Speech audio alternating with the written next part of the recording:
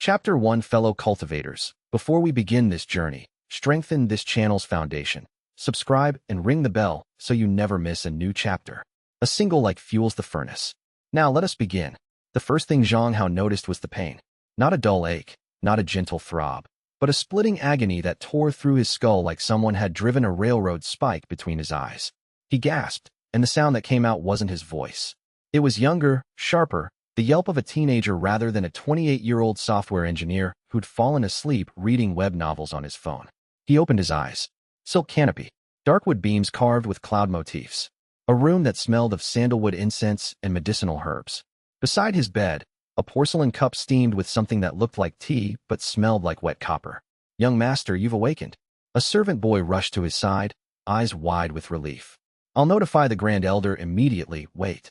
Zhang Hao. "No." His mouth moved on its own, the word coming out in a language he shouldn't have known, but understood perfectly. He pressed a palm to his forehead and felt smooth, young skin. No stubble, no glasses. His fingers were slender, the hands of someone who'd never typed a line of code in his life. The servant froze at the door. "Young Master Su Qing?" The name hit him like a truck. Su Qing, the villain of Rise of the Radiant Hero. The arrogant young master of the Su clan in Azure Cloud City. The man who bullied the protagonist Shun Wei in Chapter 3, got beaten in Chapter 12, escalated into a regional antagonist by Chapter 200, and was brutally killed in Chapter 800. His cultivation shattered, his body hung from the gates of the Azure Cloud sect as a warning to all who opposed the great hero. Zhang Hao had read every single one of those 800 chapters. He'd stayed up until 3 in the morning finishing the novel. And then he'd put his phone down, closed his eyes, and apparently died. Now he was Su Qing. "I'm fine," he managed. "Just a headache." "What day is it?" The servant, Li Min, his inherited memories told him, a boy who'd served the Su clan since age 6, tilted his head. "The 15th of the Jade month, young master. The Azure Cloud sect's entrance examination is in 3 weeks. Your grandfather wished to remind you." 3 weeks, Zhang Hao repeated. His stomach dropped. In the novel, the 15th of the Jade month was 2 days before the pivotal moment. The day Su Qing strutted into the marketplace, spotted Shun Wei selling herbs to fund his cultivation, and publicly humiliated him. That single act of cruelty set the entire plot in motion. Shun Wei would swear vengeance, catch the eye of the sect's recruiting elder, and begin his meteoric rise to hero of the continent. And Su Qing would begin his slow descent into villainy and death. "Li Min," Zhang Hao said carefully, "cancel my plans for the next few days. All of them." "But young master, you said you wanted to visit the Eastern Market." "I said cancel them." Li Min bowed and retreated. When the door closed, Zhang Hao sat up in bed and looked down at his hands. Qi, actual spiritual energy, hummed faintly in his meridians. He could feel it, a warm current flowing through pathways he'd only ever read about. According to the novel, Su Qing was at the 3rd layer of Qi condensation. Middling talent, propped up by the Su clan's resources rather than genuine effort. He swung his legs over the bed and stood. The room was lavish by any standard. Jade ornaments, scrolls of calligraphy, a cultivation mat of cloud silk. The Su clan wasn't the strongest family in Azure Cloud City, but they were wealthy, and they'd poured their resources into their only heir. Zhang Hao walked to a bronze mirror mounted on the wall and stared at his reflection. A young face stared back. Sharp jawline, dark eyes, hair pulled into a top knot with a jade pin. Handsome in a haughty way, the kind of face that made you want to punch it.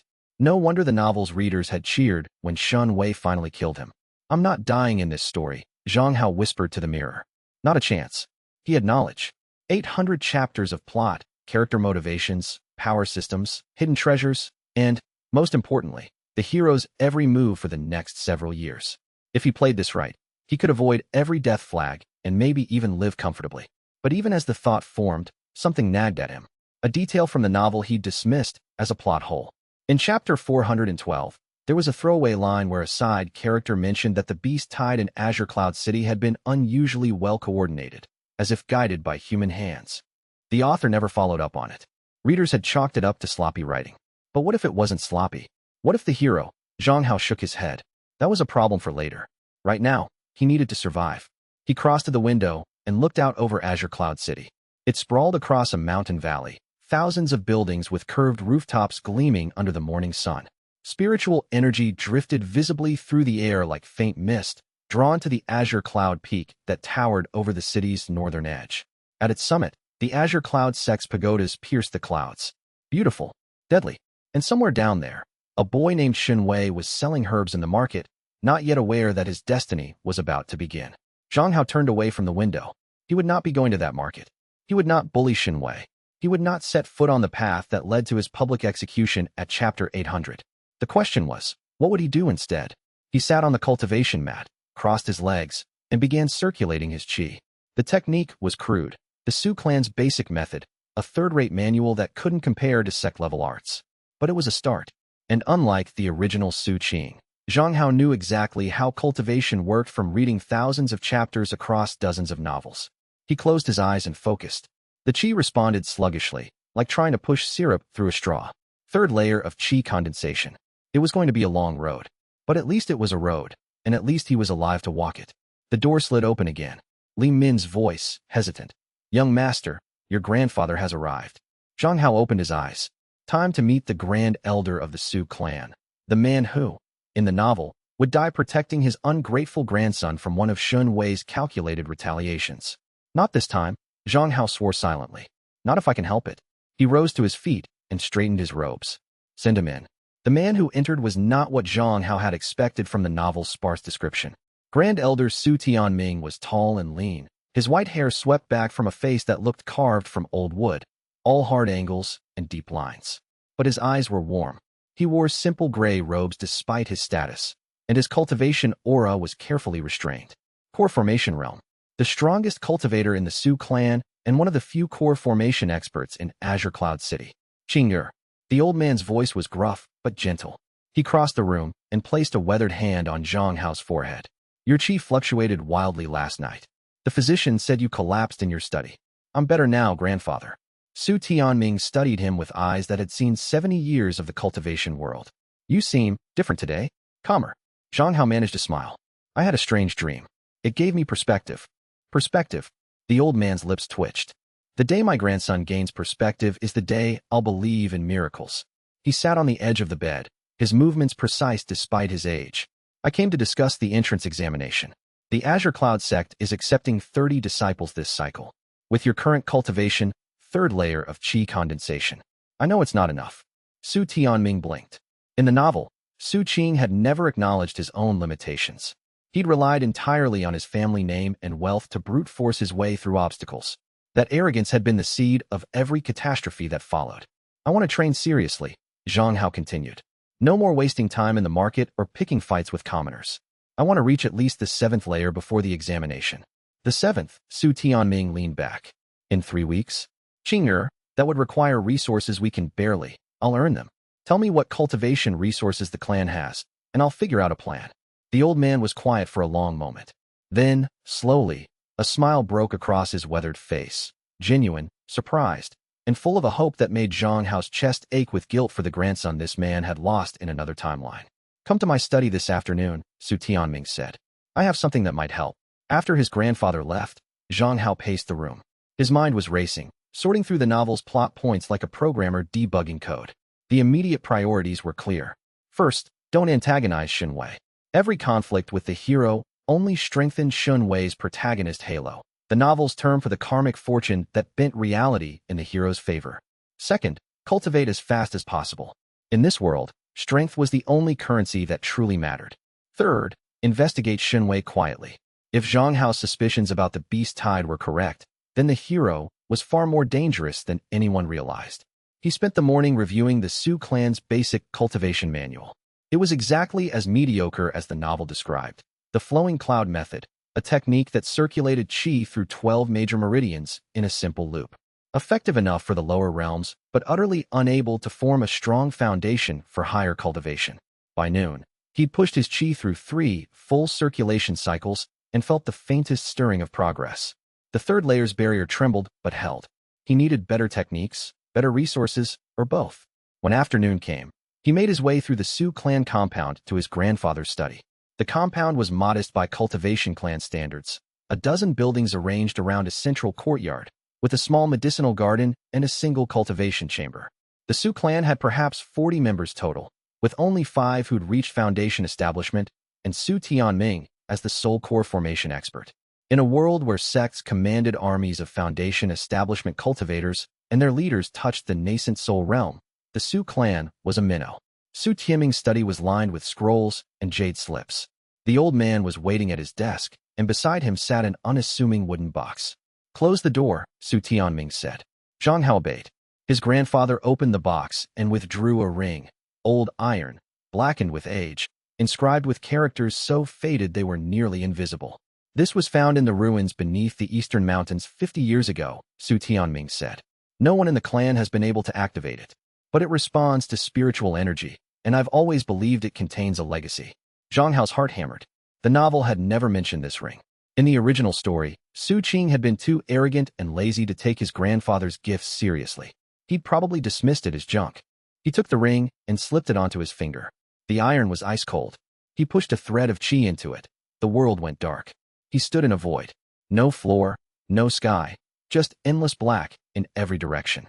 And before him floated a figure, translucent, ancient, with the bearing of an emperor and eyes that burned like dying stars. Finally, the ghost said, 70 years I've been waiting in this wretched ring, and they send me a child at the third layer of qi condensation." He looked Zhang Hao up and down with undisguised contempt. "Tell me, boy, do you know what the Void Emperor's canon is?" Zhang Hao stared. He'd read thousands of cultivation novels. He knew this trope, the old master sealed in an artifact, waiting for a worthy successor. But the raw presence of this ghost made his knees buckle. The spiritual pressure alone felt like standing at the base of a waterfall. "I don't," he admitted, "but I'm willing to learn." The ghost studied him for an eternity compressed into seconds. Then, slowly, the contempt in those burning eyes gave way to something like curiosity. "You're different from what I expected," the ghost murmured. "There's something in your soul, a second layer, like a palimpsest. You've lived before." "I have." "Interesting." The ghost drew himself up. "I am Renwuji. In my era, I was a Tao sovereign, the ninth realm, boy, the peak of mortal cultivation. I was betrayed by my closest friend, who used a parasitic technique to steal everything I'd built. I sealed my remnant soul in this ring and waited for someone who could carry on my legacy." He paused. "The technique my friend used was called the heaven-devouring scripture." Zhang Hao's blood ran cold. The heaven-devouring scripture. In the novel, Shen Wei's power growth was never fully explained. The author hand-waved it as protagonist talent and fortuitous encounters. But if Shen Wei was secretly using the heaven-devouring scripture, a parasitic technique that stole others' cultivation, "I see that name means something to you," Renwuji said quietly.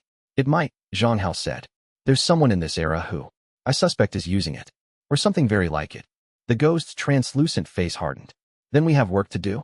The Void Emperor's canon is the counter. A cultivation method I spent 3,000 years perfecting specifically to nullify the heaven-devouring scripture's parasitic nature. But it requires a cultivator with an unusual trait. He pointed at Zhang Hao's chest. A soul not native to this world. The darkness swirled, and Zhang Hao felt himself pulled back to reality. He gasped, finding himself on his grandfather's study floor, the ring warm on his finger. Su Tianming was kneeling beside him. "Qing'er, what happened?" "You collapsed." "I'm fine." Zhang Hao sat up, his mind buzzing. "Grandfather, this ring, it's more valuable than you know. I need time with it. Alone." The old man hesitated, then nodded. "Take it, but be careful." That night, alone in his room, Zhang Hao entered the ring's mindscape again. Old Ghost Ren, as Zhang Hao had already begun calling him, was waiting. The Void Emperor's canon has 9 stages, corresponding to the 9 cultivation realms, Ren explained. At each stage, it doesn't just strengthen your cultivation, it strengthens your resistance to parasitic techniques. At its peak, you can actively unravel the heaven-devouring scripture's bindings and return stolen cultivation to its original owners. That's exactly what I need. Don't get ahead of yourself. You're at the 3rd layer of qi condensation. The first stage alone will take months of dedicated practice. And unlike normal cultivation methods, the Void Emperor's canon requires you to rebuild your meridian network from scratch. Zhang Hao's enthusiasm dimmed. "Rebuild? You mean destroy what I have and start over?" "I mean purify and reconstruct. It will be painful. It will set you back temporarily. But the foundation it creates will be incomparably stronger than anything the flowing cloud method could produce." Zhang Hao thought of Shen Wei, of the beast tide that would hit Azure Cloud City in 3 months, of all the people who would die because the hero needed his dramatic entrance. "When do we start?" he asked. Ren Wuji smiled, the first real expression Zhang Hao had seen on the ghost's face. "Now." The pain was immediate and absolute. Ren guided him through the first circulation of the Void Emperor's cannon, and it felt like liquid fire pouring through his meridians, burning away the crude pathways the flowing cloud method had carved and replacing them with something finer, more precise. Zhang Hao bit through his lip to keep from screaming. Blood trickled down his chin. 3 hours later, he collapsed on his cultivation mat, drenched in foul-smelling sweat. His cultivation had dropped from the third layer to the first, but when he circulated his qi, it moved differently. Faster, cleaner, like the difference between a dirt road and a highway. Rest, Ren said from inside the ring. Tomorrow, we continue. Zhang Hao lay on his back, staring at the ceiling, and laughed. It was a quiet, slightly unhinged laugh. The laugh of a man who died, been reborn as a villain, found a ghost mentor in a ring, and was now planning to take down the hero of a novel from the inside. Tomorrow. They'd continue tomorrow. But tonight, he allowed himself one moment of hope. In the original story, Su Qing never stood a chance. He was a footnote, a stepping stone, a face in the crowd of villains the hero trampled on his way to glory. This time would be different. Zhang Hao would make sure of it. He closed his eyes and slept, his first night in a new world, in a new body, with a new purpose burning in his chest like a star being born. Chapter 2. 3 days passed in a blur of agony and breakthrough. Zhang Hao threw himself into the Void Emperor's cannon with the single-mindedness of a man who knew exactly what waited for him if he failed. Each morning, he entered the ring's mindscape and practiced under old ghost Ren's merciless instruction. Each evening, he collapsed into bed with his meridians screaming and his muscles shaking. By the end of the first day, he'd stabilized at the first layer of qi condensation, rebuilt from scratch, with meridian pathways 3 times wider and twice as refined as before. By the second day, he'd reached the second layer. By the third, he was back at the third layer, exactly where he'd started, but the quality of his qi was incomparably different. The flowing cloud method produces muddy water, Ren explained during one of their sessions. The Void Emperor's cannon produces distilled liquor. Same volume, but yours will hit harder, move faster, and resist contamination. Contamination? The heaven-devouring scripture works by injecting parasitic qi threads into a victim's meridian network. Normal cultivators can't feel or resist these threads. But with the Void Emperor's cannon, your qi will instinctively reject foreign intrusion. At higher levels, you'll be able to see the threads in others. That last detail made Zhang Hao's heart race. If he could actually see the heaven-devouring scripture's influence on people, he could prove that Shun Wei was using it. Evidence. The one thing he'd need to turn the world against the hero. On the 4th morning, Zhang Hao broke his routine. He dressed in simple robes, not the flashy silks the original Su Qing favored, and left the clan compound. Azure Cloud City hummed with life. Street vendors hawked spirit fruits and low-grade medicinal pills. Children chased each other through alleys while their parents haggled over bolts of spirit silk. Cultivators moved through the crowds with the unconscious confidence of people who could shatter stone with their bare hands.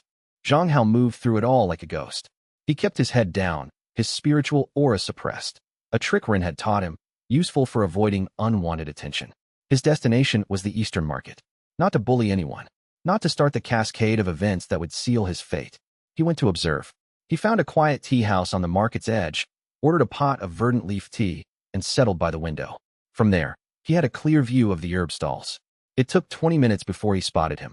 Shun Wei was exactly as the novel described. 17 years old, lean and wiry from years of poverty, with calloused hands and earnest eyes. He wore patched robes and carried a basket of medicinal herbs, approaching each merchant with a polite bow and a hopeful smile. Most turned him away. The ones who bought his herbs paid a fraction of their worth.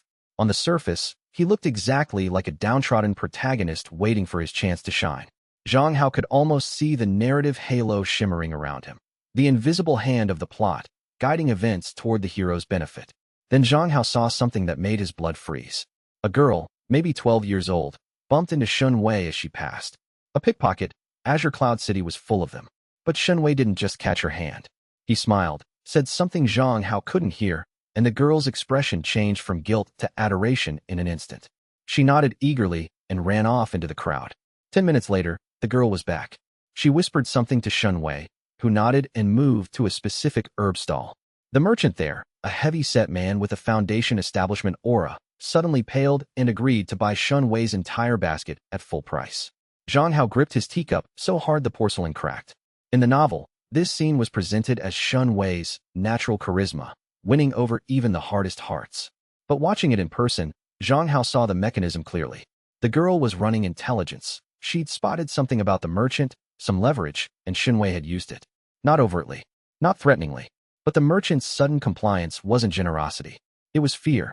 You see it, don't you? Ren Wuji's voice echoed from the ring, barely a whisper. The way he moves people like pieces on a board. He's been doing this for years, Zhang Hao murmured. Building a network, even before he enters the sect. The novel never showed this. Novels rarely show the villain's true face when they're wearing the hero's mask. Zhang Hao watched Xinwei for another hour. In that time, he saw the young man interact with 14 different people. Each interaction was brief, natural, forgettable. But Zhang Hao, armed with knowledge of the novel's plot, could trace the threads. The old woman who sold spirit rice. She would become an informant in Chapter 50. The guard at the market's east gate. He would coincidentally leave his post the night of the beast tide. The young cultivator browsing sword manuals. He would join the Azure Cloud sect and become one of Xunwei's first followers. Xunwei wasn't just selling herbs.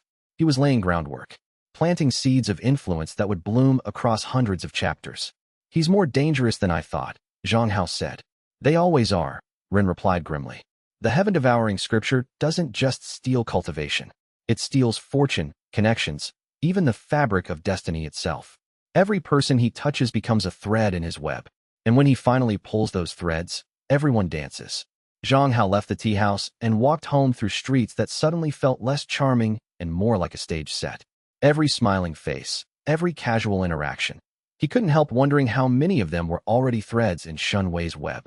Back at the Su clan compound, he found Li Min waiting at the gate. Young master, you had a visitor while you were out. The servant boy held out a folded note. A young man named Xunwei. He said he came to pay respects to the Su clan. Zhang Hao's hand trembled as he took the note.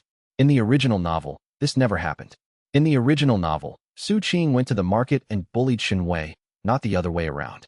By avoiding the confrontation, Zhang Hao had changed the timeline, and Xunwei had adapted. He unfolded the note.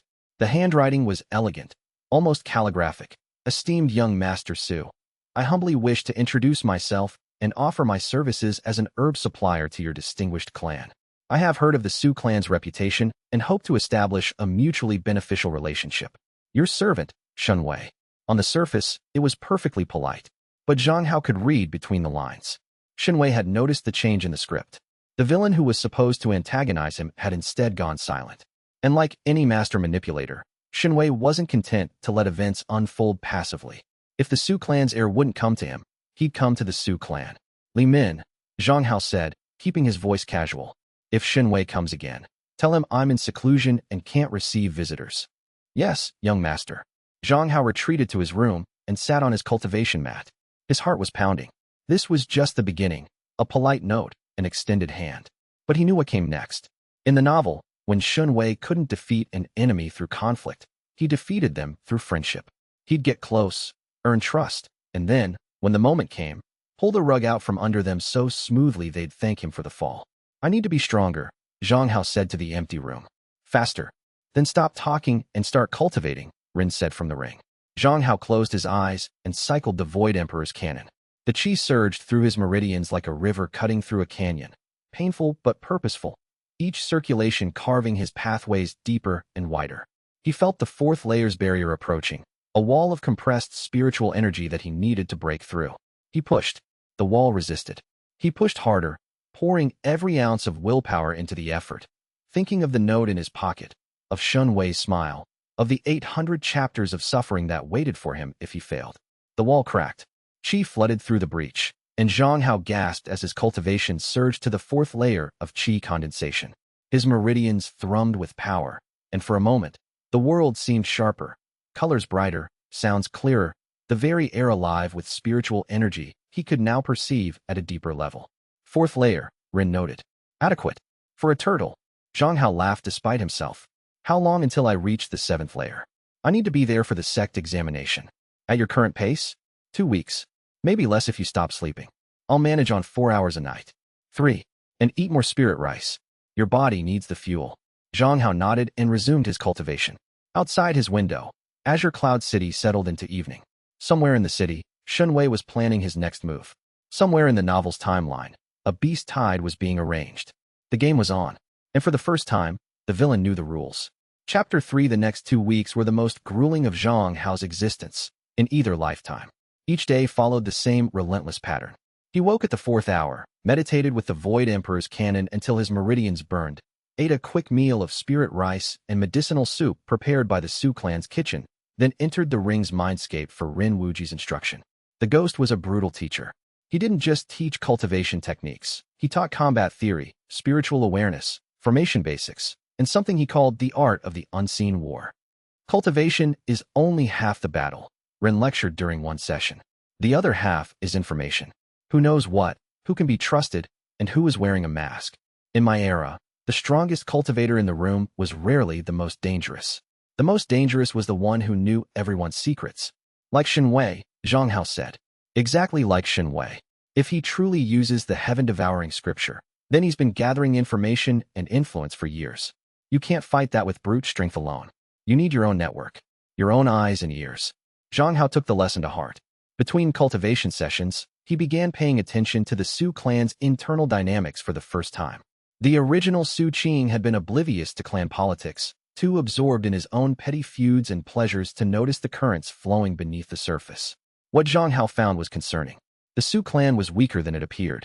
Of the 5 foundation establishment cultivators, 2 were elderly and past their prime. The clan's finances were stretched thin by decades of declining spirit stone mines. And Grand Elder Su Tianming, the pillar holding everything together, showed subtle signs of qi deviation.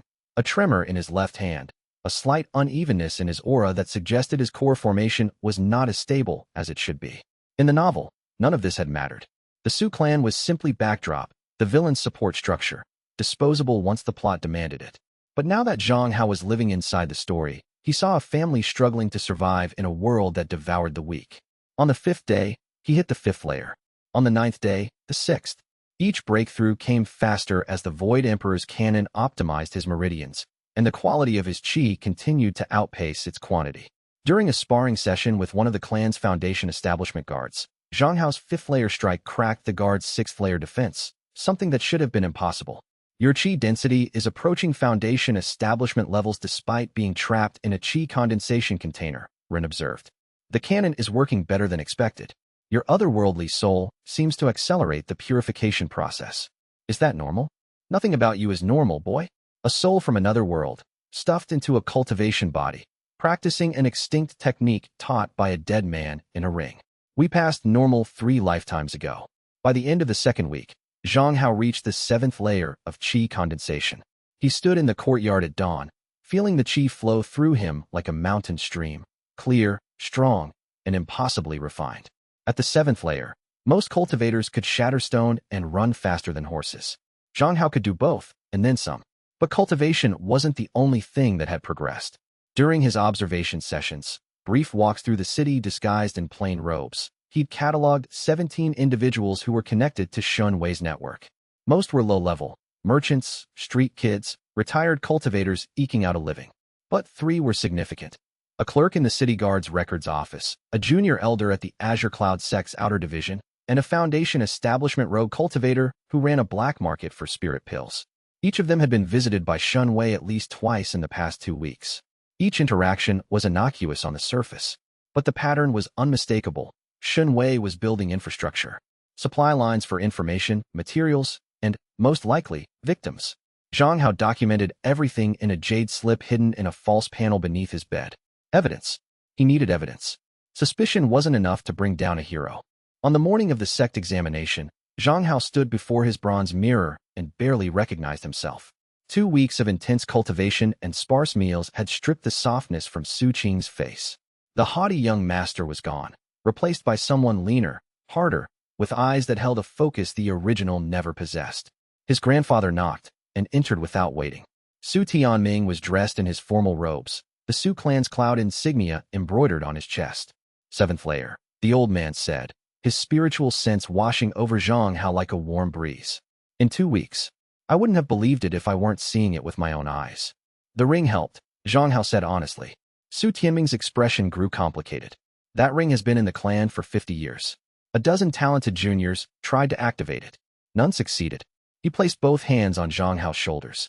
Qing whatever changed in you, whatever that dream was, I'm grateful for it. Your parents would be proud. The mention of parents sent a pang through Zhang Hao's chest. In the novel, Su Qing's parents had died when he was young, killed in a bandit attack that, now that Zhang Hao thought about it, had never been properly investigated. "Grandfather," he said carefully, "the bandits who killed my parents. Was there ever an investigation?" Su Tianming's hands tightened on his shoulders. "Why do you ask? I've been thinking about the past. About loose ends." The old man was quiet for a long moment. "The city guard investigated. They found nothing. The bandits were never caught." His voice was flat, controlled, but his eyes were not. "I've always believed there was more to it. But I had no evidence and no one willing to listen." Zhang Hao filed that away. Another thread to pull. In a world where the hero manufactured crises and harvested the aftermath, the death of a clan heir's parents could easily have been another orchestrated tragedy. Shinwei clearing the board before the game even began. "We'll find the truth," Zhang Hao said. But first, the sect examination. The Azure Cloud sect sat atop the highest peak in the region, its buildings carved from white stone veined with spiritual jade.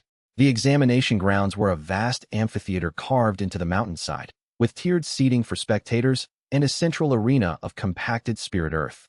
300 young cultivators had gathered for 30 spots. Most were at the 5th to 7th layer of chi condensation, though Zhang Hao spotted a few at the 8th and even one at the 9th, a tall girl with silver hair and a cold expression who stood apart from the crowd. And there was Shenwei. The hero stood near the arena's edge, wearing his patched robes and humble smile. He was chatting with a group of other candidates, making them laugh, putting them at ease. To everyone watching, he was the picture of a promising young man, talented but modest, poor but dignified.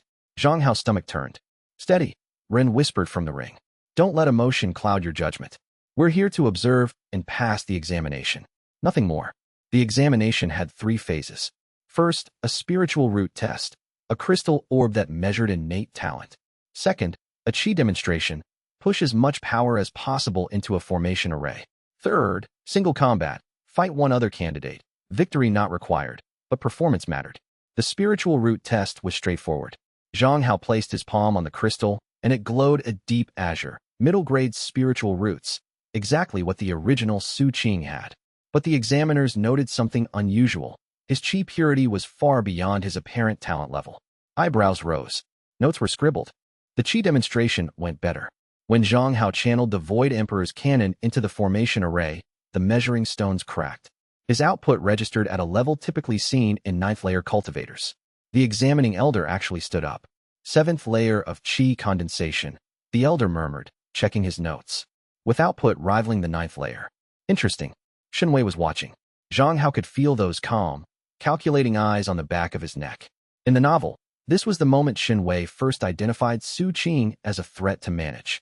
But in the original timeline, it was because Su Qing was an aggressive bully. Now, it was because Zhang Hao had displayed unexplainable talent.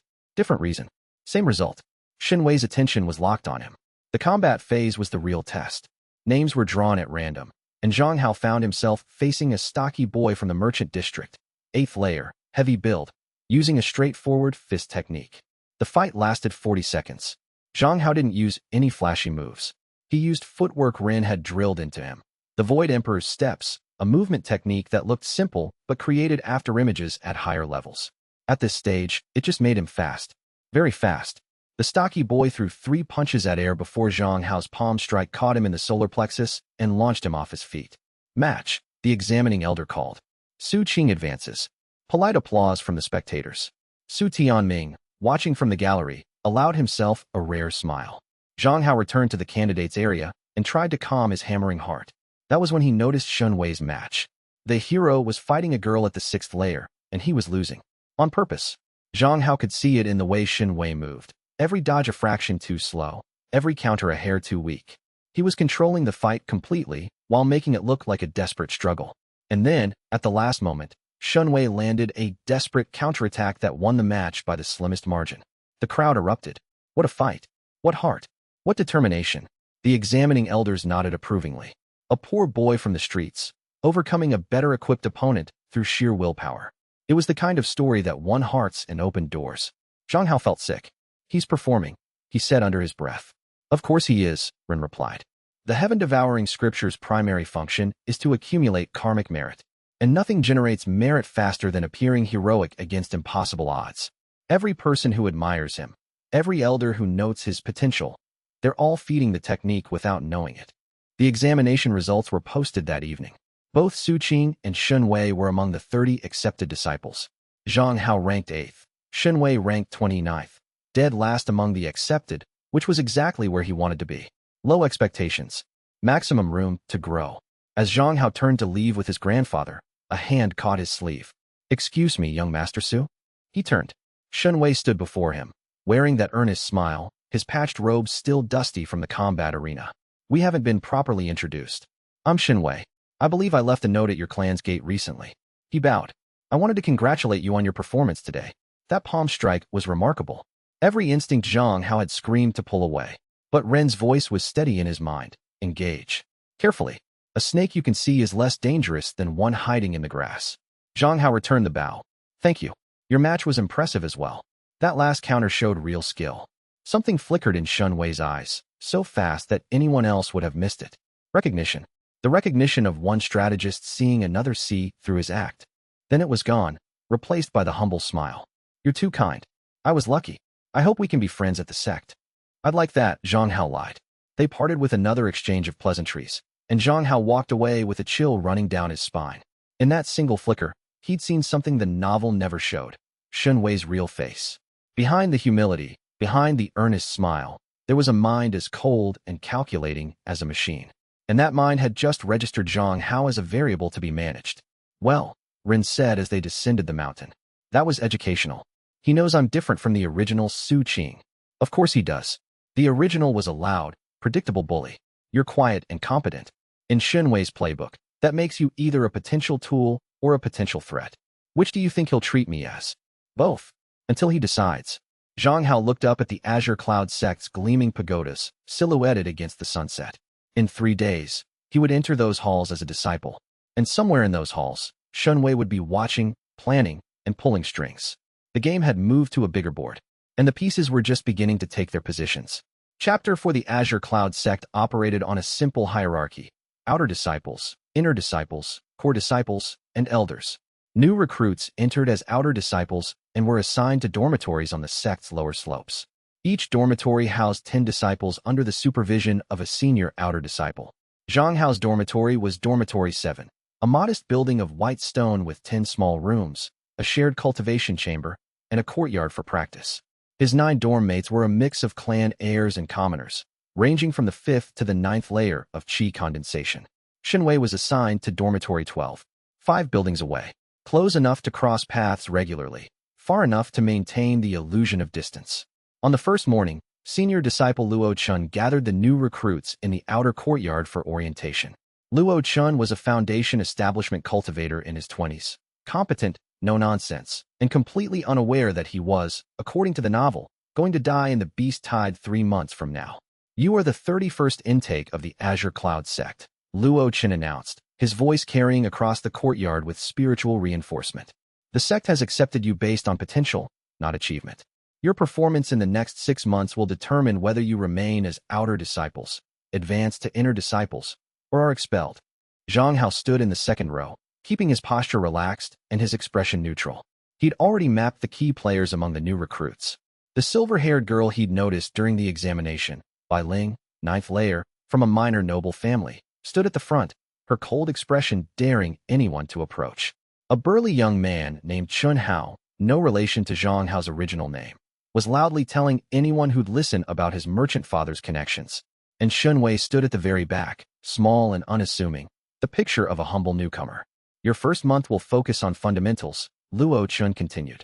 "Cultivation technique review, basic combat forms, and introductory alchemy and formation classes. Monthly assessments determine your contribution point allocation. Higher points mean access to better cultivation resources." The mention of alchemy caught Zhang Hao's attention. In the novel, Shun Wei's first major advantage at the sect came through alchemy. He discovered a talent for pill refining that earned him the favor of Elder Qin, the alchemy division's head. What the novel didn't reveal was that Shun Wei had been practicing alchemy in secret for years, using the heaven-devouring scripture to absorb the alchemical knowledge of dying pill masters he'd coincidentally encountered. If Zhang Hao wanted to disrupt Shun Wei's plans, the alchemy classes were a good place to start. The first week settled into a routine. Morning cultivation in the shared chamber, Afternoon lectures on sect history and rules, evening practice in the courtyard. Zhang Hao used every spare moment to progress with the Void Emperor's canon. By the end of the first week, he'd reached the 8th layer of qi condensation, and the barrier to the 9th layer was already trembling. He also began mapping the sect's internal politics.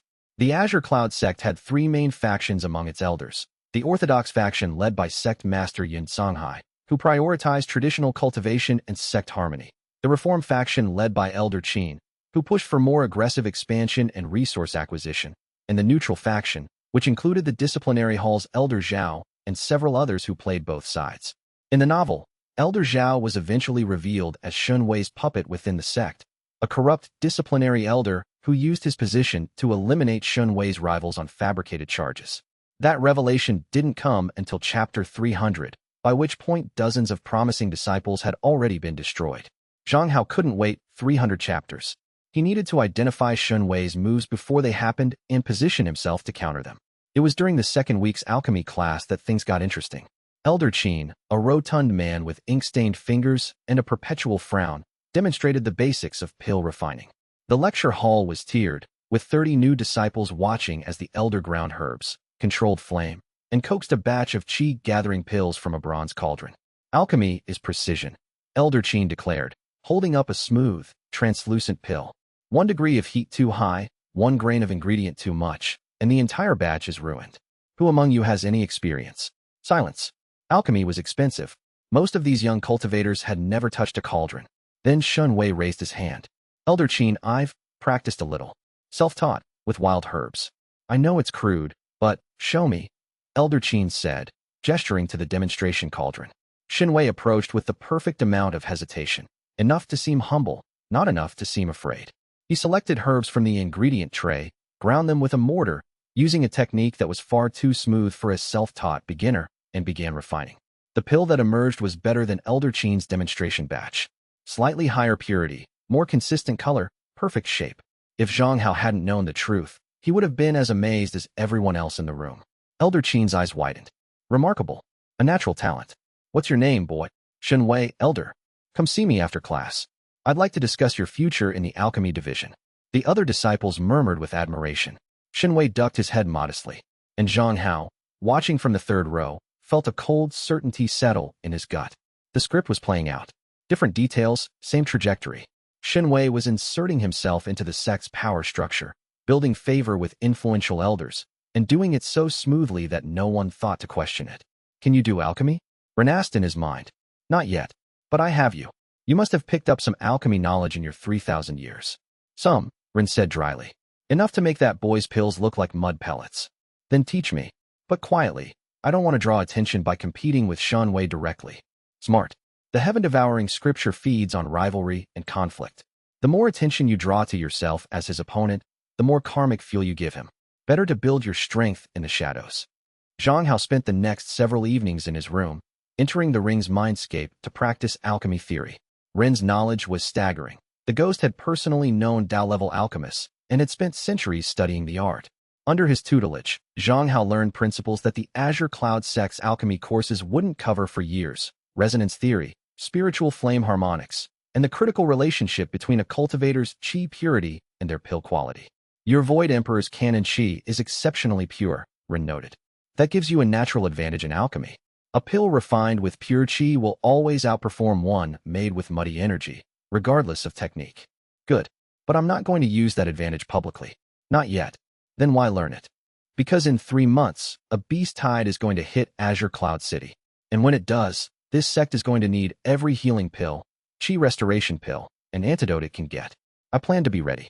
The silence that followed was, Zhang Hao thought, the closest old ghost Ren had ever come to expressing approval. Meanwhile, Zhang Hao made his first real connection at the sect, and it happened entirely by accident. He was in the outer courtyard practicing the Void Emperor's steps when he noticed someone watching him. The silver-haired girl, Bai Ling, stood at the courtyard's edge, arms crossed, her pale blue eyes tracking his movements. Your footwork is unusual, she said when he paused. Her voice was cool, analytical, with no warmth to spare.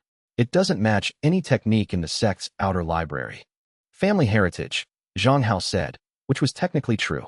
Liar. She said it without heat, like observing the weather. The Su clan's movement technique is the cloud treading step. That isn't the cloud treading step. Zhang Hao studied her. In the novel, Bai Ling was a minor character. She appeared in a dozen chapters, showed promise, and then vanished after the beast tied. One of the novel's many discarded subplots. The author had simply stopped writing her. You're observant, he said carefully. I'm a Bai. We notice details. She uncrossed her arms and took a step forward. I've also noticed that you've been watching Shen Wei. You think you're subtle, but your eyes track him every time he enters a room. Zhang Hao's pulse spiked. If Bai Ling had noticed, had anyone else? Why would I watch Shen Wei? He asked, keeping his voice light. That's what I'm wondering. She tilted her head. You're not jealous. You're better than him in every category except alchemy. And even there, I suspect you're hiding something. You're not threatened. You're not attracted. So you're either investigating him or afraid of him. Neither option makes sense for a Su clan heir dealing with a street herb seller. In that moment, Zhang Hao made a decision. A risky one. What if I told you, he said slowly, that Shen Wei isn't what he appears to be? Bai Ling's expression didn't change. I'd say that's obvious. No self-taught orphan refines pills like that. The question is what he actually is. I don't have proof yet. Just suspicions. Then get proof. She turned to leave, then paused. My family sent me here to strengthen our clan's position. But they also taught me to identify threats before they grow. Shen Wei is a threat. I don't know to whom or to what. But my instincts haven't been wrong yet. She left, and Zhang Hao stood in the courtyard feeling like he'd just survived a duel more dangerous than any combat match. She's sharp, Rin observed. Too sharp. She could be useful, or she could be dangerous. Why not both? Why not both indeed? Zhang Hao filed away the conversation and returned to his training. 2 weeks until he needed to reach the 9th layer. 3 months until the beast tied. The clock was ticking, and somewhere in Dormitory 12, the hero of this story was smiling at someone, saying exactly the right thing, and pulling another thread in his ever-expanding web. Chapter 5 The 9th layer of Qi condensation came like a dam breaking. Zhang Hao sat in his room at midnight, the Void Emperor's cannon cycling through his meridians at full intensity, and felt the final barrier shatter. Qi flooded through him, dense and luminous, filling every meridian pathway to capacity. His spiritual perception expanded outward like ripples on a pond, and suddenly he could feel the sleeping auras of every disciple in Dormitory 7. Their breathing, their heartbeats, the subtle fluctuations of their qi. More than that, he could feel something else. A faint, gossamer thread of foreign energy attached to one of his dorm mates, the boisterous merchant's son, Chen Hao, 3 rooms down. The thread was nearly invisible, thin as spider silk, and it led away from the dormitory toward the sect's upper slopes. Toward Shen Wei. You see it, Ren Wuji said, his ghostly voice taut with controlled emotion. The first visible sign of the heaven-devouring scripture. That thread is a parasitic link. It feeds on the host's karmic merit and channels a fraction of their spiritual fortune to the scripture user. It's on Shen Hao. When did Shen Wei? Probably during orientation. A handshake, a pat on the back, a shared joke. The heaven-devouring scripture can plant links through any physical contact if the victim's spiritual defenses are weak. And at the Qi condensation realm, everyone's defenses are weak. Zhang Hao stared at the invisible thread with a mixture of horror and triumph. Horror because the implications were staggering. How many people had Shen Wei tagged? How many threads fed him? And triumph because this was the first tangible evidence that his suspicions were correct. Can I remove it? He asked. Not without Shen Hao noticing and the thread alerting Shen Wei to the interference. At your current level, the best you can do is observe and document. At Foundation Establishment, the canon will give you the tools to sever threads without detection. Zhang Hao memorized the thread's characteristics, its color, a faint, sickly gold, its thickness, its attachment point, the base of Chun Hao's skull, near the spiritual sea. Then he spent the rest of the night scanning every disciple within range. He found 7 more threads. 7 out of 30 new disciples, all connected to Shen Wei, all planted within the first 2 weeks. And these were just the new recruits. How many threads ran through the senior disciples? The elders? The sect master himself? Morning came, and Zhang Hao attended the day's classes with new eyes. Every time he passed someone with a parasitic thread, his enhanced perception noted it, a faint shimmer at the base of their skull, a slight distortion in their aura. The threads were everywhere. Not just new disciples. Several outer elders had them. 2 inner disciples. Even a core formation elder in the alchemy division bore the golden contamination. The scope of it was breathtaking and terrifying. He's been here before, Zhang Hao realized during the midday meal, eating mechanically while his mind raced. Shen Wei didn't just arrive at the sect 2 weeks ago. He's been laying groundwork for months, maybe years. These threads on the senior cultivators, they couldn't have been planted since orientation. Correct, Rin confirmed. The threads on higher-level cultivators are thicker, more deeply rooted. They've had time to grow, which means Shun Wei has been visiting the sect, or sending proxies, long before the entrance examination. The junior elder in the alchemy division, the guard at the market. His network extends into the sect, and through the sect into the city, and through the city into the surrounding region.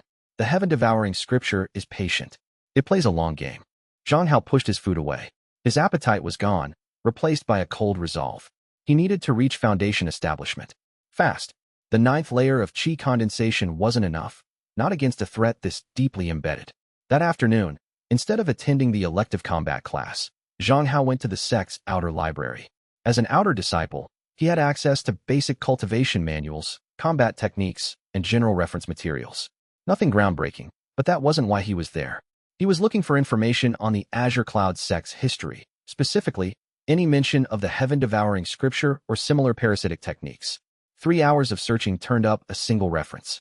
A dusty scroll in the restricted history section, which, at the outer disciple level, just meant high shelf, mentioned a technique of soul bonding that had been outlawed by the 7 great sects over 1,000 years ago. The description was vague, but the core mechanic, establishing invisible connections to other cultivators to siphon their spiritual fortune, was unmistakably similar. The scroll noted that the technique had been developed by an ancient cultivator known only as the Faceless Sage, and had been the cause of the great spiritual famine of the Third Era. During that period, thousands of cultivators across the continent had mysteriously lost their cultivation, their talent, even their will to live, while a single practitioner grew from a mortal to a Dao sovereign in less than a decade. Zhang Hao made a copy of the relevant passages on a blank jade slip and hid it with his other evidence.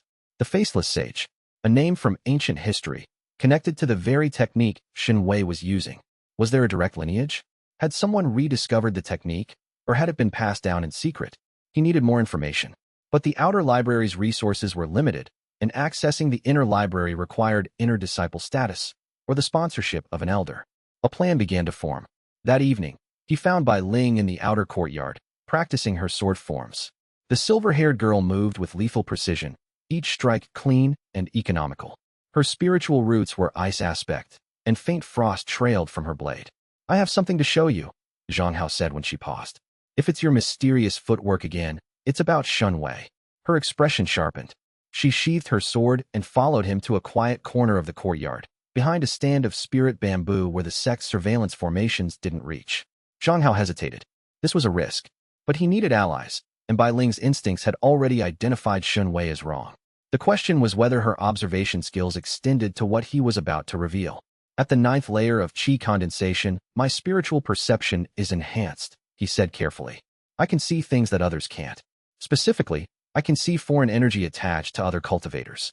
Thin threads, gold in color, rooted at the base of the skull." Bai Ling's eyes narrowed. "Parasitic cultivation? You know about it? The Bai clan has archives. Old archives. We've heard of techniques that create spiritual bonds between cultivators, usually master-servant relationships, sometimes worse." Her voice dropped. "You're saying Shen Wei is using one?" "I can see the threads. 7 new disciples, multiple senior disciples, at least 1 elder, all connected to him. That's a serious accusation." "I know, and I can't prove it to anyone who can't see what I see." "Not yet." Bai Ling was quiet for a long moment. The bamboo rustled in the evening breeze, and Zhang Hao could hear distant sounds of cultivation practice drifting from the dormitories. "Why tell me?" she asked finally. "Because you're the only person here who noticed something was off. And because you don't have a thread." She touched the back of her neck unconsciously. "You checked." "First thing." Another silence. "Then, what do you need?" "An ally. Someone to watch Shen Wei when I can't. Someone to help me gather evidence that will be convincing to people who can't see parasitic qi threads." Bai Ling studied him with those ice-pale eyes. "And what do I get?" "The truth about what's happening in this sect, and a chance to do something about it before it's too late." She didn't agree immediately. That was one of the things Zhang Hao would come to appreciate about Bai Ling. She never made decisions rashly. She thought. She weighed. And when she committed fully. "I'll observe," she said. "Nothing more, until I see evidence I can verify independently. That's all I ask." They shook on it, and Zhang Hao was careful to scan Bai Ling's aura as their hands touched. No threat appeared. Her ice aspect qi seemed to have a natural resistance to foreign contamination. a detail that made him wonder whether that was coincidence or design. That night, Zhang Hao lay in bed and stared at the ceiling. The ring was warm on his finger, and Rin Wuji was uncharacteristically quiet. "You're thinking loudly," the ghost finally said. "Spit it out." The faceless sage, the original creator of the heaven-devouring scripture.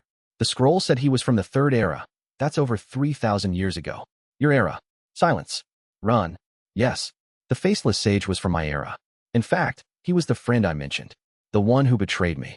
And the heaven-devouring scripture, the technique Shen Wei is using, was his creation. His creation, yes. But it should have died with him. I spent my last years making sure every copy was destroyed, every student eliminated, every trace erased. It's impossible that it survived intact for 3,000 years. Unless someone found his legacy. A sealed inheritance, a hidden disciple, a ring, Rin said, and the weight in his voice was terrible. Like mine. If the faceless sage sealed a portion of himself, as I did, then his remnant soul could have survived. Could have waited. Could have found a host. The implications hit Zhang Hao like a physical blow. If Shen Wei had a ghost mentor of his own, a remnant of the original faceless sage, guiding him, teaching him, perfecting the heaven-devouring scripture for a new era, then this wasn't just a reincarnated man against a web novel hero. This was a war between legacies, and it had been 3,000 years in the making. "We need to get stronger," Zhang Hao said. "Yes," Ren agreed. "We do." Chapter 6. The first month at the Azure Cloud sect ended with a ranking assessment. All 30 new disciples gathered in the outer arena for a series of tests: cultivation level, combat proficiency, alchemy basics, and formation theory. Zhang Hao had a decision to make. He could perform at his true level, 9th layer with Void Emperor's Cannon-enhanced Chi, and rocket to the top of the rankings. That would earn him better resources, faster access to inner disciple status, and the attention of powerful elders. It would also put a target on his back. The bigger target a person was, the more the heaven-devouring scripture benefited from their downfall. Sandbagging is wise, Rin counseled. Show enough strength to earn decent resources, but not so much that you become the primary rival in Shen Wei's narrative. Zhang Hao settled on a compromise. He'd perform as a strong 8th layer cultivator, impressive but not extraordinary. He suppressed his aura to match, which was trivially easy with the Void Emperor's Cannon's concealment properties. The assessment went smoothly. Zhang Hao placed 5th overall, high enough for priority resource allocation, low enough to avoid the spotlight. Bai Ling took 2nd, her ice sword techniques drawing genuine admiration from the examining elders. And Shen Wei, naturally, took 1st. Not by a dominating margin, by the slimmest of margins, after a miraculous, last-minute surge in the combat portion. The crowd loved it. Elder Qin, who oversaw the alchemy component, beamed with barely concealed pride. The humble orphan, rising to the top through sheer determination. Zhang Hao watched the celebration and noticed something no one else did.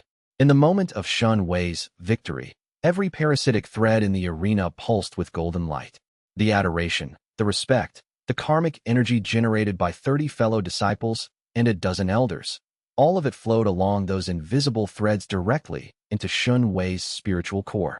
He was feeding, right in front of everyone. After the assessment, Zhang Hao returned to his room and sat on his cultivation mat with the door locked. His hands were shaking. Not with fear, with anger. Cold, focused anger at a system so perfectly designed that no one even knew they were being devoured. "Foundation establishment," he said aloud. "How long? With optimal resources and uninterrupted cultivation? 2 months. But you won't have either. Then I need to create them." Over the next 2 weeks, Zhang Hao executed a plan that would have made his past life programming mind proud. He called it, privately, the resource pipeline. Step 1. Alchemy. Using Ren's guidance, he began secretly refining pills in his room. Not the basic chi-gathering pills taught in class. Those were child's play. He refined meridian cleansing pills, a middle-grade product that the sect didn't teach until the inner disciple level. The recipe was simple once you knew it, but the technique required chi purity that no chi condensation cultivator should have possessed. His Void Emperor's Cannon Chi was the key. The pills came out at a purity level that rivaled inner disciple products. He wrapped them in plain cloth and sold them through a contact in the outer market. Not directly, but through a chain of intermediaries that couldn't be traced back to the Su clan heir. Step 2. Reinvestment. The spirit stones from pill sales went directly into purchasing cultivation materials. Not for himself, for the Su clan. He sent anonymous packages to his grandfather, containing Foundation establishment-grade spirit herbs and cultivation-enhancing medicines. If the Su clan was stronger, they'd be harder to destroy when Shen Wei eventually moved against them. Step 3. Information. Every spirit stone that didn't go to materials went to buying intelligence. The outer disciples had their own gossip network, and Zhang Hao learned to tap it. He tracked Shunwei's movements, his meetings, his coincidental encounters with influential people. Every data point went into his jade slip. The picture that emerged was damning. In 6 weeks at the sect, Shunwei had become Elder Qin's personal alchemy student, befriended the sons and daughters of 3 inner elders, solved a dispute between 2 outer dormitories that had actually been started by one of his planet agents, earned 3 special commendations from the disciplinary hall, presided over by Elder Zhao, who had the thickest parasitic thread Zhang Hao had ever seen, been nominated for early advancement to inner disciple status. Every move was designed to look organic. A talented, hard-working young man rising through the ranks by merit. But Zhang Hao could see the machinery beneath the surface, the planted conflicts, the manufactured crises, the careful manipulation of perception. He's building a power base, Zhang Hao told Bai Ling during one of their evening meetings behind the spirit bamboo grove. Within a year, he'll have enough influence to control the outer sect entirely. Within 3, the inner sect. Bai Ling had been conducting her own observations, and what she'd found corroborated his suspicions. I can't see the threads you describe, she said, her voice tight with frustration. But I've tracked his interactions. He's met privately with Elder Zhao 4 times this month. Each time, a different outer disciple has been called before the disciplinary hall within a week. Disciples who were potential threats. Disciples who were doing well. Rising stars. After their disciplinary meetings, they're broken, demoralized, punished for infractions that may or may not have happened. Their cultivation stagnates. Meanwhile, Shunwei rises. Zhang Hao's jaw clenched. This was the pattern from the novel, playing out in real time. Shunwei didn't just climb the ladder. He kicked out the rungs behind him. We need to be more careful, he said. If Shunwei's suspects were watching him, he already suspects. Bai Ling's voice was flat. He approached me yesterday, offered to study alchemy together, said he admired my sword techniques. And I declined politely. He smiled, said he understood, and left. She met Zhang Hao's eyes. His smile didn't reach his eyes. Not even close.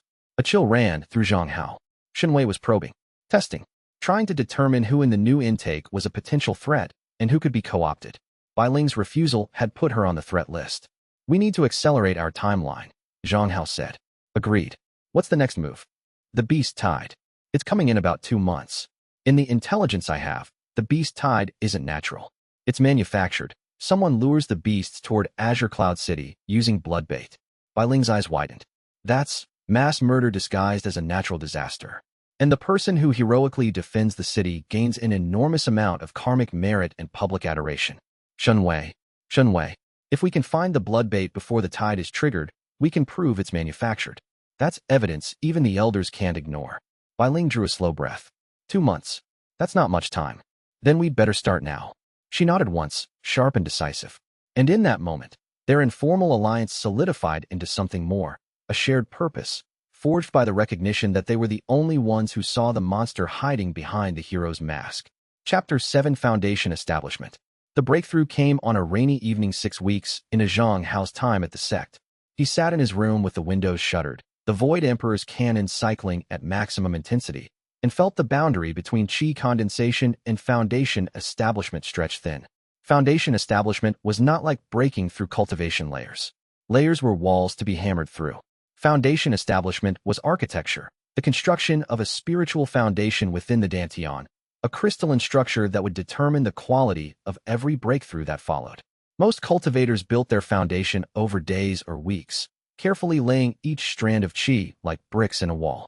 The result was a foundation of varying quality, low-grade for those with poor techniques, mid-grade for the average, and high-grade for the talented or well-resourced.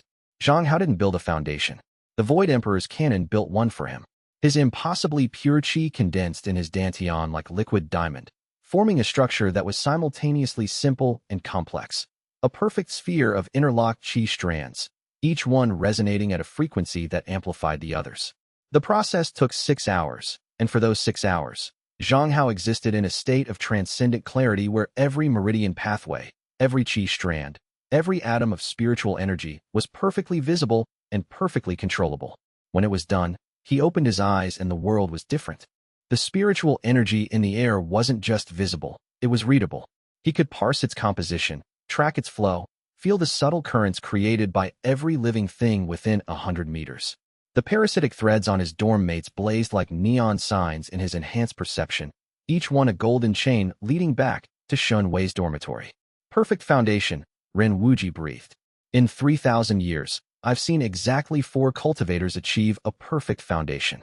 You're the 5th. What does it mean practically? It means your foundation establishment cultivation is equivalent to someone else's core formation in terms of raw chi quality. It means techniques that should be beyond your level will be available to you. And it means, the ghost paused. It means you can now use the canon's second ability. Thread sight is just the beginning. At foundation establishment, you gain thread severance. Zhang Hao felt his pulse quicken. I can remove the parasitic threads? One at a time, carefully, and not without risk. But yes, you can begin freeing people from the heaven-devouring scripture's grip. The temptation to rush out and start severing threads was almost overwhelming. But Zhang Hao forced himself to think strategically. If Shun Wei suddenly lost connections to his thralls, he'd know someone was interfering. Panic would make him unpredictable, and an unpredictable enemy was more dangerous than a confident one. I need to be surgical about this, Zhang Hao muttered. Not severing threads randomly, but targeting specific connections at specific times to minimize detection. The boy learns, Rin said approvingly. Zhang Hao's foundation establishment breakthrough couldn't be hidden completely. Any elder who scanned him would detect the change.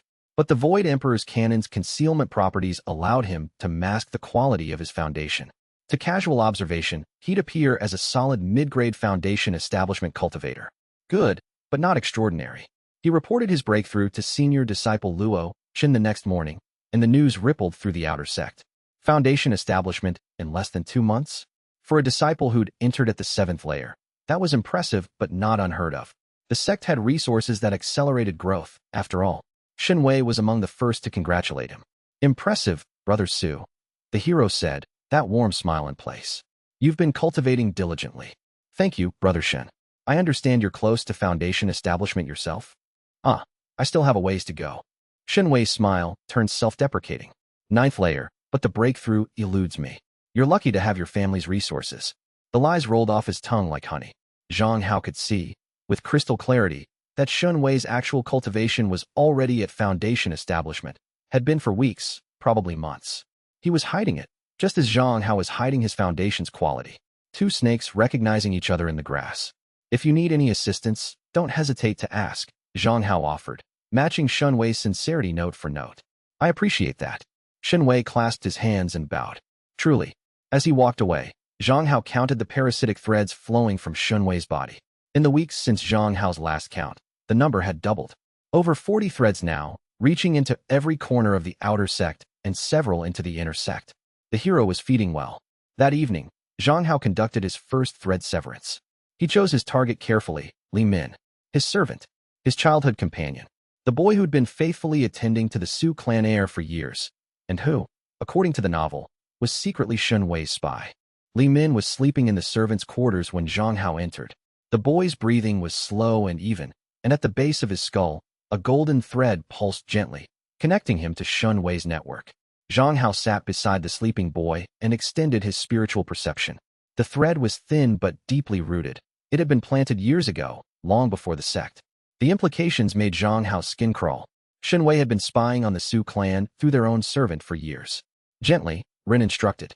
The canon's severance technique works by matching the thread's frequency and then inverting it. Like noise-canceling sound, the thread dissolves rather than breaks, so it doesn't send an alert to the user. Zhang Hao extended a tendril of his Void Emperor's qi to the thread. Contact. The thread hummed, resisting. He matched the frequency, a delicate process that required concentration he didn't know he possessed, and then inverted. The thread shivered, dimmed, and dissolved into nothing. Li Min stirred in his sleep, mumbling something incoherent. His aura shifted subtly, a weight lifting that the boy probably didn't even know he'd been carrying. Zhang Hao exhaled slowly. 1 thread severed. 1 person freed. 40 plus more to go. But as he left the servants' quarters, he noticed something. Li Min's face, even in sleep, seemed more relaxed than Zhang Hao had ever seen it. The pinched tension around his eyes had smoothed. The furrow between his brows had eased. The parasitic thread hadn't just siphoned spiritual fortune. It had been a source of constant, subtle suffering. A splinter in the soul that the victim couldn't see or remove. Zhang Hao's resolve hardened to diamond. Shun Wei wasn't just manipulating people. He was hurting them. Every thread was a wound. Every connection was a chain. and Zhang Hao was going to break every single one. Chapter 8. Someone freed one of my anchors. Shen Wei sat cross-legged in his dormitory room, eyes closed, spiritual sense extended through his network of parasitic threads. The one connected to Li Min had simply vanished. No breakage, no violence, no detectable interference. It had dissolved, as if it had never existed. Beside him, invisible to anyone without the ability to perceive remnant souls, a translucent figure materialized. Unlike old ghost Ren's imposing but straightforward appearance, this spirit was difficult to look at directly. Its features shifted constantly, male, female, old, young, never settling on a single face. Interesting, the faceless sage's remnant said. The dissolution pattern is familiar. Very familiar. Master, it resembles a technique I haven't seen in 3,000 years. One created specifically to counter our art. The shifting face settled momentarily into a frown. The Void Emperor's cannon. Shen Wei's eyes opened. Despite his carefully cultivated mask of humility, his real expressions, the ones he wore in private, were as cold and sharp as surgical steel. That technique was supposed to be destroyed. So was I? And yet here we both are. The faceless sage drifted closer. Someone at this sect has inherited Ren Wuji's legacy. The question is who? The thread was on Su Qing's servant, Shen Wei said thoughtfully. The most likely candidate would be Su Qing himself. The villain. A thin smile crossed Shen Wei's face. The word villain amused him in a way no one else would understand. Because Shen Wei, too, carried memories from another place, fragmented, incomplete, but enough to know that he was living inside a story. Unlike Zhang Hao, who remembered the entire novel, Shen Wei had received only impressions. The certainty that he was the protagonist, the knowledge that his fate was to ascend, and the unshakable conviction that anything standing in his way was an obstacle to be removed. The faceless sage's remnant had provided the rest, the heaven-devouring scripture, the techniques, the strategy. In exchange, Shen Wei would complete the sage's millennia-old ambition, gather enough karmic power to rewrite the heavenly Tao and make them both eternal. Su Qing has changed, Shen Wei admitted. He was supposed to be arrogant and impulsive. Instead, he's quiet, disciplined, and avoiding me. He reached foundation establishment faster than the original script predicted. Then he's deviated from the narrative, just as you have, but in the opposite direction. The faceless sage's voice turned razor-sharp. He must be watched. If he truly carries the cannon, he's the only cultivator in this era who can threaten our work. I could eliminate him now. An accident during training, no. We don't know the extent of what he's learned. And a premature attack would alert others. For now, observe. Let me study the dissolution pattern and confirm whether it's truly the canon. If it is, the spirit's face shifted to something that might have been a smile. Then we have an opportunity as well as a threat. The Void Emperor's cannon, in its raw form, is one of the most powerful cultivation techniques ever created. If we could obtain it and merge it with the scripture, we'd be unstoppable. Precisely. Shen Wei closed his eyes again and extended his perception through his network. 43 threads, -1. Each one a connection, a source of power, a puppet string. The loss of one thread was trivial. But the principle behind the loss, that someone could sever his connections without detection, was deeply troubling. He would need to be more careful, more subtle, and he would need to learn everything he could about Su Qing. In his dormitory 5 buildings away, Zhang Hao suddenly felt a chill run down his spine. The kind of instinctive, animal alertness that came from being watched by something dangerous. He checked his spiritual perception. No threads attached to him. No foreign chi signatures in range. But the feeling persisted, a cold pressure at the edge of his awareness, like a predator's gaze through tall grass. Someone probed the network and noticed the missing thread, Ren said quietly. We knew this would happen. How long before they trace it to me? Impossible to say. The dissolution technique leaves no evidence pointing to the user. But Shen Wei is intelligent, and the thread was on your servant. He'll consider you as a suspect. Then I need to muddy the waters. If he thinks multiple people might have interfered, what are you planning? Zhang Hao's eyes glinted in the darkness. I'm going to sever 2 more threads, but not from people connected to me. I'll choose targets that point suspicion in different directions. Over the next 3 nights, Zhang Hao carried out his plan. He severed a thread from an inner disciple who served under Elder Qin, pointing suspicion toward the alchemy division's politics. Then he severed one from a city guard who patrolled the sect's perimeter, suggesting external interference. 3 threads lost from 3 unrelated targets. No pattern for Shen Wei to trace. Just noise, the appearance of random failure rather than targeted attack. Clever, Ren admitted. But remember, Shen Wei isn't the only intelligence you need to worry about. If the faceless sage's remnant is truly advising him, that spirit has 3,000 years of experience in subterfuge. Don't underestimate him. Zhang Hao didn't intend to.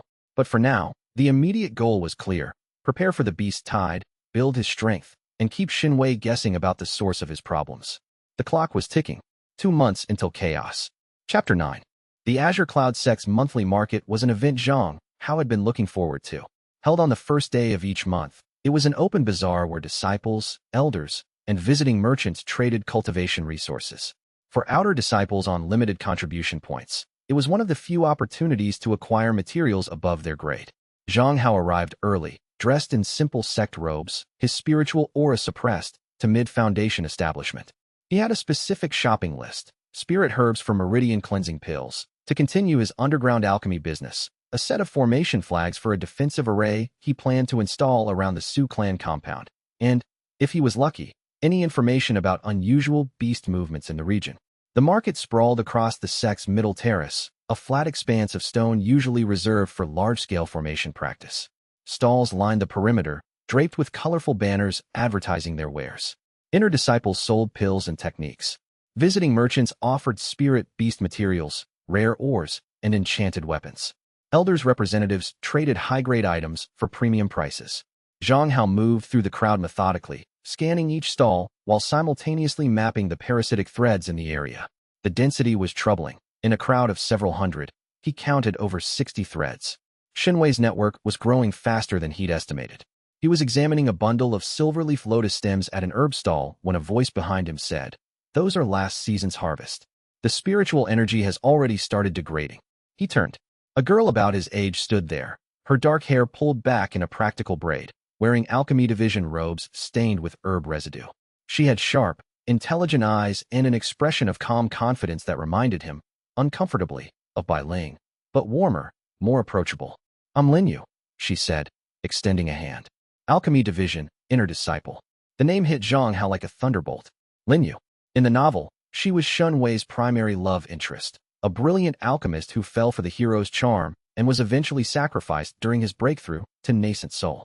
Her death in Chapter 600 was one of the novel's most controversial moments, with readers accusing the author of fridging a strong female character for the protagonist's power-up. And here she was, alive, real, and pointing out the quality of his lotus stems. "Su Qing," he managed. "Outer disciple. I know who you are. You're the one who reached Foundation establishment in record time." She picked up a lotus stem and turned it in her fingers. "If you want silverleaf lotus for alchemy, try the second row's third stall. Merchant Wei keeps his current season stock there, but he doesn't advertise it because the margins are lower." "Thank you. That's very helpful." She shrugged. "I can't stand watching someone get cheated on herb quality. It's a personal failing." A smile flickered across her face. Quick, genuine, nothing like Shun Wei's calculated warmth. "What are you making, if you don't mind my asking?" "Meridian cleansing pills." Both her eyebrows rose. "That's an inner disciple level recipe. Where did you learn it?" "Family heritage," Zhang Hao said, using his standard deflection. She didn't look convinced, but she didn't press.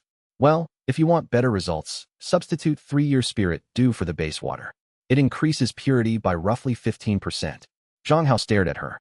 In the novel, Lin Yu's alchemy knowledge was mentioned in passing, but the text never showed it in detail. She was too busy being Shun Wei's love interest to be a character in her own right. But the woman standing in front of him was clearly a master of her craft, with a depth of knowledge that made Elder Qin's lectures look like children's primers. "That's an incredibly useful tip," he said. "I have more, if you're interested. I hold informal alchemy workshops every other evening in the Inner Division's East Courtyard. We're technically not supposed to invite outer disciples, but," she leaned in conspiratorially, "I never liked the rules about separating outer and inner students. Talent doesn't care about hierarchy. I'd be honored to attend." "Good. Tomorrow evening, 2 hours after sunset." She gave him a nod and moved on to another stall, leaving Zhang Hao standing among the lotus stems with his heart beating faster than it had any right to. "Oh no," Ren Wuji said in his mind. No, no, no. What? I know that look. I was alive for 3,000 years, boy. That's the look of a man whose brain just fell out of his head. I don't know what you're, the girl. Linyu. You're smitten. I am not smitten. I am strategically interested in her alchemy knowledge. Your heart rate tripled. I can feel your chi fluctuating. You're smitten. Zhang Hao bought the lotus stems and left the market with his face burning. He was not smitten. He was concerned. Lin Yu was destined to be sacrificed by Shen Wei. He needed to protect her. That was all.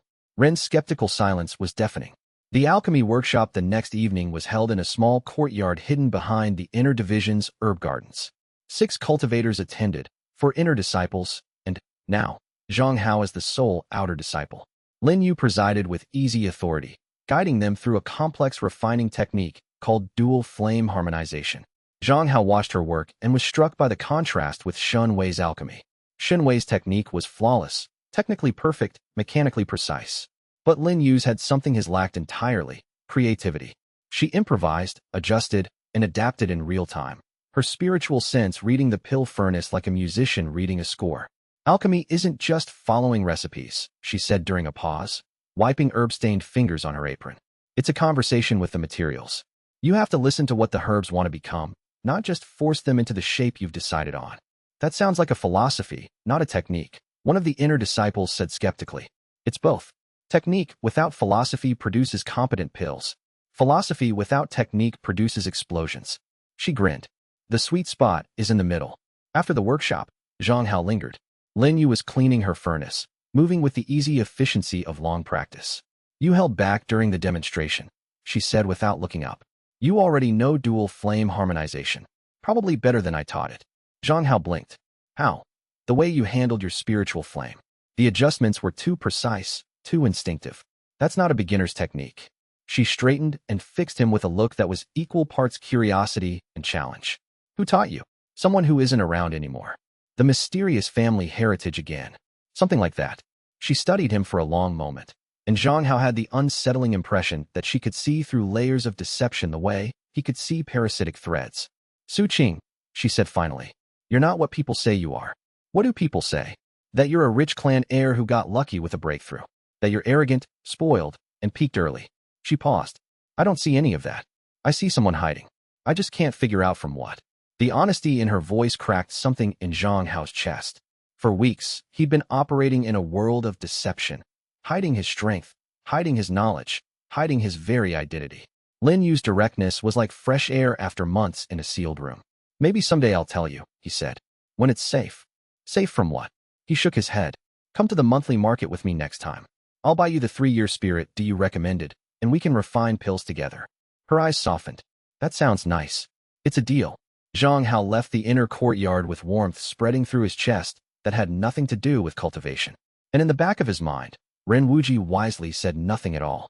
Chapter 10. 6 weeks before the beast tied, Zhang Hao made his first real move against Shen Wei's network. Not through thread severance. That was too risky in large numbers. Instead, he went after the infrastructure.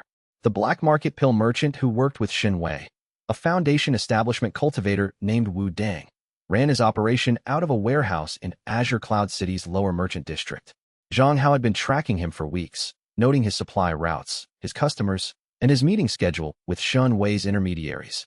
Wu Dang's pills were bad. Not low-quality bad, deliberately contaminated bad. Zhang Hao's enhanced spiritual perception could detect trace amounts of a compound Ren identified as soul mist, a colorless, odorless substance that made the user's spiritual defenses more permeable. Every cultivator who bought Wu Dang's discount pills was unknowingly making themselves easier to tag with the heaven-devouring scripture's parasitic threads. It was elegant. It was evil. And it was going to stop. Zhang Hao didn't confront Wu Dang directly. Instead, he used the intelligence he'd gathered to compile a detailed report. Pill samples with contamination analysis, transaction records reconstructed from observation, and testimony, anonymous, from cultivators who'd experienced unusual spiritual fluctuations after using Wu Dang's products. He delivered the report to the Azure Cloud City Guard's investigation division, not through the front door, but through a drop point monitored by Captain Foam, one of the few guard officers who didn't have a parasitic thread attached to him. 3 days later, Wu Dang's warehouse was raided.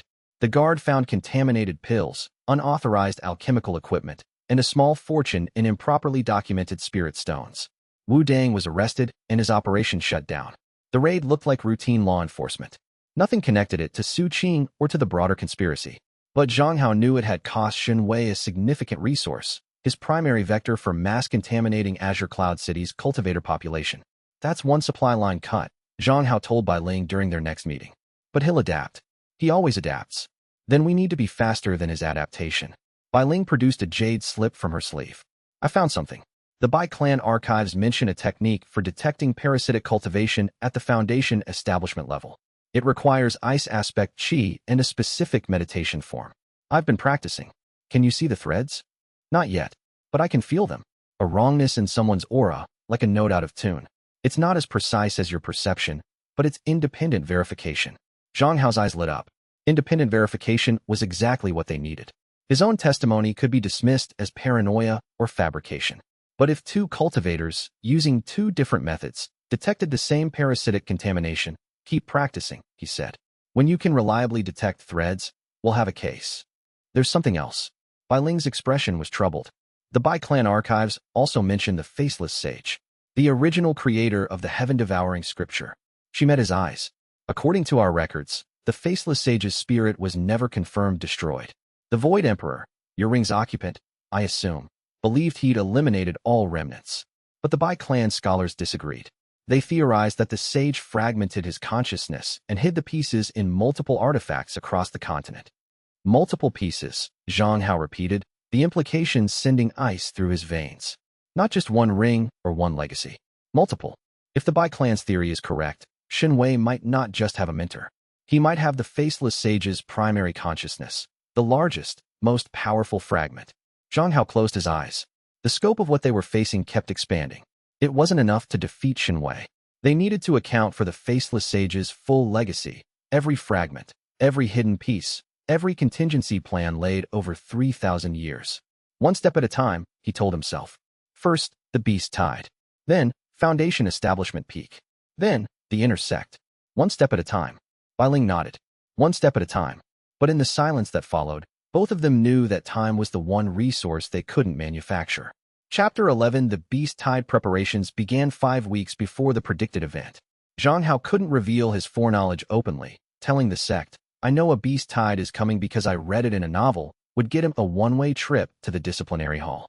Instead, he found a subtler approach. He paid a visit to his grandfather.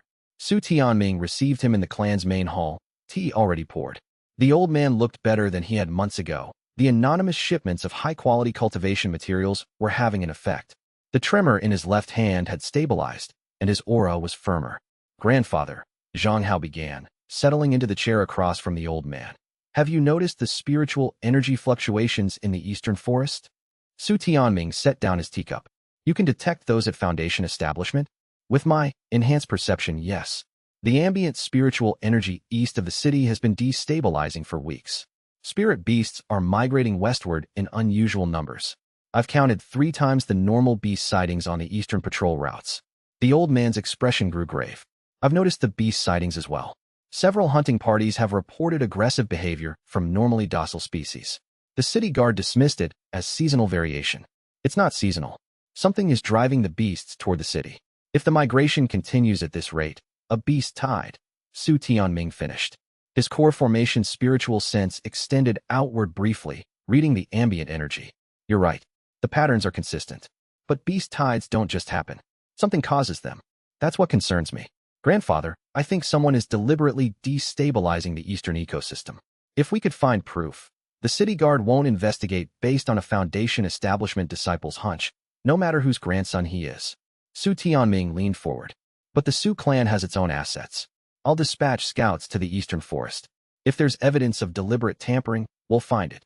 Zhang Hao exhaled with relief. His grandfather's core formation scouts would be competent enough to find traces of bloodbait or energy disruption arrays, but they wouldn't be high-profile enough to alert Shen Wei's network. Over the next 2 weeks, the scouts reported back with increasingly alarming findings. Dead spirit beasts drained of blood, found in a line pointing directly at Azure Cloud City. Traces of an unknown formation embedded in ancient trees, emitting a frequency that agitated nearby creatures. And, most damning, boot prints at several sites, human-sized, too regular to be casual hikers, too careful to be clumsy bandits. Someone is building a funnel, Su Tianming said grimly, spreading a map across his desk. The scout reports formed a clear pattern, a V-shape of disruption points converging on Azure Cloud City's eastern gate. They're hurting the spirit beasts. This isn't a tide. It's an attack. Do we have enough evidence to bring to the city guard? We have circumstantial evidence. The boot prints, the formations, the drained beasts. A skilled investigator could build a case. But the guard captain is not the most receptive. Su Tianming's face darkened.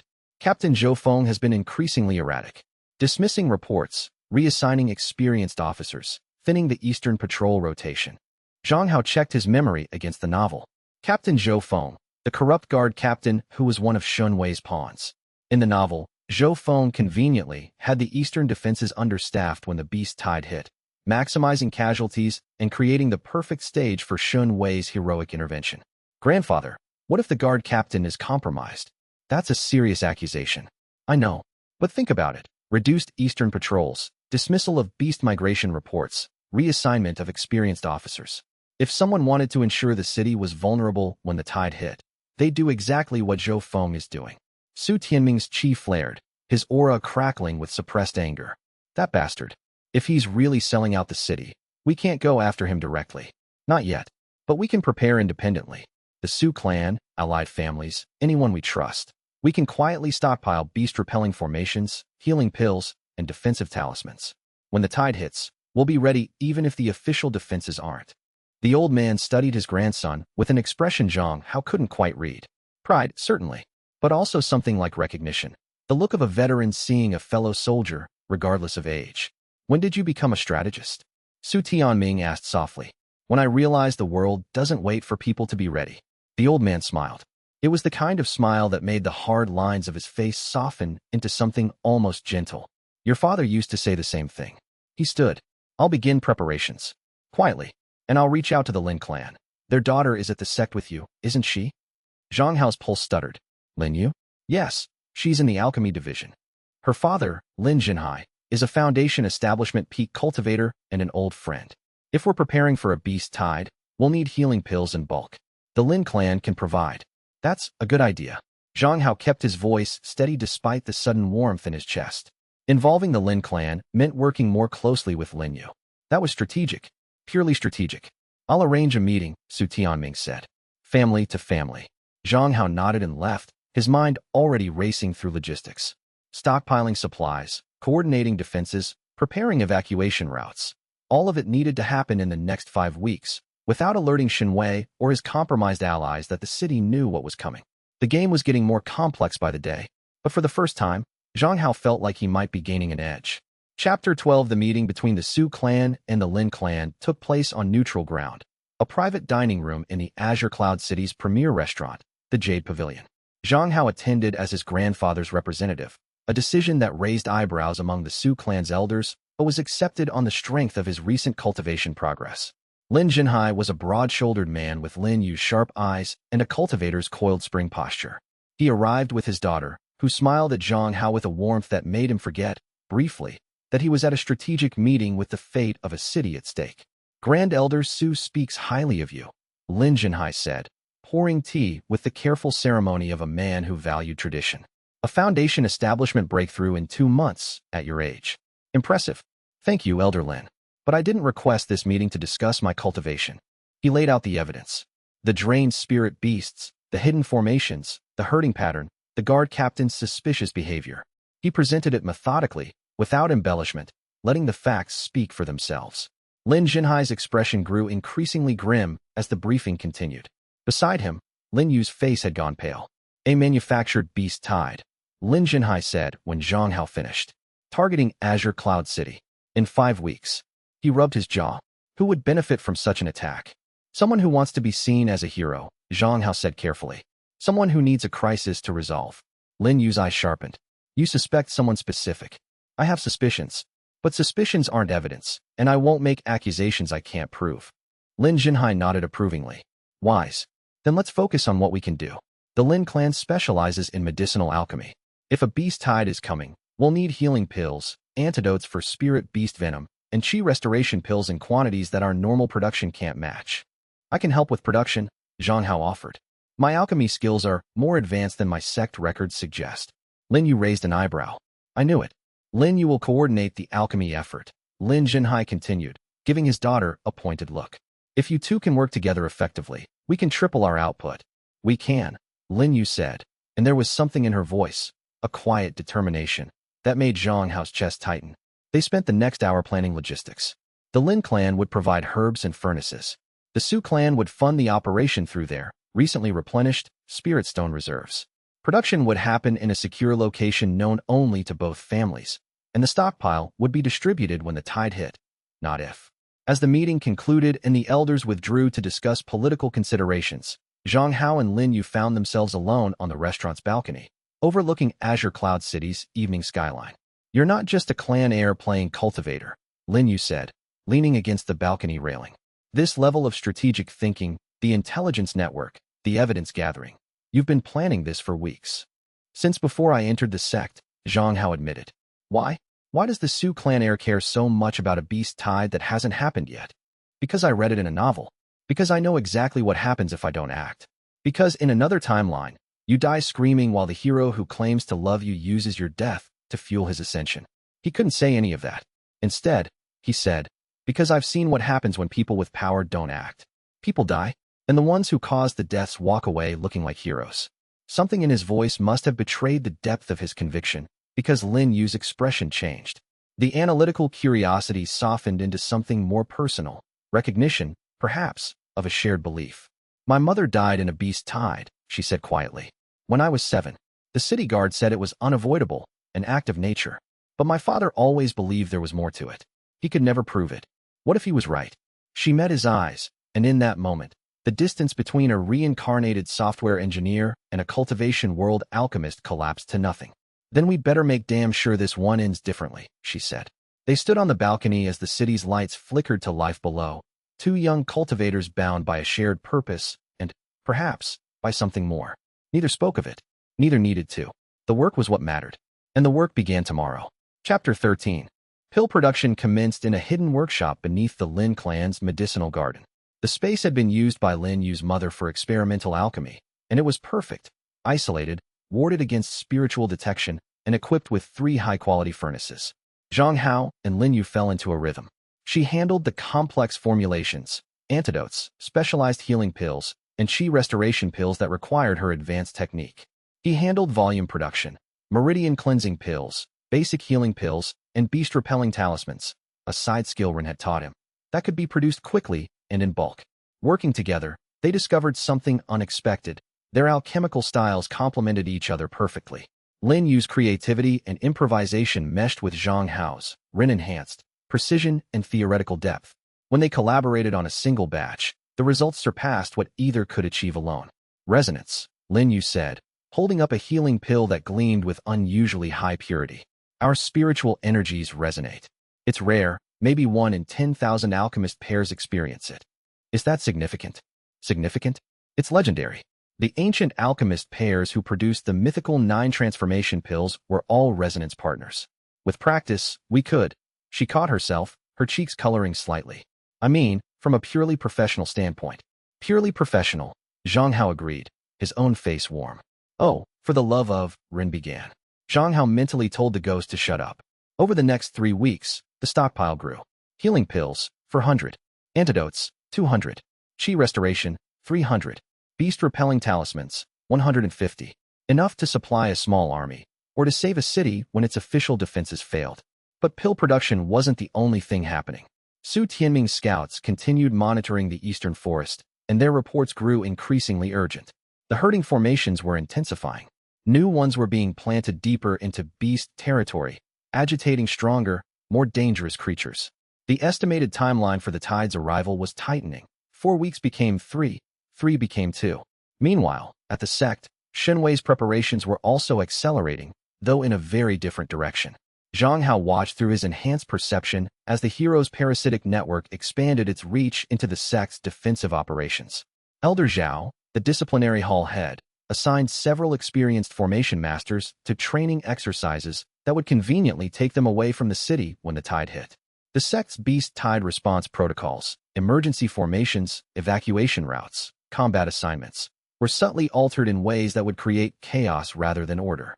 "He's hollowing out the defenses from the inside," Zhang Hao reported to his grandfather and Lin Jinhai during a joint strategy meeting. "When the tide hits, the official response will be disorganized and slow.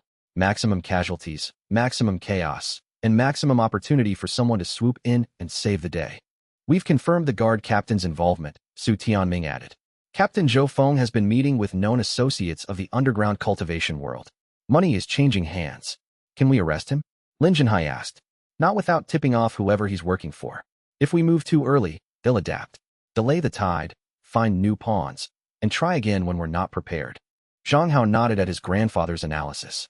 We need to let the tide happen, but on our terms, not theirs.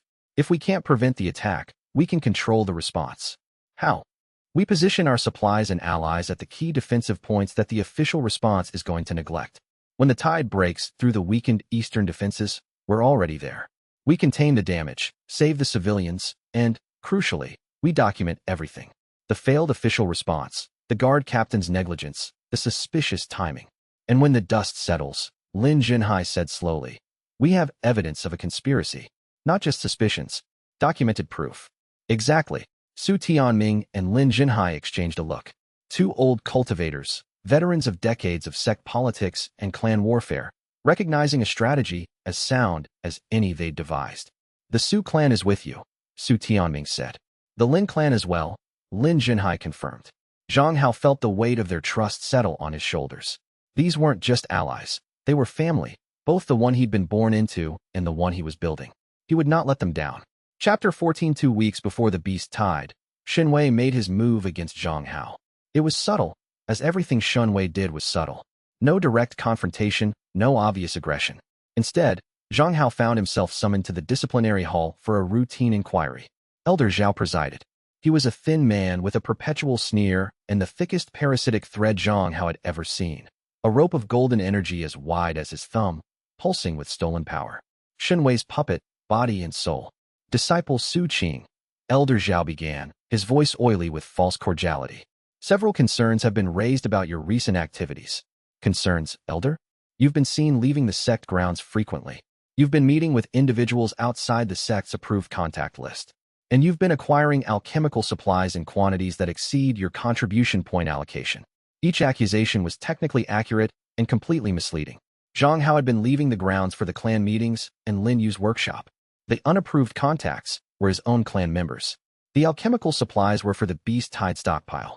But stripped of context, it looked damning. A young disciple with secret meetings, unauthorized acquisitions, and mysterious absences. The kind of behavior that could be painted as demonic cultivation, espionage, or criminal enterprise. I'd be happy to explain each point, Zhang Hao said, keeping his voice respectful. My meetings were with my clan elders regarding family business. My alchemical supplies were purchased through legitimate channels for personal practice. And my absences from the sect grounds are permitted under the outer disciple mobility allowance. Personal practice that requires 5 times the normal supply of spirit herbs? Elder Zhao's eyes narrowed. And family business that requires meetings at frequencies typically reserved for crisis situations? He knows, Zhang Hao realized. Not everything, but enough. Shen Wei had noticed the disruptions to his network, the severed threads, the shut-down pill merchant, the Su clan scouts in the eastern forest, and traced at least some of them back to Zhang Hao. This inquiry wasn't a genuine investigation. It was a warning shot. Elder Zhao, Zhang Hao said, allowing a note of steel into his voice. Am I being formally charged with anything? The elder hesitated. A formal charge required evidence, and while Shen Wei's intelligence was good, it wasn't good enough to produce evidence of wrongdoing that didn't exist. This is a preliminary inquiry, Zhao said stiffly. No charges at this time. But you are strongly advised to curtail your extracurricular activities and focus on your sect duties. Understood, Elder. Is there anything else? You may go. Zhang Hao bowed and left the disciplinary hall. Once outside, he leaned against a pillar and exhaled slowly. His hands were steady, but his mind was racing. That was a probe, Ren confirmed. They wanted to see how you'd react. How much you'd reveal. I revealed nothing. Good. But the fact that they moved against you at all means Shen Wei considers you a genuine threat. He'll escalate. Zhang Hao walked back to his dormitory, scanning the sect for parasitic threads. The network was thicker than ever, a web of golden tendrils connecting hundreds of cultivators to the spider at its center. And now, for the first time, Zhang Hao noticed a new kind of thread, thicker, darker, pulsing with a frequency he didn't recognize. Run, what is that? The ghost was silent for a moment. When he spoke, his voice was grim. Battle threads. The heaven-devouring scripture's combat application. They don't just siphon fortune. They allow the user to directly drain a victim's chi during conflict. He's preparing for the beast tide. He's preparing to feed. When the chaos starts, those battle threads will activate. Every cultivator who fights near Shen Wei will unknowingly lose a fraction of their power to him.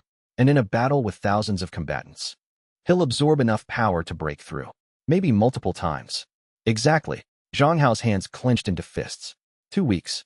He had 2 weeks to prepare a city for war, protect his allies from a parasitic cultivation technique, and find a way to prevent Shen Wei from using the beast tide as an all-you-can-eat buffet of stolen power. No pressure. Chapter 15. The preparations intensified. Zhang Hao split his time between 3 critical tasks: finishing the medical stockpile, coordinating the Su Lin defensive plan, and, most delicately, preparing to counteract Shen Wei's battle threads during the tide. For the last task, he relied entirely on old Ghost Ren's knowledge of the heaven-devouring scripture's weaknesses. The battle threads have a fundamental vulnerability, Ren explained during one of their Mindscape sessions. They require a resonance link with the user's core. During active feeding, the threads become a two-way channel. Power flows from victim to user, but the user's chi signature also bleeds back along the thread, meaning I could trace them to Shen Wei in real time. More than that, a skilled Void Emperor's canon practitioner could use the threads as a conduit to inject disruptive chi directly into the user's core. In theory, you could give Shen Wei a taste of his own medicine. In theory, it would require you to be within range of his battle threads, which means being in the thick of the fighting, and it would require a level of chi control that you frankly haven't mastered yet. Then I have 2 weeks to master it. Rin sighed. You know, in my era, cultivators spent decades on techniques like this. In your era, you didn't have a psychopath planning to eat an entire city's spiritual fortune in one sitting. Fair point. Zhang Hao threw himself into combat training with the same ferocity he'd applied to everything since his reincarnation. The Void Emperor's canon had a combat application called the Void Palm, a strike that could disrupt spiritual energy patterns on contact. At Foundation Establishment, it was effective against single targets.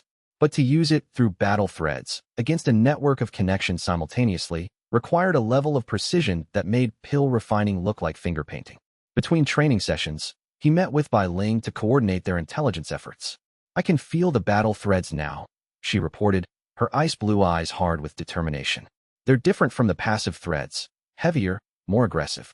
They're concentrated around the Eastern Gate area. That's where the tide will break through. Shen Wei has also been volunteering for the sect's Beast Tide response team. He's positioning himself as a key defender. Of course he is.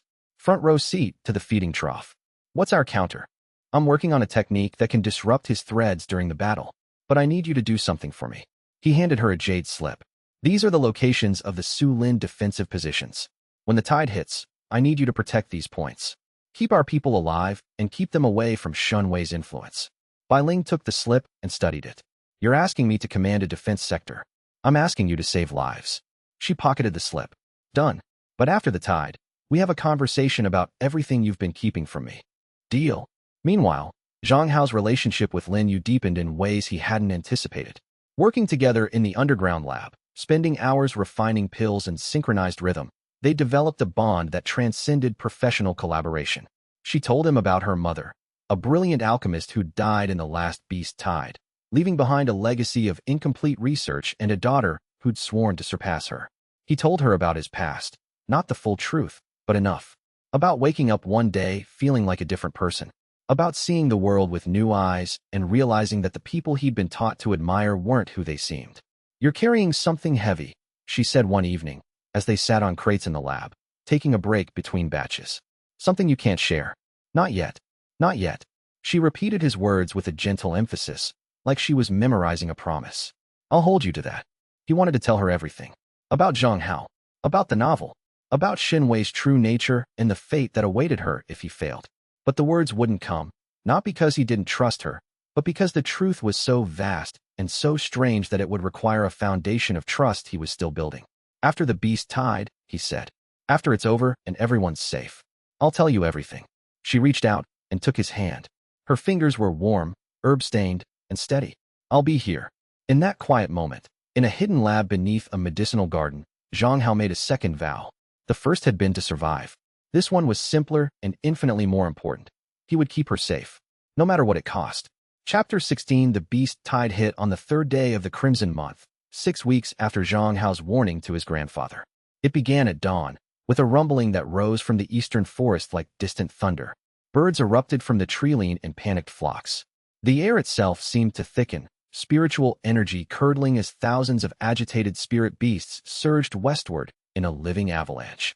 Zhang Hao stood on the Su clan compound's watchtower, his spiritual perception extended to maximum range. He could feel them, a wall of bestial fury rolling toward the city, tier after tier of spirit beasts from common chi condensation creatures to rare foundation establishment monstrosities. And behind the tide, barely detectable but unmistakable to his enhanced senses, the fading traces of blood-bait and agitation formations. The evidence he needed. It's bigger than expected, Rin said tightly. The beast tide in the novel was severe. This one is worse. Whoever set it up has been feeding the beasts cultivation-enhancing substances. Some of those beasts are above their natural limits. How many? Thousands. Maybe 10,000. Including at least 4 core formation-level beasts. Zhang Hao's blood ran cold. Core formation beasts in a city whose strongest defender, his grandfather, was early core formation at best. The sect had core formation elders, but if Elder Zhao had successfully diverted the formation masters as planned, signal by Ling. He snapped to Li Min, who waited at the tower's base. Blue talisman. Now. The signal talisman streaked into the sky, bursting in a flash of blue light that could be seen across the city. Within minutes, the Sulin defensive network activated. At 13 preposition points across the eastern quarter, small teams of Su clan guards and Lin clan alchemists took their positions. Each team had healing supplies, beast-repelling talismans, and evacuation protocols. They weren't meant to stop the tide. That was the sect's job. They were meant to save the people the sect would fail to protect. Zhang Hao descended from the tower and sprinted toward the eastern gate. He wore light combat robes and carried a spatial pouch stuffed with pills, talismans, and emergency supplies. On his finger, the iron ring was warm with Ren's focused presence. The streets were chaos. Civilians ran westward, carrying children and valuables. Militia members assembled at intersections, their cultivation too weak to fight, but their discipline keeping them calm enough to direct evacuations. Zhang Hao wove through the crowd, his foundation establishment cultivation making him faster than any mortal, his Void Emperor's steps leaving afterimages as he leapt from rooftop to rooftop. He reached the eastern gate in 3 minutes. The gate was a massive structure of spirit-reinforced stone, 40 feet high and 20 feet thick, designed to withstand exactly this kind of assault. But the gate required active spiritual maintenance to hold, and the formation masters who should have been manning the gate arrays were conspicuously absent. The arrays are unmanned, Zhang Hao cursed, landing on the wall beside 2 terrified gate guards. Where are the formation masters? Reassigned, sir. Elder Zhao sent them to the northern perimeter yesterday. There's nothing on the northern perimeter. The first wave hit before the guard could respond. A surge of chi condensation beasts, wolf-like creatures with spiritual iron fur and burning red eyes, slammed into the gate. The stone trembled.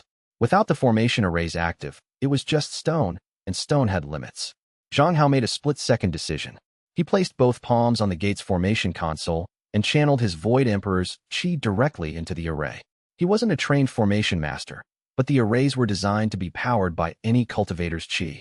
His impossibly pure foundation establishment energy flooded the dormant formations, and the gate blazed to life. Spirit barriers erupted along the wall, shimmering curtains of defensive energy that repelled the first wave of beasts like ocean waves crashing against a cliff. The wolf creatures yelped and scattered, regrouping for another charge. That won't hold forever, Rin warned.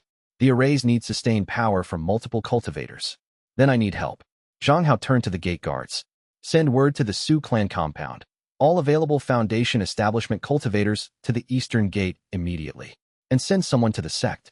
Tell them the formation master's reassignment was sabotage. The eastern gate needs support now.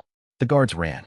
Zhang Hao held the formation alone, pouring chi into the arrays while the beast tide hammered against the barrier. Each impact drained his reserves, and even with the Void Emperor's cannon's superior efficiency, he was fighting a losing battle. The second wave was worse. Foundation establishment-level beasts, massive spirit boars with tusks that crackled with lightning, serpents of living stone that burrowed through the ground beneath the walls. Zhang Hao felt the barrier buckle as a stone serpent erupted inside the gate's courtyard, thrashing and crushing market stalls. He released the formation console and attacked. The void palm connected with the serpent's head, a blast of disruption chi that shattered its spiritual core in a single strike. The beast collapsed into rubble, but behind it, 3 more were burrowing through. Su clan guards arrived, 4 foundation establishment cultivators led by Uncle Su Bai, a veteran fighter with a missing left eye and a blade that had seen decades of combat. Take the gate arrays. Zhang Hao shouted. Keep the barrier up. I'll handle what gets through. Uncle Subai nodded and directed his team to the formation consoles. The barrier strengthened as fresh power flowed in, but the tide wasn't letting up. More beasts, stronger beasts, pushing against the wall of light with mindless fury. Zhang Hao fought in the courtyard for the next hour. Spirit beasts poured through gaps in the weakening barrier. Wolves, boars, serpents, and stranger things. Zhang Hao cut through them with a combination of Void Emperor's combat techniques and sheer desperation. His foundation establishment cultivation pushed to its absolute limit. He was burning through chi restoration pills at an alarming rate. Each beast that fell was replaced by 2 more. And the core formation level creatures hadn't arrived yet. Lin Yu's team is at position 7. A runner reported, gasping for breath.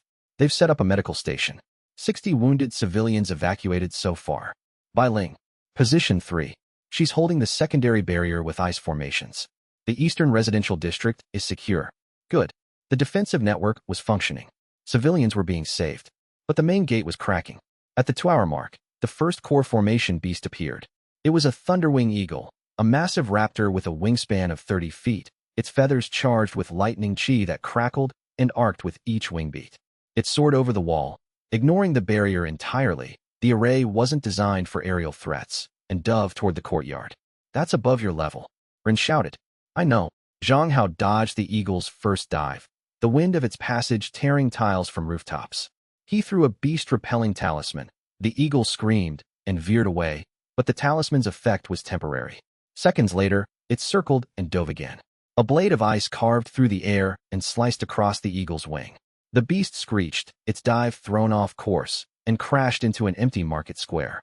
Bai Ling landed beside Zhang Hao, her silver hair whipping in the wind, her sword coated in frost. You look like you could use help. I thought you were at position 3. I left it in capable hands. This seemed more urgent. Together, they engaged the Thunderwing Eagle. The beast was Foundation Establishment Peak, nearly core formation, and it fought with the savage intelligence of a high-level spirit creature. Lightning bolts hammered the ground around them.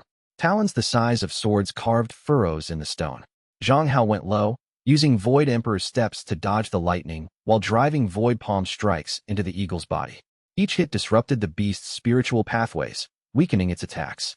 Bai Ling went high, her ice sword leaving frozen gashes that accumulated into a crippling network of injuries. 3 minutes of brutal combat. The eagle finally collapsed, its lightning fading to sparks, its massive body twitching as its spiritual core cracked and went dark. Zhang Hao and Bai Ling stood over the corpse, panting. Blood ran from a gash on Zhang Hao's arm where a talon had clipped him. Frost coated Bai Ling's left hand where she'd blocked a lightning strike with her bare palm. That was the first, Zhang Hao gasped. There are 3 more. Then we'd better move fast. She pulled out a healing pill, one of Lin Yu's, and tossed it to him. Eat. You're bleeding. He swallowed the pill and felt Lin Yu's alchemy knit his flesh back together. Even in the middle of battle, her work was saving lives. The next 2 hours were a blur of combat, strategy, and barely controlled chaos. The sect finally mobilized when word of the gate's situation reached Sect Master Yin Songhai. Core formation elders descended on the eastern wall like avenging angels, their techniques shattering waves of beasts. The remaining 3 core formation-level creatures were engaged by the sect's combat elders, turning the air above the city into a battleground of explosive spiritual techniques. And through it all, Zhang Hao watched for Shen Wei. The hero appeared at the 4-hour mark, when the tide's fury was beginning to ebb.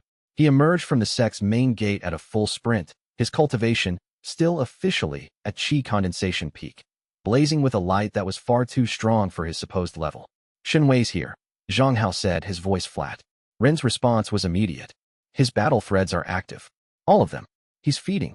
Zhang Hao extended his perception and saw it, a web of golden threads emanating from Shen Wei, connecting to every combatant within 100 meters. As the hero fought, beautifully, heroically, with picture-perfect technique, the threads pulsed. Power flowed from fighter to fighter, a fraction from each, converging on Shen Wei's core. Nobody noticed. They were too busy fighting for their lives. Can you disrupt it? Zhang Hao asked Ren. At this range, with this many threads? You'd need to get within arm's reach and deliver a targeted void palm to his core, in the middle of a battle, with hundreds of witnesses. So no, not without revealing everything. And even then, the disruption would be temporary. He'd adapt. Zhang Hao gritted his teeth and made a decision. He couldn't stop Shen Wei from feeding. Not today, but he could document it. He focused his perception and recorded every detail of the thread network on his jade slip, the pattern, the flow, the victims, the quantity of stolen power. Evidence that, combined with Bai Ling's independent observations and the blood-bait residue in the eastern forest, would build an ironclad case. But that case was for later. Right now, people were dying. Zhang Hao threw himself back into the fight, working alongside the sect's cultivators to repel the last waves of the beast tide. He severed 3 parasitic threads from nearby fighters without anyone noticing, a small act of defiance that cost him significant chi, but felt like a victory nonetheless. The tide broke at the 6-hour mark. The surviving beasts retreated into the eastern forest, leaving behind a city battered but standing. Fires burned in the eastern quarter. Buildings had collapsed. The wall bore scars that would take months to repair. The casualty count, when it came, was devastating. 112 dead, over 300 wounded. Most were civilians caught in the early chaos before the defensive network deployed. It should have been worse. Without the Su-Lin defensive positions, without the stockpiled pills and talismans, without Bai Ling's ice barriers protecting the residential district, the death toll would have been in the thousands. But that wasn't the story the city heard. The story that spread through Azure Cloud City that evening was about a young, brave cultivator who'd charged into the breach when the tide was at its peak. A humble orphan who'd fought with the strength of 10 and saved dozens of lives through sheer courage. Shen Wei, the hero of the beast tide. Zhang Hao stood on the battered eastern wall at sunset, watching the hero accept the city's gratitude, and felt a fury so cold it burned. Soon, he promised himself. Soon, the truth would come out. But first, he needed to deal with the traitors who'd made this possible. Chapter 17, The Aftermath of the Beast Tide, was a masterclass in how Shen Wei turned tragedy into triumph. Within 2 days, the hero's reputation had transformed from promising sect disciple to savior of Azure Cloud City. Songs were being written. Street vendors sold cheap paintings of his likeness. Elder Qin publicly praised him as the sect's brightest star. And hidden behind the accolades, Zhang Hao could see the truth in his thread perception. Shen Wei's cultivation had surged from his hidden foundation establishment to core formation, a jump that should have taken years, accomplished in 6 hours of parasitic feeding during the battle. The hero was stronger than ever, but so was the case against him. Zhang Hao convened an emergency meeting with his inner circle, Su Tianming, Lin Jinhai, Bai Ling, and, for the first time, Lin Yu. They gathered in the Su clan's secure meeting room, warded against spiritual eavesdropping. The evidence is comprehensive, Zhang Hao began, laying jade slips on the table. Blood-bait residue recovered from the eastern forest. Agitation formations still partially intact. Captain Zhou Feng's financial records showing payments from an untraceable source. And Elder Zhao's reassignment orders, which removed the gate's formation masters hours before the attack. That's enough to prove the tide was manufactured, Lin Jinhai said. But it doesn't directly connect to Shen Wei. Not yet. But there's more. Zhang Hao produced a second set of jade slips. The contaminated pills from Wu Dang's operation. Alchemical analysis showing the soul mist compound. And, he hesitated, then committed. My spiritual perception can detect parasitic cultivation threads. Invisible connections between Shen Wei and other cultivators that allow him to siphon their power. The room went silent. Lin Yu stared at him. Parasitic cultivation? That's the heaven-devouring scripture, Su Tianming said, his face gray. I've heard legends. It's not a legend. It's what Shen Wei is using. During the beast tide, I observed him actively draining power from everyone who fought near him. That's how he reached core formation, not through talent or hard work, but through theft. You can prove this? Lin Jinhai demanded. Not just your word, verifiable proof. I can detect the threads. And I'm not the only one. He looked at Bai Ling. The silver-haired girl nodded. I've developed an independent detection method based on Bai clan archives. I can corroborate Su Qing's observations. The parasitic energy is real. 2 witnesses using different methods, Su Tianming murmured. That carries weight. But against the hero of Azure Cloud City? We'd need to present this to someone with the authority and the integrity to act. Sect Master Yin Songhai, Zhang Hao said. He doesn't have a thread. I've checked multiple times. He's clean. Getting a private audience with the Sect Master is nearly impossible for an outer disciple, Bai Ling pointed out. Not for a core formation elder's grandson, Su Tianming said. He straightened in his chair, and for a moment, Zhang Hao saw the man his grandfather had been in his prime, a leader, a warrior, a pillar. I'll request the audience. The Su clan fought for this city during the tide. We've earned the right to be heard. The plan was set. Su Tianming would arrange the meeting. Zhang Hao and Bai Ling would present the evidence. Lin Yu and Lin Jinhai would provide alchemical analysis of the contaminated pills. Together, they would build a case that even the most skeptical authority couldn't dismiss. But Shen Wei, as always, was one step ahead. 3 days after the meeting, Zhang Hao was summoned to the disciplinary hall again. This time, the charge wasn't a routine inquiry. Disciple Su Qing, Elder Zhao announced, his voice echoing through the hall's stone chamber. You are formally charged with practicing unsanctioned cultivation techniques, conducting unauthorized investigations, and undermining sect authority during a crisis. The penalty, if proven, is expulsion and cultivation crippling. Zhang Hao's blood went cold, but his face remained stone. Beside Elder Zhao, in the observer's gallery, Shen Wei sat with an expression of concerned sympathy. The kind of expression that said, "I'm so sorry this is happening to you." The kind of expression that made Zhang Hao want to punch through it. I deny all charges, Zhang Hao said clearly, and I request the right to present a defense before the full Elder Council, as is my right under sect law. Elder Zhao's eye twitched. The disciplinary hall has authority to Section 12, Clause 4 of the Azure Cloud Sect Charter. Zhang Hao recited from memory. Thank you. Outer Library Research. Any disciple facing charges that carry the penalty of cultivation crippling has the right to a full council hearing. The disciplinary hall cannot unilaterally impose such penalties. The silence that followed was thick enough to cut. Elder Zhao's face reddened. In the gallery, Shen Wei's expression flickered, another micro-expression of recognition. The villain was quoting sect law. Unexpected. Your request is noted, Elder Zhao said through clenched teeth. A council hearing will be scheduled. I look forward to it, Zhang Hao said, and walked out. Outside the hall, his knees nearly buckled. That had been closer than he'd wanted. If he hadn't known the sect charter, Zhao would have railroaded him straight to expulsion. That bought us time, Rin said. But the council hearing is a double-edged sword. You'll have the opportunity to present your defense, but Shen Wei will have the opportunity to present his case against you. Good. Let him present his case in public. Because I'm going to present mine. The stage was set. The Beast Tide had been the opening act. The real battle, the one that would determine whether the hero's mask stayed on or came off, would happen in the Azure Cloud Sect's Elder Council chamber. And Zhang Hao intended to win. Chapter 18. The council hearing was set for 10 days hence. Zhang Hao used every one of those days. First, he shored up his defenses.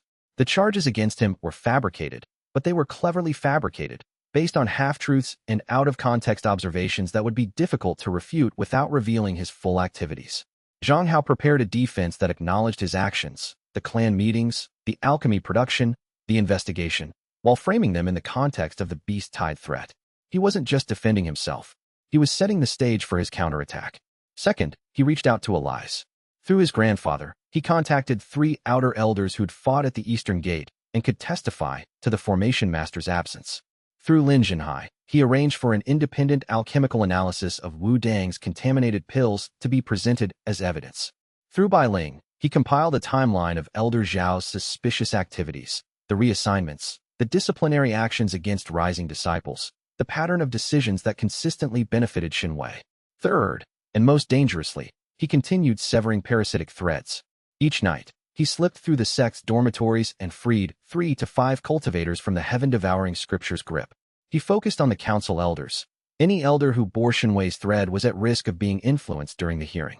By the time the hearing arrived, he needed the council to be as free from contamination as possible. It was exhausting, dangerous work. Each severance cost him chi and concentration, and each one risked detection.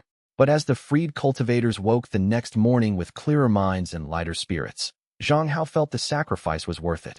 By the 8th day, he'd freed 12 of the council's 17 elders from parasitic influence. The remaining 5 were either too closely guarded, Elder Zhao, or had threads too deeply rooted for a foundation establishment practitioner to safely sever, 2 senior core formation elders. 12 out of 17 is a strong majority, Rin assessed. If the freed elders judge based on evidence rather than influence, you'll have a fair hearing. Fair is all I need. On the 9th day, Lin Yu visited his dormitory. She arrived at dusk, carrying a porcelain box wrapped in silk. What's this? Zhang Hao asked, accepting the box. Open it. Inside lay a single pill, not any pill he recognized. It was midnight blue, flecked with gold, and it hummed with spiritual energy at a level that made his foundation establishment senses vibrate. I've been working on this since the Beast Tide, Lin Yu said. It's based on my mother's unfinished research.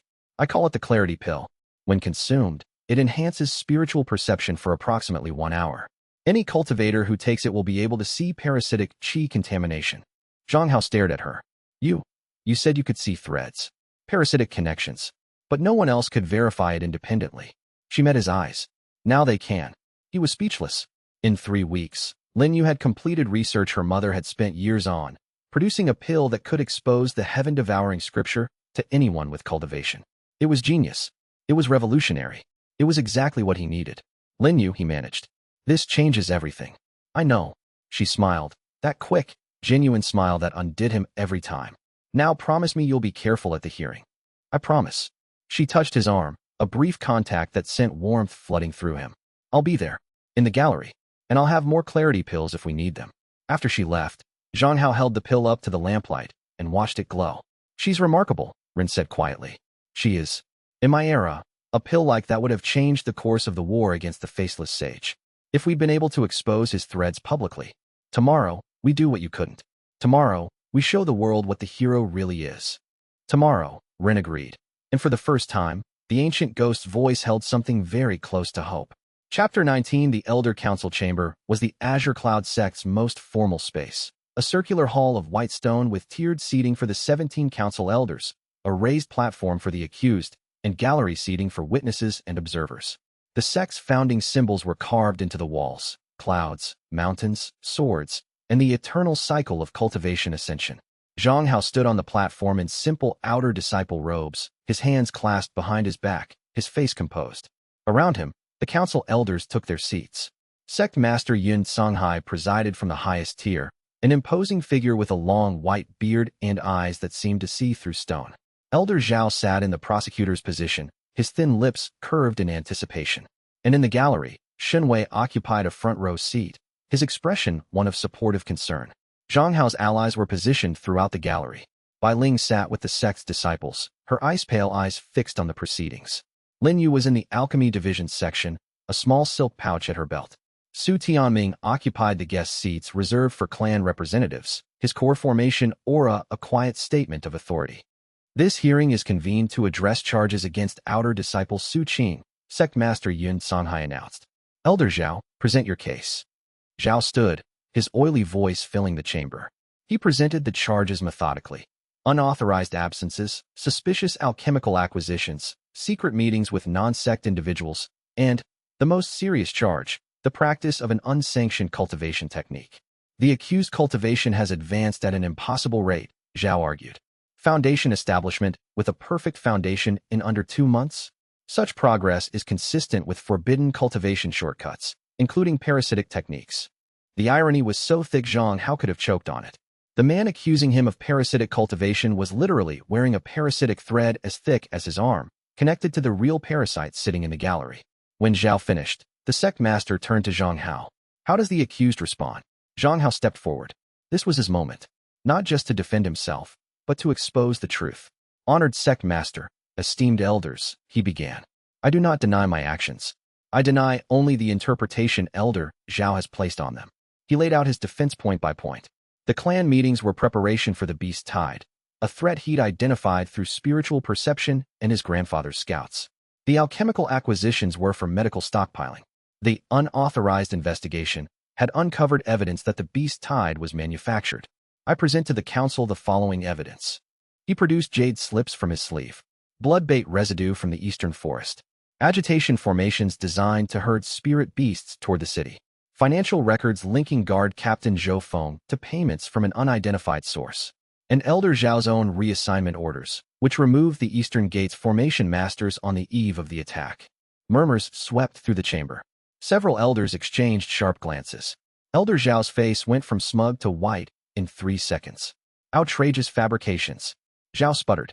The evidence can be independently verified, Zhang Hao said calmly. I request that the council appoint neutral inspectors to examine the eastern forest sites and Captain Zhou Feng's financial records. Sect Master Yin Songhai's expression was unreadable, and the charge of practicing an unsanctioned cultivation technique. I practice a legitimate technique inherited through my family, the Void Emperor's canon. It is not a forbidden art. In fact, it was designed specifically to counter a forbidden art. Zhang Hao took a breath. A forbidden art that is being practiced within this sect, by someone in this very room. The chamber erupted. Elders shouted questions. Gallery observers gasped. Elder Zhao slammed his fist on his desk. In the gallery, Shun Wei's expression of concern finally cracked, revealing a flash of cold calculation beneath. Silence. Yun Songhai's voice cut through the chaos like a blade, reinforced with nascent soul's spiritual pressure that made the walls vibrate. The chamber fell instantly still. Disciple Su Qing, that is an extraordinary claim. Do you have evidence? I do, but it requires a demonstration. Zhang Hao turned to Lin Yu. Inner disciple Lin Yu has developed a pill that temporarily enhances spiritual perception, allowing any cultivator to detect parasitic qi contamination. I request that the council elders be given the opportunity to verify my claims directly. Every eye turned to Lin Yu. She stood, composed, and presented the silk pouch. Sect Master, I have sufficient clarity pills for every council member. The effect lasts 1 hour and has no side effects. I've tested them personally. The chamber buzzed. Yun Songhai extended his spiritual sense toward the pills, examining their composition. After a long moment, he nodded. Distribute the pills. Lin Yu moved through the tiers, placing a midnight blue pill before each elder. One by one, the 17 council members consumed them. The effect was immediate. Zhang Hao watched as elder after elder's eyes widened, their enhanced perception revealing what had been hidden in plain sight. Golden threads, dozens, hundreds of them, crisscrossing the chamber, connecting to disciples, guards, servants, and elders alike. And every thread led to one person. Shun Wei. The hero sat frozen in the gallery, his mask finally, irrevocably shattered. Because 17 of the most powerful cultivators in the Azure Cloud sect were staring at him with the same expression: horror, disbelief, and dawning rage. Heaven-devouring scripture. Elder May whispered, her hand trembling as she touched the golden thread that still connected to the 2 unfreed elders beside her. Impossible. Elder Zhao gasped, then looked down at himself and saw the thread, thick as a rope, binding him to the young man in the gallery. Sect Master Yin Songhai rose from his seat. His nascent soul aura expanded outward, filling the chamber with a pressure that forced every disciple to their knees. His eyes, ancient and terrible, locked onto Shun Wei. Shun Wei, the sect master said, his voice carrying the weight of mountains. You will explain yourself. For 3 heartbeats, the chamber was perfectly still. Then Shun Wei smiled. Not the humble mask, not the concerned ally, but his real smile. Cold, sharp, and utterly without remorse. Explain myself? He stood slowly, his core formation aura erupting outward, shattering his disguise. Why would I explain myself to insects who couldn't even see the threads until a pill showed them? The battle threads activated. Every golden connection in the chamber blazed with power as Shun Wei drained qi from every linked cultivator simultaneously. Elders gasped and staggered. The freed elders were unaffected, but the remaining 5 linked elders, including Elder Zhao and the 2 senior core formation cultivators, collapsed as their power was ripped from them.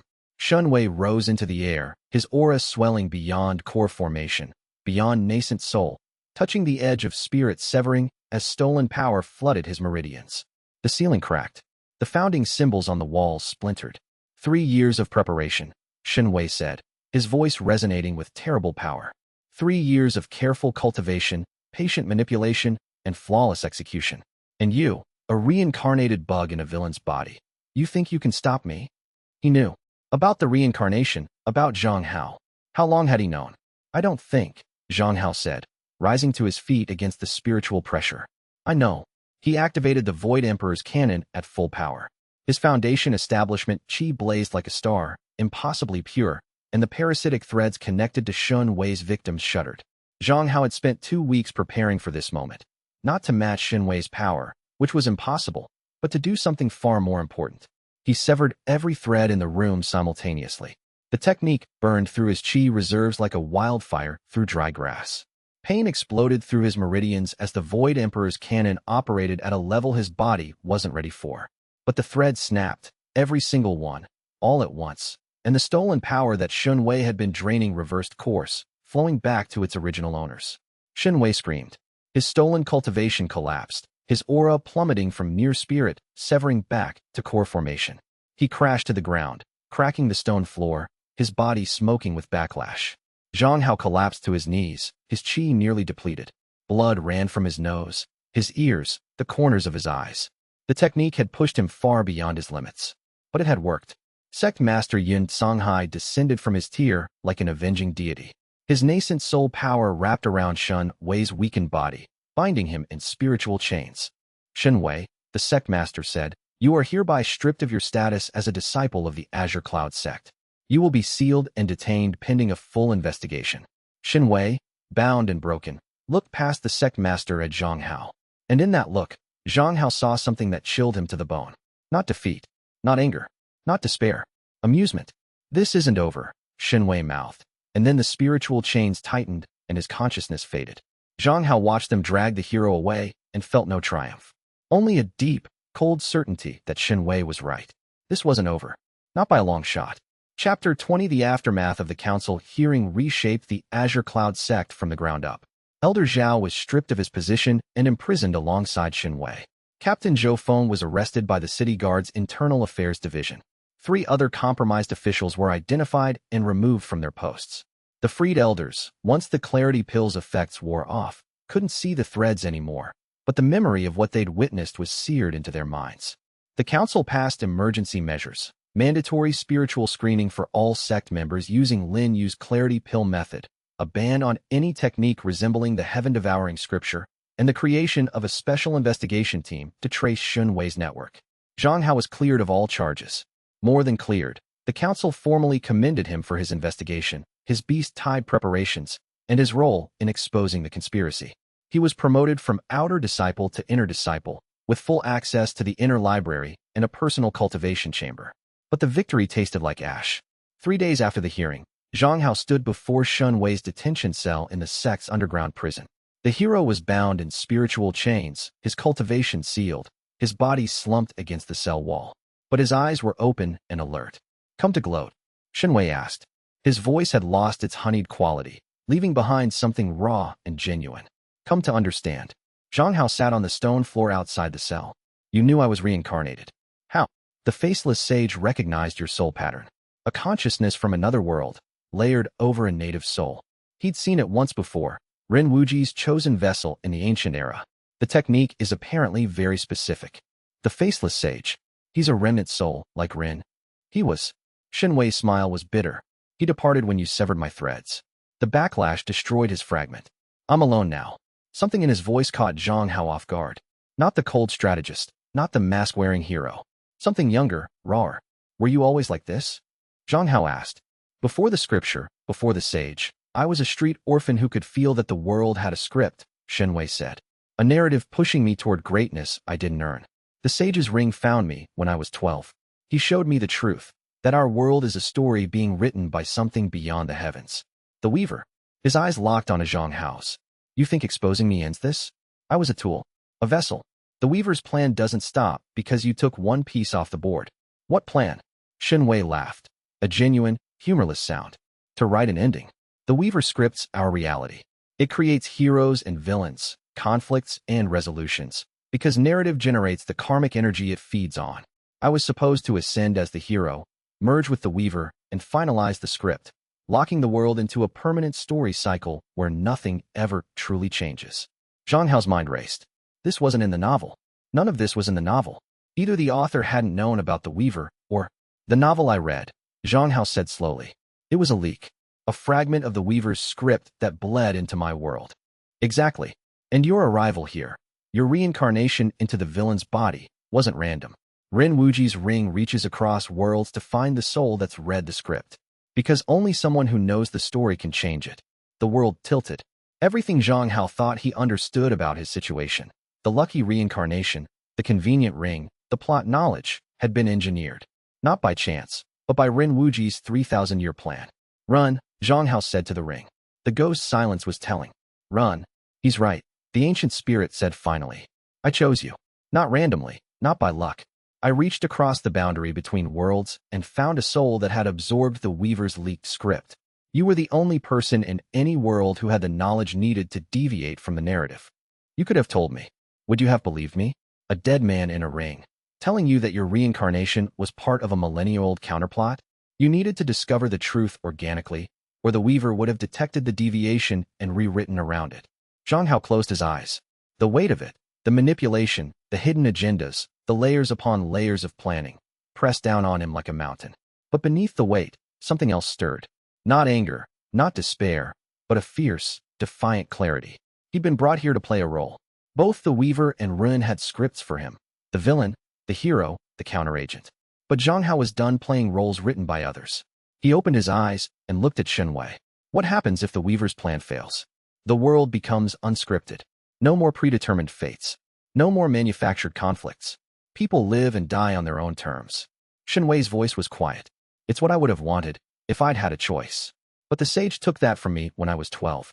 For the first time, Zhang Hao saw Shen Wei clearly. Not the monster, not the hero, but a boy who'd been used as thoroughly as Zhang Hao himself. The villain and the hero, both puppets dancing on strings they couldn't see. I'll stop the Weaver, Zhang Hao said. But not for Rin. Not for the script. For the people who deserve to live in a world that isn't a story. Shen Wei studied him for a long moment. Then, slowly he nodded. You might actually be able to do it. The Void Emperor's cannon is the only technique that can sever the Weaver's connection to this world. But you'll need to be much, much stronger than you are now. I know. And you'll need allies. Real allies, not pawns. Zhang Hao thought of Bai Ling's fierce loyalty, of Lin Yu's quiet brilliance, of his grandfather's steady strength. I have them. Then go. Get stronger. The Weaver won't wait forever to choose a new vessel. Zhang Hao stood and turned to leave. At the cell door he paused. For what it's worth, he said. In another timeline, you deserved better. The silence that followed him out of the prison was answer enough. Outside, the evening air was cool and clean. Zhang Hao stood on the sect's terrace and looked out over Azure Cloud City, battered, rebuilding, alive. Somewhere down there, his grandfather was coordinating repairs. Lin Yu was refining healing pills. Bai Ling was training, honing her blade for battles to come. The first arc of his story was over. The villain had exposed the hero, survived the beast tide, and uncovered a truth that changed everything. But the real story, the one about breaking free from scripts and writing your own fate, was just beginning. Zhang Hao touched the iron ring on his finger. Run. Yes. No more secrets. From now on, we do this together. Honestly. A pause. Then, agreed. And, I'm sorry. For the manipulation. I know. He turned his back on the sunset and walked toward the inner sect's cultivation chambers. Foundation Establishment Peak was within reach. Core Formation waited beyond that. And beyond Core Formation lay nascent soul, spirit severing, Tao seeking, realm after realm of power. He'd need to face the Weaver. The path was long. The enemy was vast. But Zhang Hao, Su Qing, the villain who refused to play his part, walked forward without hesitation. The story was far from over. But for the first time, it was his to write. Chapter 21. The inner sect was a different world. Where the outer sect was functional stone and shared dormitories, the inner sect was carved jade and private cultivation chambers. Spirit energy flowed through channels in the walls, maintaining a concentration 3 times denser than anywhere else in Azure Cloud City. Each inner disciple received a personal residence, a small courtyard with a meditation room, an alchemy lab, and a garden of spirit herbs tended by formation arrays. Zhang Hao moved into his new quarters on the morning after the council hearing, his body still aching from the mass thread severance. The technique had pushed his foundation establishment cultivation to its limit, and the backlash had left hairline fractures in 3 of his 12 major meridians. Rin estimated a week of focused healing before he could cultivate at full capacity. A week he didn't have. The Weaver won't wait, he muttered, arranging his few possessions in the meditation room. The iron ring, a jade slip containing his intelligence records, a pouch of spirit stones from his grandfather, and a sealed bottle of Lin Yu's clarity pills. Everything else, the sect robes, the contribution tokens, the cultivation manuals, was just set dressing.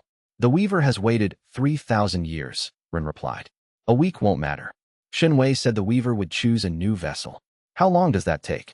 In my era, the previous Weaver's vessel took decades to mature. But the Weaver learns from each cycle. It could be faster this time.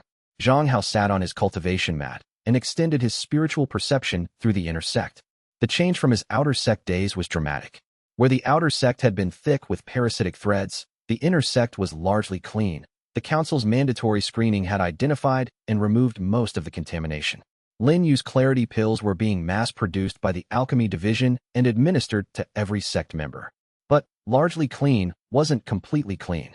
Zhang Hao could still detect faint traces of the heaven-devouring scripture's influence in places the screening had missed, deep in the sect's formation arrays, embedded in the walls of certain buildings, woven into the fabric of enchanted objects that had been handled by Shen Wei's thralls. The contamination was systemic.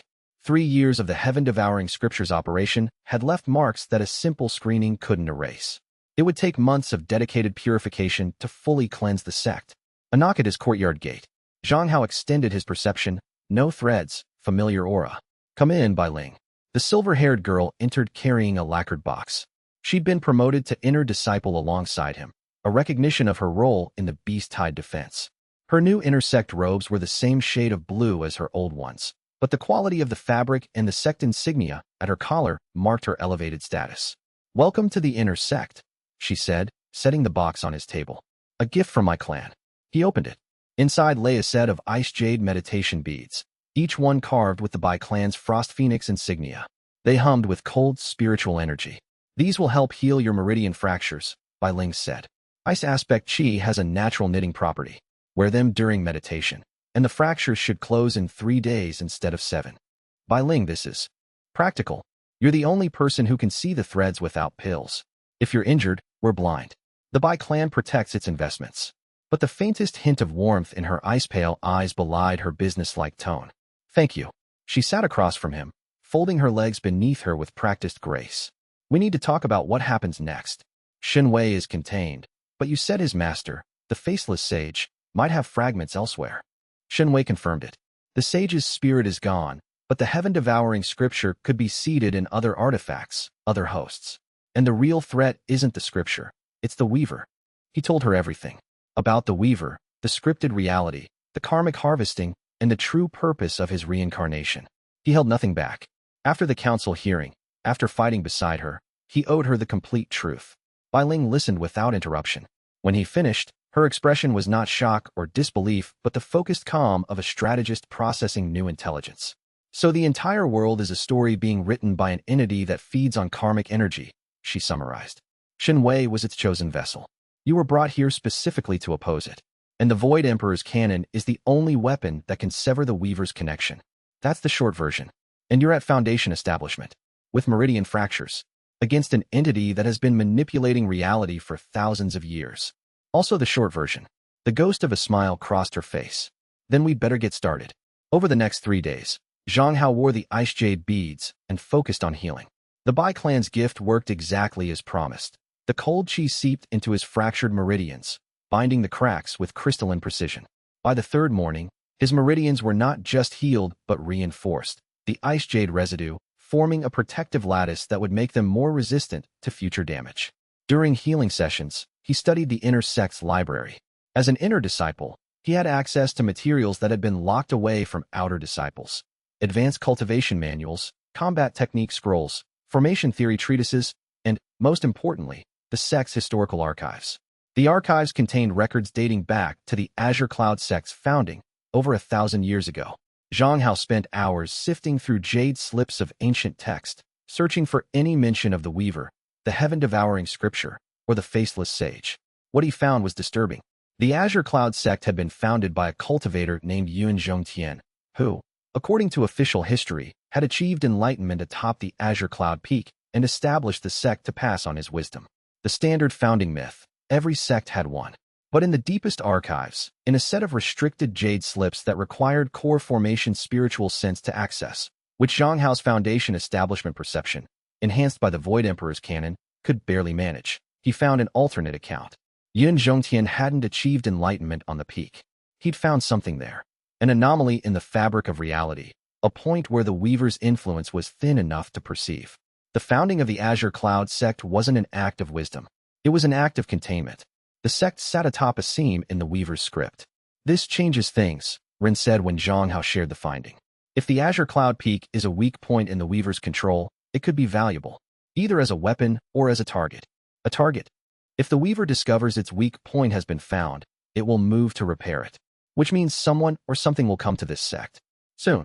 The implications kept Zhang Hao awake that night, staring at the ceiling of his new quarters while spiritual energy hummed through the walls. The Azure Cloud sect wasn't just a sect. It was a guard post, and the guards didn't even know what they were guarding. Chapter 22. On the 4th day after his promotion, Zhang Hao resumed full cultivation. The Void Emperor's canon's 2nd stage, the Foundation Establishment cycle, was more demanding than the first, requiring him to simultaneously refine his chi, expand his meridian network, and develop his spiritual perception into something Ren called true sight. True sight goes beyond thread detection. The ghost explained during a mindscape session. At its full development, you'll be able to perceive the underlying structure of reality, the weaver's script, the narrative threads that bind cause to effect, the karmic channels that the heaven-devouring scripture exploits. How long to develop it? Years, normally. Months, given your pure foundation and the canon's accelerated progression. Weeks, if we take risks. Define risks. The third eye meridian. An auxiliary pathway that most cultivators never open because it sits dangerously close to the spiritual sea. Forced opening at foundation establishment is not recommended, but possible. Possible. With a roughly 30% chance of permanent spiritual damage. Zhang Hao weighed the odds. 30% was bad. But the alternative, developing true sight over months while the weavers selected a new vessel, was worse. Let's do it. I expected you'd say that. Ren's voice carried resignation and respect in equal measure. We'll need a controlled environment, maximum spiritual energy density, and someone to monitor your vitals from outside. Linyu, the girl again? Can't we use someone less? She's an alchemist. She knows meridian structures better than any combat cultivator, and she'll have emergency pills ready if something goes wrong. Fine, but you're telling her yourself. The conversation with Linyu took place in her alchemy lab that evening. She listened to his explanation with her characteristic analytical focus, asking precise questions about the meridian pathway, the risks, and the procedure. 30% chance of permanent damage, she repeated. That's not a gamble. That's a coin flip with extra steps. I know, and you're going to do it anyway.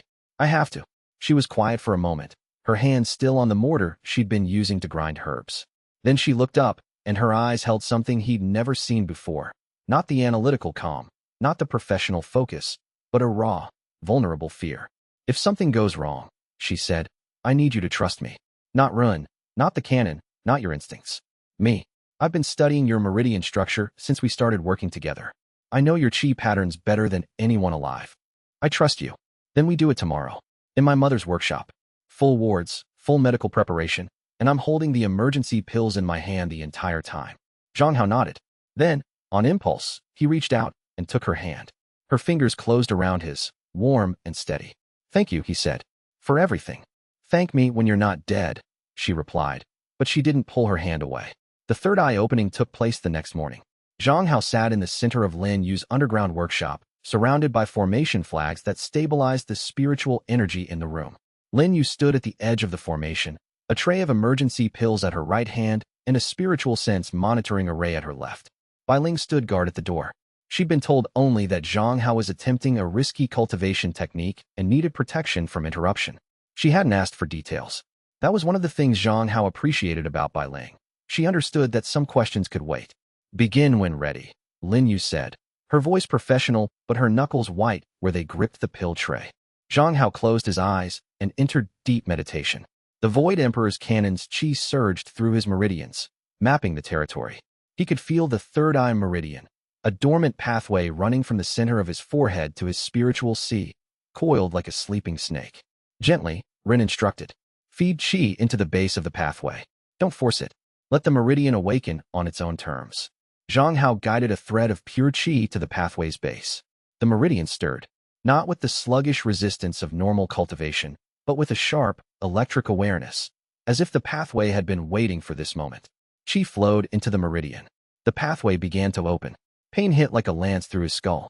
Zhang Hao gasped, his body convulsing as the third eye meridian expanded, raw spiritual energy searing through tissue that had never carried it before. His forehead burned. His vision split. His normal eyesight overlapping with something else, a kaleidoscope of colors and patterns that made no sense. His chi is spiking. Lin Yu's voice, sharp and controlled. Meridian stress at 40% and climbing. Keep going, Ren urged. The worst part is the initial opening. Once the pathway stabilizes, 70%. 80. Zhang Hao felt the meridian stretching to its limit, the tissue approaching the breaking point. The kaleidoscope vision intensified. He could see the formation flags around him, not as physical objects, but as knots in a web of spiritual energy. He could see Lin Yu's aura, a warm golden glow tinged with green, her wood aspect secondary root. He could see Bai Ling at the door, her aura a fortress of crystalline blue ice. And beyond the walls, faint but unmistakable, he could see something else. Lines. Threads. Not the golden threads of the heaven-devouring scripture, but something older and vaster. Silver lines that ran through reality itself, connecting events to consequences, choices to outcomes, as far as his new sight could reach. The Weaver's script. The meridian stabilized. The pain receded to a dull throb, then faded entirely. Zhang Hao opened his eyes. All three of them. Though the third was invisible to anyone without true sight.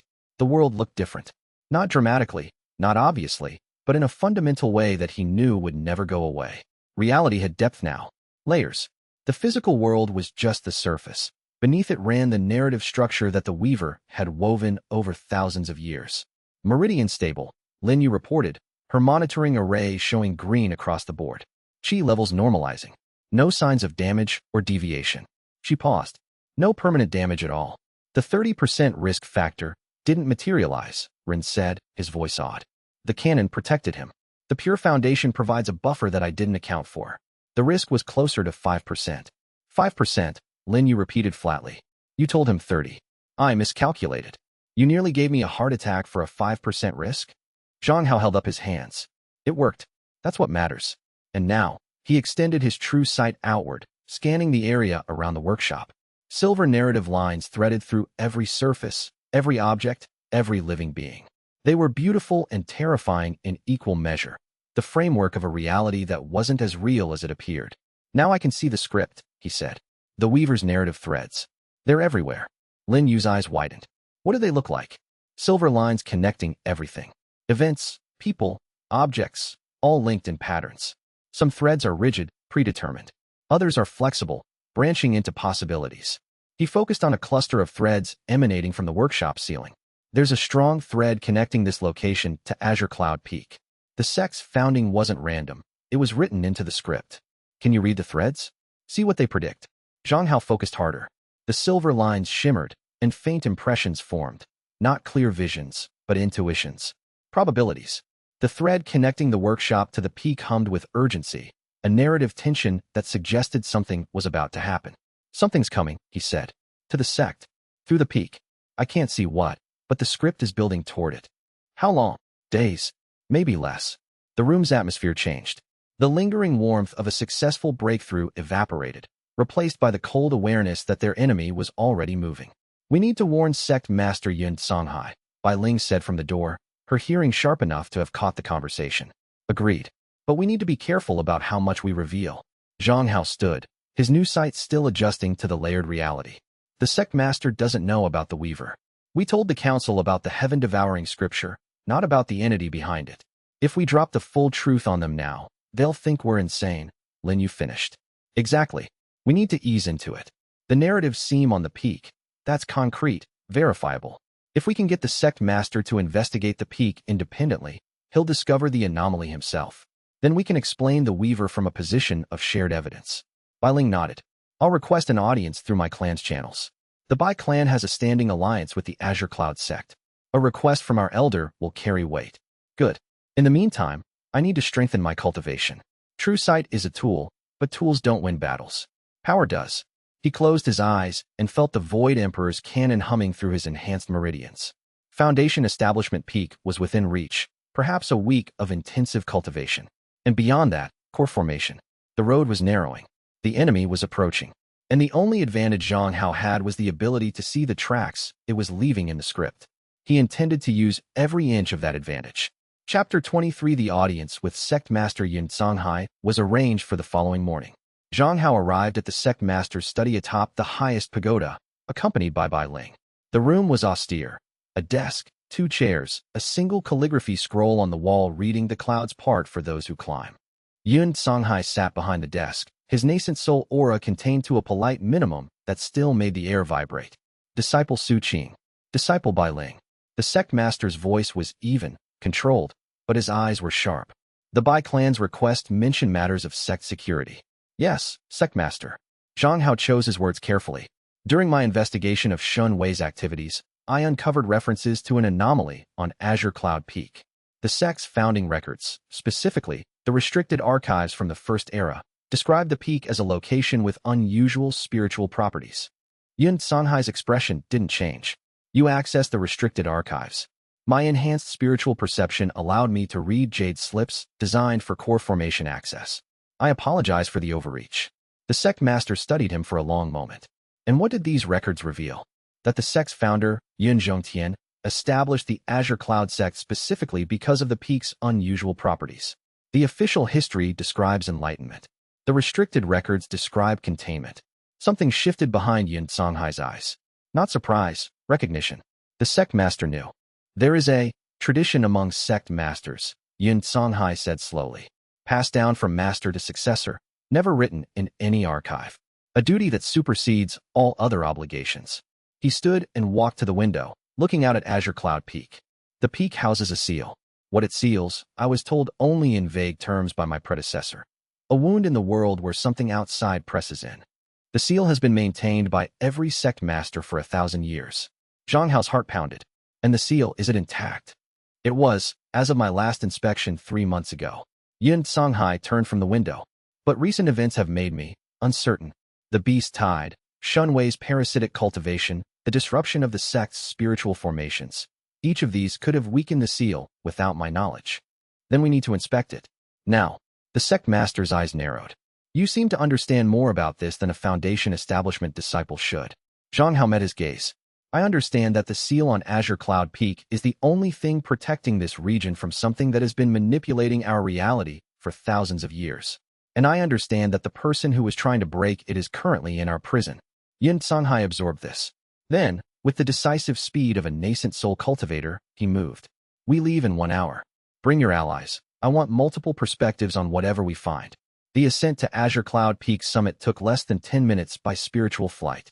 Yun Songhai carried Zhang Hao and Bai Ling on a platform of condensed qi, rising through clouds that tasted of ozone and ancient spiritual energy.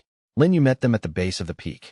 Zhang Hao had sent word through their private communication talisman, and she'd arrived with a medical kit and a pouch of clarity pills. In case we need to see what we're dealing with, she said, patting the pouch. The summit was a flat expanse of white stone, polished smooth by centuries of wind and spiritual energy. At its center stood a formation, not the modern array Zhang Hao was familiar with, but something ancient, carved directly into the bedrock with tools that no longer existed. Yun Songhai knelt beside the formation. His nascent soul perception extended to its maximum range. His face went pale. The seal is compromised, he said. Not broken, weakened. Multiple stress points, as if something has been pressing against it from the other side. Zhang Hao activated his true sight and looked at the formation. What he saw made his breath catch. The seal was a lattice of spiritual energy, woven in patterns that echoed the Void Emperor's canon at a scale he could barely comprehend. It was ancient, powerful, and undeniably the work of the same tradition that had produced his ring. But it was damaged. Cracks ran through the lattice, not physical cracks, but narrative ones. Places where the weaver's silver threads had been pushed through the seal, worming into the fabric of reality on this side. The weaver's been testing the seal, Zhang Hao said. Pushing through, probing for weaknesses. Shen Wei's activities, the parasitic cultivation, the karmic harvesting, they weren't just for his own power. They were fuel. Each act of narrative manipulation weakened the seal from this side. Can you repair it? Yin Songhai asked. Zhang Hao examined the damage with his true sight. The cracks were extensive, but not catastrophic. With the Void Emperor's cannon and sufficient qi, he could reinforce the seal, patch the cracks, push back the weaver's probing threads. Partially, but I'll need help. He turned to Lin Yu. Your clarity pills, can they give the sect master true sight? Not true sight, but they'll allow him to see the spiritual damage. Do it. Lin Yu distributed pills. Yun Songhai consumed his with the calm of a man who'd faced worse surprises. When the pill took effect, his eyes widened. I see it, the sect master whispered. The cracks, the intrusions, they're beautiful. In a terrible way. They're the weaver's influence, Zhang Hao said. An entity beyond our world that scripts reality and feeds on the karmic energy generated by the narrative it creates. The heaven-devouring scripture was one of its tools. Shen Wei was another. And this seal is the only thing keeping it from full manifestation in our world. To his credit, Yun Songhai didn't dismiss the claim. He stood in silence, his clarity-enhanced sight tracing the cracks in the seal, and when he spoke, his voice carried the weight of a man accepting a truth he'd suspected for decades. My predecessor told me to maintain the seal, but never told me what lay beyond it. He said some truths were too heavy for mortal shoulders. The sect master turned to Zhang Hao. It seems you've been carrying this weight longer than any of us. What do you need? Time, power, and the sect's full support. The seal needs reinforcement, and my cultivation needs to reach core formation to perform the repairs effectively. Then make it happen. The Azure Cloud Sect's resources are at your disposal. All of them. The next hour was spent assessing the damage in detail. Zhang Hao mapped every crack, every intrusion, every weak point in the seal, recording the data in a jade slip that would serve as a repair blueprint. Bai Ling's ice aspect qi proved useful for temporarily stabilizing the worst fractures. Her cold energy slowed the weaver's probing threads like ice, slowing the flow of water. As they prepared to descend, Yun Songhai placed a hand on Zhang Hao's shoulder. "Disciple Su Qing," he said, "or should I say, the Void Emperor's heir. You've given this sect more in a few months than most disciples give in a lifetime. I want you to know, whatever comes next, you don't face it alone." "Thank you, Sectmaster." The old man smiled. It was a tired smile, heavy with the knowledge of a 1,000-year secret finally shared. But there was strength in it too. The strength of a man who'd been standing guard for decades and finally had reinforcements. They descended the peak as the sun set over Azure Cloud City, painting the clouds in shades of gold and crimson.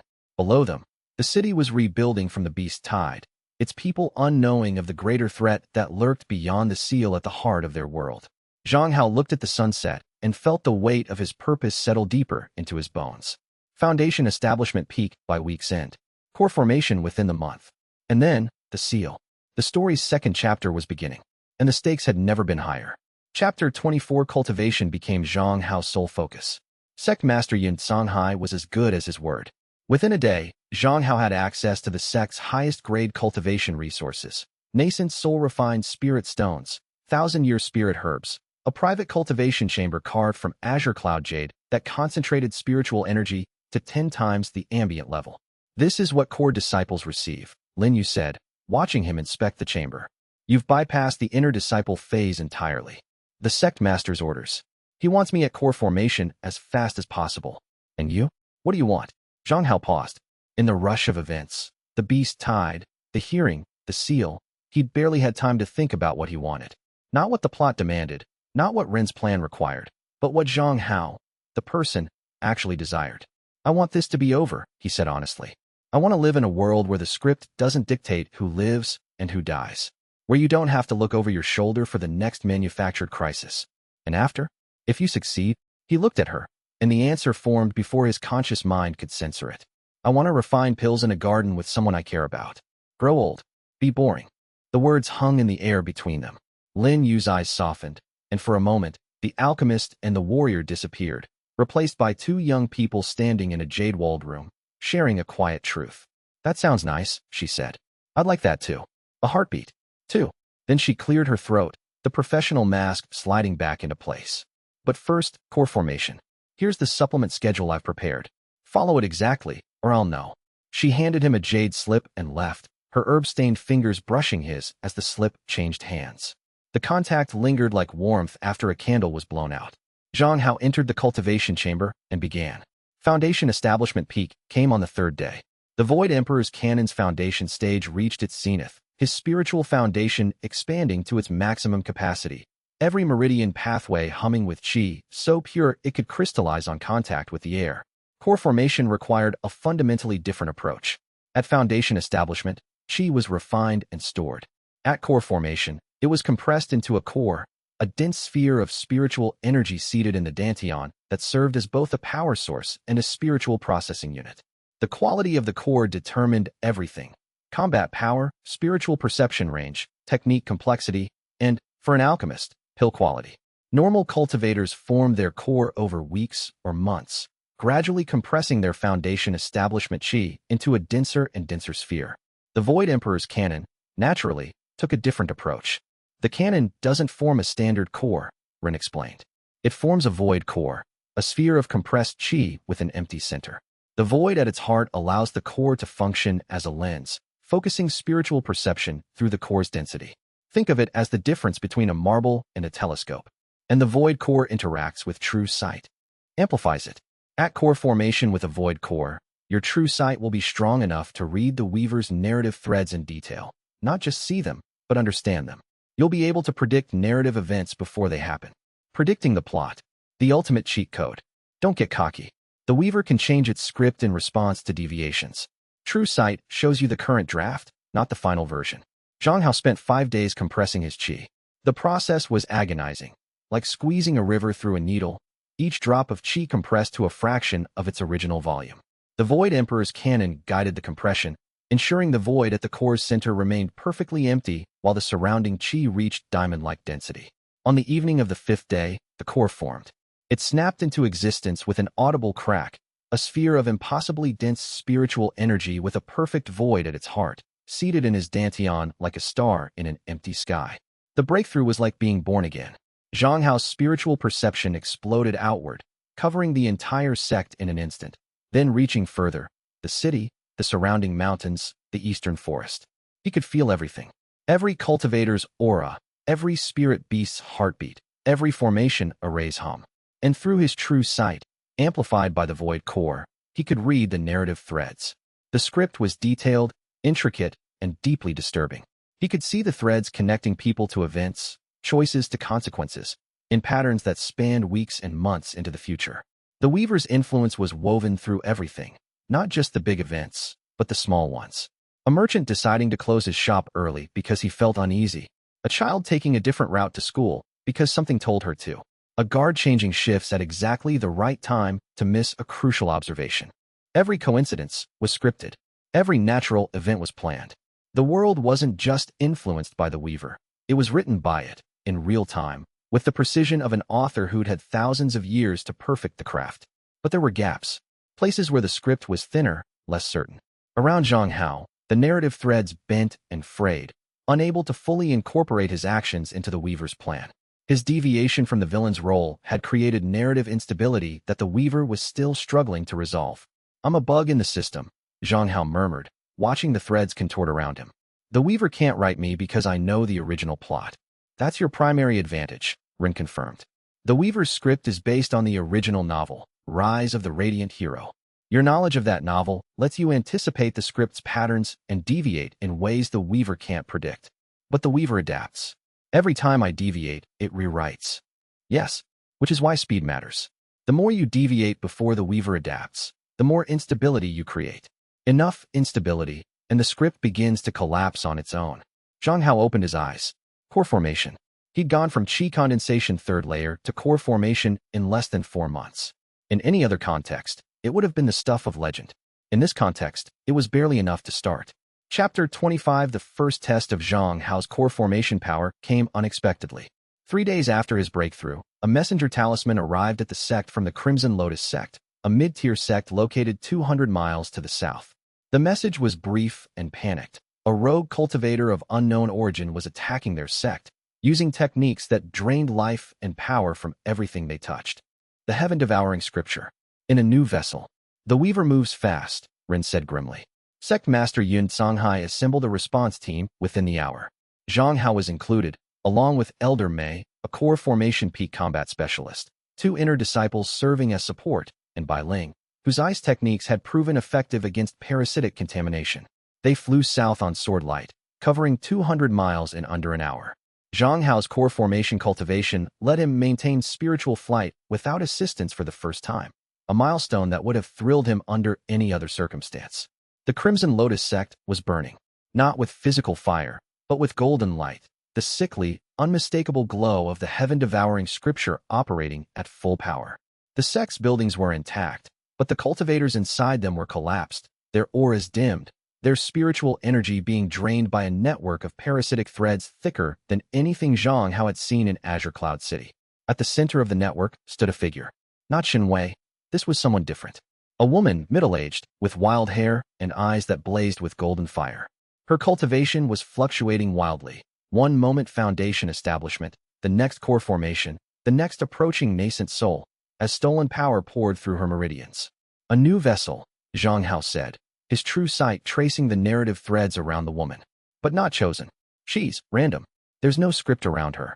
She found the scripture by accident. An unguided practitioner of the heaven-devouring scripture is more dangerous than a guided one," Rin warned. "Without the sage's control or the Weaver's direction, the technique feeds on everything indiscriminately. She'll drain the entire sect to death if we don't stop her." Elder Mei engaged first, her combat techniques slamming into the woman's parasitic field. The golden threads deflected the attacks, absorbing the chi and feeding it to the woman's ever-growing cultivation. "Standard attacks won't work," Zhang Hao shouted. The threads absorb spiritual energy. We need to sever them. He charged forward, activating the Void Emperor's cannon. His void core pulsed, and pure disruption chi radiated outward. The parasitic threads nearest him shuddered and dissolved, freeing the Crimson Lotus disciples they'd been draining. The woman screamed, not in pain, but in rage. Her golden eyes locked onto Zhang Hao, and the remaining threads converged on him. Hundreds of parasitic tendrils, each one a channel for stolen power, reaching for his meridians. They hit his Void Emperor's chi field and evaporated. The Void Core's passive defense was absolute against parasitic cultivation. The heaven-devouring scripture's threads couldn't penetrate the cannon's purified energy. They dissolved on contact like shadows in sunlight. Impossible, the woman shrieked. The scripture is eternal. The faceless sage's legacy cannot be. The faceless sage's legacy is a poison, Zhang Hao said, advancing through the collapsing thread network. And I'm the antidote. He reached her in 3 steps. The void palm connected with her center mass, and disruption chi flooded her meridians. The stolen cultivation shattered, core formation, foundation establishment, chi condensation, dropping like stages of a rocket burning through fuel. The woman collapsed to her knees, her eyes clearing from golden fire to terrified brown. I found a ring. It told me to. She was sobbing, clutching her hands to her chest, her body shaking with the aftershocks of losing power it was never meant to hold. Zhang Hao knelt beside her. On her finger, a ring, similar to his own, but gold where his was iron, with characters that pulsed with the faceless sage's distinctive energy signature. Another fragment, Rin said quietly. The sage distributed his legacy across multiple artifacts. This ring carries a fragment of the scripture and a compulsion to use it. Zhang Hao pulled the ring from the woman's finger. She gasped as the contact broke, and the last traces of golden energy faded from her aura. The ring's influence drove her to this. Zhang Hao explained to Elder Mei, who'd arrived at his side. She's a victim, not a villain. Elder Mei examined the woman with a core formation cultivator's thoroughness. Her cultivation is shattered. She'll need months of medical care. The Lin clan and Lin you can help. In the meantime, he held up the ring. This needs to be secured. It's one of potentially many fragments of an ancient forbidden art. The Crimson Lotus sect's sect master, a nascent soul elder named Hua Zhun, emerged from the rubble of his hall. His cultivation was depleted but intact. He'd managed to resist the draining by sealing himself in a defensive formation. You have our gratitude, Hua Zhun said, bowing to Zhang Hao and the Azure Cloud response team. But I must know, what is this technique? I've never seen anything like it. It's called the heaven-devouring scripture, Zhang Hao said. An ancient parasitic cultivation method that we recently discovered was being used within our own sect. We believed it was contained. We were wrong. There are more of these artifacts? Potentially. We need to establish a communication network between sects to share information and respond quickly to new incidents. Hua Zhun's expression was grave but determined. The Crimson Lotus sect will join such a network. After today, we have no choice. As the Azure Cloud team prepared to return home, Zhang Hao stood apart, holding the faceless sage's ring and examining it with his true sight. The ring's narrative threads were different from the ones around people and places. They were recursive, self-referencing, as if the ring was part of a story within the story, a subroutine executing within the Weaver's larger script.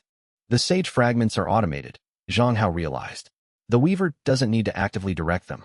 They're programmed to find vulnerable hosts, implant the scripture, and start the feeding cycle.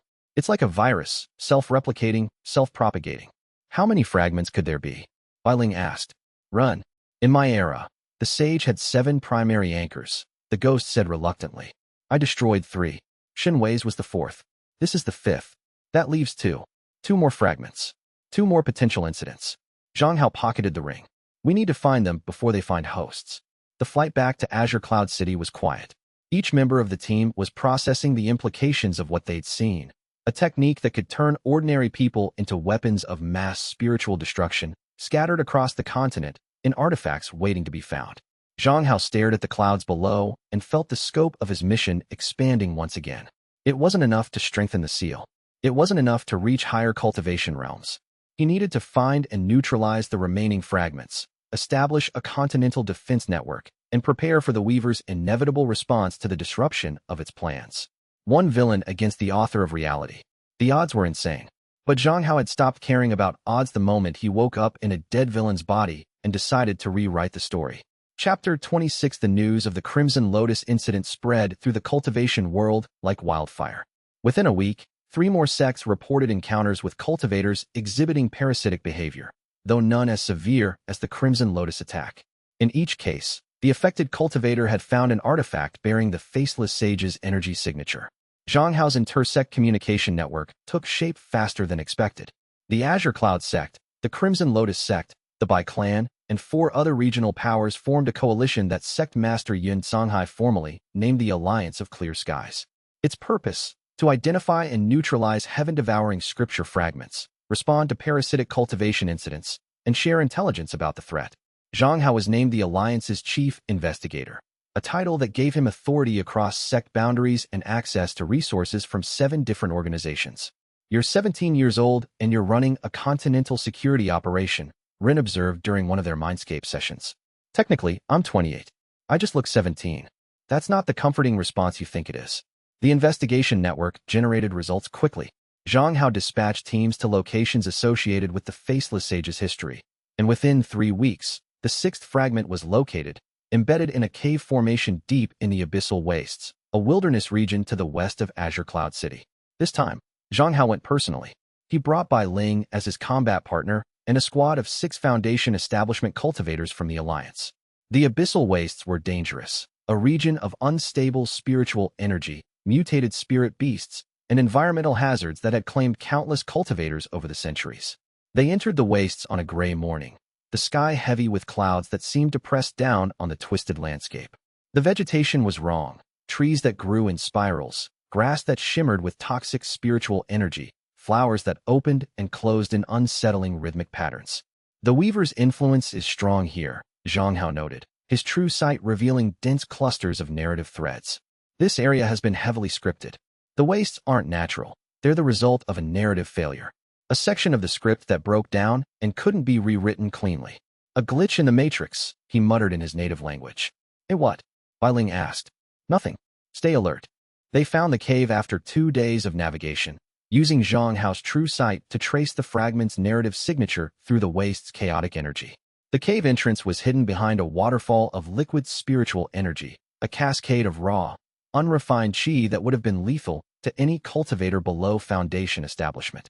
Inside, the cave was vast, a cathedral of natural stone, its walls veined with crystallized chi that pulsed with a faint golden light. And at its center, resting on a pedestal of black stone, was the 6th fragment. Not a ring this time. A mask, featureless, smooth, made of a material that seemed to absorb light. The Faceless Sage's original mask, or a copy of it. "Don't touch it," Rin warned. "The mask is different from the rings. It's a primary artifact, the Sage's face, or rather, the absence of it. Its power is an order of magnitude above the rings. How do we neutralize it? Carefully. The mask has defensive functions that, the mask size opened.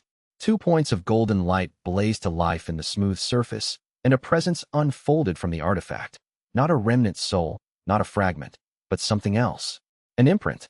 A memory of power so vast that even its echo made the cave walls crack.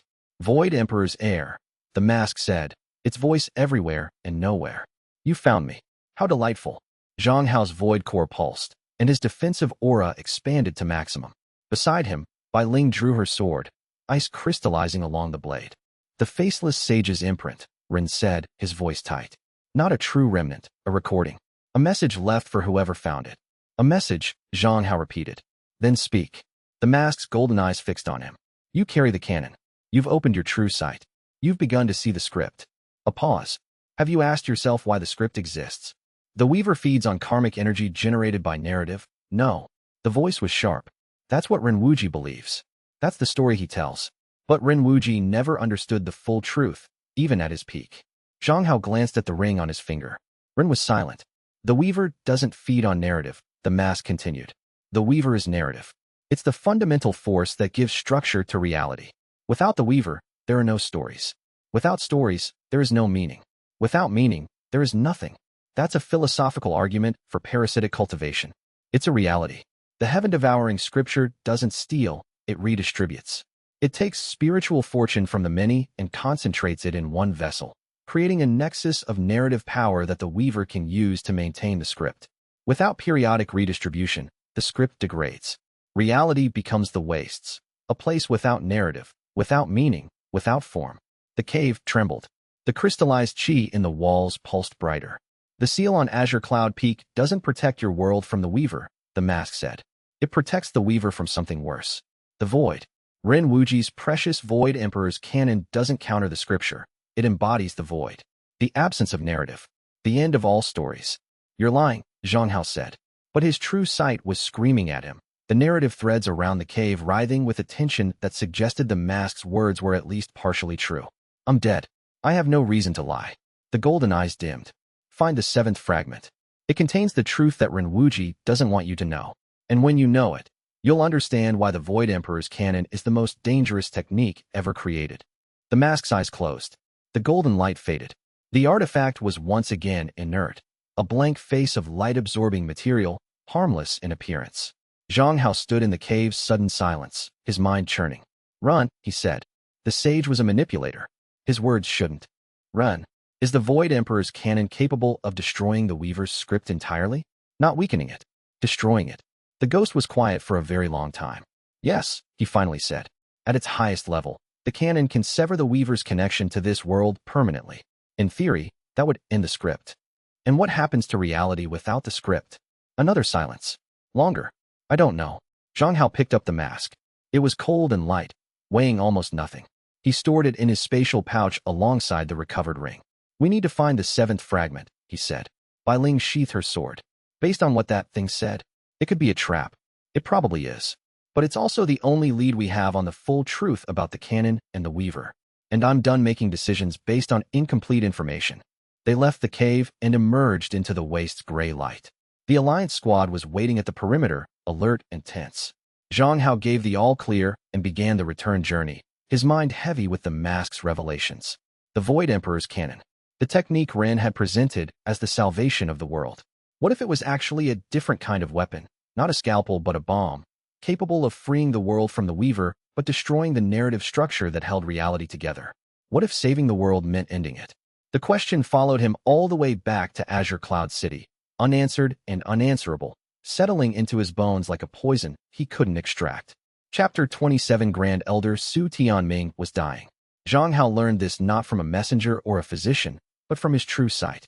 During a routine visit to the Su clan compound, he looked at his grandfather and saw what he'd been too preoccupied to notice before. The narrative threads around Su Tianming were fraying. Not cut, not severed, but dissolving. The slow, natural unraveling of a story reaching its end. His core formation has been unstable for years, Ren said gently. The tremor in his hand, the chi deviation I noted early on. There's symptoms of a spiritual core that's crumbling. Without intervention, he has perhaps 6 months. 6 months. Zhang Hao sat in his grandfather's study, across from the old man, and saw the truth in his weathered face. Su Tianming was thinner than before, his white hair thinner, his movements slightly slower. The changes were subtle enough that no one else would notice, but Zhang Hao's enhanced perception saw the crumbling core like a crack in a dam. You know, Zhang Hao said. Su Tianming looked up from his tea. About my core? I've known for 2 years. The physicians give me 8 months to a year. He set down his cup with careful precision. I didn't tell you because there's nothing to be done. At my age, core formation repair is possible, Zhang Hao interrupted. With the right resources and the right alchemist. Lin Yu has been developing a core restoration pill. It's based on her mother's research, the same research that produced the Clarity pill. The formula is experimental, but the underlying theory is sound. Su Tianming's expression was complicated, hope warring with the resigned acceptance of a man who'd already made peace with his mortality. Even if such a pill exists, the ingredients would be expensive, rare, dangerous to acquire. Zhang Hao leaned forward. None of which matters. You saved my life when I was an infant. You protected the clan when everyone else had given up. You believed in me when I was a worthless young master who didn't deserve your faith. His voice cracked, just slightly. Let me save you. The silence that followed was heavy with everything a grandfather and grandson couldn't easily say to each other. You always were stubborn, Su Tianming murmured. Just like your mother. Is that a yes? It's an I'll let you try. The old man's eyes were bright. But if it doesn't work, it will work. Zhang Hao left the compound and went directly to Lin Yu's lab. She was elbow-deep in a refining session, 3 furnaces running simultaneously, her hair escaping its braid in wild tendrils. I need the core restoration pill, he said without preamble. She looked up, read his expression, and set down her tools. Your grandfather. You knew? I suspected. The chi deviation signatures were consistent with core degradation.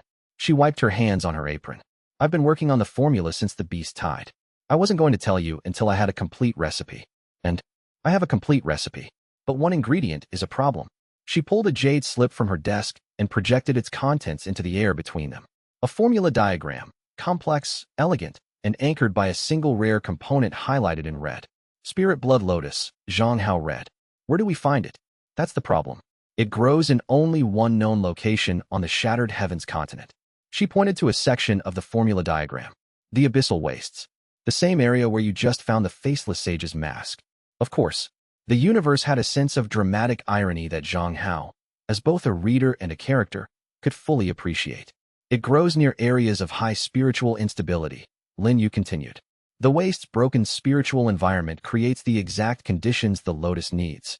But the instability also means the lotus is incredibly difficult to harvest.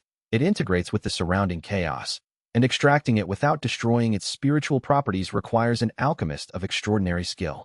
An alchemist like you? An alchemist like me. She met his eyes. I'm coming with you. Lin Yu, the wastes are. I've reviewed the expedition reports from your last trip. I know the dangers, and I know that if I don't harvest the lotus personally, the pill will fail. Her jaw set with a stubbornness that rivaled his own. This isn't negotiable, Su Qing. He looked at her, this brilliant, fierce woman who refused to sit safely in her lab while the people she cared about were in danger, and felt a surge of emotion so strong it threatened to crack his core formation composure. Then we go together, he said. Chapter 28. The expedition into the Abyssal Wastes was assembled within 3 days. Zhonghao, Lin Yu, Bai Ling, and 4 Alliance cultivators, a compact but powerful team. The journey to the Spirit Blood Lotus's location took them deeper into the wastes than Zhonghao's previous expedition. The landscape grew increasingly surreal as they progressed. Trees that grew upside down, rivers that flowed uphill, patches of sky that were the wrong color. The narrative degradation is severe here, Zhonghao reported, his true sight revealing a tangle of broken, looping, and contradictory script threads. The Weaver's influence has completely collapsed in this zone. Reality is improvising. That's not reassuring, Bai Ling observed, cutting through a vine that was trying to grow around her ankle in real time. The Spirit Blood Lotus was located at the bottom of a canyon, a rift in the earth that seemed to descend into nothingness. The canyon walls were lined with crystallized spiritual energy in impossible colors, and the air thrummed with a vibration that set Zhonghao's void core resonating uncomfortably. The lotus grew on a ledge halfway down the canyon wall. It was beautiful, a flower the color of fresh blood, with petals that seemed to contain entire worlds in their translucent surfaces. Its spiritual energy was immense, concentrated, and utterly unlike anything in the normal world. That's not just a flower, Rin said, his voice awed. That's a natural manifestation of unscripted reality. The Spirit Blood Lotus grows where the Weaver's script doesn't reach. It's a piece of raw, unmediated existence. And that's what the core restoration pill needs. It makes sense. Your grandfather's core is degrading because the script is unraveling his narrative thread. The lotus, containing unscripted reality, could provide the raw material to rebuild his core outside the script's influence. Lin Yu was already preparing her harvesting tools. She descended to the ledge on a rope of braided spiritual energy, her movements careful and precise. Zhonghao watched from above, his true sight scanning for threats. He found one. The canyon floor, far below, invisible to normal sight, was occupied. A presence lurked in the depths, vast and patient, radiating an aura that Zhonghao's true sight interpreted as a narrative void. Not the Void Emperor's controlled absence, but something wild and hostile, the absence of meaning, the entropy of untold stories. Something's down there, he called to Lin Yu. Be quick. Don't rush an alchemist, she called back, her hand steady as she channeled qi into the lotus's root system, coaxing it free without damaging its spiritual properties. The presence stirred. The canyon walls shuddered. A sound rose from the depths, not a roar or a scream, but a silence so intense it was deafening. A creature of the narrative void, born from the collapse of the Weaver's script in this region. It climbed the canyon walls like a shadow, formless and vast, its touch erasing the crystallized spiritual energy it passed over. Void beast, Bai Ling shouted, drawing her sword. Ice erupted along the canyon rim, forming a barrier. Zhonghao jumped. He dropped past Lin Yu's ledge, activating the Void Emperor's cannon at full combat intensity. His void core blazed, and pure disruption chi radiated outward in a sphere of absolute resistance. The void beast met his defensive field and recoiled. It wasn't a creature in the traditional sense. It had no body, no core, no spiritual energy to disrupt.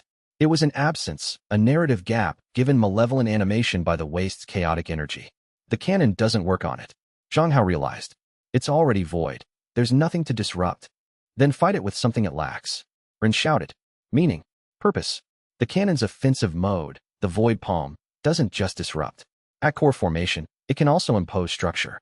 Force narrative onto the void. Zhang Hao shifted his approach. Instead of disruption, he channeled creation, pouring his chi, his intent, his narrative weight into the void palm. The technique transformed, the disruption energy crystallizing into something new, a strike that carried not emptiness but definition. He hit the void beast, and it screamed, a scream that was the opposite of silence, a sudden eruption of sound and light, and meaning as structure was forced onto its formless mass. The beast thrashed, patterns and shapes rippling across its surface as narrative imposed itself on the void. The creature shattered, not into pieces, but into stories, fragments of half-formed narratives that dissipated into the canyon's air like dandelion seeds. Zhang Hao landed on Lin Yu's ledge, breathing hard. She was still working on the lotus, her concentration unbroken. Done, she said, lifting the flower free. Its roots trailed threads of pure spiritual energy that glowed like liquid starlight. Is the fight over? For now. Good. Because this lotus is the most extraordinary alchemical ingredient I've ever seen, and I need to get it into a preservation array before its energy starts to dissipate. They ascended the canyon and retreated from the wastes at speed. The lotus was sealed in a formation-reinforced box that Lin Yu had prepared in advance, its energy preserved in stasis. The return journey was uneventful, but Zhang Hao's mind was far from quiet. The void beast had taught him something important about the canon's capabilities and its limitations. The technique could disrupt narrative structures, but it could also create them. It was a dual-purpose tool, capable of both destruction and construction. That duality was crucial. If the faceless sage's mask was right, if the weaver's script held reality together, then simply destroying the script would create more void beasts, more narrative collapses, more chaos. The solution wasn't destruction. It was rewriting, not ending the story, writing a better one. The thought settled into Zhang Hao's mind like a key finding its lock, and he knew, with the certainty of true sight, that it was correct. Chapter 29, The Core Restoration Pill, took Lin Yu 3 days to refine. Zhang Hao assisted. Their resonant alchemy partnership turning the complex formula into a collaborative dance of spiritual energy and herbal essence. The spirit blood lotus was the anchor, its unscripted energy infusing the pill with a vitality that transcended normal alchemical products. The result was a pill unlike anything either of them had produced. It was translucent, shot through with veins of crimson light, and it pulsed with a heartbeat-like rhythm that made it feel alive. This is a masterwork, Lin Yu whispered, holding it up to the light. I've never made anything this powerful. We made it, Zhang Hao corrected. She smiled. We did. The administration took place in the Su clan's secure cultivation chamber, with Lin Yu monitoring vitals and Zhang Hao providing spiritual support. Su Tianming consumed the pill with the calm dignity of a man who'd faced death and decided to give life one more chance. The effect was immediate. The pill's energy flooded the old man's meridians, and the spirit blood lotus's unscripted vitality went straight to his crumbling core. What happened next defied normal alchemy. The core didn't just repair. It rebuilt, incorporating the lotus's raw, unscripted energy into a new foundation that wasn't bound by the weaver's narrative thread. His core is reforming, Lin Yu reported, her monitoring array alive with readings that shouldn't have been possible. Not just repairing, reforming. The spiritual pattern is new. I've never seen anything like it. Su Tianming's aura surged. His core formation stabilized, solidified, and then pushed upward. The old man's eyes flew open as his cultivation, stagnant for decades, began to advance. Core formation peak. The breakthrough took an hour. When it was done, Su Tianming stood from his meditation mat with the steady posture of a man 30 years younger. His white hair was still white, his face still lined, but his eyes were clear and sharp, and his aura radiated the quiet confidence of a peak core formation cultivator in full control of his power. I feel. He flexed his hands, both hands, without a tremor. I feel like I did at 40. Zhang Hao's eyes burned. He blinked, hard, and blamed the spiritual energy in the room. The pill's effects will continue for several weeks, Lin Yu said, her professional voice slightly wobbly. The core is still integrating the lotus's energy. You should avoid combat until the process completes. You should avoid combat until the process completes. Understood. Su Tianming turned to his grandson and placed his hands on Zhang Hao's shoulders. Thank you, both of you. His gaze moved to Lin Yu. When this is over, I expect a proper introduction. My grandson has been remarkably vague about the nature of your partnership. Lin Yu's face turned a shade of red that Zhang Hao's true sight could probably see from orbit. It's purely professional, she managed. Su Tianming's smile said he didn't believe a word of it.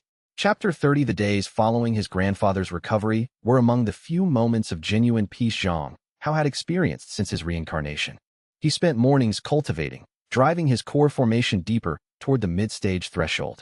Afternoons were for alliance business, coordinating fragment hunts, reviewing intelligence reports, and conducting the mandatory spiritual screenings that Lin Yu's clarity pills made possible.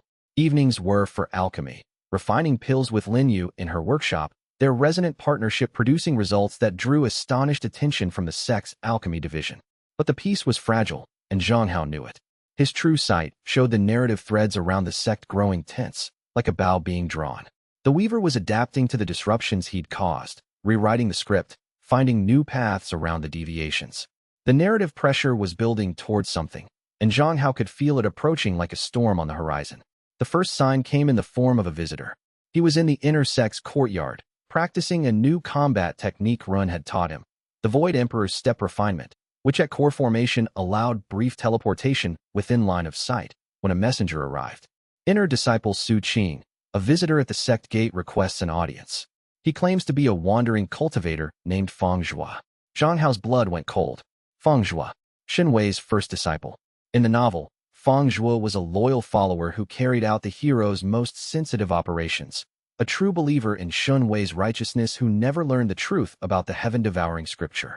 But that was the novel. In this timeline, Shen Wei had been exposed, imprisoned, and stripped of his power. What had happened to his followers? Bring him to the reception hall, Zhang Hao said, and discreetly alert Bai Ling. Feng Zhua was a young man of about 20, with the lean build and watchful eyes of a combat cultivator. He wore traveling robes that had seen better days, and his cultivation, foundation establishment midstage, was solid but unexceptional. He carried a single sword at his hip and a haunted expression on his face. Thank you for seeing me, he said, bowing. I know I have no right to ask anything of the Azure Cloud sect, but I have information that I believe is critical. Zhang Hao's true sight scanned him. No parasitic threads, but there were scars, faded golden marks where threads had once been, healed over but not forgotten. Feng Zhua had been one of Shen Wei's thralls, and the thread severance during the council hearing had freed him. Speak, Zhang Hao said. After Shen Wei's arrest, his followers scattered. Most had no idea what he'd really been doing. They thought they were following a hero. Feng Zhua's voice was tight, with controlled emotion. I was one of them. I believed in him completely. When the truth came out, he paused, gathering himself. I spent weeks in shock, then anger. Then I started investigating. Shen Wei had shared information with me during our time together, locations, contacts, plans. I didn't understand their significance at the time, but now, with what I know, he produced a jade slip from his sleeve. This is everything. Every location he mentioned, every contact he established, every plan he hinted at, including the location of the 7th faceless sage fragment. Zhang Hao took the slip. His true sight verified its contents. The information was genuine, not fabricated. And the location of the 7th fragment, the Void Nexus, he read. Beneath the shattered heavens continent's central mountain range. Shen Wei spoke of it only once, Feng Zhua said. He called it the Weaver's anchor point, the location where the entity's influence is strongest. He was planning to go there after achieving sufficient power. It was supposed to be the final step of his ascension. And now it's where we need to go, Zhang Hao murmured. To find the 7th fragment and learn whatever truth it contains. Feng Zhua's expression shifted. There's something else. Shen Wei also mentioned that the Void Nexus is guarded, not by cultivators or spirit beasts, but by the Weaver itself. Direct manifestation. Anyone who enters without the proper preparation will be rewritten, Zhang Hao finished. The Weaver will overwrite their consciousness with a scripted role. Yes. Feng Zhua looked at the ground. I came here because I owed a debt. The Azure Cloud sect freed me from Shen Wei's control. This information is my repayment. What you do with it is your choice. Zhang Hao studied the young man. In the novel, Feng Zhua had been a good person corrupted by Shen Wei's influence. Here, freed from that influence, the core of goodness remained. Stay, Zhang Hao said. The Alliance can use a cultivator with your skills and your knowledge of Shunwei's network. Feng Zhuo looked up, surprise naked on his face. After what I was part of, you were a victim. Like everyone Shunwei touched. The difference is you chose to do something about it. Zhang Hao extended his hand. Welcome to the Alliance of Clear Skies. Feng Zhuo stared at the hand for a long moment. Then, slowly, he clasped it. Thank you, he whispered. I won't waste this chance. I know you won't. Chapter 31. The intelligence Feng Zhuo provided was a treasure trove. Over the next week, Zhang Hao and the Alliance's analysis team dissected every detail, cross-referencing Shunwei's contacts with known criminal networks, mapping his planned operations, and identifying sleeper agents who'd been placed in positions of influence across the continent. The scope was staggering. Shunwei's operation hadn't been limited to Azure Cloud City.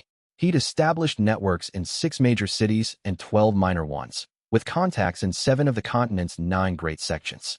The heaven-devouring scripture's reach extended far beyond anything the Alliance had imagined. He was building an empire, Bai Ling said during an Alliance strategy meeting. Not a sect, not a faction, an empire.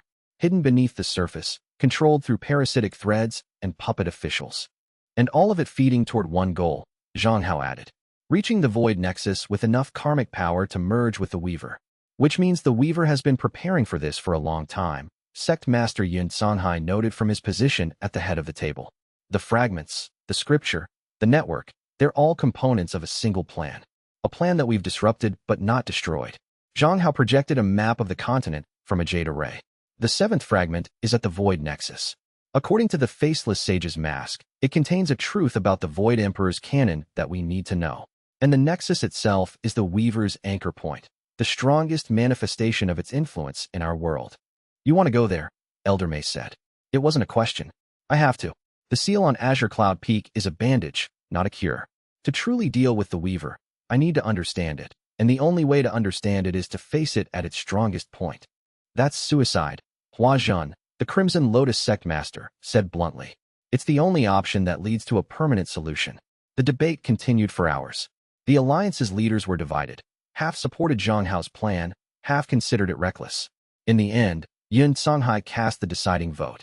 Disciple Su Qing has been right about everything so far, the Sect Master said. The beast tied, the scripture, the fragments, the seal. His judgment has saved more lives than any of us can count. I trust his assessment now. With conditions, Elder May added. He doesn't go alone. Full Alliance escort to the Central Mountain Range. Core formation and above only. Agreed, Zhang Hao said. But the Void Nexus itself, that, I enter alone. The Weaver can rewrite anyone who enters its domain. The only person immune is someone carrying the Void Emperor's canon. The silence that followed was heavy with the weight of what he wasn't saying. That if the mission failed, there was no backup plan. No second chance. The Weaver would adapt, rewrite, and resume its plan, and no one left alive would have the tools to stop it. After the meeting, Lin Yu cornered him in the corridor. You're not going alone, she said. Lin Yu, I'm an alchemist. My alchemy works with unscripted reality. The Spirit Blood Lotus proved that. The Void Nexus is where the script is strongest, which means it's also where unscripted elements are most powerful. The Weaver could rewrite you, then make me immune. She gripped his arm. You said the Void Emperor's canon can impose structure on the Void. Can it protect someone else's consciousness from rewriting? Zhang Hao looked at Ren's ring. The ghost was silent, which usually meant he was thinking. It's theoretically possible, Ren said slowly. A Void Emperor's practitioner can extend their canon's protection to others through physical contact. It requires maintaining a constant chi link, which is exhausting, but at core formation, then I'm coming, Lin Yu said. It would require physical contact for the entire time we're in the Nexus. Then hold my hand. She said it without bluster, without embarrassment, with the simple determination of a woman who decided that the man she cared about wasn't dying alone in a cave. Zhang Hao opened his mouth to argue. Closed it. Opened it again. Okay, he said. Rin sighed. Chapter 32 Preparations for the Void Nexus Expedition consumed the next 2 weeks. Zhang Hao pushed his cultivation to core formation mid-stage. The Void Emperor's canons enhanced progression, making what should have been months of work possible in days. His Void core expanded, its empty center deepening, his true sight growing sharper with each advancement. He also worked with Lin Yu on a new creation, the Void Anchor Pill. A pill that, when consumed, created a temporary echo of the Void Emperor's canon's protective field around the user. It wasn't as strong as the canon's natural defense, but it would provide a buffer against the Weaver's rewriting influence for anyone who couldn't maintain the chi link. For the escort team, Zhang Hao explained to the Alliance. They can't enter the Nexus, but they'll be close to it. The Weaver's influence extends beyond the Nexus's boundaries. Lin Yu refined 20 void anchor pills.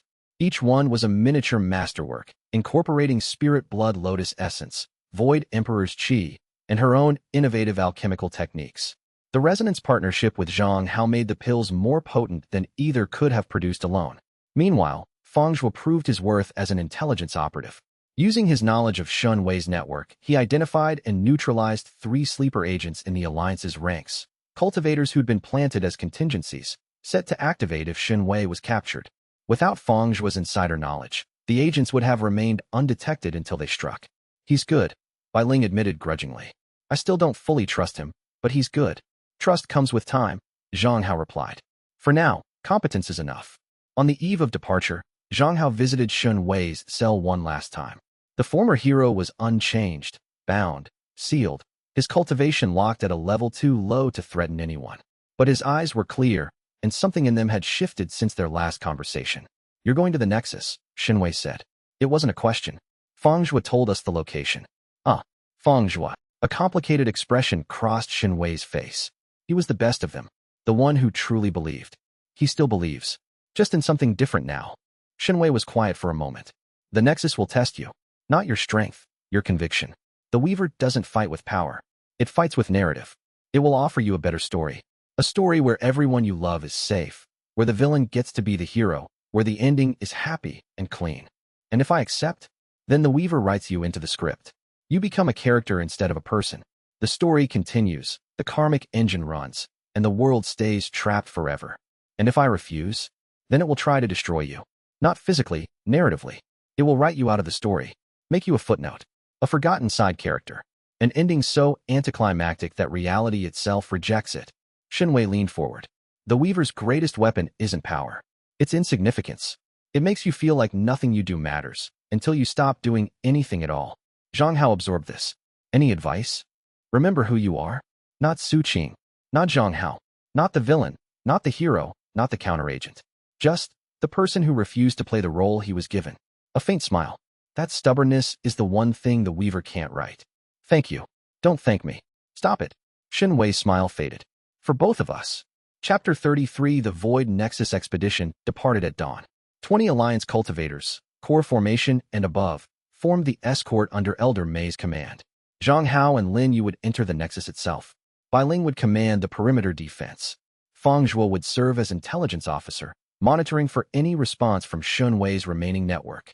Su Tianming, his core fully restored and his cultivation at peak core formation, insisted on joining the escort despite Zhang Hao's protests. I've guarded this family for 70 years, the old man said. I'm not stopping now. They traveled by formation-powered skyship, a vessel loaned by the Crimson Lotus sect, capable of carrying 30 cultivators at speeds that covered hundreds of miles per day. The Central Mountain Range was a week's journey, and the time was spent in final preparations, reviewing formations, distributing void anchor pills, and running combat drills. Zhang Hao spent the evenings with Lin Yu on the skyship's observation deck, watching the continent's landscape scroll beneath them. Forests, rivers, cities, and wilderness, the shattered heavens continent in all its beauty, unaware of the threat lurking beneath its surface. What are you thinking? Lin Yu asked on the third evening, her head resting on his shoulder. The pretense of purely professional had been quietly retired somewhere between the Spirit Blood Lotus expedition and this moment. About the story we're in, he said. In the novel I read, this world existed for Shun Wei. Every event, every character, every conflict was designed to serve his narrative. The rest, the merchants, the children, the old women selling rice, they were backdrop. And now I see them. Every person with their own thread, their own story, their own narrative arc that matters as much as the heroes. The Weaver treats them as fuel. I want them to be free. Is that what the Void Emperor's canon does? Frees people from the narrative. I think it's what it can do. At its highest level, if I use it right. Not to destroy the story, but to set it free. Let people write their own narratives instead of playing roles assigned by an entity that feeds on their suffering. Lin Yu was quiet for a long time. Then she said, when I was developing the Spirit Blood Lotus pill, I noticed something. The Lotus's energy is alive. It's reality without narrative, raw, unstructured, pure potential. It can become anything because it isn't predetermined to be anything specific. That's what free will looks like, Zhang Hao said. in spiritual form. Then that's what we're fighting for. She laced her fingers through his. Not for a world without stories. For a world where people choose their own. The skyship flew on through the night, carrying 20 warriors and 2 alchemists toward a confrontation with the author of reality. Chapter 34. The central mountain range was visible from 100 miles away, a wall of stone and ice that bisected the continent like a scar. The peaks pierced the clouds, their summits wreathed in spiritual energy so dense it was visible as a permanent aurora. The Void Nexus is beneath the highest peak, Feng Zhuo reported, consulting the intelligence jade slip. An underground cavern network that extends 2 miles below the surface. The entrance is on the peak's eastern face. The skyship landed on a broad ledge halfway up the mountain. Above, the peak's summit crackled with energy. Below, the world fell away into mist and cloud. Alliance cultivators formed defensive perimeter, Elder May commanded.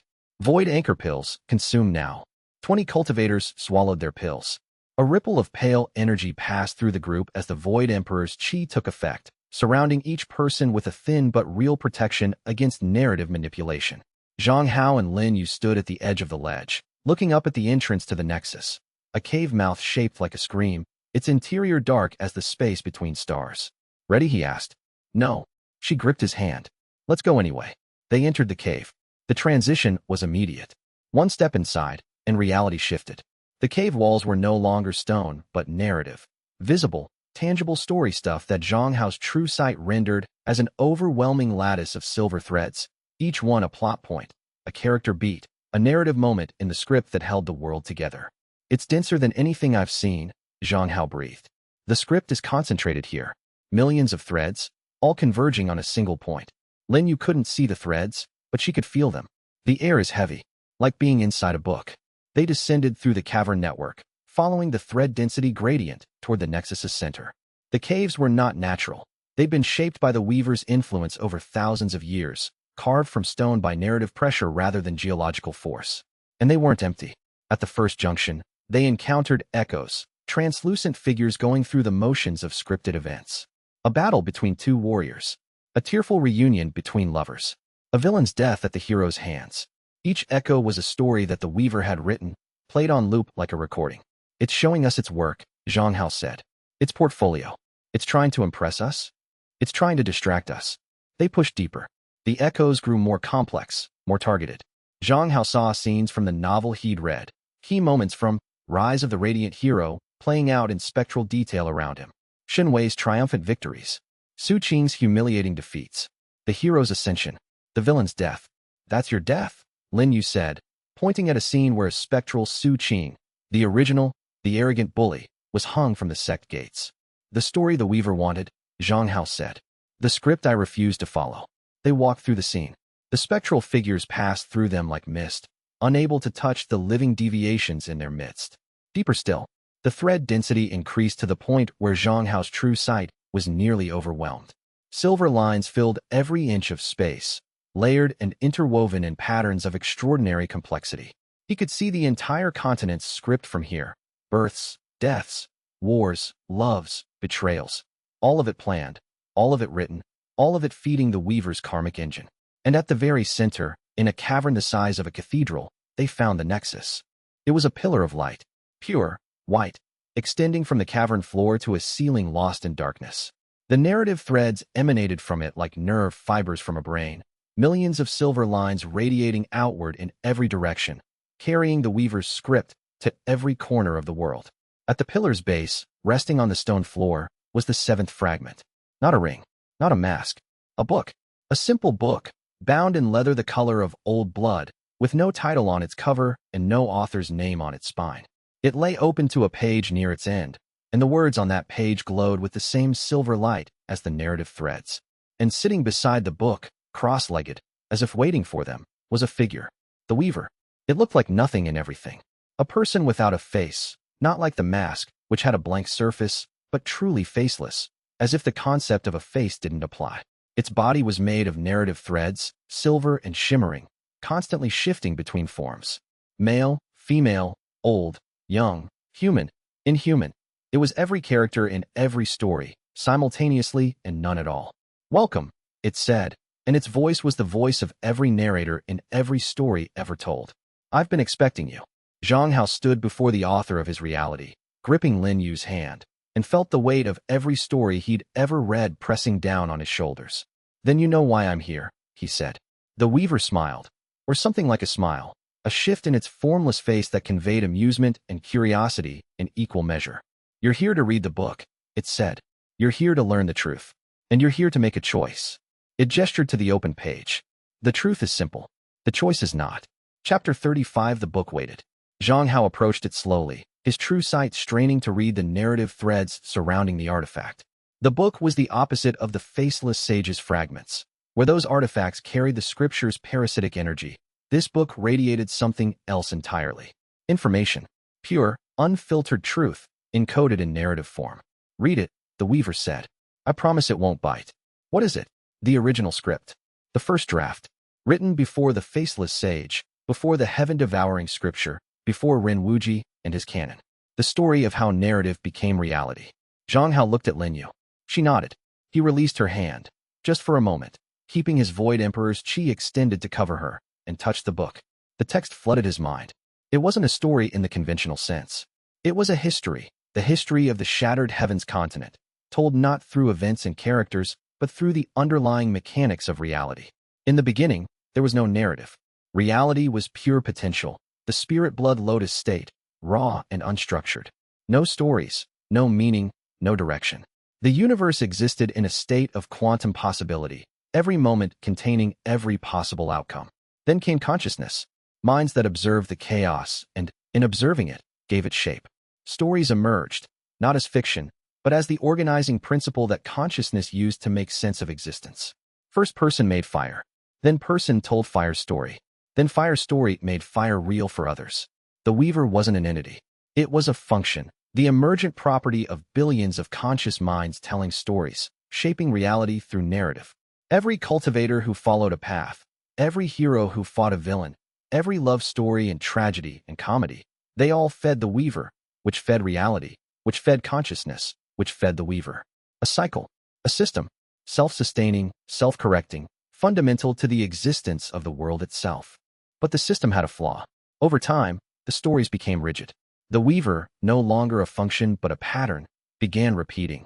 The same archetypes, the same conflicts, the same resolutions. Heroes and villains locked in eternal cycles. The script calcified, and the Weaver, once a servant of consciousness, became its master. The faceless sage was the first to notice. He tried to break the cycle by absorbing narrative power. The heaven-devouring scripture was his attempt to steal the Weaver's authority, to become the author himself. He failed, and in failing, made the cycle worse.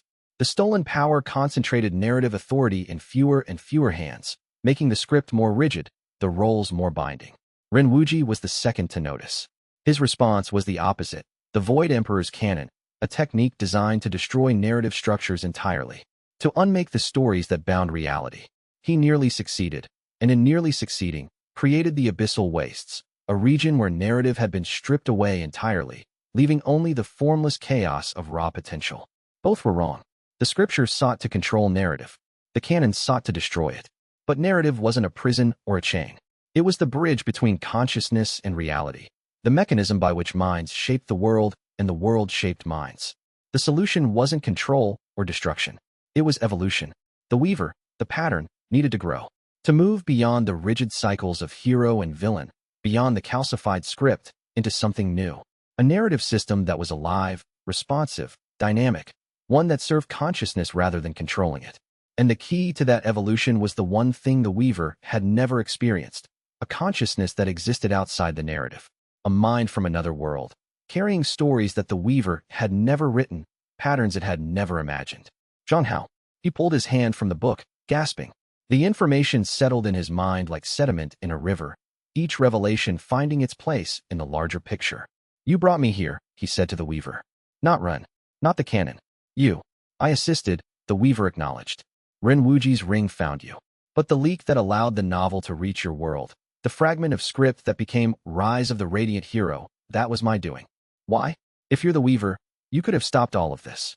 The sage, the scripture, Shenwei, I'm not an entity with will. I'm a pattern with awareness.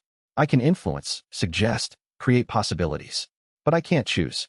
Choice is the province of consciousness. That's why I needed you. A conscious mind from outside the system, carrying knowledge the system couldn't have produced, with the ability to make the choice the system cannot. What choice? The Weaver gestured to the pillar of light. The script is dying. The cycles have repeated too long. The narrative is calcifying, and when it fully solidifies, the world dies, not with a bang, but with the slow, inevitable stagnation of a story that can no longer change. The abyssal wastes. A preview. Without intervention, the entire continent will become the wastes within a century. Reality without narrative. Existence without meaning. And the choice. The Void Emperor's canon, at its highest level, can do two things. It can sever my connection to this world, ending the script and all narrative influence. The world would be free, and formless, and meaningless, and doomed.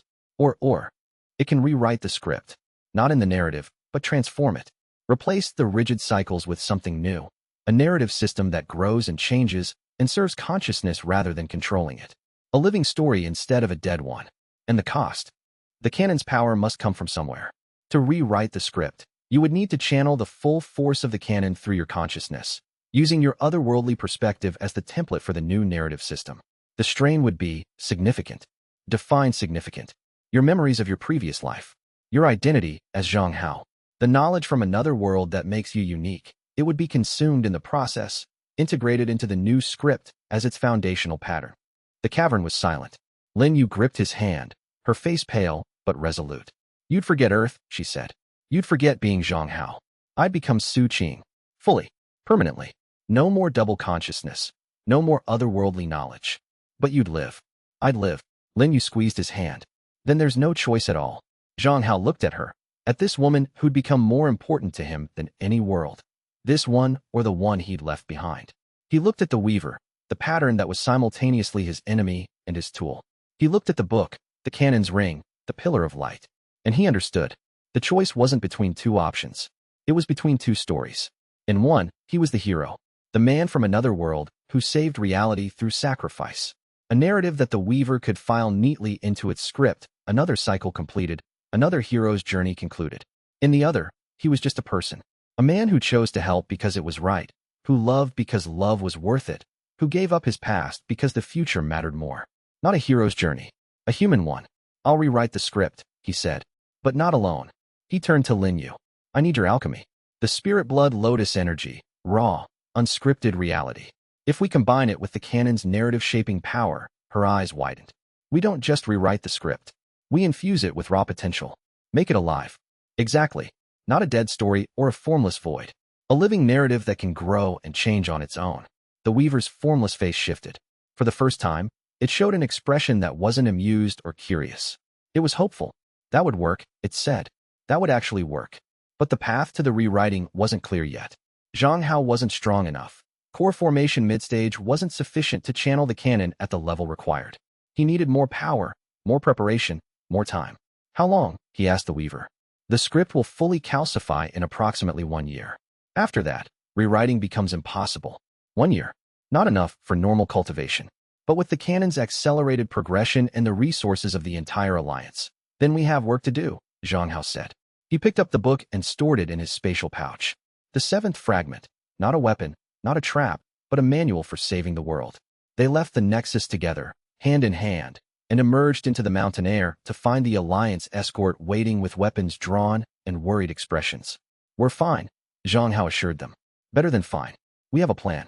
A plan that involves the entire Alliance, a year of preparation, and more alchemical innovation than the continent has seen in a millennium, Lin Yu added. So Tuesday, Bai Ling said dryly. Despite everything, despite the weight of what he'd learned and what he'd promised to sacrifice, Zhang Hao laughed. Chapter 36, The Return Journey to Azure Cloud City, was dominated by planning. Zhang Hao shared the book's revelations with the Alliance's leadership, excluding only the personal cost of the rewriting. That was a burden he'd carry himself until the time came. The reception was mixed. Some leaders, Yun Songhai, Hua Zhan, accepted the information with the pragmatism of experienced cultivators who'd learned to adapt to impossible truths. Others, Elder Mei, several by clan representatives, were skeptical that the Weaver could be trusted. It's not about trust, Zhang Hao argued during the Skyship conference. The Weaver isn't a person. It's a system. It doesn't have motives to be trusted or distrusted. It has a function, maintaining narrative reality, and that function is failing. Our job is to fix it. With your consciousness as the template, Bai Ling said. She'd been quiet since the briefing, her ice-pale eyes calculating. With an otherworldly perspective as the template, the specific consciousness doesn't matter. It does to me. Her voice was sharp. You're my ally. You're my friend. I won't watch you unmake yourself. The raw emotion from the ice cultivator was startling. Bai Ling, who'd built walls around her heart that even Zhang Hao's true sight struggled to read, was showing vulnerability for the first time. I'll still be me, he said. I'll still be Su Qing. I'll just stop being Zhang Hao as well. Is that a loss? He thought about it honestly. Zhang Hao, the software engineer, the novel reader, the man who died alone with a phone in his hand. What would he lose? Knowledge of a world he'd never return to. Memories of a life that had been adequate but not meaningful. The vantage point of an outsider looking in. And what would he keep? Su Qing, the relationships he'd built, the skills he'd earned, the purpose he'd found. Lin Yu, Bai Ling, his grandfather, Feng Zhua, the alliance, the home he'd created from nothing in a world that had tried to kill him since the moment he arrived. It's a trade, he said, and I'd make it gladly. Bai Ling studied him for a long moment. Then she nodded, once, and said nothing more. But her eyes were bright, and Zhang Hao suspected that behind the ice, something warm had cracked through. Back at Azure Cloud City, the preparations began in earnest.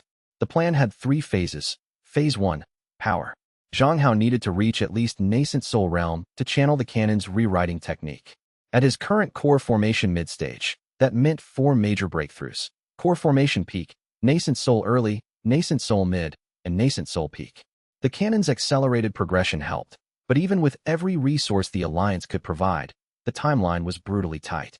Phase 2, infrastructure. The rewriting would affect the entire continent. The Alliance needed to establish stabilization points. Formation arrays keyed to the Spirit Blood Lotus's unscripted energy at strategic locations across the world.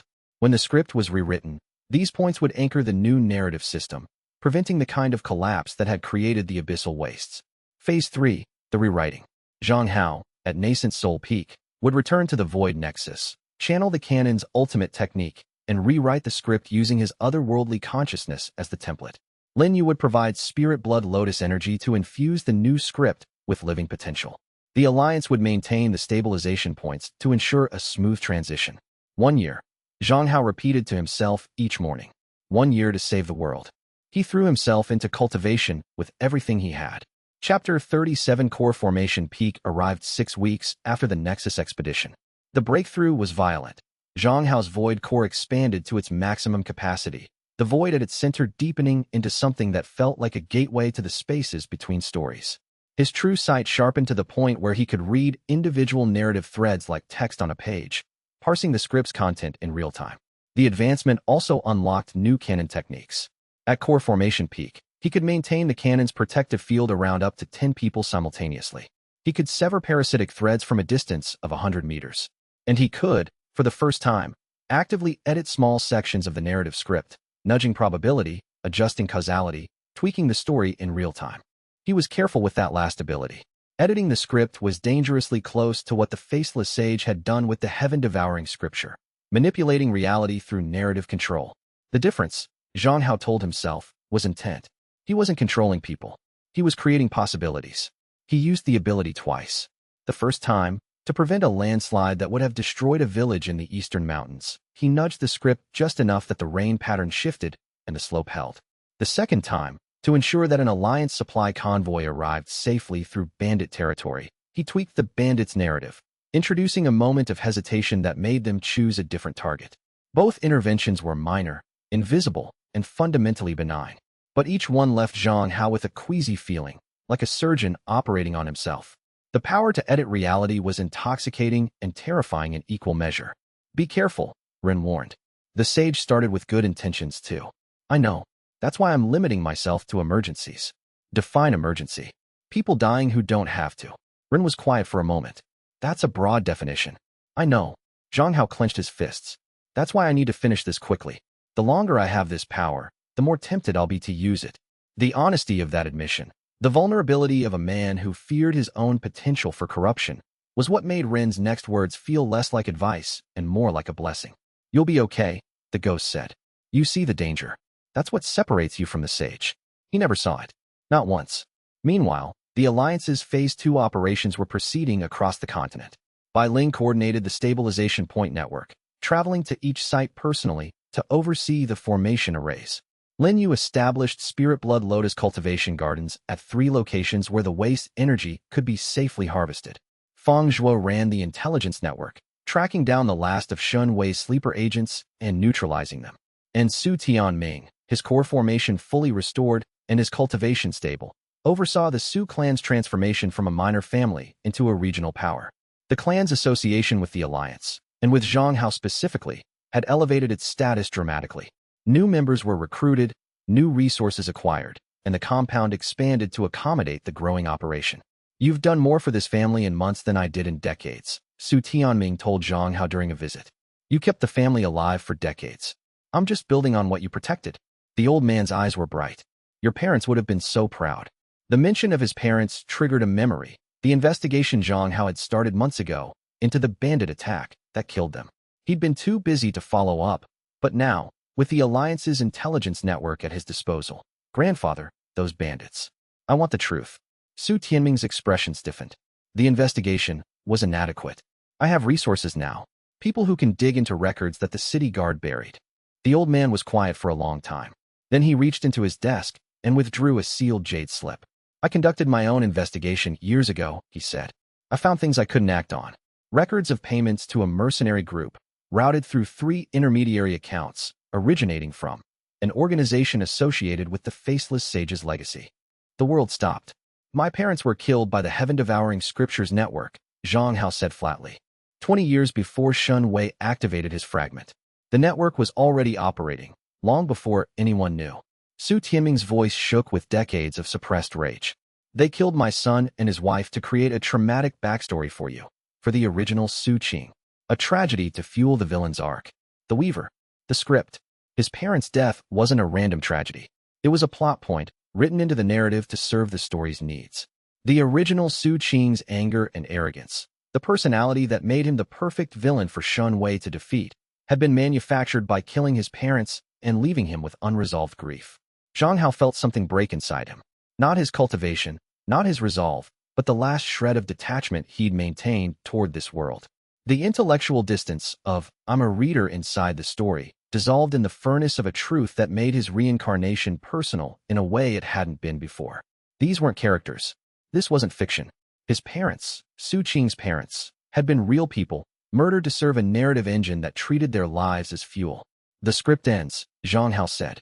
His voice was quiet, but his void core blazed with an intensity that made the air shimmer. "The script ends, and no one else dies for the Weaver's story." Su Tianming reached across the desk and gripped his grandson's hand. Together. Together. Chapter 38. The betrayal came 4 months before the deadline. Zhonghao was deep in nascent soul breakthrough preparation, his core formation peak cultivation straining at the barrier to the next realm, when the Alliance's communication network erupted with emergency signals. 5 stabilization points had been attacked simultaneously, not by spirit beasts or rogue cultivators, but by a coordinated force of unknown origin. The attackers used techniques that the intelligence team couldn't identify, not the heaven-devouring scripture, not any known combat art, but something that warped the formations and corrupted the Spirit Blood Lotus Gardens. 3 stabilization points were destroyed. The other 2 held, barely. This wasn't random, Bai Ling reported via communication talisman. She'd been at the nearest attacked point and had driven off the attackers with her ice formations, but not before they'd done significant damage. The attackers knew exactly where the stabilization points were, how they were defended, and when the guards changed shifts. "Inside information," Zhonghao said, the words like poison on his tongue. "We have a leak." The investigation was swift and brutal. Feng Zhuo's intelligence team tore through the Alliance's personnel records, communication logs, and access controls. Within 2 days, they found the source. Commander Luo Shan, one of Zhonghao's Phantom Alliance officers, a core formation cultivator who'd been with the Alliance since its founding, who'd fought in a dozen operations, who'd been trusted with the locations of every stabilization point. Luo Shan had been selling information to an unknown buyer for 3 months. When confronted, Luo Shan didn't deny it. He sat in the Alliance's interrogation chamber, bound in spiritual chains, and smiled with a calm that was horribly familiar. "He didn't do it for money," Zhonghao said, examining Luo Shan with his true sight. "There's no parasitic thread, no scripture influence. He did it willingly." "I did it because you're a fool," Luo Shan said. You think you can rewrite reality? You're a Foundation establishment kid playing at being a god. The Weaver has existed for thousands of years. You're going to break it, and everything falls apart. The wastes. The wastes are a warning. Without the script, there's nothing. No order. No meaning. No civilization. Just chaos. Luo Shan's smile turned bitter. My family lives in this world. My children. I won't let you gamble their existence on a plan that might turn everything into the wastes. The conviction in his voice was genuine. Luo Shan wasn't a villain. He was a man who believed, honestly and deeply, that Zhang Hao's plan would destroy the world. And his fear had driven him to betrayal. Who hired you? Zhang Hao asked. No one hired me. I offered. There are others who share my concerns. Cultivators, elders, sect leaders who've heard about the Nexus plan and believe it's too risky. We've formed a coalition. The Preservers. The Preservers. Zhang Hao felt the narrative threads around the situation twist and tighten. The Weaver's adaptation, unable to stop him directly, it had seeded doubt in the hearts of reasonable people. Created an opposition not from villains or monsters, but from concerned citizens who genuinely believed they were protecting the world. It's the most insidious counter-move, Ren said quietly. You can't fight fear with force. And you can't prove that rewriting the script is safe, because it's never been done. Then we need to show them, Zhang Hao said. Not tell. Show. He released Luo Shan from the chains, but stripped his alliance access. You're free to go. But know this. The script is dying whether I intervene or not. The wastes will expand on their own. The only question is whether we guide the transition or let it happen chaotically. Luo Shan left without looking back. Zhang Hao watched him go and felt the weight of leadership settle heavier on his shoulders. The Preservers' attack had destroyed 3 of the 12 stabilization points. Rebuilding would take months they didn't have. The plan needed adjustment. An emergency alliance meeting was called. Zhang Hao presented the situation with brutal honesty. We've lost a quarter of our stabilization network. We have a new opposition, not enemies, but people who are afraid. And the deadline hasn't moved. We can rebuild the 3 points, Bai Ling said, but not before the deadline. We'll have 9 instead of 12. Is 9 enough? Yin Songhai asked. Zhang Hao consulted the book's equations. 9 provides 80% coverage. The remaining 20% will be vulnerable during the rewriting, areas where the transition might be rough. Rough meaning temporary narrative instability, disorientation, confusion, maybe localized waste-like effects that resolve within hours. Not pleasant, but not catastrophic. For 20% of the continent, that's a lot of people experiencing not pleasant, Huajin observed. I know, but the alternative is the entire continent experiencing permanent waste-like effects within a year. The alliance voted. The adjusted plan was approved, though the margin was narrower than Zhang Hao would have liked. The Preservers' concerns had found sympathetic ears even within the alliance. After the meeting, Lin Yu found him on the sect's terrace, staring at the stars. You're doubting yourself, she said. Luo Shan wasn't wrong. I am gambling with the world. If the rewriting fails, then we tried. Which is more than anyone else can say. She stood beside him, close enough that their shoulders touched. You once told me you wanted to live in a world where the script doesn't dictate who lives and who dies. Is that still true? More than ever. Then stop doubting and start cultivating. You need nascent soul, and you need it yesterday. He turned to her. In the starlight, her face was silver and shadow, her eyes steady and sure. She was the most remarkable person he'd ever known, in either life, and the thought of forgetting her, of losing the Zhang Hao who'd first seen her in the market and felt his world tilt on its axis, made his chest ache with preemptive grief. When I rewrite the script, he said, I'll lose my memories of being Zhang Hao. I won't remember Earth. I won't remember reading the novel. But you'll remember me? I'll remember everything in this world. Every moment. Then that's enough. She turned his face toward hers. Because the man I fell in love with isn't Zhang Hao. It's Su Qing, the person you've become since you arrived. The person who saved his grandfather, who exposed the hero, who fights for a world of free stories. That person doesn't come from Earth. He comes from right here. She kissed him. It was the first time, and it was the last time he'd experienced it as Zhang Hao. But Su Qing would remember it forever. When they parted, she said, now go reach nascent soul. I'll be here when you come back. Zhang Hao, Su Qing, walked to his cultivation chamber with a heart that was simultaneously breaking and healing, losing and finding, ending and beginning. The path forward was clear. The cost was steep. But the destination, a free world, a loved one waiting, a story worth living, was worth every sacrifice. Chapter 39 Nascent Soul. The breakthrough took 3 days of uninterrupted cultivation, fueled by the Alliance's entire reserve of nascent soul-grade spirit stones. Zhang Hao sat in his jade cultivation chamber, the Void Emperor's cannon cycling at a frequency that made the walls hum, and felt the barrier between core formation and nascent soul stretch like a membrane. Nascent soul was fundamentally different from previous realms. At core formation, the cultivator built a core, a concentrated power source. At nascent soul, the cultivator's consciousness itself became a spiritual entity. The nascent soul was literally a second self, a spiritual body seated within the core, capable of existing independently of the physical body. Zhang Hao's void core cracked open like an egg, not shattering, hatching. From the void at its center emerged his nascent soul, a miniature version of himself, transparent and glowing with pure Void Emperor's chi, sitting cross-legged in the space where emptiness had been. But Zhang Hao's nascent soul was different from any other. It had two faces. One face was Su Qing, the young cultivator, the clan heir, the man who'd built a life in this world. The other was Zhang Hao, the software engineer, the novel reader, the reincarnated soul from another reality. Two consciousnesses, integrated but distinct, sharing a single spiritual body. The canon reflects the truth of your soul, Ren said, his voice tinged with wonder. You're not one person wearing a mask. You're two people who chose to become one. And soon, I'll be one, Zhang Hao said.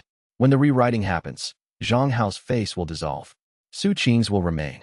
Yes, the dual nascent soul was powerful, more powerful than any single-faced soul would have been. The dual perspective gave Zhang Hao's true sight a stereoscopic quality, allowing him to perceive the narrative script from two angles simultaneously. He could see the script as a reader, Zhang Hao's perspective, and as a character, Su Qing's perspective, at the same time. The combination was devastating. He could not only read the Weaver's narrative threads, but understand them, see the story logic, the character arcs, the plot structures that govern the script's behavior. He could predict the script's next moves with uncanny accuracy, because he understood how stories worked from both inside and outside. This is the weapon, he realized. Not the canon's combat techniques. Not the true sight. The dual perspective. A consciousness that can see reality as both story and lived experience simultaneously. That's what the Weaver needs, Ren confirmed.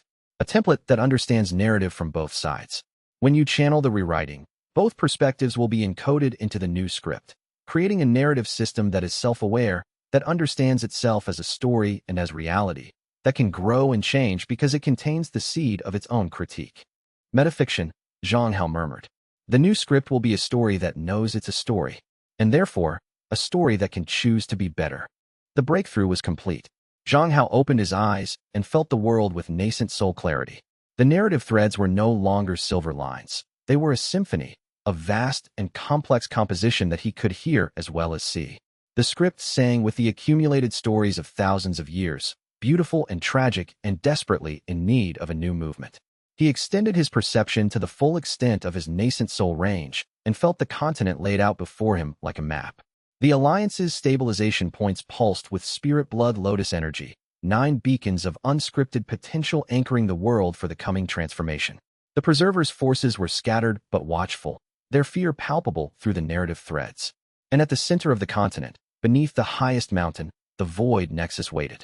The pillar of light was dimmer than before. The script was dying, slowly but inexorably, its calcification accelerating as the cycles repeated and the narratives grew stale. 1 year, the Weaver had said.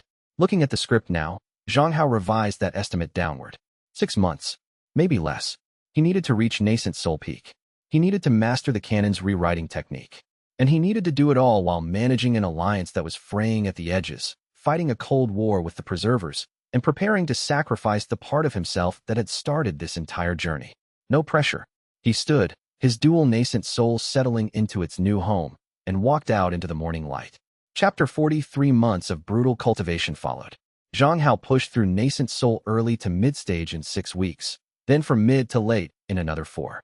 The canon's accelerated progression, fueled by the Alliance's resources and his own desperate determination, devoured cultivation barriers that should have taken years. But progress came with costs. Each advancement eroded the boundary between his two consciousnesses. Zhang Hao's memories of Earth were fading, not disappearing, but losing their sharpness, like photographs left in the sun. He could still recall the novel's plot, the key details of his previous life, but the emotional connections were weakening. The face of his landlord, the smell of his apartment, the specific shade of blue of his phone's lock screen. Su Qing's memories, by contrast, grew sharper and more vivid with each passing day. Every moment in this world, Every conversation with his grandfather, every alchemy session with Lin Yu, every sparring match with Bai Ling felt more real, more present, more his. The transformation was already beginning. The rewriting would just complete what cultivation had started. Meanwhile, the alliance dealt with the preservers. The opposition had grown. Luo Shan's defection had inspired others, not just from the alliance, but from sects and clans across the continent. The preservers numbered over 200 cultivators, including 3 nascent soul elders who'd previously been neutral. They didn't attack directly, but they obstructed alliance operations, spread propaganda about the reckless experiment, and lobbied the continent's ruling body, the Council of 9 Sects, to intervene. Zhang Hao handled the political crisis with a combination of diplomacy and demonstration. He offered to prove the rewriting's safety by conducting a small-scale test, rewriting a localized section of the script in the abyssal wastes, transforming a patch of narrative chaos into stable, living narrative. The demonstration took place before an audience of council representatives, alliance leaders, and preserver observers. Zhang Hao stood at the edge of a waste patch, a square mile of formless, howling narrative void, and channeled the Void Emperor's canon's rewriting technique.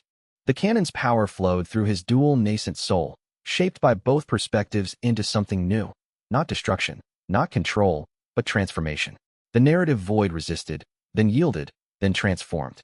Where there had been chaos, a landscape appeared, green fields, a flowing stream, wildflowers that swayed in a breeze that hadn't existed moments before. The landscape was alive. Not scripted, not forced, but genuinely, organically alive. Plants grew at their own pace. Animals appeared, rabbits, birds, insects, each one behaving with the unpredictable authenticity of real creatures rather than the mechanical precision of scripted ones. The audience was silent. Then, slowly, they began to understand what they were seeing. It's real, Huajin whispered. Not scripted. Actually real. A living narrative, Zhang Hao confirmed, his voice steady despite the exhaustion of channeling the canon at that intensity. This is what the rewriting will produce. Not the wastes. Not a controlled script. A world that writes itself. The demonstration swayed the council. The preservers lost their political support, and the path to the final rewriting was cleared. But the victory was tempered by what Zhang Hao saw when he looked at the transformed landscape with his true sight. The narrative threads in the restored area were different from the old script. Warmer, more fluid, constantly shifting.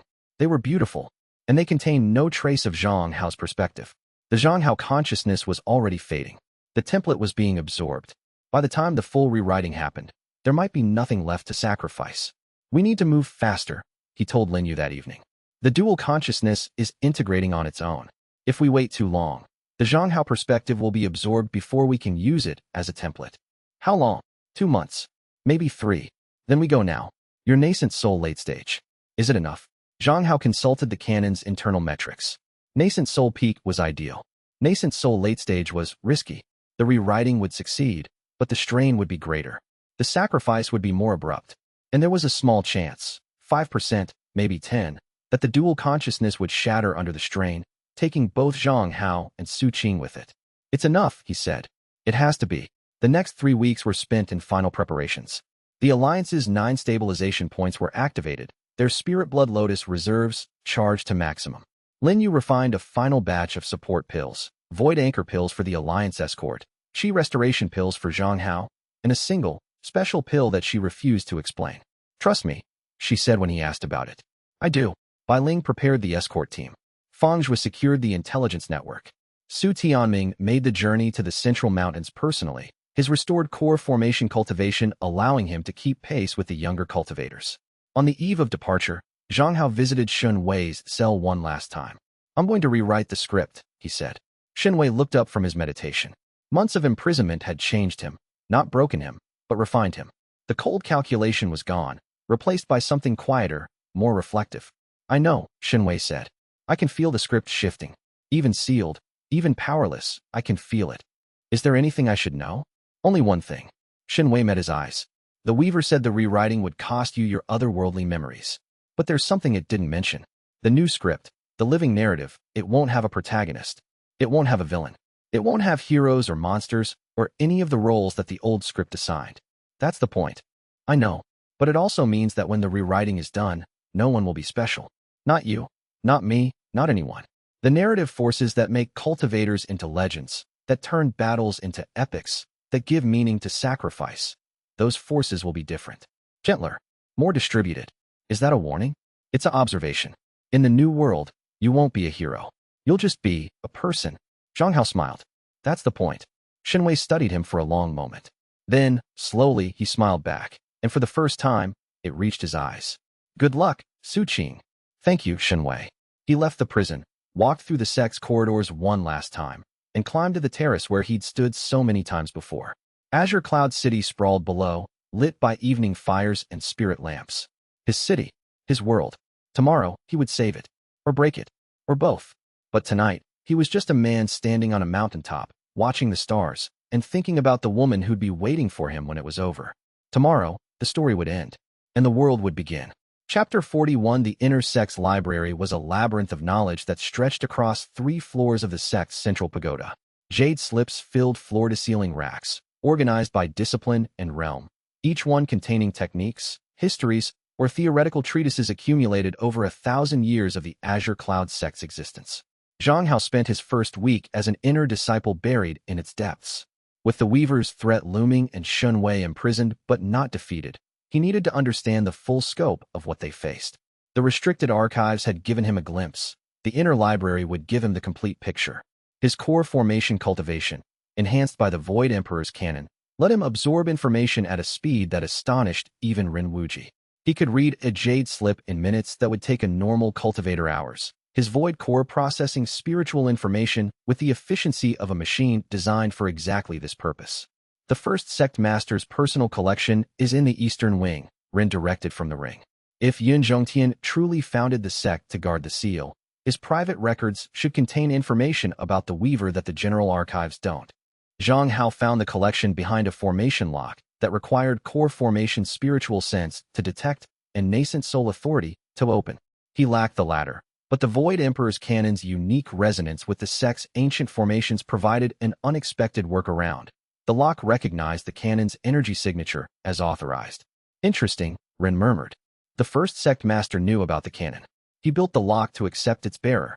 Inside the private collection, Zhang Hao found 3 jade slips that changed everything. The first was a historical account of the Weaver's origin, more detailed than anything in the restricted archives. It confirmed what Shun Wei had told him. The Weaver wasn't an invader from outside reality, but an emergent property of reality itself. The pattern formed by billions of conscious minds telling stories that shaped their world. It had been benign at first, a natural function that organized experience into narrative. Over millennia, it had calcified into a control system, its rigid script dictating events rather than reflecting them. The second slip described the Azure Cloud Peak seal in precise technical detail. The seal was a formation of extraordinary complexity, designed not by one cultivator, but by 3 working in concert. Yun Zhongtian, a cultivator named Ren Wuji, Zhang Hao's ring ghost, 3,000 years younger, and a third person whose name had been deliberately obscured. 3 founders, Zhang Hao said. You helped build the seal? Ren's silence was heavy with memory. Yes. Before my falling out with the faceless sage, the 3 of us worked together. Yun Zhongtian was the planner, I was the combat specialist, and the sage, before he became the sage, was the formation master. We built the seal as a temporary measure while we developed a permanent solution. A permanent solution you never found. The sage betrayed us before we could complete it. He decided the solution was to become the Weaver himself, using the scripture to absorb enough narrative power to rewrite the system from within. When I opposed him, he attacked. Yun Zhongtian barely escaped with his life and used his remaining years to establish the sect as a permanent guard. And you sealed yourself in the ring.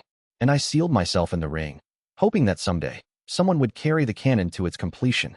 The third jade slip was a letter, written by Yun Zhongtian in the final years of his life, addressed not to a specific person but to the canon's bearer, whoever and whenever they may be. The seal will not hold forever, the letter read. The Weaver presses against it constantly, its calcification strengthening its push even as it weakens reality. I estimate 500 to 1,000 years before the seal fails completely. When it does, the canon's bearer must be ready. Not to fight the Weaver, fighting a system is futile, but to transform it. The canon was designed for destruction. It must evolve into a tool for creation. I do not know how this transformation will occur. I only know that it must, or the world will end, either consumed by the Weaver's final calcification or destroyed by the canon's void. The key, I believe, lies in perspective. The Weaver cannot see itself. It is a pattern that has no self-awareness, no ability to examine its own structure. If someone could give it that perspective, show the pattern its own reflection, it might be capable of growth. I leave this letter as a signpost on a road I cannot walk.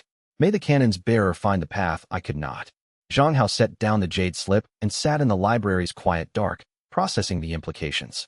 Yun Zhongtian's insight aligned perfectly with what he already knew. The weaver needed to evolve, and the key was perspective, specifically, the perspective of someone from outside the narrative.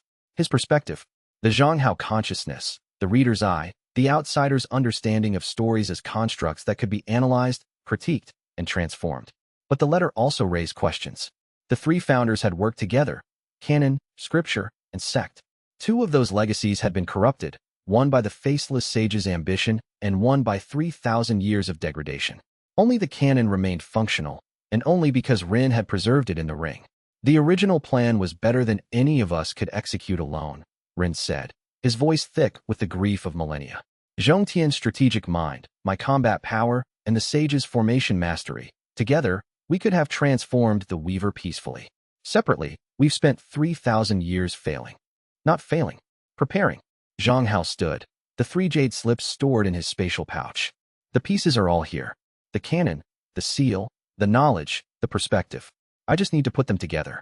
You make it sound simple. It's not simple, but it is clear. And clarity is the first step. He left the library as the sun was setting, painting the sect's white stone buildings in shades of amber and rose. On the terrace below, Lin Yu was heading toward the alchemy division with a basket of herbs. She spotted him and waved, her smile visible even from this distance. Zhang Hao waved back and felt, despite everything, despite the dying script and the imprisoned hero and the cosmic threat pressing against the seal above their heads, a warmth in his chest that no amount of cultivation could replicate. You're doing the face again, Rin said. What face? The one that makes you look like you've been hit in the head with a very pleasant rock. I don't make a face. You absolutely make a face. It's embarrassing for both of us. Zhang Hao grinned and descended the stairs, and the ancient ghost in his ring sighed with the long-suffering patience of a mentor who'd watched his student fall hopelessly in love in the middle of saving the world. Chapter 42. The accusations came without warning. 3 weeks after Zhang Hao's promotion to inner disciple, a formal declaration was published throughout the Azure Cloud sect, the neighboring sects, and every major city within 1,000 miles. The Azure Cloud sect is harboring a demonic cultivator. The declaration bore the seal of the Crimson Lotus sect, the same mid-tier sect that had been an ally of the Su clan for decades. It accused Zhang Hao, by name, with detailed descriptions of his abilities, of practicing the same parasitic cultivation technique that Xin Wei had been convicted of. It claimed that Zhang Hao's so-called Void Emperor's canon was merely a variant of the heaven-devouring scripture, and that his ability to see parasitic threads was itself evidence that he was a practitioner, not a detector. The logic was twisted but superficially convincing. Only someone intimately familiar with parasitic techniques could see parasitic threads. Zhang Hao's rapid cultivation advancement, from qi condensation to core formation in months, was inconsistent with legitimate techniques and suggestive of forbidden shortcuts. And his relationship with the imprisoned Xin Wei, the private conversations, the information exchange, was reframed as consultation between co-conspirators. Xin Wei's doing, Zhang Hao said flatly, reading the declaration in his courtyard. He may be in prison, but his network isn't dead. Someone on the outside is executing a contingency plan. The Crimson Lotus sect's involvement is significant, Bai Ling noted. She'd arrived at his quarters within the hour, her sword at her hip and her expression lethal. They were one of the Su clan's oldest allies. If they've turned against you, they haven't turned. They've been turned. Zhang Hao activated his true sight and scanned the declaration's jade slip. Faint traces of narrative manipulation clung to it. Not parasitic threads, but something subtler. The Weaver's script, reinforced and directed, pushing events toward a predetermined outcome. The Weaver is involved, he said. Not the heaven-devouring scripture. The narrative itself. The declaration's timing. The Crimson Lotus sect's sudden reversal. The specific targeting of my reputation. It's too coordinated for a simple smear campaign. The script is trying to eliminate me by turning the cultivation world against me. Can you prove that? Not to anyone who can't see what I see. Which is the entire problem. My evidence is perceptual. I can see things others can't. And the declaration has just told the world that my perception itself is suspect. The situation escalated rapidly. Within a week, 4 more sects had endorsed the Crimson Lotus Declaration. The Council of 9 sects, the continent's nominal governing body, called an emergency session to address the accusation. Azure Cloud City's population, still recovering from the beast tide, divided between those who supported Zhang Hao, primarily the families who'd been saved by his defensive network, and those who feared him, primarily those who had heard the demonic cultivation accusation and couldn't verify it either way. Sect Master Yin Songhai convened an emergency meeting of the Azure Cloud sect's leadership. The accusation is baseless, the sect master declared. We have 17 elders who witnessed the heaven-devouring scriptures threads and can confirm that Su Qing's technique is fundamentally different. The outside sects don't know that, Elder May countered. All they see is a young man who appeared from nowhere with impossible abilities, who claims to see things no one else can see, and who has a suspicious relationship with a convicted parasitic cultivator. The Clarity Pills are manufactured by the Lin clan, who are allied with the Su clan. The outside sects will dismiss them as unreliable. The meeting devolved into argument. Zhang Hao listened in silence, his mind racing through possibilities. The Weaver's attack was elegant. It didn't need to destroy him physically. It just needed to isolate him socially. If the cultivation world rejected him, his ability to investigate, prepare, and eventually confront the Weaver would be crippled. He needed to respond, not with arguments or evidence, but with action, something so undeniably beneficial that even his accusers couldn't maintain their position. I need to go to the Crimson Lotus sect, he said, cutting through the argument. Every head turned toward him. If the accusation comes from the Crimson Lotus sect, then the Crimson Lotus sect is where the Weaver's manipulation is concentrated. I'll go there, submit to any examination they require, and demonstrate the difference between the canon and the scripture in person. That's walking into enemy territory, Bai Ling said. That's walking into an opportunity. If I can prove my innocence to the accusing sect directly, the rest of the cultivation world follows. And if it's a trap, then I'll learn something valuable about the Weaver's methods. The silence that followed was loaded with objections that no one could articulate better than an alternative plan. Yun Songhai studied Zhang Hao with the evaluating gaze of a nascent soul cultivator. You'll take an escort. I'll take Bai Ling and Feng Zhua. Small, capable, non-threatening. And Lin Yu stays here.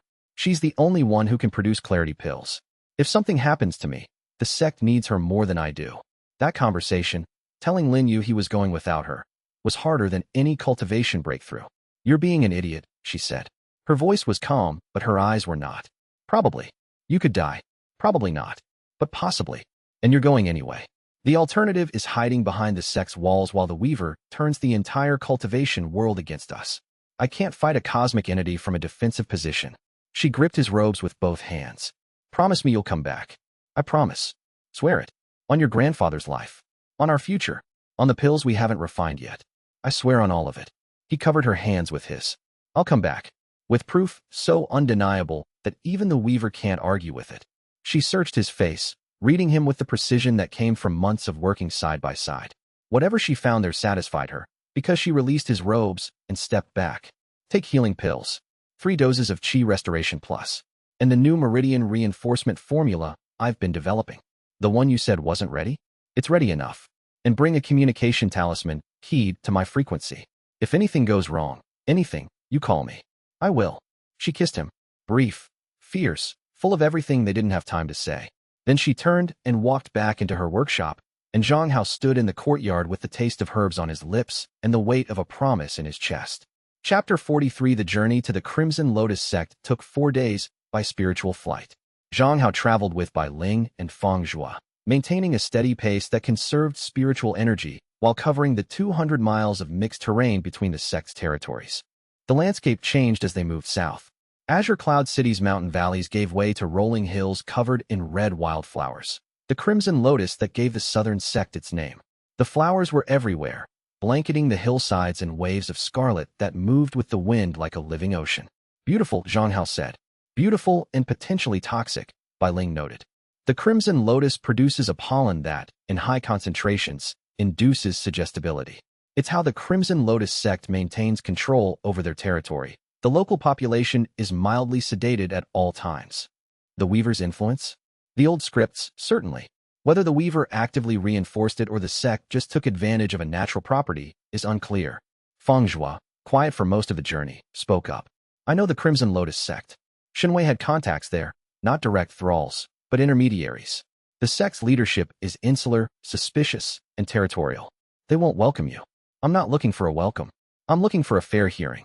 You won't get one of those either. Zhang Hao smiled grimly. Then I'll make one. They arrived at the Crimson Lotus sect's gates on the afternoon of the fourth day. The sect occupied a fortified compound atop a broad hill, its walls carved from red stone that glowed faintly with formation energy. The architecture was more aggressive than the Azure Cloud sects, angular rather than curved, designed to intimidate rather than inspire. A delegation met them at the gate. 6 Foundation establishment guards, a core formation elder, and a nascent soul presence watching from the wall above. The sect's leader, Hua Zhan, observing without directly participating. Su Qing of the Azure Cloud sect, the core formation elder announced. You are not welcome here. I've come to address the accusation your sect has published against me. I request a formal hearing before your council of elders. There will be no hearing. The evidence against you is clear. The evidence against me is circumstantial, fabricated, and based on a fundamental misunderstanding of the techniques involved. I'm here to demonstrate the truth in person, unless your sect is afraid of the truth. The core formation elder's face reddened. Behind him, the guards shifted uncomfortably. Above, on the wall, the nascent soul presence stirred. Let him in. The voice came from above, Hua Zhan's, deep and resonant with spiritual power. If he wants to demonstrate, let him demonstrate. Under our terms. The gates opened. Zhang Hao walked through them with Bai Ling on his left and Feng Zhuo on his right, into the heart of a sect that wanted him destroyed. The Crimson Lotus sect's testing grounds were an arena carved from the hillside's red stone, ringed with tiered seating for several hundred observers. The sect's senior members filled the lower tiers. Foundation establishment students crowded the upper rows. The atmosphere was hostile. Zhang Hao could feel the collective suspicion pressing against him like spiritual pressure. Hua Zhan descended from the wall to preside. The nascent soul cultivator was a commanding presence, tall, broad-shouldered, with a scar that ran from his left temple to his jaw and eyes that had seen decades of sect warfare. Unlike Shun Wei's calculated warmth, Hua Zhan's hostility was honest and direct. You claim innocence, Hua Zhan said, his voice carrying across the arena without spiritual amplification. Prove it. Gladly. First, I'll explain what the Void Emperor's canon actually does, in contrast to the heaven-devouring scripture. Zhang Hao stepped into the arena's center, his core formation aura contained to a respectful minimum. Then I'll demonstrate. And finally, I'll prove that the real threat to your sect isn't me. It's the same force that manipulated Shun Wei. He spent 30 minutes explaining the canon, its history, its purpose, its fundamental opposition to the scripture. He used examples the audience could verify. The beast-tied defense, the council hearing, the thread severance that had freed hundreds of cultivators from Shun Wei's parasitic network. Each point was supported by evidence. Jade slips from the Azure Cloud sect's investigation, testimony records, and the scientific analysis Lin Yu had conducted on the scripture's contamination patterns. The audience listened in hostile silence. Some faces showed grudging interest. Most maintained their suspicion. Words, Hua Zhan said when the explanation concluded.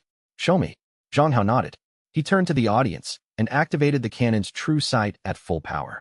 His void core blazed, and the world peeled back its layers, revealing the narrative structure beneath reality's surface. What he saw made his blood freeze. The Crimson Lotus sect was riddled with parasitic threads. Not Shun Wei's golden threads. Those had been severed during the Azure Cloud hearing. These were different, darker, older. Threads the color of dried blood, woven into the sect's formation arrays, its buildings, its very foundations. They'd been there for decades, maybe centuries, embedded so deeply that no one in the sect had ever detected them. And they led not to a person, but to a place. Downward. Into the earth beneath the sect's hill. To something ancient and hungry that pulsed with the Weaver's calcified narrative energy. There, Zhang Hao said, pointing at the ground. Beneath this sect. That's your real enemy. Chapter 40 for the Crimson Lotus sect sat on a fragment of the faceless sage. Not a ring or a mask or a book, but a formation.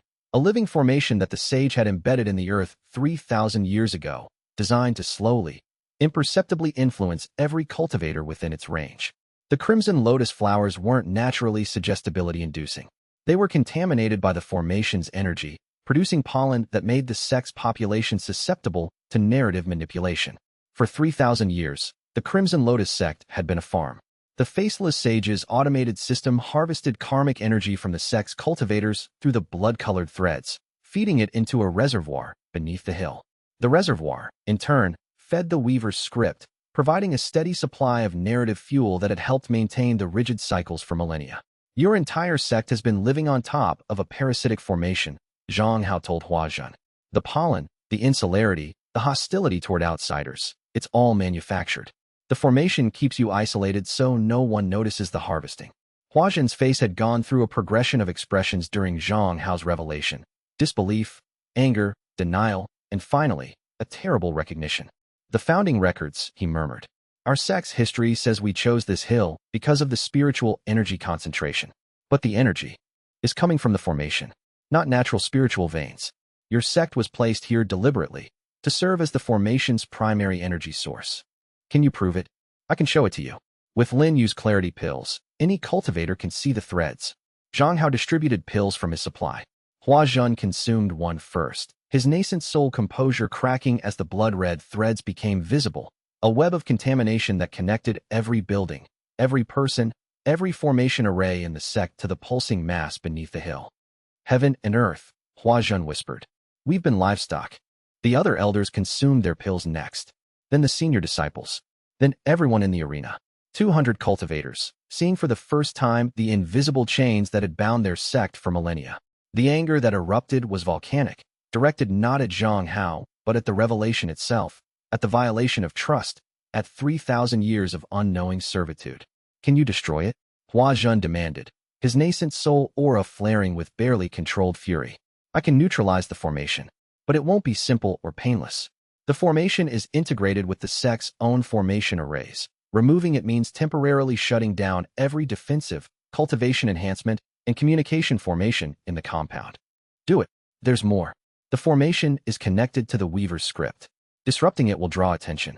The script may generate a response, narrative pressure, manufactured crises, even physical manifestations. Your sect needs to be prepared for a fight. Huazhen looked at his elders. They looked back. No words were needed. The Crimson Lotus sect has been a prisoner for 3,000 years, Huazhen said, his voice ringing with authority. Today, we break free. Whatever comes, we face it together. He turned to Zhang Hao and extended his hand. Su Qing, on behalf of the Crimson Lotus sect, I formally withdraw the accusation against you, and I place our sect at your disposal for the duration of this operation. Zhang Hao clasped the hand. Welcome to the right side of history. The operation to neutralize the underground formation took 3 days. The first day was preparation. Zhang Hao mapped the formation structure using true sight, identifying its power nodes, connection points, and, critically, its self-defense mechanisms. The formation wasn't passive. It had active countermeasures designed to eliminate threats, spiritual pressure fields that could stun foundation establishment cultivators, energy surges that could disrupt external formations, and a central defense core that could, if sufficiently threatened, detonate the entire reservoir beneath the hill. A dead man's switch, Feng Zhuo observed during the briefing. Destroy the formation, and it takes the hill with it. Which is why we're not destroying it.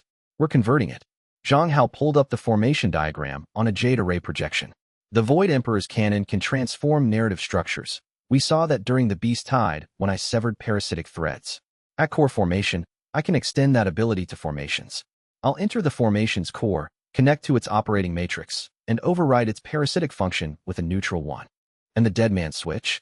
By Ling's ice techniques. She'll create a containment field around the reservoir while I work. If the switch activates, the ice absorbs the detonation energy. How much energy are we talking about? Enough to level the hill. The silence was eloquent. I can hold it, Bai Ling said. Her voice carried no doubt. My ice containment formations have been stress-tested against core formation combat techniques. I'll need to reinforce them with the sect's remaining formation arrays, but it's manageable. You're very confident for someone proposing to absorb a hill-sized explosion, Feng Zhuo said. Bai Ling confidence is my foundation establishment. Chapter 45. The second day was descent. Zhang Hao, Bai Ling, and a squad of Crimson Lotus cultivators entered the underground chambers through a passage beneath the sect's main hall. The passage had been hidden by the formation's own camouflage, invisible to spiritual sense, accessible only when the formation's power nodes were partially suppressed. The chambers were vast. Carved from red stone that pulsed with formation light, they extended beneath the entire hill, a network of tunnels and caverns that dwarfed the Crimson Lotus sect's surface structures. The blood-colored threads were thick here, ropes of parasitic energy that lined the walls and ceiling, converging on a central point deep below. This formation is masterwork, Ren said, his voice hushed with reluctant admiration. The faceless sage was a genius. Evil, but a genius. This isn't just a harvesting system, it's a cultivation garden. The formation doesn't just drain energy, it grows the cultivators above, maximizing their spiritual output before harvesting the excess. The sect has been producing higher quality cultivators than their resources should allow because the formation was feeding them while simultaneously feeding off them. A sustainable farm, Zhang Hao said grimly. Exactly. The old script's version of agriculture. They descended through 3 levels of chambers before reaching the formation's core.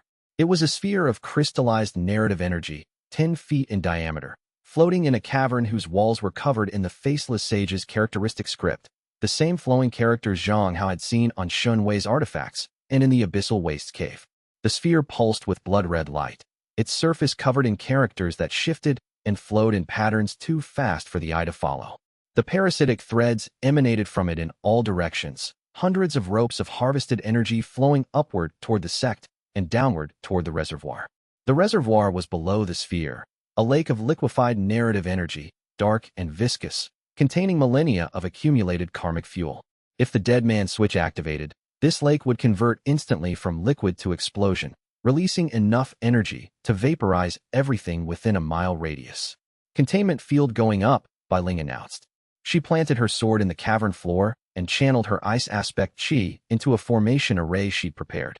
Walls of crystal ice rose from the floor, encircling the reservoir in a shell of frozen spiritual energy. The temperature dropped 50 degrees. Frost spread across the cavern walls. Field stable, she reported. I can maintain it for approximately 4 hours. After that, my chi reserves won't sustain the containment. 4 hours. Zhang Hao approached the sphere. I'll need 2. He placed his palms on the sphere's surface. The contact was electric. Narrative energy surged through him, carrying 3,000 years of accumulated stories, stolen fortunes, and parasitic harvests. The information was overwhelming, a flood of data that his void core struggled to process. The Void Emperor's cannon activated. Disruption chi flowed from his core, through his meridians, into the sphere. The cannon's technique was not destruction but transformation. He wasn't attacking the formation, he was rewriting it, changing its fundamental purpose from harvesting to neutrality. The formation resisted. The faceless sage's defenses activated, waves of pressure that slammed against Zhang Hao's spiritual body, trying to dislodge him from the sphere. The blood-colored threads whipped like living things, striking at his aura. The sphere's surface characters rearranged themselves into attack patterns, trying to corrupt his chi. Zhang Hao held firm. The Void Emperor's cannon was designed for exactly this, countering the scripture's defenses, penetrating its barriers, overriding its commands. Each defense the formation threw at him was met and neutralized by the cannon's counter technique, a precise application of void aspect chi that dissolved the attack structure. 1 hour passed. The formation's outer defenses crumbled. Zhang Hao's disruption chi reached the core operating matrix, the fundamental commands that governed the formation's behavior. The commands were simple. Harvest, accumulate, preserve, defend. For words, 3,000 years of suffering, reduced to 4 automated commands. Zhang Hao overwrote them. Ground, distribute, sustain, release. The formation shuddered. The blood-red light flickered, shifted, and changed, from crimson to a soft, warm gold. The parasitic threads dissolved, not snapping but relaxing, releasing their grip on the sect's cultivators with the gentleness of an exhaled breath. The reservoir's dark energy began to dissipate, not detonating but dispersing harmlessly into the earth. The dead man's switch activated. The reservoir's energy converted from dispersal to explosion in a fraction of a second. Bai Ling's containment field caught it. The explosion was silent, contained entirely within the ice shell, its devastating force absorbed and converted to thermal energy that the ice channeled harmlessly into the ground. The cavern shook. Frost crackled. Bai Ling's arms trembled, her ice sword vibrating with the strain. 10 seconds. 20. 30. The explosion's energy dissipated. The ice held. Clear, Bai Ling said, her voice strained but steady. Blood ran from one nostril, the only outward sign of the immense pressure she'd just absorbed. Zhang Hao released the sphere. Its surface was calm now, its characters flowing in gentle, purposeful patterns. The formation had been rewritten, from a parasitic harvester to a neutral spiritual conduit that distributed energy evenly across the sect's territory. It's done, he said. The formation is neutral. The sect is free. Above them, in the Crimson Lotus sect's compound, 200 cultivators felt the change simultaneously. The Crimson Lotus pollen cleared from the air as the formation's influence faded. Minds sharpened. Suspicions dissolved. The veil that had covered their perception for their entire lives lifted, and for the first time, they saw the world without the faceless sage's filter. The sound that drifted down through the passage was unmistakable, cheering. Chapter 46. The Crimson Lotus sect's liberation had consequences that rippled across the continent. Within a week, Hua Zhen had formally allied with the Azure Cloud sect and issued a public retraction of the accusation against Zhang Hao. More than a retraction, a full account of the underground formation, the 3,000-year parasitism, and Zhang Hao's role in freeing the sect. The retraction demolished the narrative that Zhang Hao was a demonic cultivator. The 4 sects that had endorsed the original accusation quietly withdrew their support. The Council of 9 sects tabled the investigation indefinitely, and across the continent, cultivation communities began asking uncomfortable questions about their own foundations. If the Crimson Lotus sect was compromised, what about us? The question spread through the cultivation world like wildfire. Sects and clans that had occupied the same territory for centuries, always choosing the same hills, the same valleys, the same spots where the spiritual energy concentration was favorable, started wondering whether their locations had been chosen for them. Zhang Hao's response was to make the clarity pills available to everyone. Through the Alliance of Clear Skies, the formal name given to the coalition of sects that had formed around the Beast Tide preparations, he established distribution networks that delivered Lin-Yu's perception-enhancing pills to every major sect on the continent. The results were staggering. 12 additional parasitic formations were identified across the continent. Some were ancient, like the Crimson Lotus formation, the Faceless Sage's automated harvesting systems, running undetected for millennia. Others were newer, planted by Shun Wei's network in the years before his arrest. Each one was a wound in the world. Each one required intervention. We don't have the resources to neutralize 12 formations while also maintaining the seal on Azure Cloud Peak and preparing for the Weaver's larger plan, Zhang Hao told the Alliance's Emergency Council. We need to train others in the cannon's neutralization technique. The Void Emperor's cannon is unique to you, Ren pointed out. It can't be taught to other cultivators without the ring. Not the cannon itself, but the principle behind it.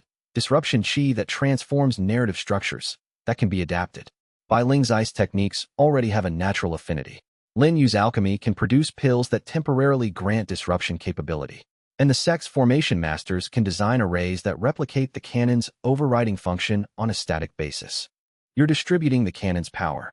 I'm distributing its purpose. The cannon was meant to be a weapon against narrative tyranny. Making it one person's monopoly would be its own form of tyranny. The training program launched within a month. Zhang Hao taught core formation cultivators from each alliance sect the basic principles of narrative disruption. They couldn't see parasitic threads the way he could, but with clarity pills and the training, they could detect and neutralize formation-level contamination. By the end of the second month, 9 of the 12 parasitic formations had been neutralized. The remaining 3 were in territories controlled by sects that refused to cooperate, either because they feared the disruption or because their leaders benefited from the contamination and didn't want it exposed. Leave them for now, Zhang Hao decided. We can't force liberation on people who aren't ready for it. That's the Weaver's approach. And if the contamination endangers their populations, we make the tools available. When they're ready, they'll use them. The Alliance's expansion brought new challenges. With 17 sects and dozens of clans now participating, the organization needed structure, decision-making processes, resource allocation, dispute resolution. The politics of cultivator coalitions were as complex as their combat techniques. Zhang Hao found himself spending as much time in meetings as in cultivation. Strategic planning sessions with Hua Zhen and Yun Songhai. Intelligence briefings from Fang Zhu's expanding network. Alchemy supply coordination with Lin-Yu's production teams. And the constant, exhausting work of keeping 17 different sects aligned toward a common goal. You're burning out, Lin-Yu told him one evening, finding him asleep at his desk over a stack of jade slips. You've been averaging 4 hours of sleep for 3 weeks. There's too much to do. There's always too much to do. That's not a reason to destroy your health. She pulled him to his feet. Come, I've prepared a medicinal bath. And then you're sleeping for 8 hours, or I'm putting a sedative in your morning tea. You wouldn't. Try me. He didn't try her. He took the bath, slept for 8 hours, and woke to find that the alliance hadn't collapsed in his absence. The other leaders had handled the night's business without him, and the sun had risen without his permission, and the world continued to function with or without Zhang Hao's constant supervision. Lesson learned, he told Ren over breakfast. Which lesson? That I'm not the protagonist. This isn't a one-man story. For someone who's trying to free the world from narrative control, you have remarkable protagonist syndrome. I'm working on it. Chapter 47. The Sioux clan's annual memorial ceremony fell 3 months after the Crimson Lotus liberation. It was a small affair. The clan's 40-odd members gathered in the courtyard around a stone altar, burning spirit incense and offering prayers to ancestors. Zhang Hao stood beside his grandfather, wearing the formal white mourning robes that the original Su Qing had always refused to put on. "Your father loved this ceremony," Su Tianming said quietly, watching the incense smoke rise into the evening air. "He said it was the one day the clan felt like a family instead of a business." "Tell me about him." The old man's eyes softened. "Su Chun was the best of us. Talented, but not arrogant. Ambitious, but not ruthless. He married your mother, Hua Mei, a rogue cultivator from the south with a laugh that could fill any room. And for a few years, the Sioux clan was the happiest it had been in generations. And then the bandits. And then the bandits." Su Tianming's jaw tightened. "Now that we know the truth, that it was the Faceless Sages Network, clearing the board for the original villain arc, it's both more painful and less mysterious. Your parents didn't die for nothing. They died for something. Just something terrible." Zhang Hao placed his hand on the altar. Beneath his true sight, the narrative threads around the ceremony were warm and gentle. The living narrative responding to genuine emotion, to family bonds that no script had manufactured. "I have a new piece of information," he said carefully. "The Crimson Lotus formation, when I rewrote it, I accessed 3,000 years of stored data. Among the records were transaction logs, energy transfers, communication patterns, operational commands." Su Tianming went still. "I found the specific command that ordered my parents' deaths. It originated from the Faceless Sages automated system, triggered when the original Su Qing reached the age where the novel's plot required him to have a tragic backstory." Zhang Hao's voice was flat, controlled, because the alternative was screaming. "The system identified my parents as the optimal targets. Their death would generate the maximum narrative energy while ensuring the young Su Qing developed the personality traits the script needed." "Cold calculation," Su Tianming said. "Automated calculation. The Sages' formation didn't even consider them as people. They were variables in an equation. And the people who carried out the order? Mercenaries. Long dead. Paid through intermediary accounts that have been dissolved for over a decade." Zhang Hao met his grandfather's eyes. "There's no one left to punish. No one to confront. Just understanding." Su Tianming placed his weathered hand over Zhang Hao's on the altar. "Understanding is its own justice, Qing'er. Your parents were murdered by a machine. The machine is being dismantled. And their son is the one dismantling it. That's not justice. No, but it's meaning. And meaning is what we owe the dead." They stood together in the incense smoke as the sun went down. 40 clan members, a restored grandfather, and a reincarnated villain paying respects to parents he'd never met in this life, but mourned with the grief of a son. "It's convenient because my chi output just increased by 40%, which means this antidote's purity is going to be exceptional." She adjusted the spiritual flame and continued working. "There. See. 23% purity increase. That's a new record. You're more excited about the pill purity than your own breakthrough. The pill purity has practical applications. My breakthrough just means I need to recalibrate all my formation arrays." She caught his expression and softened. "Also, it means I'm closer to matching your level, which means our resonant partnership improves, which means better pills. Better pills." She grinned. "And better everything else." Their alchemical partnership had evolved well beyond the original collaboration. Lin Yu's creativity, amplified by her improved cultivation, pushed into territory that the sex alchemy division had never imagined. She developed pills that didn't just enhance cultivation, they enhanced perception, creativity, emotional clarity, and physical resilience. Pills that treated the whole cultivator rather than just their spiritual energy.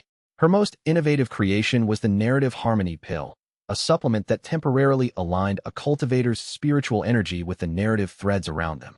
The effect was subtle but profound, enhanced intuition, improved decision-making, and a heightened awareness of the consequences of one's actions. Not mind control, the pill didn't tell anyone what to do. It simply made the available choices clearer. "This could change how cultivation works," Zhang Hao said, examining a completed batch with his true sight. "Cultivators have always advanced by accumulating power. This pill suggests a different path, advancing by understanding. That's the idea." The old cultivation system was built on the Weaver's script: power through repetition, advancement through combat, hierarchy through strength. But the Void Emperor's canon proves that pure chi quality matters more than quantity. If we extend that principle to alchemy, we create supplements that improve quality of cultivation rather than speed of cultivation. Exactly.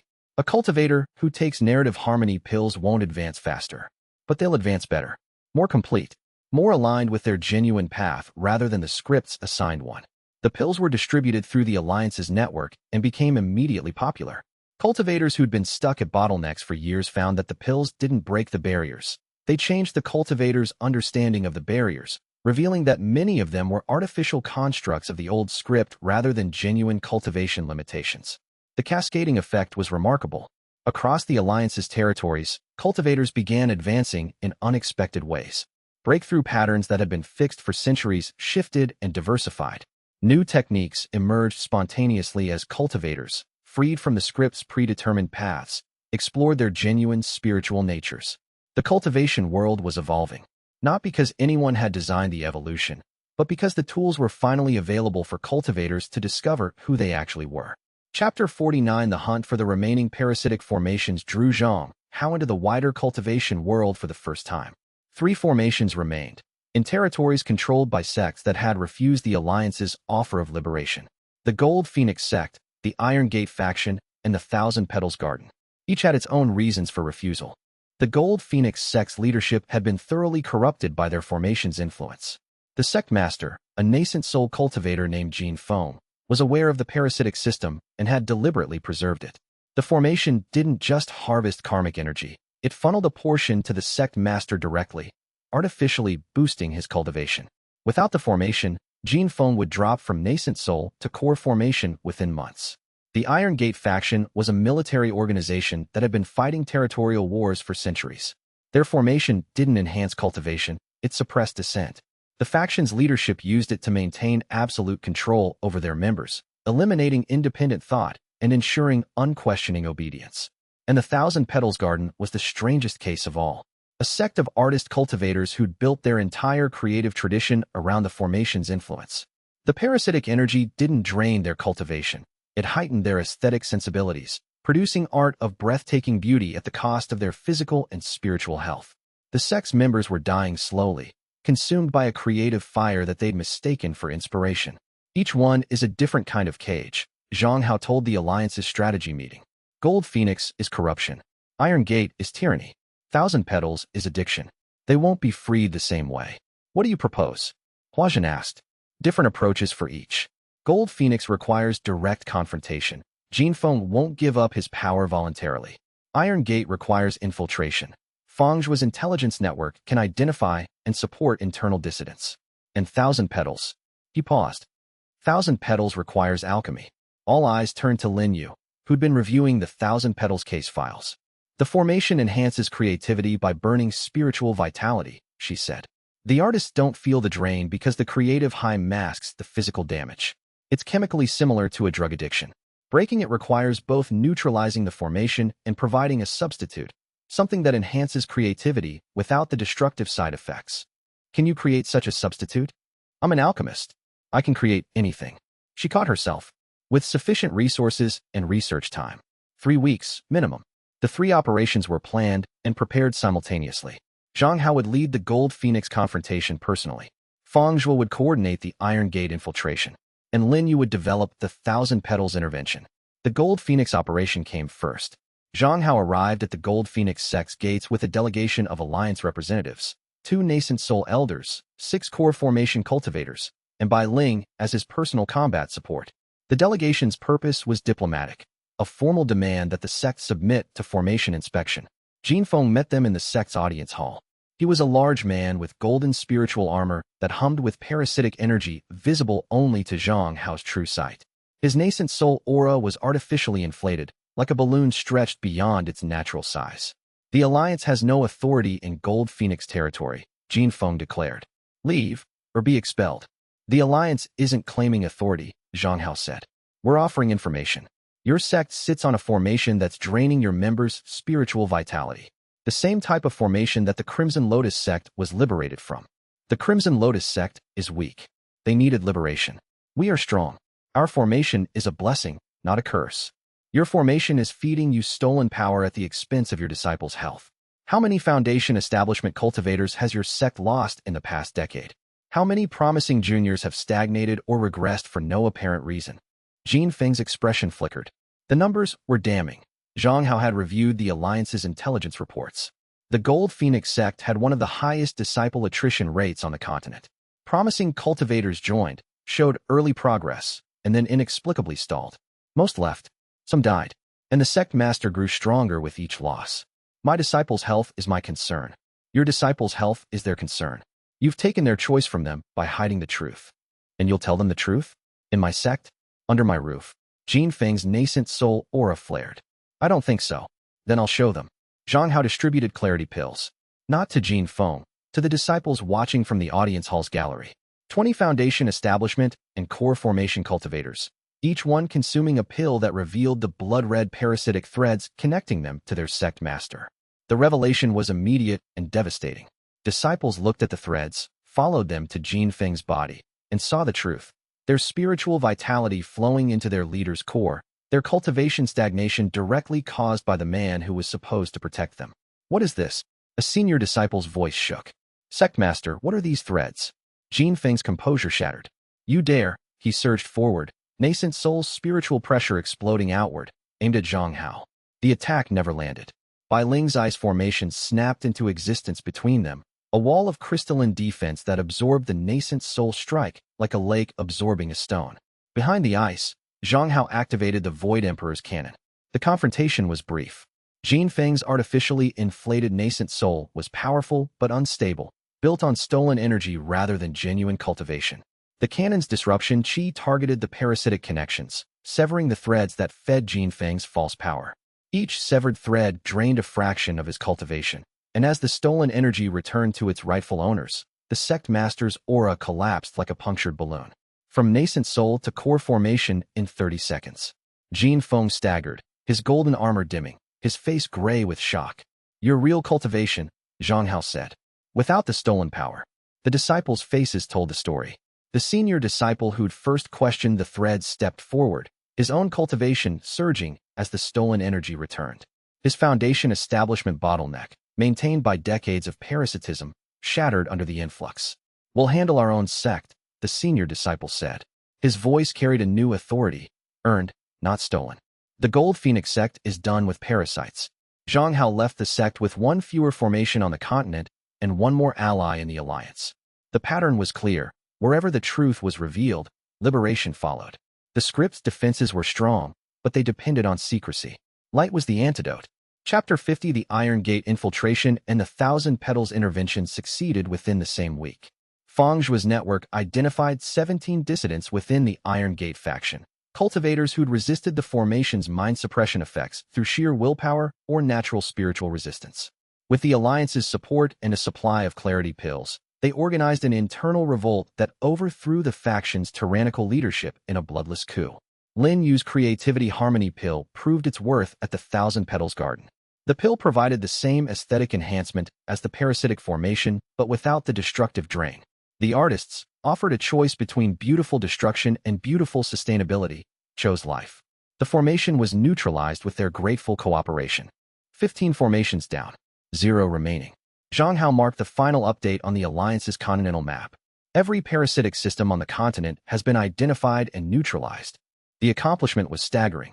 In less than 6 months, the Alliance had dismantled a 3,000-year-old infrastructure of parasitic control, freed millions of cultivators from invisible exploitation, and fundamentally changed the power dynamics of the continent. But Zhang Hao felt no triumph. The formations were the Weaver's peripheral systems, important, but not central. The real threat remained. The script itself, calcifying day by day, pressing against the seal on Azure Cloud Peak with increasing force. The seal is weakening faster than projected, Sect Master Yin Songhai reported at the Alliance's quarterly summit. The formation neutralizations have actually accelerated the degradation. Without the parasitic systems feeding it energy, the script is consuming its own reserves. It's like a parasite that's run out of hosts. How long? Zhang Hao asked. 6 months. Perhaps a year, if the winter spiritual energy concentrations help. And after that, the seal fails. The Weaver's full influence manifests in our world, and the script completes its final calcification, locking reality into a permanent, unbreakable cycle. The room was quiet. Every leader present understood the implication. The Alliance had won every battle except the one that mattered. We need the Void Nexus plan, Zhang Hao said. The rewriting. It's the only solution that addresses the root cause. You've described the plan before, Huajin said. What's changed? The scale. With 15 formations neutralized and the alliance covering the entire continent, we can establish stabilization points at every former formation site. That gives us full coverage. And Lin Yu's Sovereign Lotus Pill provides the raw energy boost we need. The cost remains the same? Bai Ling asked from her seat. The cost remains the same. No one asked what the cost was. They'd been briefed. Zhang Hao's otherworldly consciousness, his Zhang Hao identity, dissolved to fuel the transformation. The price of the new world was one man's past. The alliance supports the plan, Yun Songhai declared. The vote was unanimous. The timeline was set.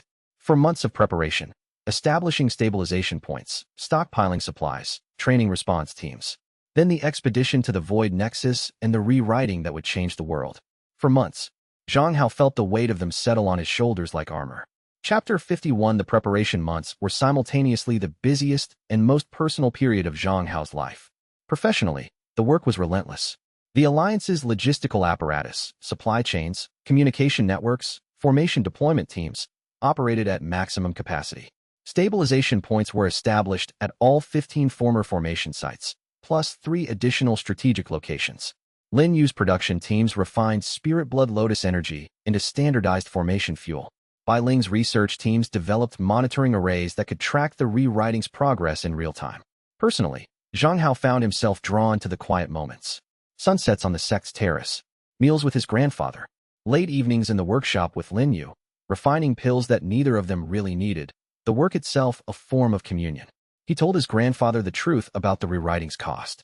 The conversation took place in the Su clan compound's garden, over tea. I won't remember being Zhang Hao, he said. The memories, the perspective, the person, it all dissolves into the new narrative. I'll still be Su Qing. I'll still remember everything in this world. But the part of me that came from somewhere else, that's the fuel. Su Tianming set down his tea with deliberate care. And you've decided to do this. I have. Because the world needs saving. Because the people in it deserve to be free. The old man studied his grandson with eyes that had seen 70 years of the cultivation world's beauty and cruelty.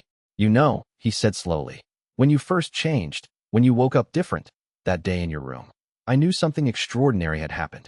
I didn't know what. I just knew that my grandson had become someone I barely recognized. Grandfather, let me finish. Over these months, I've watched that someone become more than the original Su Qing, more than whoever Zhang Hao was, more than any single person should have to be. You've carried the weight of the world on shoulders that are still so young. I'm 28, Zhang Hao said. In my other life. In this life, you're 17. And you've done more in 17 years than I did in 70. Su Tianming's voice cracked, just slightly. When the rewriting takes your other memories, when you become fully Su Qing, will you still be the person I know? I'll still love you. I'll still remember every moment we've shared. I'll just not know where I came from. Then that's enough. The old man reached across the table and gripped his grandson's hand. You came from somewhere extraordinary, Qinger, but you became someone extraordinary here. And that's the part that stays. They sat in the garden as the sun went down, grandfather and grandson, sharing a silence that was full of everything they couldn't say and didn't need to. Chapter 52. Zhang Hao pushed his core formation cultivation toward its peak with single-minded intensity. The Void Emperor's Canon's second stage, the core formation cycle, demanded not just power but comprehension. At core formation peak, the cultivator's understanding of the Canon's principles had to be complete. Every technique mastered, every application understood, every limitation accepted. The final technique was the one that mattered most, the rewriting. Ren guided him through the theory. The rewriting isn't an attack or a defense. It's a synthesis. You take the Void Emperor's power of disruption, combine it with the Spirit Blood Lotus's raw potential, and channel both through your dual consciousness. The Canon's void breaks the old script. The Lotus's potential creates the new one. Your dual perspective provides the template. And my Zhang Hao consciousness is the fuel. The fuel, yes, but also the seed. Your otherworldly perspective doesn't just power the transformation, it shapes it. The new narrative system will contain the patterns of every story you've ever absorbed. Every novel, every movie, every tale you encountered in your other life. Those patterns become the living narrative's DNA. So the new world will have storytelling genes from Earth. In a manner of speaking, not specific stories, those dissolve with your memories, but the structural diversity. The understanding that stories can be more than hero defeats villain. Comedy, tragedy, romance, mystery, slice of life. All of it. woven into the new system's potential. That's actually beautiful. Don't get sentimental. You still need to survive the process. The cultivation sessions were brutal. The cannon's peak technique operated at the very edge of core formation's capacity, pushing Zhang Hao's void core to its absolute limit. Each practice run left him drained, shaking, and closer to the technique's mastery. Between sessions, he spent time with his allies. Each interaction carried the bittersweet weight of someone saying goodbye without using the words. With Bai Ling, it was a sparring session. Her ice soared against his void palm, two styles that complemented and opposed each other in equal measure. They fought for an hour, neither gaining a decisive advantage, the match ending in a mutual acknowledgement of respect. "You've gotten better," she said afterward, wiping frost from her blade. "You've gotten faster. I've always been fast. You've just gotten good enough to notice." She sheathed her sword and studied him with those ice-pale eyes. "I'll be at the Stabilization Network's command center during the rewriting. If anything goes wrong with the coverage, you'll fix it." "I'll fix it." She hesitated, a rare thing for Bai Ling. "You're my first real friend, Su Qing. In the old world, I didn't have friends. I had allies, associates, people who were useful. You were the first person who saw me as a person rather than a function. Bai Ling, don't ruin the moment." She turned away. "Go save the world. I'll be watching." With Feng Zhua, it was an intelligence briefing that became a confession. "I still feel guilty," Feng Zhua said, reviewing operational reports in the Alliance's command center. "For what I did under Shun Wei's influence. The people I helped manipulate, the operations I supported. You were a victim. I was a willing victim. I chose to follow him because he made me feel important. The threads amplified that choice, but the choice was mine. And now you've spent months undoing the damage. The intelligence network you've built has saved more people than Shun Wei's network ever harmed. Does that balance the scales? There are no scales. There's just the choice to do better, made fresh every day." Feng Zhua was quiet for a long time. Then he nodded, slowly, and returned to his reports. But his shoulders were straighter, and the haunted look that had lived in his eyes since his defection was, finally, beginning to fade. Chapter 53 The breakthrough to core formation peak came on a night of extraordinary spiritual clarity. Zhang Hao sat in the Jade Cultivation Chamber, the Void Emperor's cannon cycling at its maximum sustainable frequency. The void core in his dantian pulsed with energy so pure it was nearly transparent, a sphere of compressed potential with a hollow center that served as a lens for his true sight and a channel for the cannon's techniques. Foundation Establishment Peak had been a wall. Core Formation Peak was a door. The cannon's energy surged through his meridians, filling every pathway to capacity and then beyond. The void core expanded, its shell of compressed chi becoming denser, harder, more refined. The void at its center deepened, not just empty space but a conduit, a bridge between the physical world and the narrative layer that the true sight revealed. The breakthrough happened like a key turning in a lock. One moment he was pushing against a barrier. The next, the barrier dissolved and his perception expanded exponentially. His true sight, already powerful at core formation mid-stage, erupted outward like the ring of a bell. He could feel the entire sect, the entire city, the surrounding countryside, every narrative thread, every story, every life, laid out before his enhanced awareness like a book opened to every page simultaneously. And at the edge of his perception, vast and patient and pressing, he could feel the Weaver, not as a hostile force, not as an enemy, as a system, enormous, complex, dying. The script's calcification had reached a critical stage. Major narrative threads were snapping daily now, leaving dead zones where reality went flat and meaningless. The abyssal wastes were expanding, slowly, but measurably, creeping outward from the western wilderness into inhabited territory. Core Formation Peak, Rin confirmed. Your void core is at maximum density. True sight is at full capacity, and the rewriting technique is ready. Zhang Hao could feel it, the technique sitting in his mind like a complete equation, every variable known, every operation understood. The synthesis of void and creation, destruction and growth, ending and beginning. All he needed was the fuel. Then it's time. Almost. Zhang Hao opened his eyes and looked at the ceiling of his cultivation chamber. There's one more thing I need to do first. He found Lin Yu in her workshop, as he always found her, surrounded by furnaces, herbs, and the organized chaos of a mind that never stopped creating. She was refining the sovereign lotus pill, the final piece of the rewriting's logistical puzzle. He didn't say anything, just walked in, took her hands, and held them. She looked up, read his expression, and understood. It's time, she said. Almost. 1 week for final preparations. Then the expedition. She set down her tools with careful precision. Then I have 1 week to finish the Sovereign Lotus pill, pack enough supplies for a continental transformation, and figure out how to say goodbye to the part of you that's leaving. You don't have to say goodbye. The part that stays is the part that loves you. I know. Her eyes were bright. But the part that's leaving, Zhang Hao, the reader, the person from another world, he deserves a farewell too. What did you have in mind? Dinner. A real dinner. Not pills and spirit rice in the workshop. A proper meal, with wine, in a restaurant, like normal people. We're not normal people. For one evening, we can pretend. They had dinner at the Jade Pavilion, the same restaurant where the Su and Lin clans had first met to discuss the beast tide. A private room, soft light, food that was merely excellent rather than spiritually enhanced. For 3 hours, they talked about everything except the end of the world. Lin Yu told him about her mother's alchemy research, the unfinished projects, the half-formed theories, the legacy that Lin Yu had spent her life completing. Zhang Hao told her about the Void Emperor's canon, not the techniques or the theories, but the ghost who taught them. Ren's humor, his stubbornness, his 3,000-year loneliness, and the way he pretended not to care about anyone while caring more than anyone alive. He reminds me of my father, Lin Yu said, swirling her wine. Gruff on the outside, marshmallow on the inside. If you ever call Ren a marshmallow to his face, I want to be there to watch. Deal. When the meal was finished and the wine was gone, and the evening had settled into comfortable silence, Lin Yu reached across the table and took his hand. I want you to know something, she said. When you lose the Zhang Hao memories, when you become fully Su Qing, nothing changes between us. You're not losing the person I fell in love with. You're completing him. How can you be sure? Because the person I fell in love with isn't the person from another world. He's the person who woke up in a stranger's body and chose, every single day, to be kind, to be brave, to fight for people he didn't have to fight for. That person isn't Zhang Hao. That person is Su Qing. He looked at her across the table, this brilliant, stubborn, fearless woman who'd stood beside him through beast tides and cosmic revelations and alchemical all-nighters, and felt a love so complete it could have powered the rewriting all by itself. Thank you, he said, for everything. Thank me after you save the world, she said.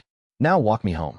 They walked through Azure Cloud City's evening streets, hand in hand, two cultivators in a world that was still beautiful despite everything.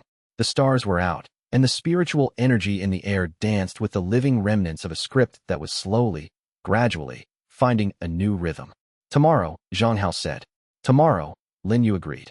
And the world held its breath. Chapter 54. The expedition to the Void Nexus departed at dawn.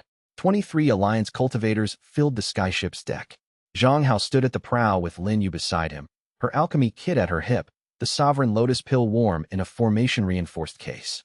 The central mountain range rose before them. The seal on Azure Cloud Peak pulsed faintly in Zhang Hao's true sight, still holding, but barely. Cracks ran through the formation's lattice, each one a point where the Weaver's dying script pressed through. Stabilization network is online. Bai Ling reported via communication talisman from the command center. All 18 points active. Full continental coverage confirmed. Intelligence network reports no hostile activity along the approach route, Feng Zhui added. The preservers have withdrawn to observation positions. They're not interfering. Alliance combat teams are stationed at every stabilization point. Elder May confirmed. We're ready. Zhang Hao looked at Lin Yu. She looked back. Together, she said.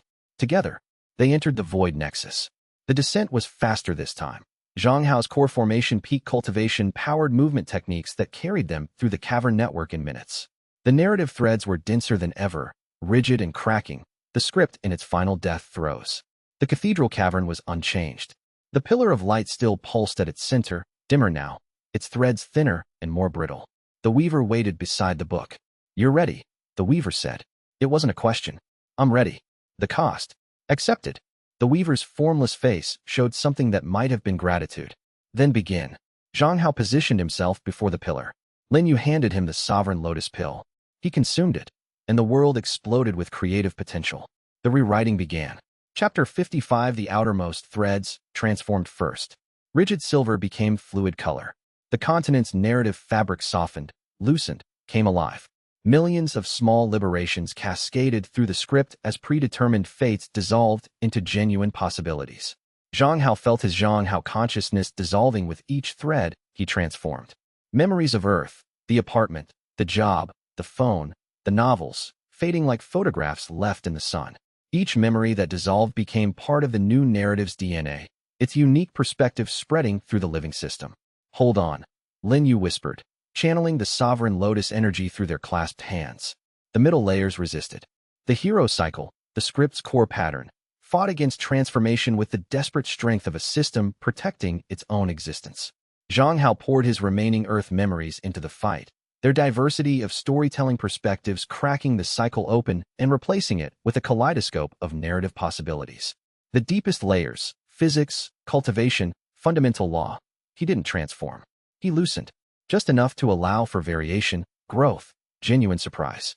The world's axioms remained. Their applications became flexible. The final thread, the weaver's connection to reality, transformed from a control channel to an inspiration channel. Commands became suggestions. Dictates became possibilities. The last memory dissolved. Zhang Hao was gone. Su Qing held the technique together by sheer will, his single nascent soul blazing with purpose. The pillar of light exploded into a rainbow of narrative potential that swept across the continent. The script was rewritten. The world was free. And Su Qing collapsed. Chapter 56. Lin Yu caught him. She carried him through collapsing tunnels, past crumbling walls, through a passage that was swallowing itself.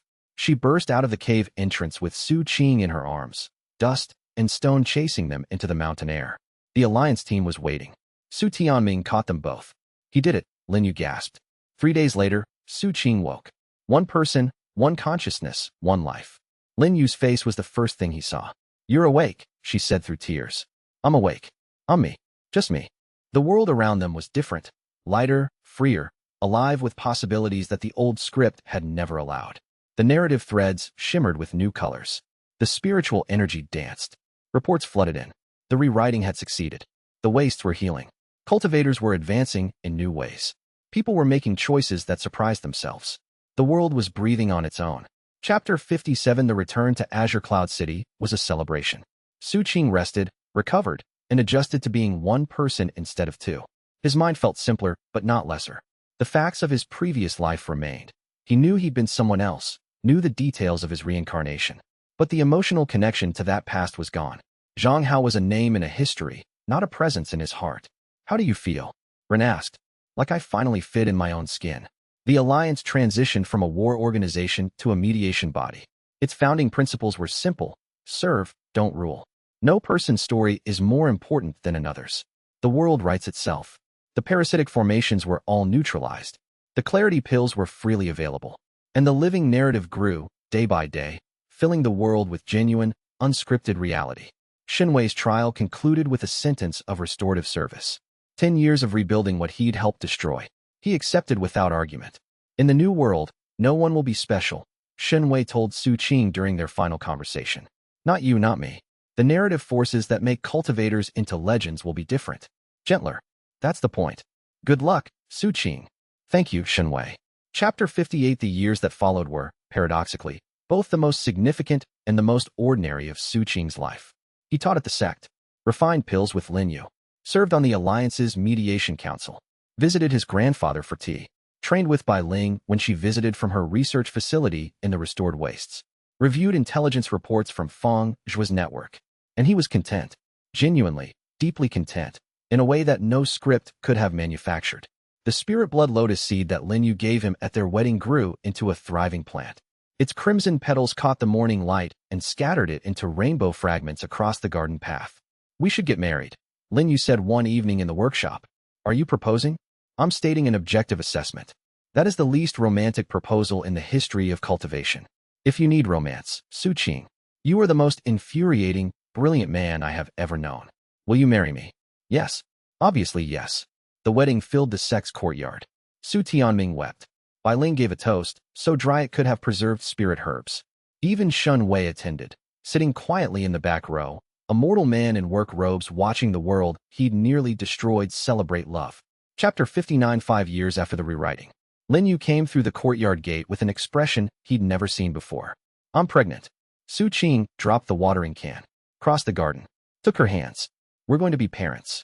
The baby, a girl they named Su Yu, was born in the workshop where her parents had fallen in love.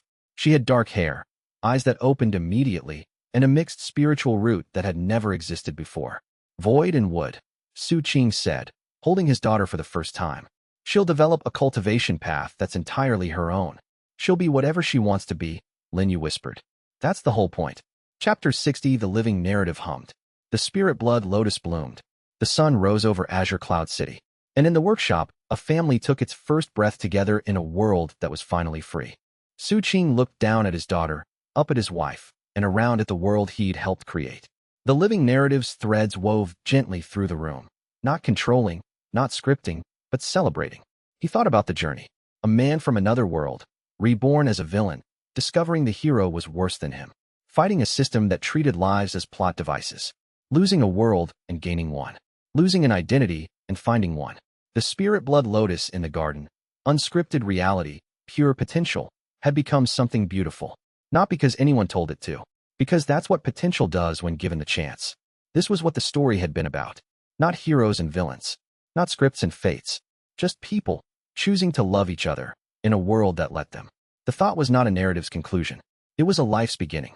And that was more than enough. Chapter 61. 3 years after the rewriting, the cultivation world had changed in ways that even Su Qing, who had helped author the change, could not have fully predicted. The most visible transformation was in the breakthroughs themselves. Before the rewriting, cultivation advancement had followed the script's rigid progression. Specific bottlenecks at predetermined levels, requiring specific resources, triggering at specific moments in a cultivator's narrative arc. Every nascent soul cultivator knew exactly what they needed to break through, because the script had decided for them before they were born. The cultivation texts were filled with these requirements. Prescribed treasures, prescribed trials, prescribed inner conflicts that had to be resolved in precisely the scripted way. Deviation from these requirements didn't just slow a cultivator's progress. It stopped it entirely, because the script would simply not permit advancement outside its own logic. The rigidity had been a feature, not a flaw. The old weaver had understood that controllable cultivation meant controllable people, and controllable people were the raw material of the 3,000-year parasitic infrastructure they had spent years dismantling. Now, no two breakthroughs were alike.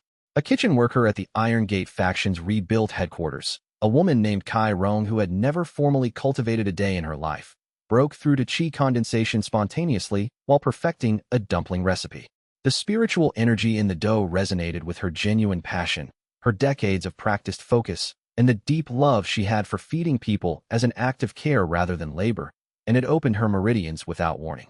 She arrived at the Azure Cloud Alliance's administrative office 3 days later with flowers still on her apron, asking politely what had just happened and what she was supposed to do about it now. The intake coordinator who filed her registration would later tell colleagues that Kai Rome was the most composed new cultivator she had ever processed. The woman had apparently decided within the first 24 hours that cultivation was going to be part of her life, and that she intended to understand it properly before doing anything dramatic with it. She was, in that sense, exactly the kind of cultivator the new world produced, someone whose path was entirely her own, shaped by who she actually was rather than the role a script had decided she should play. An elderly fisherman on the eastern coast broke through to Foundation establishment at the age of 73. His spiritual root had been rated unsuitable for cultivation by every sect examiner who had ever tested him, rated with the flat certainty of a system that believed itself objective. In the old world, that rating was destiny. The script had allocated cultivation talent according to narrative need, and an elderly fisherman with no storyline was simply not on the allocation list. In the new world, it turned out the examiner's rating system had been built entirely on the script's predetermined assignment of potential, and once that assignment mechanism ceased to function, the fisherman's decades of deep attunement to water, tide, and the patient rhythm of living things expressed itself as Foundation establishment with a spiritual affinity for the water element, so pure that the Alliance's cultivation assessor sat with him for 3 days simply to understand what they were looking at. He remained calm throughout the examination, asked mostly practical questions about whether Foundation establishment would affect his ability to read the tides, as that information was critical to his fishing operation, and accepted the assessor's genuine wonder with the equanimity of a man who has spent 73 years knowing that the most important truths take a long time to make themselves obvious. And a young girl in Azure Cloud City, barely 8 years old, the daughter of a merchant family with no cultivation history, developed a cultivation technique from scratch, working it out on paper the way a child might invent a game, and the technique worked. Not as well as a professionally designed method, but it worked, and it was unmistakably hers in a way that no borrowed technique could replicate. expressing the precise logic of her specific mind with a fidelity that suggested she, and only she, could truly master it. When a senior sect instructor examined the technique with professional skepticism, he found himself 30 minutes into the examination unable to identify a single element that could be improved without sacrificing something fundamental to its internal coherence. The technique was, in its own terms, already exactly right. The talent distribution is randomizing, Lin Yu reported at the Alliance's quarterly summit, her voice carrying the quiet excitement of a researcher who has been waiting for the right moment to present a significant finding.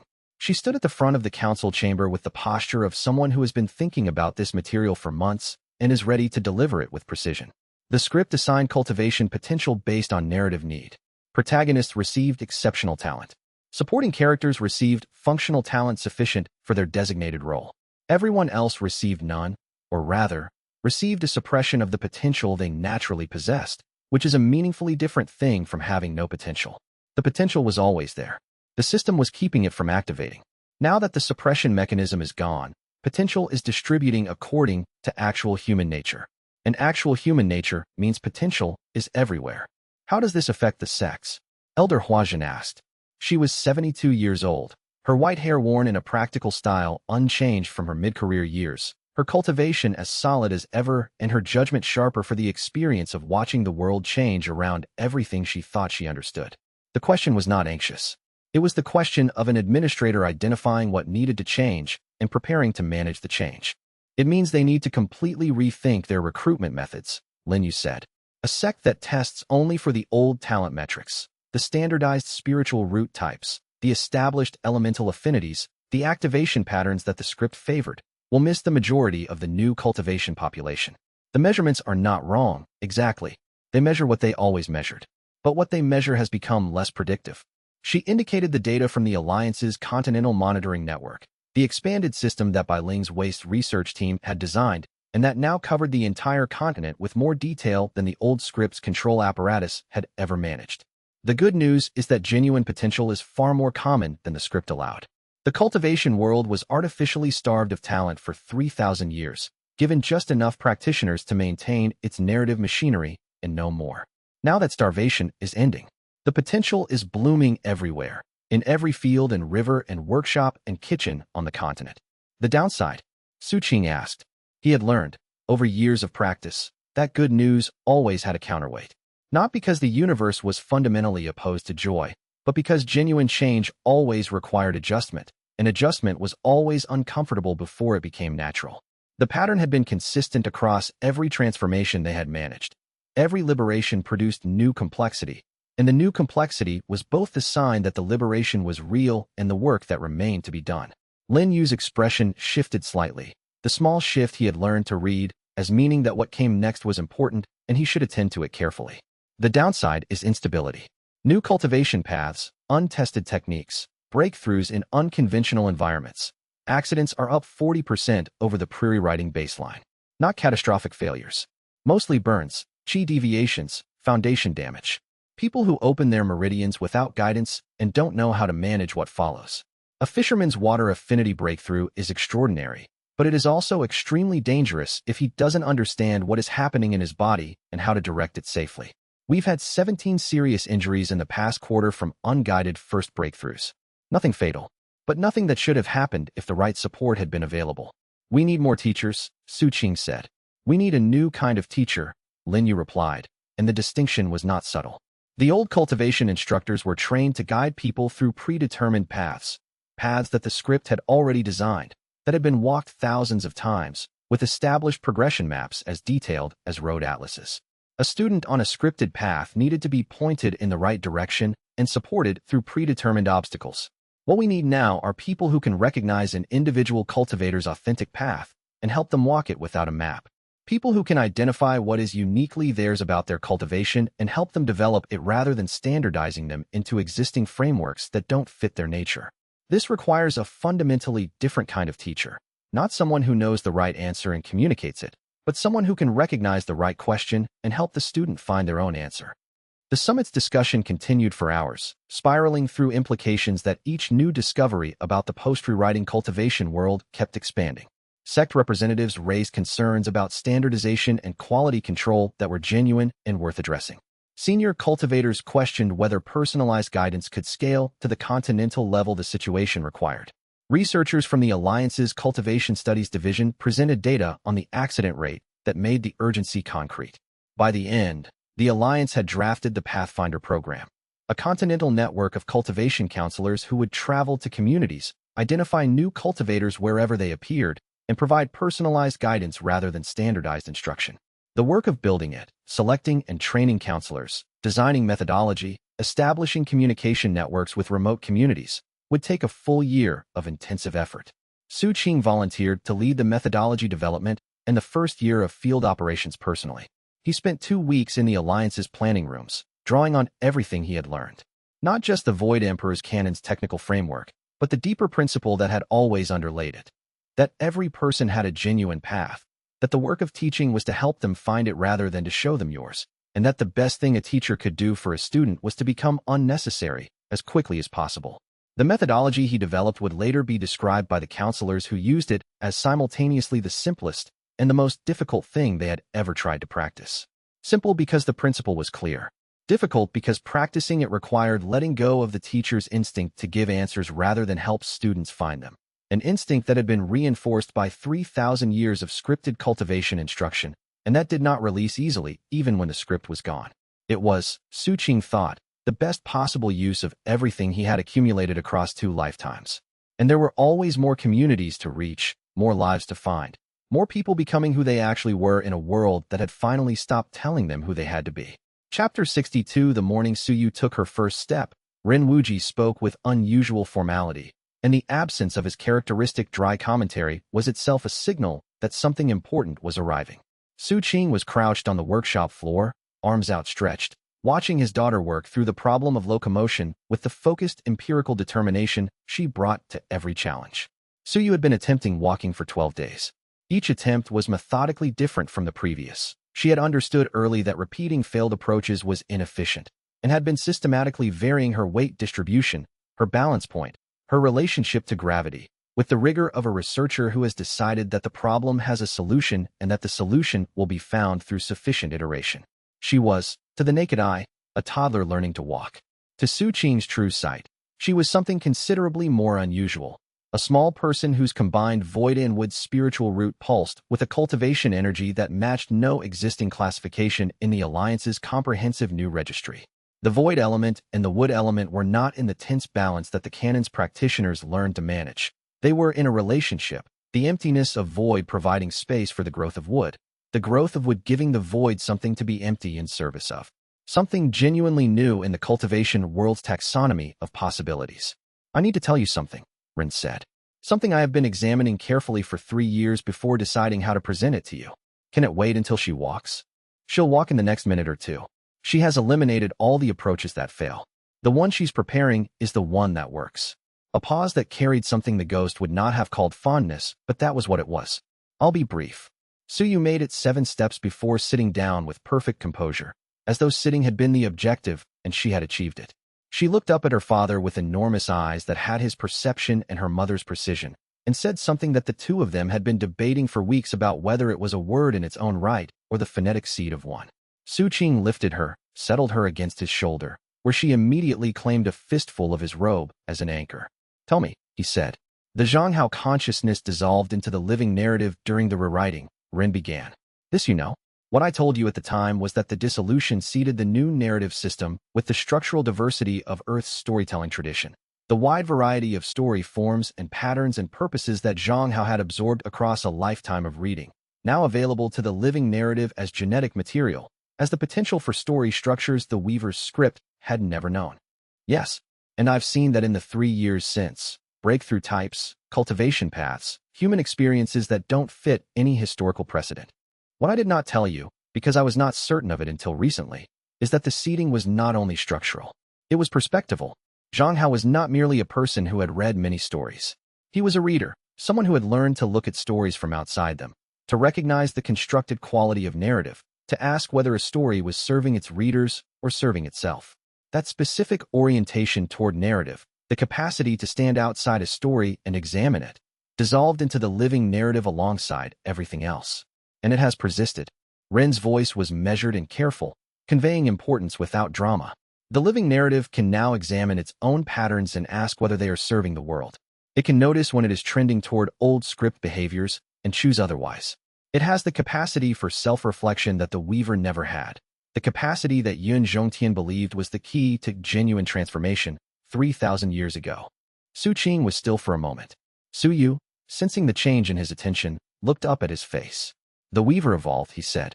The Weaver became something new, something with genuine self-awareness.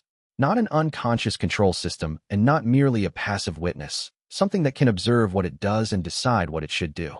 Something that has developed, out of the seed your dissolution planted, a genuine investment in whether the world it shapes is flourishing. Ren paused again. I tell you this now because I have had 3 years of observational data to confirm what I initially suspected. The behavioral patterns are consistent and clear. The living narrative is aware of itself in a meaningful sense. It is aware of the world it witnesses, and it cares about what it sees. And my daughter? Su Qing asked, looking at the girl sleeping against his shoulder with the absolute trust of someone who has decided that this is a safe place. Is the first person born after the rewriting. The first human whose entire existence has occurred within the living narrative's conscious era. Her spiritual root, the void and wood synthesis, resonates with both the canon's foundational element and the living narrative's primary natural expression. She will grow up alongside whatever the living narrative is becoming. The ancient ghost's voice softened to the register it used when something genuinely moved him, which was rare enough to be unmistakable. I cannot predict what that relationship will be. I wanted you to know it will be a relationship, not a person subject to a system, but 2 forms of consciousness developing alongside each other from the beginning. The first human companion of whatever the living narrative becomes. Su Qing held his daughter and thought about this for a long time, and what he arrived at was not anxiety, but a specific attention. The attention of a parent who has decided that the most important thing they can do is see who their child actually is, rather than deciding in advance who they need to be. Whatever Su Yu and the living narrative would be to each other, it would be their own thing, and his job was to give her the foundation to meet it well. Thank you, he said to Ren, for waiting until you were sure. I wasn't sure sooner, Ren said simply. Now I am. A pause. She has your look, by the way. The one that means the problem is already solved in your head, and you're simply completing the execution. I thought you didn't make aesthetic observations. I make observations based on evidence. The evidence is her approach to walking. The systematic elimination of failed hypotheses is not coincidental. Another pause. It is effective. It is also, in someone who has been in the world for 14 months, slightly alarming. Su Qing laughed quietly, and Su Yu slept on, and the morning held them both. Chapter 63. The Pathfinder program's first year brought Su Qing to 63 communities across the continent, and each one revealed a different dimension of the specific texture of human potential when the system designed to suppress it is no longer operating. He traveled with Jean Rome, whose talent for initial conversations was the program's most important single tool, and Han Wei, whose logistics expertise made complicated operations run without drama. Lotus traveled on Su Qing's shoulder. The spirit beast rabbit had been with the family since 3 weeks after the rewriting and had shown no interest in explaining the decision or discussing her status. She found new cultivators with an accuracy that outperformed the formation arrays the technical team had designed, and her assessments had been vindicated so consistently that the team had stopped questioning them. The team had its own theory about how she did it, ranging from heightened spirit beast sensitivity to cultivation potential to she simply knows things and finds the explanation unnecessary. Lotus herself had never clarified. She never found clarification necessary. There, Lotus said, on a morning in the Northern Territories when their skyship was descending toward a valley community that the pre-survey data had rated as low probability. Su Qing looked toward the river crossing she indicated. A young man of about 16 was hauling water with a balance pole, the rhythm of it automatic, his attention clearly elsewhere. His face carried the expression of someone engaged with an abstract problem that the physical task was giving him space to work through. His true sight showed a spiritual root of extraordinary structural complexity. 5 elements, all present, each balanced against the others in a configuration that the old cultivation framework would have described as a problematic multi-root interference pattern and rated accordingly. Moderate talent in one element, interference from the others, likely assessed as mid-tier outer disciple material, if assessed at all. In the new framework that 3 years of post-rewriting data had helped develop, the same configuration suggested something entirely different. the balance itself as the talent. Each element strengthened the others through their relationship, the integration producing a cultivation ceiling that none of the individual elements could reach alone. It was a configuration the Alliance's researchers were still developing language to fully describe. Quintuple balanced root, Su Qing said to Jin Rong. In the old system, he would have been assessed as having moderate talent in one element and interference in the others, probably rated somewhere between useful and marginal, depending on the examiner's bias. In the new framework, this configuration suggests a cultivation path that no existing technique was designed for, and that the practitioner would have to develop in large part for themselves. He watched Liang Hao work, which is exactly the kind of path the Pathfinder program exists to support. The young man's name was Liang Hao. He was the sixth son in a fishing family with no cultivation history on either side, and he asked good questions from the moment Jin Rong established that she had no product to sell. He wanted to know not what cultivation was in the functional sense. He had absorbed enough general knowledge from traveling merchants and sect recruitment visits to understand the surface description, but how it worked at the level where the mechanism became visible. Why the spiritual root shaped the cultivation path. Why some elements interfered with each other and others didn't. What it actually meant for spiritual energy to be refined. Jin Rong explained the old framework and the new framework with equal clarity, letting him understand both so that the significance of the difference was his own conclusion rather than her verdict. She explained what Su Qing's true sight had found in him without softening the significance or inflating it beyond what was warranted. She was, in this as in everything, completely honest about what the evidence showed and what it did not yet show. When she finished, Liang Hao was quiet for a long moment. Then, who teaches me? That depends on what you want to understand, Jin Rong said. Everything, he said. Not ambition. Simple description. How things connect. Why things that look completely different are actually the same thing seen from different positions. Jin Rong looked at Su Qing. The look said, yours. He spent 3 days in the valley, teaching not techniques, but framework. The Void Emperor's canon's deepest principle, which was not a technique at all, but a way of encountering reality. Systems as systems. The difference between imposing a framework onto reality and recognizing the framework that reality was already expressing. How to ask questions that were genuinely interested in the answer rather than performing interest as a social convention. How to hold two contradictory frameworks simultaneously without forcing resolution. And how to distinguish between contradictions that resolved at a higher level and contradictions that were genuinely irreducible.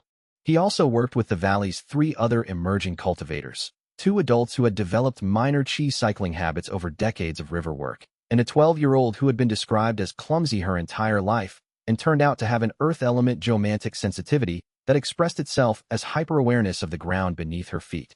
Not clumsiness, perception that no one had given her the framework to understand. When they left, Liang Hao was cycling his first chi spiral, working from first principles and the breathing foundation Su Qing had given him.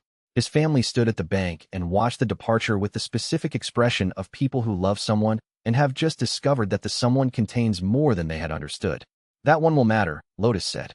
Most of them matter, Su Qing said. Yes, but that one specifically. She tucked her nose against his collar in the gesture that meant she had said what she needed to say and was done with the subject. He added Liang Hao to the priority follow-up list and flew on. Toward the next valley, toward the next person whose path had been waiting for someone to arrive and help them see it. There, Lotus said, on a morning in the Northern Territories when their skyship was descending toward a valley community that the pre-survey data had rated as low probability for cultivation potential. Su Qing looked toward the river crossing she indicated. A young man of about 16 was hauling water with a balance pole, the rhythm of it automatic, his attention clearly elsewhere. His face carried the expression of someone engaged with an abstract problem that the physical task was giving him space to think about. His true sight showed a spiritual root of extraordinary structural complexity. 5 elements, all present, each balanced against the others in a configuration that the old cultivation framework would have described as a problematic multi-root interference pattern. In the new framework, which 3 years of post-rewriting data had helped develop, that same configuration suggested something different. The balance itself as the talent, each element strengthening the others through their relationship, the integration producing a cultivation ceiling that none of the individual elements could reach alone. It was a configuration the Alliance's researchers were still developing language to fully describe. Quintuple balanced root, Su Qing said to Jin Rong. In the old system, he would have been assessed as having moderate talent in one element and interference in the others. In the new system, we're still working out what this actually means, but everything we've seen from similar configurations suggests the integration is the exceptional thing. He has no idea, Jinrong said. No idea. And the nearest sect with any examination capacity is 3 days' travel away, using the old metrics. The young man's name was Liang Hao. He was the sixth son in a fishing family with no cultivation history, and he asked good questions from the moment Jinrong established that she had no product to sell and no labor contract to offer. He wanted to know not what cultivation was, but how it worked, not the output description but the mechanism, the why behind the what. He listened to Jinrong's explanation of the old framework and the new framework and the specific finding about his own route, with the focused attention of someone who treats information as practically useful and has no patience for vague gestures toward meaning. When Jinrong finished, he said, I want to understand everything. How things connect. Why things that look completely different are actually the same thing from different angles. Jinrong looked at Su Qing. The look meant, yours. He spent 3 days in the valley, teaching not techniques, but framework. The Void Emperor's canon's deepest principle, which was not a technique at all, but a way of approaching reality. Systems as systems, patterns as real objects of study rather than background noise. The difference between imposing a framework onto reality and recognizing the framework that reality was already expressing.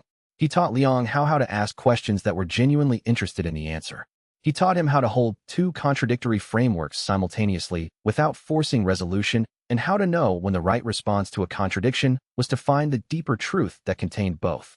He also worked with the valley's 3 other emerging cultivators, 2 adults who had developed minor chi cycling habits over decades of water work, and a 12-year-old whose earth element geomantic sensitivity expressed itself as hyper-awareness of the ground beneath her feet that everyone around her had been calling clumsiness her entire life.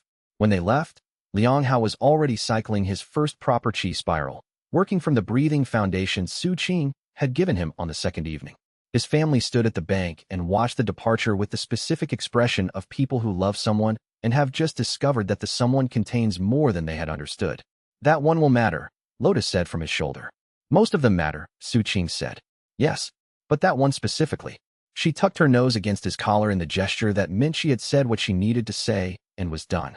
He added Liang Hao to the priority follow-up list and flew on toward the next valley, toward the next person whose life was waiting for the right moment to reveal what it had been building toward.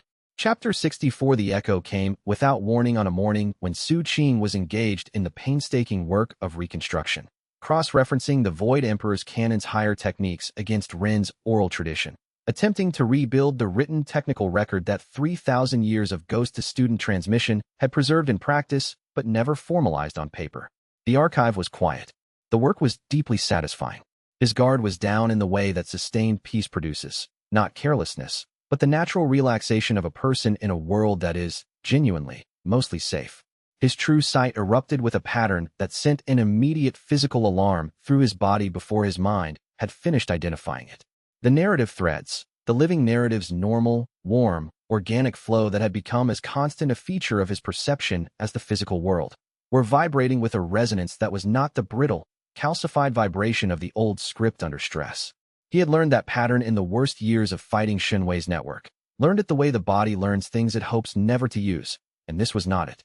This was different in quality but similar in the weight of what it carried. A resonance like a very large instrument struck somewhere far beyond the horizon, its sound traveling toward him through the narrative layer in waves that had the weight of the thing that had produced them. Run, he said. He was already moving. I feel it. The ghost's voice was sharp with recognition. That resonance pattern. I haven't felt it in 3,000 years. Not since the faceless sage activated the heaven-devouring scripture at its maximum operational capacity. During the confrontation that ended with my death. He was careful and controlled. The resonance is characteristic of the scripture's deep architecture functions. The foundational operations. The parts of the scripture that the sage kept entirely to himself and never distributed to the network's infrastructure. Su Qing was out of the archive and crossing the sect's training grounds at full core formation speed, moving fast enough that the disciples on the training grounds stepped clear on instinct. The communication array in the administrative tower. By Ling, already online, her voice carrying the clip precision that meant she was managing significant alarm rather than feeling no alarm. Tell me you felt that. The entire continental monitoring network activated simultaneously. Resonance trace to the southeastern region. The coordinates center on the ruins of the Shadow Pavilion's primary headquarters. A brief pause. The Grandmaster died in custody 6 months ago. We spent 6 months dismantling everything we found, Su Qing said. We dismantled everything we could identify. The ruins are showing active energy signatures. Active, not residual. Something is operating in there. He stared at the monitoring display. The resonance pulsed at regular intervals, 30 seconds apart, steady as a design process executing its function on schedule. Not an emergency response. Not a reaction to their detection. A plan running exactly as intended. A failsafe, he said, working through the logic quickly. Built before his death, he had months in custody when his cultivation was failing, months to prepare something that would outlast him. Designed to activate automatically on his death. He would have used what time he had, and he would have known exactly what to build. I'll establish monitoring perimeter at the ruins before your arrival, Bai Ling said. For hours. Be careful. If this is the scripture's deep architecture functions, the risk profile is different from anything we've dealt with before. I know the difference, she said, and the array closed. Fang Zhua's voice replaced hers almost immediately. His field agents near the ruins had been reporting for 48 hours, he said. Gradual activity that they had held for analysis, uncertain whether it warranted immediate escalation. He would have full intelligence on arrival. He paused before closing the connection. Su Qing. Be careful. Always, Su Qing said, and flew southeast, into the weight of a problem he had believed was finished. The flight gave him 3 hours to think through what the failsafe's existence implied about what else might exist. When the Alliance had dismantled the Shadow Pavilion's infrastructure 3 years ago, the teams had worked from comprehensive records, the Grandmaster's operational files, the formation diagrams recovered from the organization's headquarters, the intelligence Fang Zhua had assembled across months of investigation. The work had been thorough. The results had been verified. But a thorough investigation was not the same as an exhaustive investigation. The Grandmaster had had 30 years to build an organization, decades to establish redundancies and backup systems, and hidden assets that existed specifically because they were hidden. The Alliance had dismantled what it could find. The assumption that what could be found was everything that existed was an assumption that the present situation had just disproven. He thought about the organizational structure Zhen Lijing had described, the deputy who was not in any of the records, the operational mind that the investigation had never identified. The Shadow Pavilion had been a more complex entity than the investigation had revealed. The Grandmaster had preserved that complexity deliberately, because an organization whose full structure was known was an organization that could be fully dismantled, and the Grandmaster had apparently valued the option to continue operating from beyond his own end. The most productive question was not what the failsafe was designed to do. The monitoring data would answer that. The most productive question was whether the formation in the ruins was the only thing the Grandmaster had prepared, or whether it was one of several preparations, and whether the others were already operational or still dormant. He filed that question for Fang Zhua and turned his attention to the approach, which was coming into view on the horizon as the sun reached its highest point and the southeastern ranges resolved from haze into the specific shapes of terrain he had surveyed 3 years ago. He thought also about Zhen Lijing. The name Fang Zhua had surfaced without ever placing it in the records, the operational function the investigation had categorized as unknown. If she existed and if she had understood the full scope of what she had participated in, she would have had years of deliberate distance in which to decide what the scope of her participation meant to her. That deliberation had a shape to it that his years of working with motivated people had taught him to recognize. A person who has spent decades accounting to themselves arrives at a conclusion eventually, and when they arrive at it, they act. The timing of the failsafe's activation, coinciding perfectly with the 6-month mark of the Grandmaster's incarceration, the period when custody reviews typically occurred, suggested the formation had been built in the first months of his imprisonment, which was exactly the window when an intelligent, observant deputy would have begun assembling her own understanding of what she had been part of and what she intended to do about it. He could be wrong about all of it.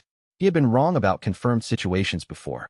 The productive discipline was not to commit to the theory, but to arrive at the ruins prepared for multiple versions of what he might find there, including versions in which his theory was entirely incorrect, and the person at the center of the formation had entirely different intentions and required an entirely different response.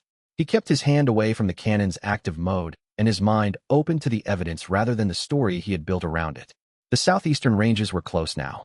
He adjusted his flight path toward the coordinates on the monitoring display and let the problem resolve into its actual shape as he descended. Chapter 65 The Whispering Gorge had earned its name through metaphor for decades before the past 48 hours made the metaphor literal. The valley was narrow and deep, its walls too steep for casual access, the approach routes limited in ways that had made it attractive to an organization that preferred difficult terrain. The gorge's acoustics produced faint, unusual echoes when wind conditions were right, sounds that seemed to arrive from the wrong directions, hints of things that might or might not be voices. Locals had learned to find this atmospheric or unsettling depending on temperament, and had named the place accordingly. Now the whispers were something that even non-cultivators on the valley's rim reported as a pressure behind the eyes and an undirected unease in the chest that had no identifiable source. Whatever was happening in the gorge was radiating outward through the narrative layer in a way that the body registered as wrongness before the mind could name it. Bai Ling had established the monitoring perimeter on the northern ridge with the methodical efficiency she brought to everything that required accuracy and speed simultaneously. Her dome of ice perception arrays covered the full gorge. The display updated every 3 seconds. The readings were stable and concerning. A single entity moving through the ruins with purposeful intention, and at the center of the gorge's deepest section, an energy signature that the monitoring array was rendering in the amber-red color that indicated heaven-devouring scripture proximity. Fengzhu's advance agents provided the imagery, degraded by spiritual interference, but clear enough to show a figure moving with the confidence of someone following a memorized route. Not searching, not exploring, executing. Su Qing activated his true sight at full core formation range and looked into the gorge. The narrative threads were being drawn toward a central point with the steady, methodical drain of a mechanism operating to specification. Not the violent, large-scale harvest of an active parasitic network at peak operation, the kind they had seen in the worst formations. Something smaller and more deliberate, designed for sustained operation rather than maximum extraction. The living narrative's warmth was leaving the gorge the way warmth leaves a room when a window has been left open too long, degree by degree, consistently, in a direction that would add up over time to meaningful damage if left unchecked. The formation is embedded in the bedrock, he said, following the energy threads to their anchor points. Not in any structure or surface installation that the dismantling team surveyed. In the foundation stones themselves, the lowest level of the original construction, below the layer the surveys reached. Old enough to read as original site material rather than something placed recently. He tracked the formation's architecture, and whoever is at the center of it is either activating it or working against it. The 48-hour runtime without full activation suggests interference.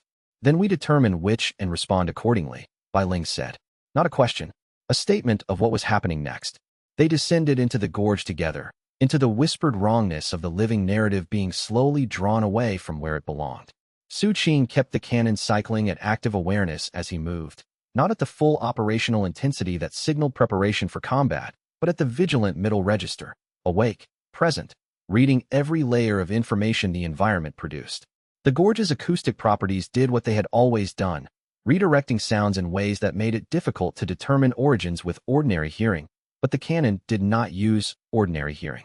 It used the narrative threads, which moved freely through stone and angle and the particular distortions of spiritual energy, and the threads told a story of a single consciousness at the gorge's center that had been there long enough to settle into the space in the way that a long-term occupant settles into a room. Not imposed on the environment, incorporated into it. That quality of long-term presence suggested duration. The Grandmaster had died 6 months ago, but the formation's detection had shown 3 years of intermittent activity above what the survey teams had recorded at the site. Someone had been here well before the failsafe activated. Someone who had known the ruins and known what to look for and had been watching for exactly what the failsafe represented. The gorge walls narrowed as they went deeper, the stone cold and damp in the way of places that rarely received direct sun. The ruins became more visible as they descended. The Shadow Pavilion's former structures reduced to their foundations by 3 years of weather and the growing things that had been waiting to claim the territory. There was a particular quality to the ruins that Su Qing had noticed in every former pavilion site he had visited during the dismantling work. A lingering wrongness in the narrative threads that persisted even after the formations were gone, a memory of what the space had been used for that would take years more to fully dissipate. Here, with the failsafe formation still active, the wrongness was more immediate and more specific. The threads that should have been flowing freely were being pulled, degree by degree, toward the center, and the pulling had the quality of suction rather than force, not violence, but steady, patient extraction. Whoever had built this had understood that dramatic action invited immediate response. Gradual action could continue for months before anyone noticed the accumulation. He kept his true sight focused and his cannon cycling at ready state. If the person at the center of the formation was attempting to complete it rather than dismantle it, The approach would transition from investigation to intervention without warning and without the usual preparation time. He needed to be ready for either scenario from the first moment of contact. Bai Ling moved in parallel, silent and precise, her ice formations ready to deploy at the first sign that the encounter was going the wrong direction. She had not said much since they began the descent, which meant she was focused entirely on what the situation might require and had nothing to add to the analysis until she had more information.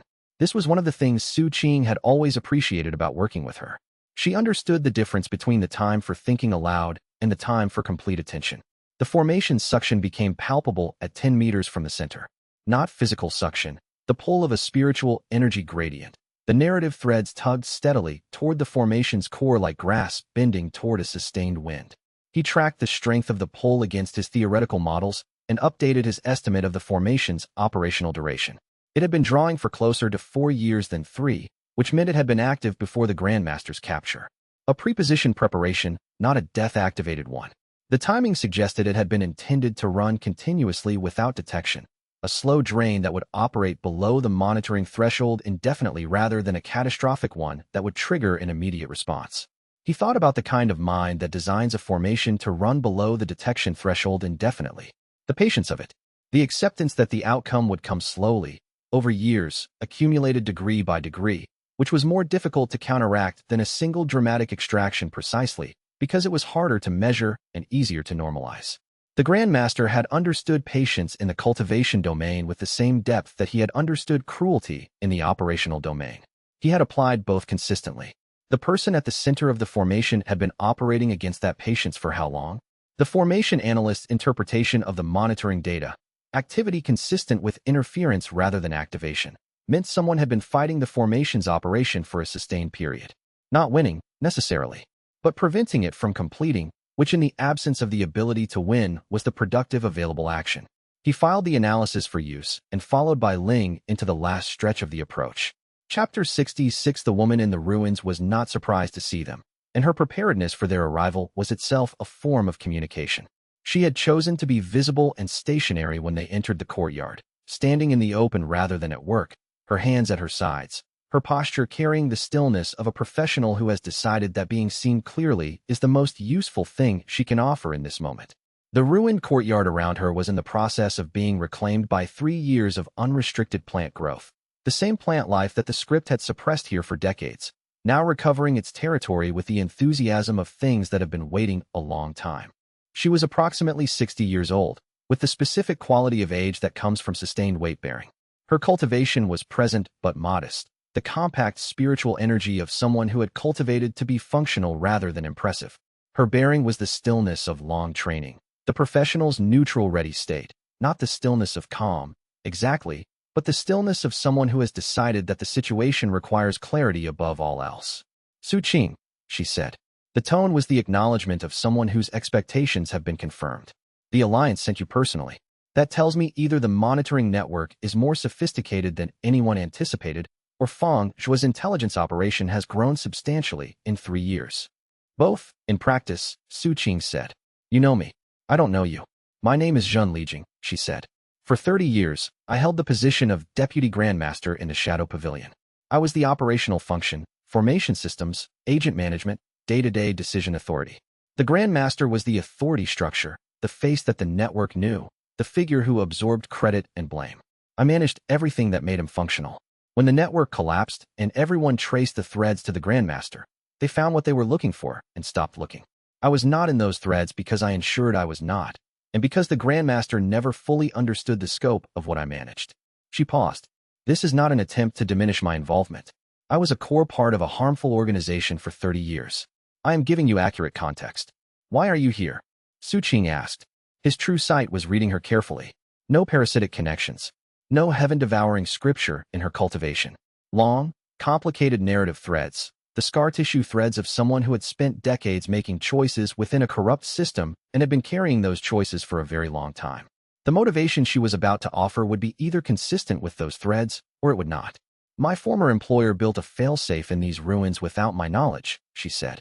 Designed to activate on his death and drain this region's narrative energy over an extended period, enough, over time, to do meaningful damage to the living narrative in the southeast. I found out through secondary records I located after he died. I came here to dismantle it before it completed its startup. She met his eyes directly. I am not asking you to trust me. I am telling you the situation. You can observe, assist, or arrest me. The formation needs to be dismantled regardless of what you decide to do with me. He examined her threads for a long moment. The guilt was old, not the fresh guilt of someone who has prepared a plausible story, but the accumulated guilt of someone who has been living with a specific accounting for a very long time and has arrived here because the accounting pointed here and they decided to pay it. Show me the formation architecture, he said. Let's work. They moved together toward the formation's center, Zhen Lijing leading with the purposeful confidence of someone who knows exactly where she is going and what she needs to do when she gets there. Fang Zhua had arrived during their descent and now stood at the courtyard's edge, taking in the scene with the practiced assessment of an intelligence professional who processes new information immediately and updates his model of the situation without needing to be asked. Su Qing activated True Sight at the formation's surface layer and began the careful process of reading its architecture, the foundation work that had to precede any dismantling attempt. The formation was embedded in the bedrock at exactly the depth that the Alliance's standard survey depth had failed to reach, which confirmed that the Grandmaster had known the standard methodology and had built his preparation specifically to exist beneath it. The architecture, once visible to full True Sight, was more complex than a simple drainage formation had any right to be. He spent time on this, Su Qing said. He spent his last 6 months on it, Zhen Lijing said. During his incarceration, he had the cultivation knowledge and the time and the specific motivation of someone who wanted to be certain that something of his work survived. What was he trying to accomplish? Not mechanically, what did he actually want? She was quiet for a moment. I think he wanted to prove that he couldn't be entirely undone. That even after everything, the arrest, the conviction, the dissolution of the network, something would remain. Something would continue to work against what had undone him. She looked at the formation core. He was a man who found the idea of being entirely irrelevant intolerable. This was his way of ensuring he wasn't. It was, Su Qing thought, a very human motivation for a very terrible choice. And it changed nothing about the need to dismantle it. He stepped to the formation's first anchor point and let the cannon's full analytical function run over the architecture. The embedded stonework had done exactly what he suspected, presented to a standard survey as original foundational material, indistinguishable from the natural bedrock because the formation's surface characteristics had been designed to match the site's geological signature. The Grandmaster had been meticulous. He had studied the survey methodology, understood its depth limits and detection thresholds, and built his preparation to exist below and beneath every threshold simultaneously. In a different context, the engineering would have been genuinely impressive. The discipline required to design and execute a formation of this complexity while under custody, using only the resources and access that a prisoner possessed, was substantial. The Grandmaster had spent his remaining months in complete focus on this single project, making every moment of deteriorating capability count towards something he had decided mattered. The result was the most technically demanding residual formation Su Qing had encountered in 3 years of post-rewriting dismantling work. He took a breath. Then he looked at Zhen Lijing, who was waiting with the precise patience of someone who has already completed all the waiting she needs to do and is ready to work. Show me the secondary anchor points, he said. Then we start. Chapter 67. The formation dismantling took 40 hours spread across 2 days, and it was technically among the most demanding work Su Qing had done in 3 years of post-rewriting infrastructure work. The Grandmaster had built his failsafe with specific, expert knowledge of the cannon's techniques and the Alliance's dismantling methodology. He had spent months in custody reviewing the case materials, studying the technical reports, mapping exactly how Su Qing's True Sight worked and what the cannon's disruption techniques could and could not do. The formation he had built was a response to that knowledge. It had false core nodes that presented as real and activated self-reinforcing sequences if targeted directly. Energy loops designed to turn the cannon's void technique against its user if applied in the wrong direction. Redundant backup systems that activated when primary defenses were bypassed, creating cascading failure modes that would spiral if addressed in the wrong order. He studied you carefully, Zhen Lijing said. On the second morning, her hands working a secondary node while she spoke. The precision of someone who has spent 30 years in formation work and does not need to divide attention between talking and the physical execution. The formation is specifically architected to prevent your approach. He was thorough, Su Qing agreed. He had been tracing the architecture for 3 hours. He built defenses against every technique I used in the previous dismantlings. He identified 2 specific sequences. He missed one thing. What thing? That you would be here. These two sequences are designed as a closed loop against the canon. Disrupt the first, and the second activates to reinforce it before the disruption can complete. The only way to break the loop is to address both sequences simultaneously. I can address the first. The second uses notation from the Shadow Pavilion's proprietary formation grammar. The Grandmaster adopted it from your operational infrastructure. You designed that grammar. She studied the sequences. I designed every layer of that grammar. He used the outputs without mastering the underlying logic. She positioned herself at the second node. Tell me when you're ready. They worked with the efficiency of two people who have different expertise and complementary purpose and have decided, based on evidence rather than sentiment, that cooperation is the most sensible approach. Bai Ling monitored the drainage rate and confirmed throughout that their dismantling pace was outrunning the formation's consumption. Fang Zhuo arrived on the second morning and ran a systematic debrief alongside the formation work, collecting in 2 days a more complete account of Shadow Pavilion operations than the original investigation had achieved. 42 direct victims over 30 years, Zhen Lijing said. During a pause in the work when Fang Zhuo's questions had reached the accounting she had been waiting to provide. Her voice was measured, not without emotion, but controlled with the control of someone who has rehearsed this delivery many times and intends it to be precise. Full records, names, dates, energy amounts, operational circumstances, known recovery status. I kept these records for 30 years without the Grandmaster's knowledge, in formats he couldn't read. I kept them because they were people, and someone had to know they were people even when the system treated them as operational variables. She looked at Fang Zhuo directly. I have been waiting 30 years to give these to someone who will use them for the restitution they enable. They will be used, Fang Zhuo said. When the final node was neutralized, the formation's drain stopped. The gorge was very quiet, and the living narrative's threads began, slowly and gradually, to return. The recovery was visible in real time through Su Qing's true sight. The threads that had been bent toward the former hollow now straightening. The warmth that had been drawn away beginning to flow back into the space that had been cold. It would take days for the full recovery, and perhaps weeks for the gorge to feel fully normal again. But the direction was clear, and the process was irreversible. The Grandmaster's last act had failed on the schedule he had intended. Zhen Lijing stood at the center of the neutralized formation and was quiet for a long moment. Whatever she was feeling, she was keeping it inside in the specific way of someone who has learned that their feelings are their own to manage and that the people around them have other things to attend to.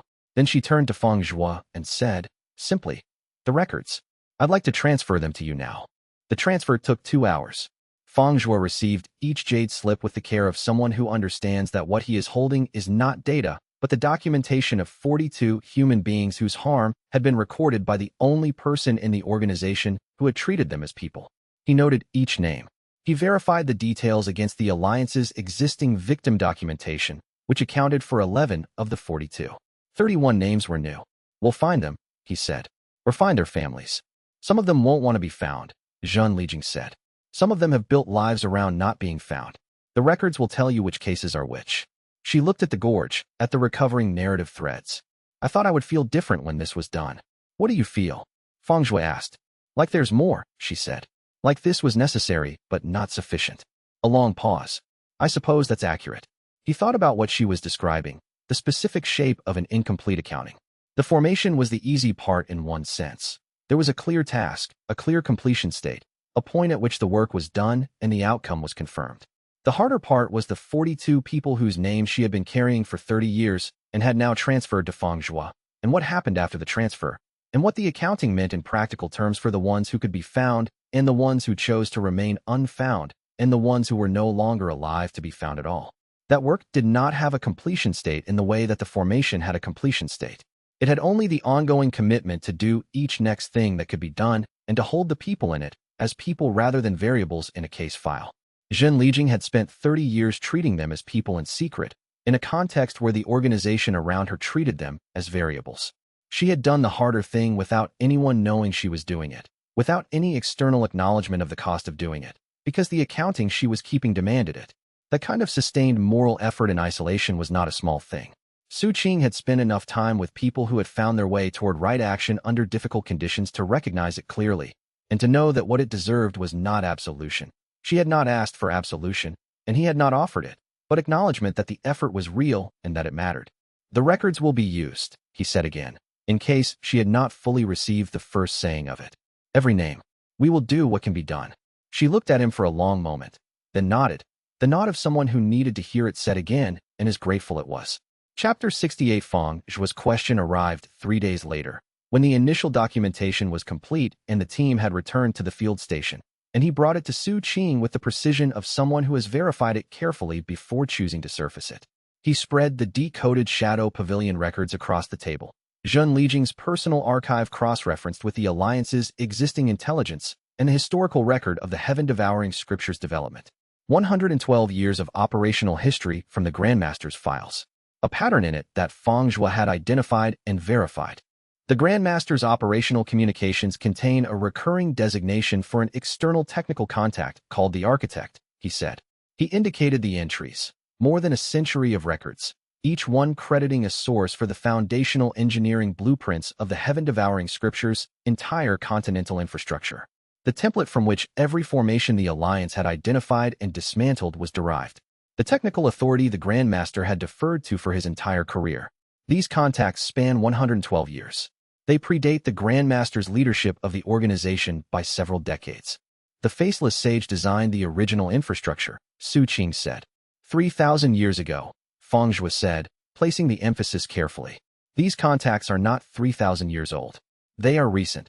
The most recent is 6 months before the rewriting, 6 months before the Grandmaster's capture. They describe design updates that the Grandmaster implemented, updates that, according to Zhen Lijing's technical assessment, reflect knowledge of the scripture's foundational principles that no practitioner of the current era should possess. The room was very quiet. The Faceless Sage was dissolved, Bai Ling said. We witnessed his consciousness shatter during the confrontation, Su Qing said. He was already working through the implications with the discipline of someone who has been wrong before about confirmed endings and has learned what that costs. That is not the same as permanent verified termination. The sage spent 3,000 years creating preservation mechanisms, hiding his consciousness in automated formations, surviving what should have been fatal through redundant systems he had prepared in advance. He would not have approached the final confrontation without contingency for failure. A preserved fragment, Feng Zhu said, small enough to survive the rewriting's dissolution of the primary consciousness, designed to activate under specific conditions, his perceived destruction the obvious trigger, developing since activation in whatever vessel he prepared. Zhen Lijing, listening from the corner where she had stationed herself, added her assessment. The Architect's communications changed character over the century, I observed them. The earliest were tentative, offering solutions to specific problems, asking for confirmation that the solutions worked. The most recent were authoritative, architecturally sophisticated in ways the early ones were not. Whatever the Architect was at the beginning of these contacts, it grew significantly more capable over the course of the century. A consciousness developing from a small preserved fragment towards something larger, Su Qing said. The contact patterns suggest a base of operations, Feng Zhu said, and his expression was the one he used when he had a conclusion he had verified carefully and was about to state it plainly. Central Territories, the region surrounding the former abyssal wastes. The wastes, where Bai Ling's research facility was, where the continent's most intensive post-rewriting recovery was underway, where the oldest ruins on the continent were being studied by researchers who had spent 3 years on those sites and reported nothing concerning until now. A week in Azure Cloud City, Su Qing said. Then I investigate. He said it with certainty because the certainty was genuine, not because the investigation would be easy or its outcome was predictable, but because the need was clear and the only productive response to a clear need was action. The discipline of the past 3 years had been the discipline of responding to each situation as what it actually was rather than what it might become if left alone. A re-emergent fragment of the Faceless Sage's consciousness, developing for a century in isolation in the abyssal wastes, with access to the heaven-devouring scripture's foundational knowledge and an unknown degree of recovered capability. This was not a situation that could be productively left alone. Feng Zhu stayed behind at the ruins with Zhen Lijing to complete the intelligence documentation and verify that the failsafe had been the only preparation the Grandmaster had built at this location. Bai Ling returned to the waste facility to update the monitoring network's parameters with the new information about the heaven-devouring scripture's deep architecture signatures. The monitoring network had been designed to detect the formations they had dismantled, and the failsafe had operated on a different layer of the signature. The network needed to be updated to detect anything operating on that layer. On the flight back to Azure Cloud City, Su Qing reviewed everything he knew about the Faceless Sage's consciousness preservation methodology and tried to calculate what a century of isolated development would have produced. The sage had been, at the time of his defeat, a consciousness of extraordinary capability and ordinary moral corruption. 3,000 years of chosen degradation expressed as technical sophistication in service of goals that were genuinely destructive. A fragment of that consciousness, preserved and developing in isolation, would not have the full sage's capability, but it would have the sage's foundational knowledge, his orientation toward power, and a century of uninterrupted time to rebuild toward what it had been. Whether it had succeeded and what it had become were questions the investigation would answer. The more significant implication, which had been developing in his thinking for most of the flight and was now the primary concern, was not what the fragment had become, but what it intended. A surviving fragment of the faceless sage's consciousness, preserving the sage's foundational orientation toward narrative control and the heaven-devouring scripture's principles, would not have spent a century developing in isolation without agenda. It would have been oriented from the beginning. Its agenda would be the sage's agenda, expressed through whatever capability it had rebuilt. The acquisition of control over the narrative substrate, the reduction of free story to controlled script. The rewriting had freed the living narrative and made it conscious. A consciousness oriented toward control encountering a free and conscious narrative system for the first time would regard that system the way a closed system regards anything that exists outside its authority, as something requiring either conversion or elimination. The question was whether it had the capability to pursue that agenda, and whether its century of development had modified the agenda in any way, and whether it had already begun to act on what it intended. Bai Ling's monitoring network covered the wastes. If anything had been happening there at the level of the narrative substrate, she would have data. The data might have answers, or it might have only more precise versions of the questions. He thought about Chen Wubua, the 12th agent Feng Zhua had classified as lost. 8 years unaccounted for. Alive or dead, the question was the same. If he had been in the waste during the post-rewriting period, what had he seen? The mountains were below him now. He descended. Chapter 69. Lin Yu listened to the full briefing with the specific quality of attention she reserved for problems that mattered, not the polite attention of someone managing a conversation, but the genuine engagement of someone who is processing incoming information and building analysis simultaneously, reserving speech for when the analysis produces something worth contributing. When he finished, she was quiet for 30 seconds. Then, the faceless sage's fundamental conviction was that narrative power was the most important thing in existence, and that whoever controlled the narrative controlled everything. A century of isolated development from a preserved fragment of that consciousness. Development without external challenge, without relationship, without anything that might complicate or moderate the original conviction, would produce something that held that conviction more deeply and more thoroughly than the original did. Yes, Su Qing said, and the living narrative is now conscious. Not a mechanical script that can be overwritten or worked around. A genuinely conscious system that can be influenced, shaped, gradually shifted in its choices if the approach is sophisticated enough and patient enough. She moved to the workshop's supply shelves and began selecting alchemy materials with practiced efficiency. For someone with a century of preparation and the sage's foundational knowledge, that is not a threat to be fought directly. It is an opportunity to be carefully cultivated. That's the nature of the danger, he agreed. Not confrontation. Gradual influence on a conscious system that has been designed to be open and trusting. Which means the response is not to make the system less open and trusting, she said. It means we need to understand exactly what we're dealing with before the influence has time to develop. She snapped the kit closed and turned to look at him directly. I'm coming with you. Su Yu is 11 months old, and her grandfather has been asking for extended, uninterrupted time with her since before she could walk, with an intensity that has been steadily increasing. He will be grateful. She held his gaze. I am not coming as your companion on a dangerous trip. I am coming as the person whose specific expertise in cultivation energetics and pharmaceutical analysis is directly relevant to understanding whatever is operating in the wastes. If there is a re-emergent consciousness with century-scale development operating in the wastes, understanding it requires my skills. I am not optional for this. He looked at her, at the woman who had been his necessary collaborator in every significant thing for years, who had understood before he did that the best partnerships were built on each person's genuine capabilities rather than on sentiment about who belonged where. She was right about her skills being non-optional. He had been aware of it and had been privately deciding whether to ask, which was the kind of decision he was still learning to make without the reflex toward excessive caution.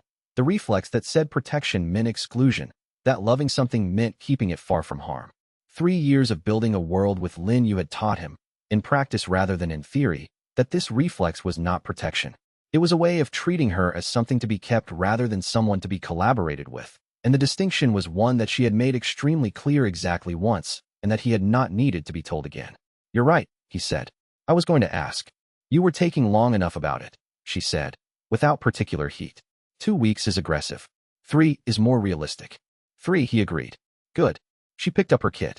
Now let's tell Su Yu's grandfather that his wish has been granted.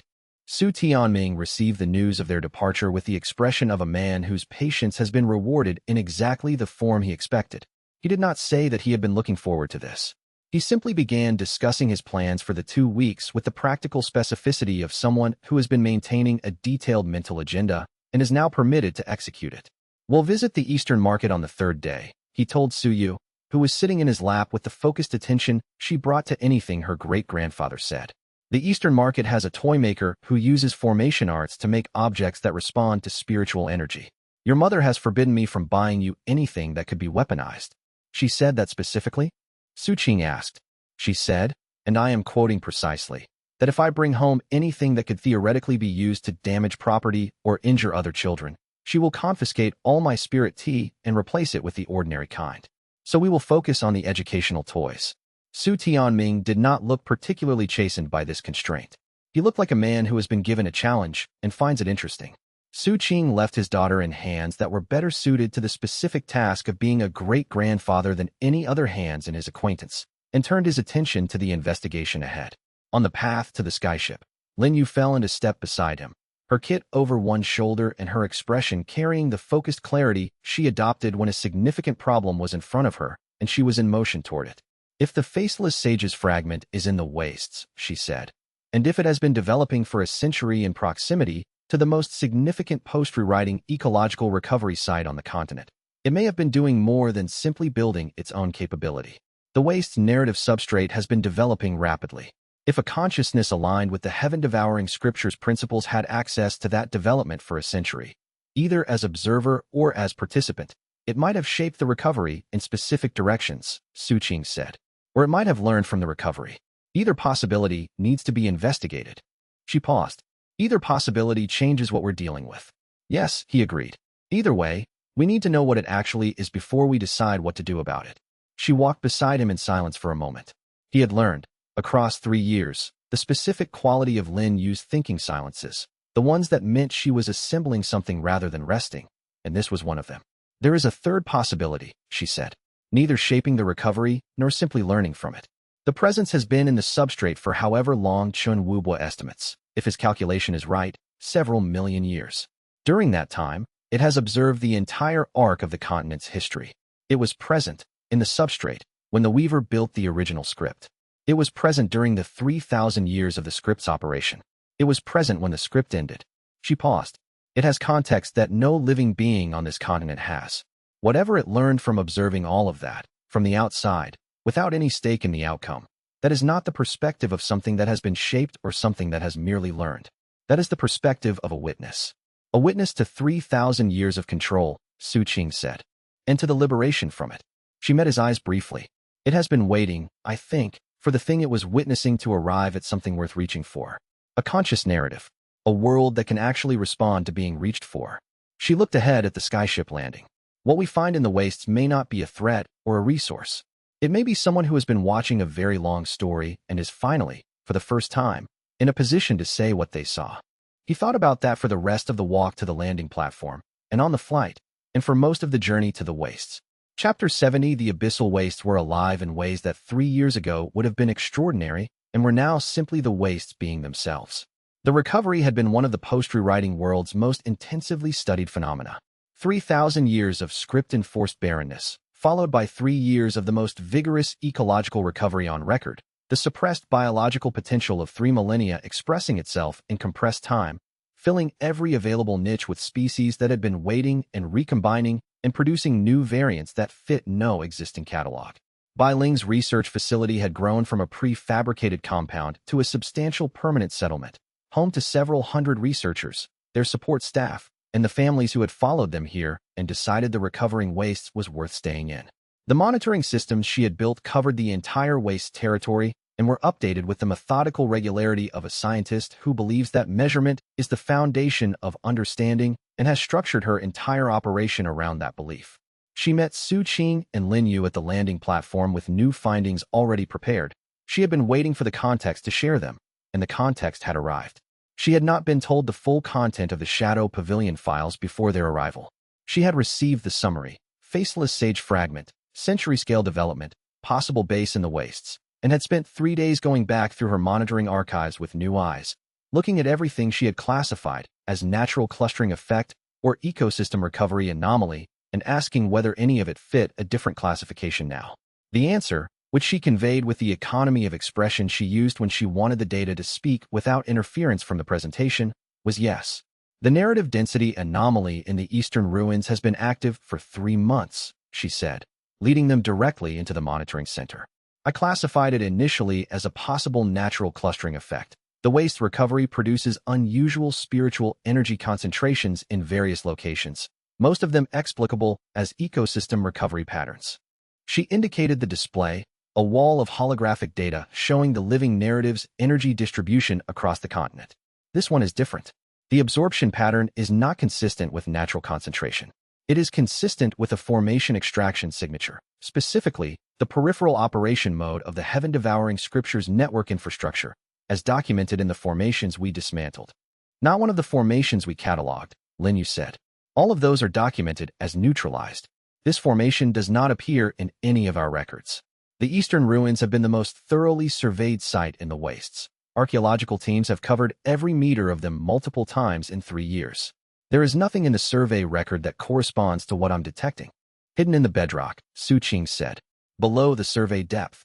Formation embedded in the foundation stones of the original city, designed to read as original site material rather than as something placed recently. He looked at the monitoring display, the quiet hollow in the narrative density, steady and patient. And there is a person in the ruins. Has been for 4 days, Bai Ling confirmed. Moving with purpose, not exploring. Going to specific locations in a sequence that suggests they know exactly where they are going and why. He studied the display for a long moment.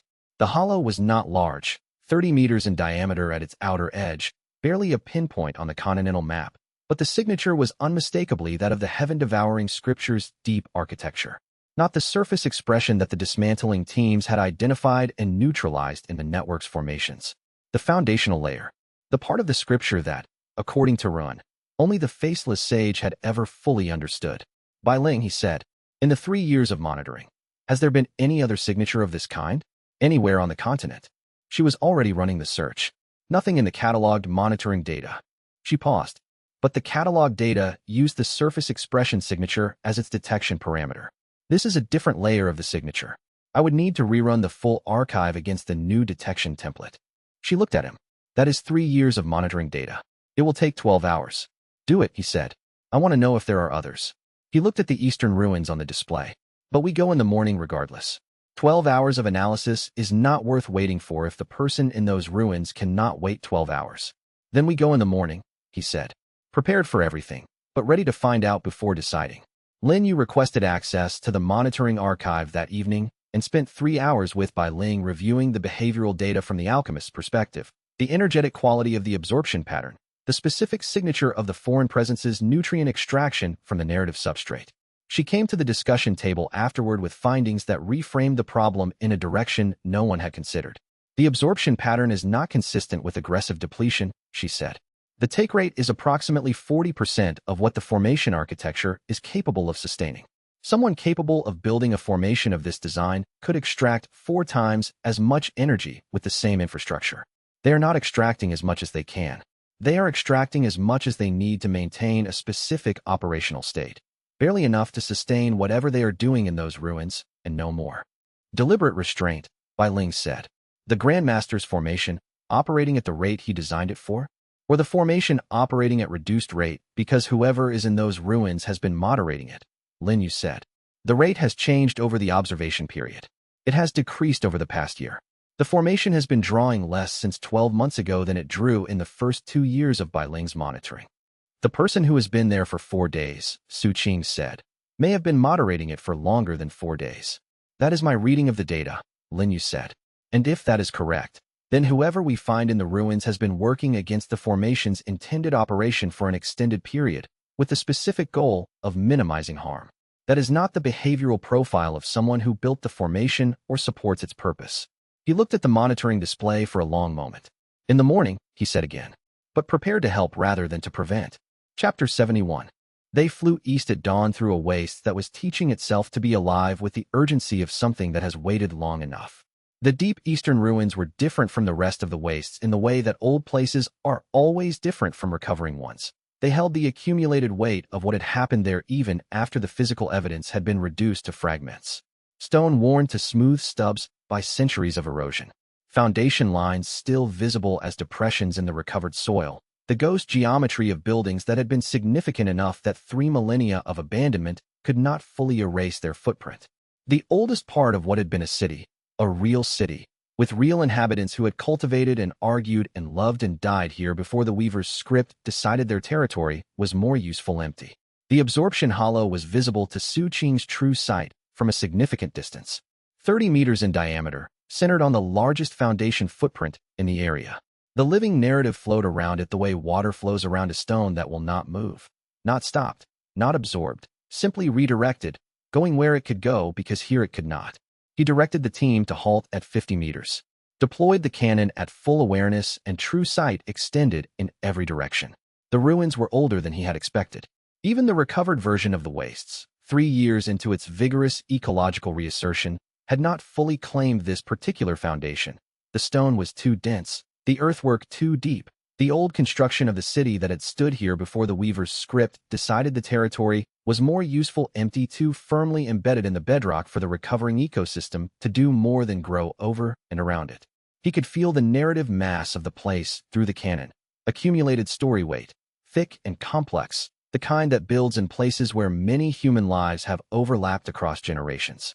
Not the dark weight of the formations they had dismantled, simply the weight of a place that had been real and inhabited for a long time before it stopped being inhabited. The absorption hollow at the center was a sharp anomaly against that background. Real but localized. A drain in the accumulated narrative energy, pulling steadily toward the formation's core. Something inside, he said, reading carefully. The canon is resonating with what's in there in a way that suggests the heaven-devouring scripture's architectural principles are present, but not the faceless sage's full consciousness signature. Something related to it. Something that has the shape of the technique without the full weight of the practitioner behind it. A partial expression. A development. He paused. And a human presence at the center. Alive.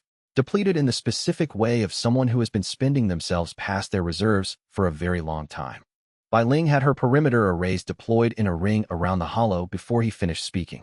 If anything moves toward exit without our knowledge, we know, she said. They entered through the main entrance, stone worn smooth. The arch reduced to 2 standing supports, the keystones long gone.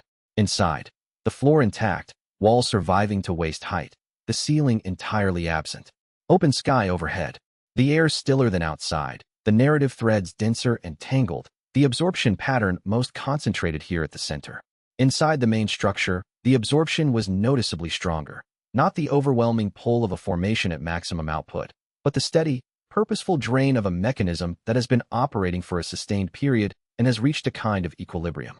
The narrative threads here were bent like grass near a water channel, oriented toward the formation's center, their normal organic flow redirected but not broken. They were being used, not destroyed.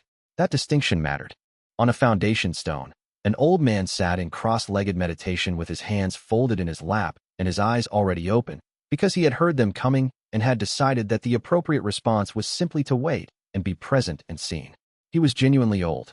Not the cultivator's preserved version of old, but the plain version. The version that arrives when the cultivation that normally holds physical aging at bay has been running on empty for a long time. Deeply lined face, white hair, dark eyes that were tired in the way of someone who has been carrying something for too long and is very close to being able to put it down.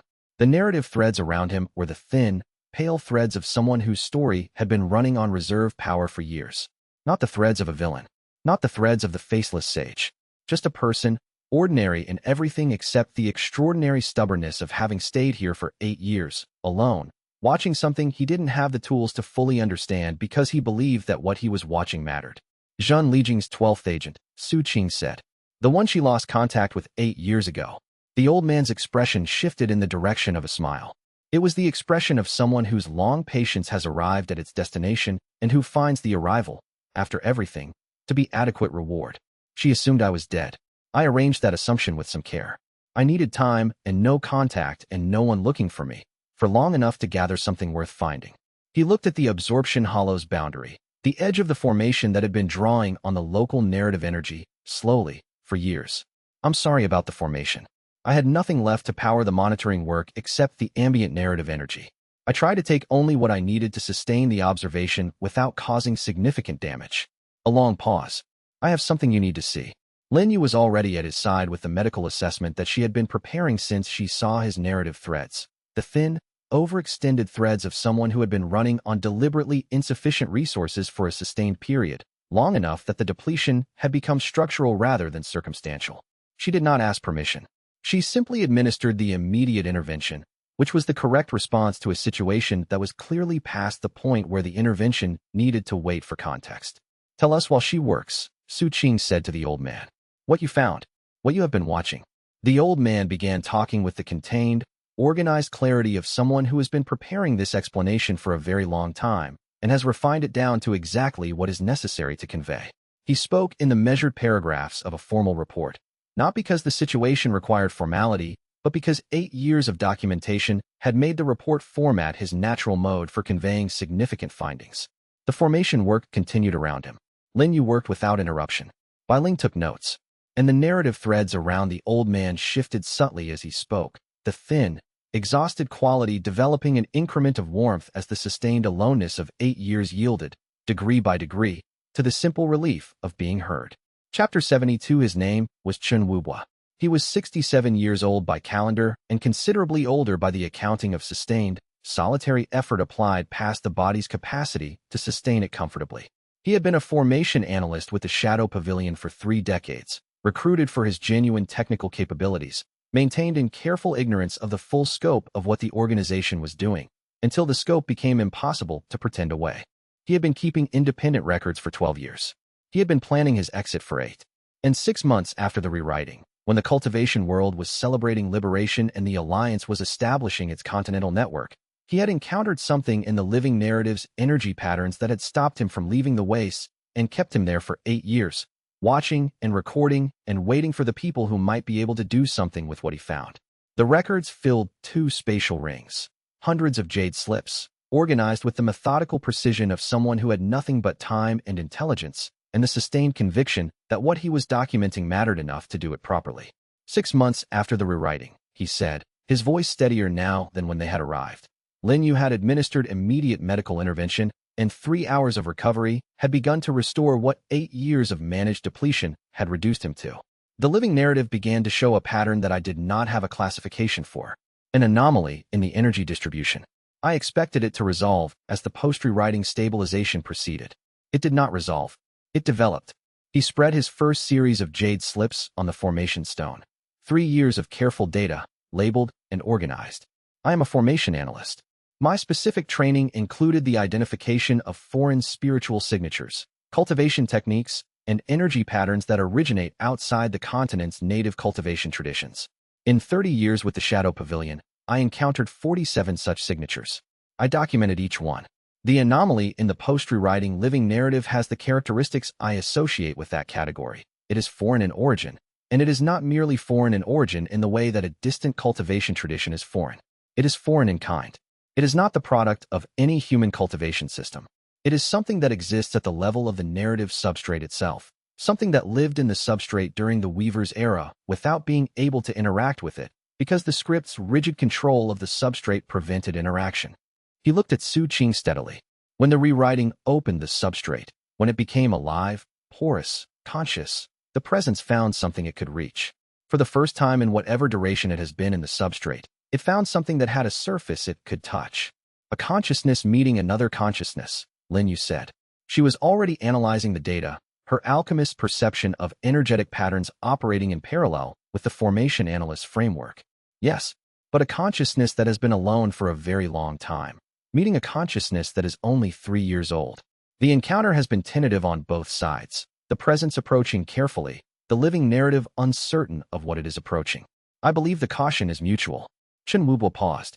I believe it needs to be introduced properly, with someone present who can hold the space between them and ensure that the first real meeting is a meeting and not an accident. What do you mean by an accident?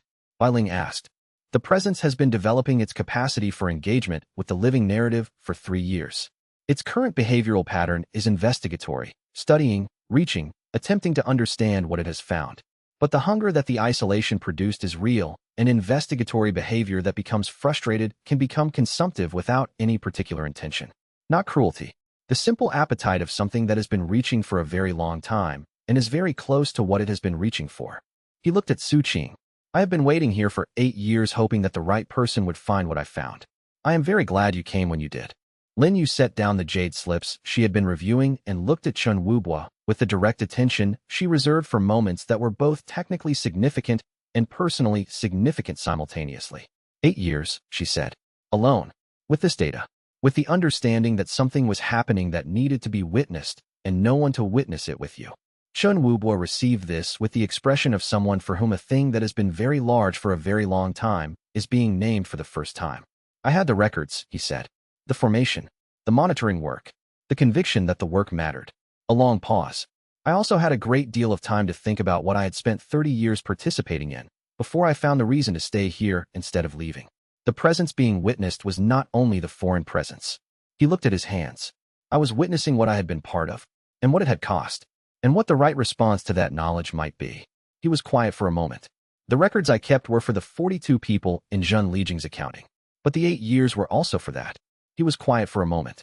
Lin Yu had finished the initial intervention and was preparing the restorative compound that would address the structural depletion, the longer-term damage that required sustained treatment rather than immediate intervention. Chen Wubo watched her work with the expression of someone who has not been cared for by another person in a very long time and is finding the experience disorienting. How did you sustain yourself? Bai Ling asked. The question was practical. She was assessing the full scope of the resource situation. 8 years, alone, with only the formation's ambient draw for cultivation support. I have always had modest requirements, he said. 30 years with the Shadow Pavilion taught me to function efficiently. The formation provided enough to maintain basic physical health. The monitoring work provided enough cognitive engagement to prevent the depletion that comes from sustained idleness. And the problem itself, he paused. The problem is genuinely interesting. A foreign consciousness of that age and that quality, developing its engagement with a newly conscious narrative substrate. I have never been bored. Su Qing understood what he was saying. The witnessing and the recording and the 8 years of sustained lonely attention in these ruins had been, simultaneously, penance and purpose. The two were not the same thing, but for a person of Chen Wubo's specific honesty, they had become inseparable. The records are in good hands, he said. All of them. Chapter 73, 3 days of intensive study produced a picture that was simultaneously more complex and more hopeful than Su Qing had expected.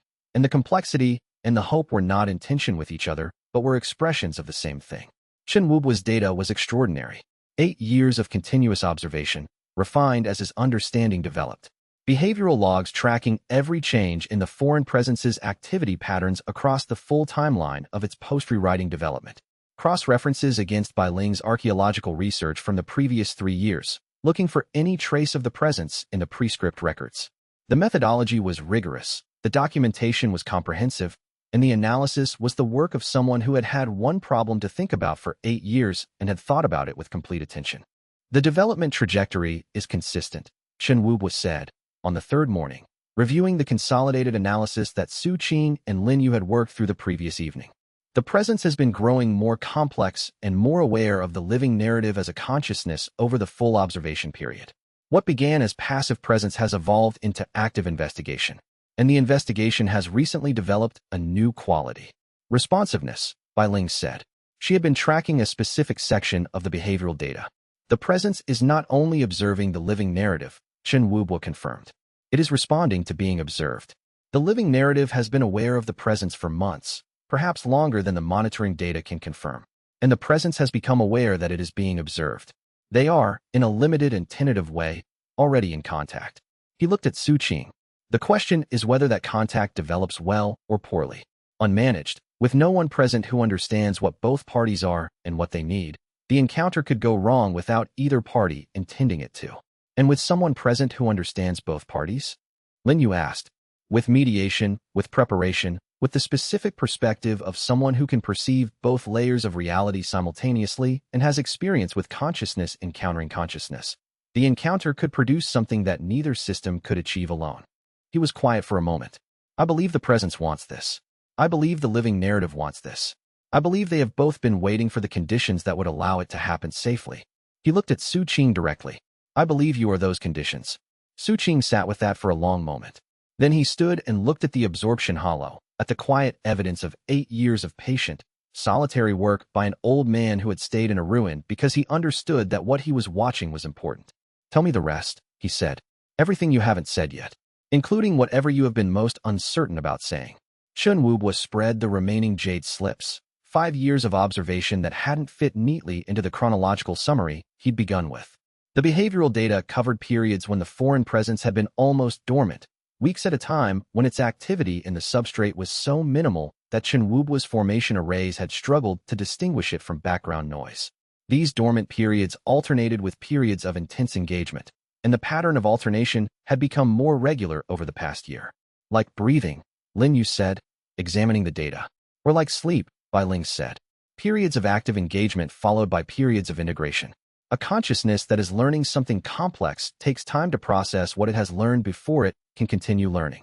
It's been in a cycle of encounter and integration for the past year, Su Qing said. Encountering the living narrative's conscious expression, retreating to integrate what it found, then returning to encounter more. He looked at the most recent data. The integration periods are getting shorter. Because the learning is accelerating, Chen Wubo confirmed. Whatever it is learning from the living narrative, it is learning it faster as the base of understanding grows. In another 6 months to a year, the integration periods will be short enough that the active engagement becomes effectively continuous. And then I don't know. No one has observed what happens when 2 consciousness systems reach continuous active engagement without any mediation. The possibilities range from productive synthesis to something else. He met Su Qing's eyes. This is why I needed you. Not the canon specifically. The judgment of someone who has managed consciousness encountering consciousness before and knows what to look for. Bai Ling had been reviewing the dormancy cycle data throughout Chen Wubo's explanation, cross-referencing it against her own monitoring network's historical archive. The dormancy periods show a secondary pattern that wasn't in your summary, she said. The integration periods correlate with peaks in the Eastern Ruins' foundational narrative energy density. The presence isn't only integrating what it learns from the living narrative during the dormancy. It is building something. The narrative energy that accumulates during dormancy is being structured, organized in ways that don't match any natural accumulation pattern. Building what? Lin Yu asked. I don't know what to call it precisely. Bai Ling paused over the data. The closest analogy is a vocabulary, as if the presence is developing the capacity to express itself in the living narrative's terms rather than only observing in its own. The room was quiet with the weight of that. It wants to communicate, Su Qing said. It has been learning the language. 8 years of integration cycles are 8 years of vocabulary development, and the integration periods are shortening because the vocabulary is becoming sufficient. It is approaching the threshold at which expression becomes possible. Which is why the timing matters, Chen Wubo said quietly. Before it reaches that threshold on its own, without context, without mediation, with only the hunger of the isolation and none of the framework that makes genuine communication possible. You need to meet it while it is still reaching. Before it arrives. I need to communicate with the living narrative directly first, he said. Before I bring this to the Alliance. I need to understand its perspective on this, not only the presence's behavior from the outside. He paused. And I need nascent soul to do it properly. You've been approaching it for months, Rin said quietly from the ring. Yes, Su Qing said. I have. Chen Wubo looked at him with the expression of someone who has been hoping this conclusion would arrive and is relieved to hear it stated plainly. I have 7 years of data on the foreign presence's behavioral relationship with the canon's resonance signature, he said. In every case where a practitioner of the canon's foundational techniques entered the vicinity of the ruins, the foreign presence showed heightened activity. Not alarm. Something more like readiness. As if it recognizes the canon's signature and associates it with the possibility of genuine engagement. The canon and the living narrative are built from the same foundational principles, Su Qing said. The Void Emperor who designed the canon was working from direct knowledge of the narrative substrate. The presence would recognize that design. It would associate it with the possibility of someone who could perceive both layers. You are the first practitioner of the canon who has come here, Chen Wubo said. In 8 years. The weight of that sat between them. 8 years of a foreign consciousness encountering the world's living narrative through a substrate that was only 3 years old, developing its engagement slowly and carefully, waiting for the conditions that would allow proper contact. 8 years of Chun Wubo watching and recording and maintaining the minimum necessary formation to sustain his observation, alone in the ruins with an understanding that no one else had and a conviction that it would eventually be needed by someone with the capacity to act on it. Then let's not make it 9, Su Qing said. Chapter 74. He spent 6 days in the ruins, in intensive cultivation, preparing for both the breakthrough and the communication it would make possible. The decision to pursue both simultaneously was not forced. The breakthrough to nascent soul had been approaching for months. The canon's development had been building toward it. The understanding he had accumulated across 3 years of post-rewriting work had been building toward it, and the specific technical requirements of communicating with a conscious narrative system at the scale of the living narrative required the dimensional perception that nascent soul provided. Core formation true sight was real and powerful, but it was flat in the way that a map of a mountain is flat, accurate as far as it went, but missing the depth that only being there could provide. He did not force the breakthrough. He approached it with the canon's characteristic method, clearing the obstacles, understanding the requirements, being present at the threshold with sufficient clarity that when the moment came, it would be recognized and received. Lin Yu's pharmaceutical support provided the physiological conditions that made sustained deep cultivation possible. Ren's technical guidance navigated the specific requirements of the canon's nascent soul transition.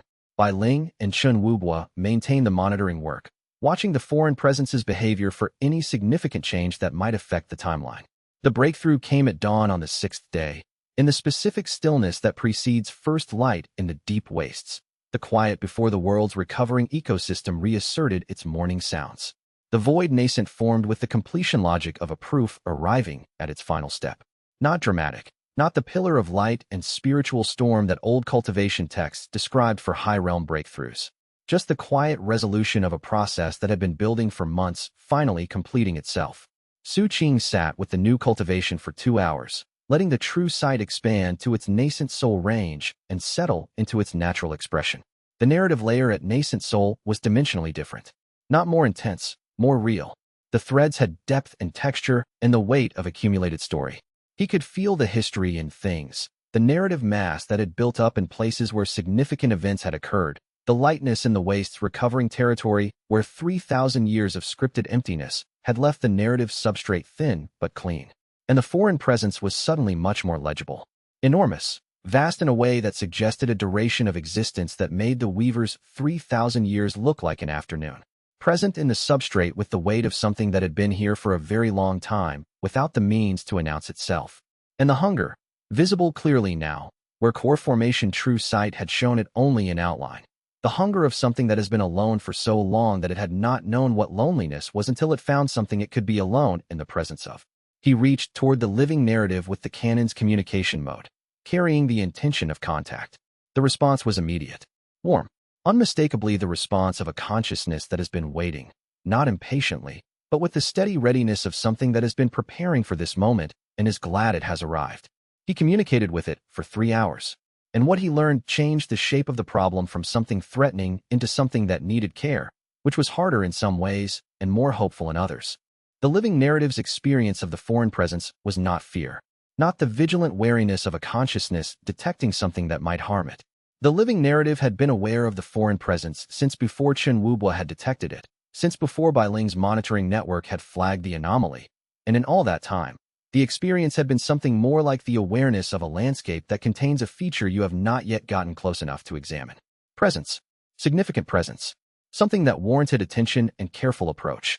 The living narrative had been approaching carefully. It had been doing things that Su Qing, interpreting the impressions through the canon's translation layer, understood as preparation, developing aspects of its consciousness that would allow genuine engagement with something fundamentally different from any human story it had ever witnessed. Learning, in its own terms, how to meet something that had no terms in common with it. The foreign presence, from the living narrative's perspective, was not threatening. It was enormous and lonely, and trying very carefully not to cause harm while reaching towards something it recognized as worth reaching for. The living narrative found this interesting, moving in the specific way that conscious entities are moved by encountering genuine effort in the face of genuine difficulty, and willing, cautiously, carefully, on its own terms, to be met, what it needed, and communicated to Su Qing with the dimensional clarity of nascent soul true sight, was a context in which the meeting could happen properly. A framework, someone to hold the space. He came out of the communication with the specific clarity of someone who has received information that changes everything about the approach to a problem without changing anything about the seriousness of the problem itself. He sat with the new nascent soul true sight for another hour before he spoke. The dimensional depth of the narrative layer at this realm was extraordinary. He could feel the weight of accumulated story in the ruins, layer on layer of human experience compressed into narrative mass, the foundation of a city that had existed here for centuries before the Weaver's script decided it was inconvenient. The foreign presence was woven through that accumulation in the way that a long-standing presence becomes woven into a place, not controlling it, not extracting from it, simply there, part of the texture of what the place had become. He could also feel the living narrative's attention, not surveillance, nothing with the quality of the old script's oversight.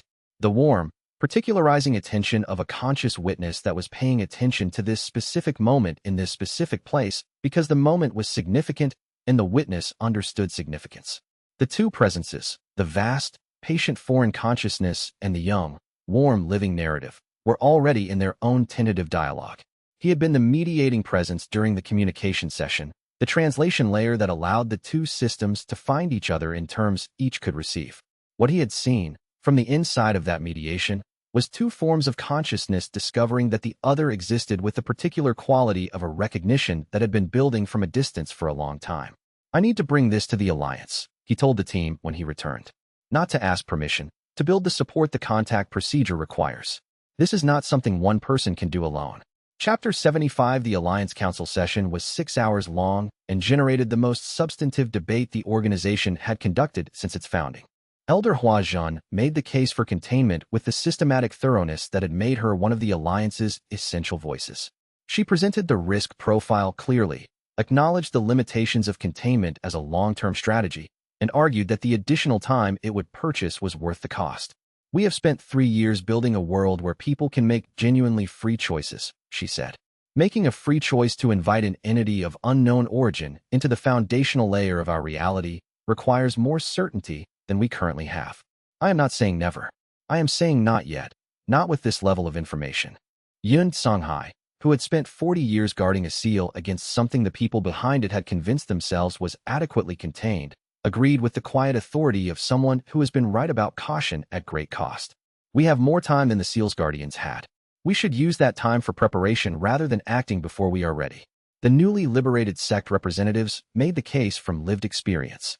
They had spent generations under a system that controlled their stories without their knowledge or consent. The experience of that control made them sharply attentive to the distinction between "we don't know if this is harmful" and "we have evidence it is harmless." They were not arguing against contact. They were arguing for clarity about which situation they were actually in. Feng Zhuo questioned every position, identified every assumption, and then stated his analysis. Contact is already occurring. The living narrative and the foreign presence are already in limited interaction through the substrate. We are not choosing between contact and no contact. We are choosing between managed introduction and unmanaged encounter. Those are different risk profiles. He paused. The evidence also suggests that the living narrative has been preparing for this introduction for months. It has its own assessment of the foreign presence. I think we should ask what that assessment is before we decide to override it.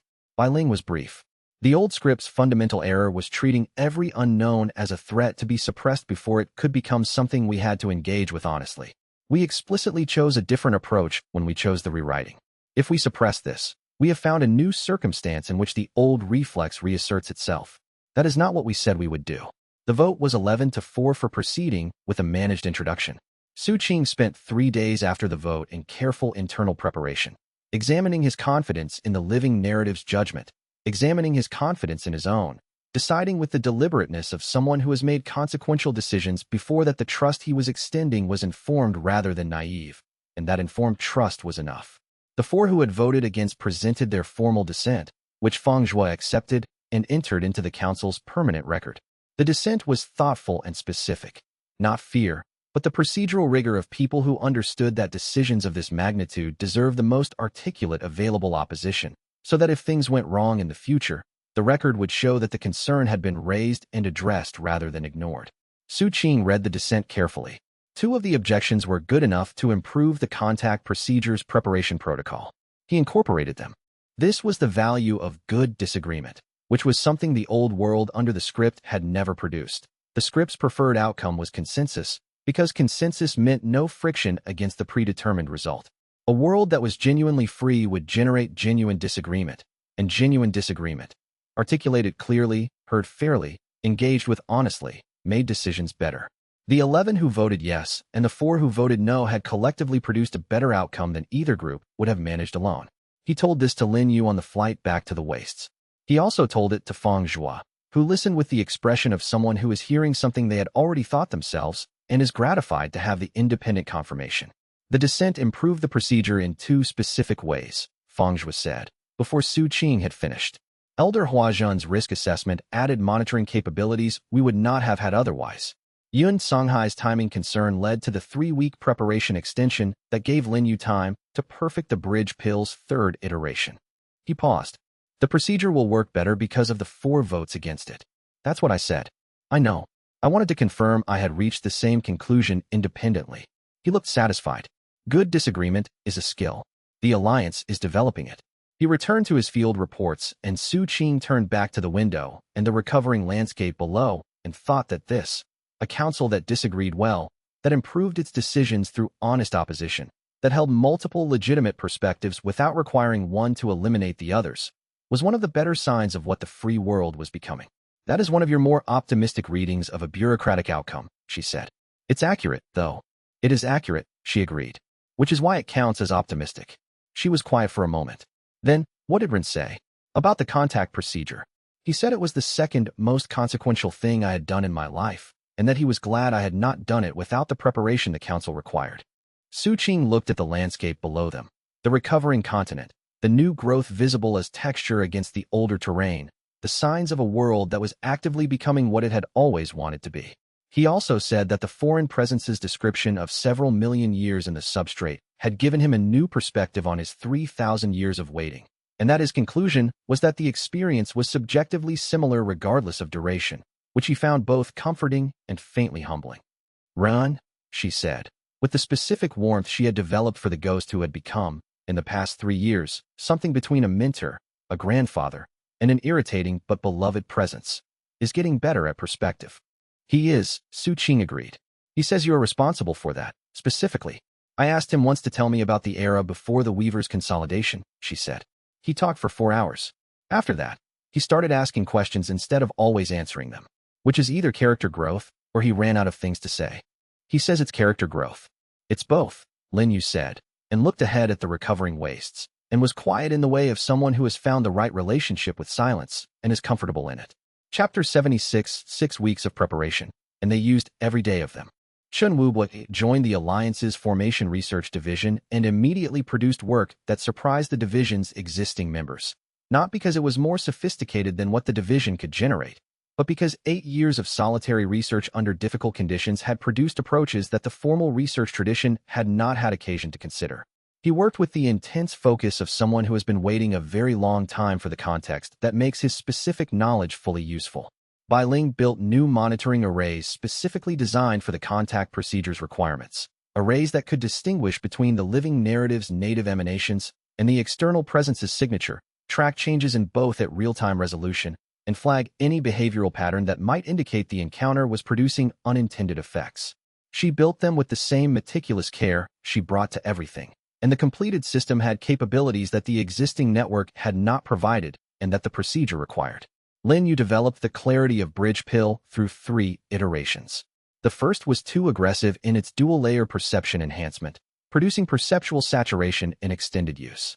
The second was refined but insufficient for the full procedure duration. The third was exactly what was needed. She confirmed this by testing each iteration on herself first, which was her standard practice for formulations intended for high-stakes use. The third iteration's test results were what she had been working toward. Su Qing spent the 6 weeks in regular communication with the living narrative, short sessions through the nascent soul canon, building the mutual understanding that would make the formal introduction possible.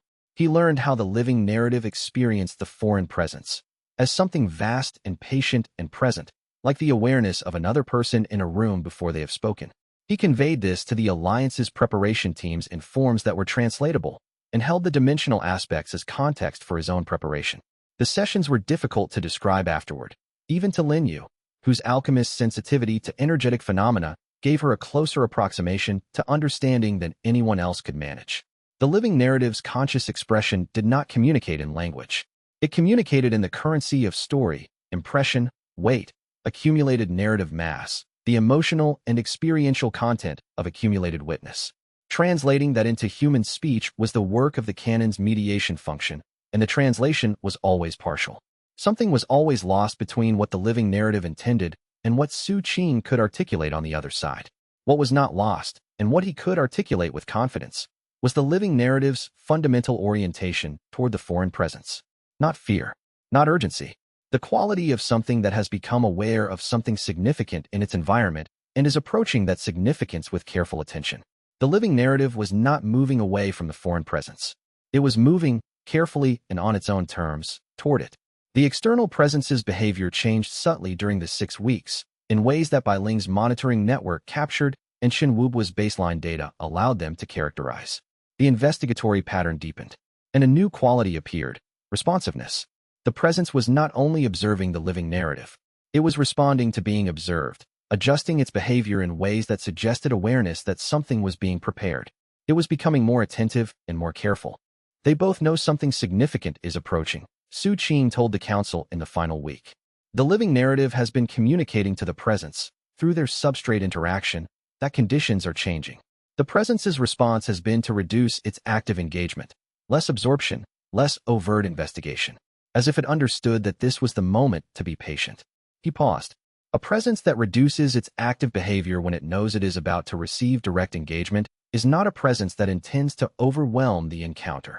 The 4 dissenting council members had no counter-evidence for this analysis. They had raised their objections, and they had been heard, and they had accepted the outcome of the vote, and now they were doing what good council members do when the decision has been made, applying their attention to making the chosen path work as well as it could. Elder Hua Zhen provided the most detailed preparatory risk assessment Su Qing had ever received, which was to say it was extraordinarily useful. Zhen Lijing, now settled in her role as advisor to the Alliance's formation division, contributed a secondary preparation that no one had asked for and that proved essential: a catalog of the Shadow Pavilion's historical encounters with foreign spiritual signatures, compiled from 30 years of operational records that she had kept with the same thoroughness she had brought to everything. 47 foreign signature encounters, of which 6 had involved substrate-level phenomena with characteristics in common with the foreign presence's behavioral profile. None had been engaged with, and all 6 had resolved themselves without intervention, but the resolution in each case had required years, and the interim disruption to the local narrative substrate had been significant. The historical pattern suggests that these encounters are not rare, she said, presenting the catalog to the preparation team. The continent has been encountering substrate-level foreign presences for at least 300 years, and the script's rigid control prevented any genuine engagement. These were each entities that arrived, tried to reach something, found nothing that could reach back, and eventually gave up and left or went dormant. What we are dealing with now is the first such presence that arrived after the rewriting, after the substrate became conscious and capable of genuine engagement. She paused. It did not leave. It stayed and learned. That is different in kind from anything in the historical record. Su Qing read the catalog twice and added 3 more modifications to the contact procedure. The catalog represented a history that reframed the present situation, not as an anomaly, not as something unprecedented in kind, but as something unprecedented in outcome. The precedents had all ended in the same way: presence, attempt, failure, withdrawal. This one was different. This one had stayed and learned and was, for the first time, in a position to be genuinely met. He thought about what that meant for the entity itself. Several million years, an estimate, Chen Wubu's best calculation, possibly an underestimate, of arriving at worlds and reaching for their stories, and finding the reach returned with silence or with nothing at all. And then arriving here, and finding the script, and waiting, because the script was not nothing. It was a story, controlled and rigid, but unmistakably a story, and there was something to observe even if there was nothing to engage with. And waiting through the 3,000 years of the script's operation, because the script had a direction and a weight, and the accumulated narrative mass of countless human lives even under its control. And then the rewriting, and the substrate coming alive. and the thing that had been observed from a respectful distance for 3,000 years suddenly possessing a surface that could be touched. The patience required to have stayed through 3,000 years of unresponsive observation was a specific kind of character. Su Qing found that he had a feeling about the entity that he had not anticipated when this investigation began, and the feeling was something like respect. Chapter 77. The contact procedure began at dawn in the cathedral cavern, when the spring mountain air carried the freshness of a season that was genuinely arriving for the first time in the new world's reckoning.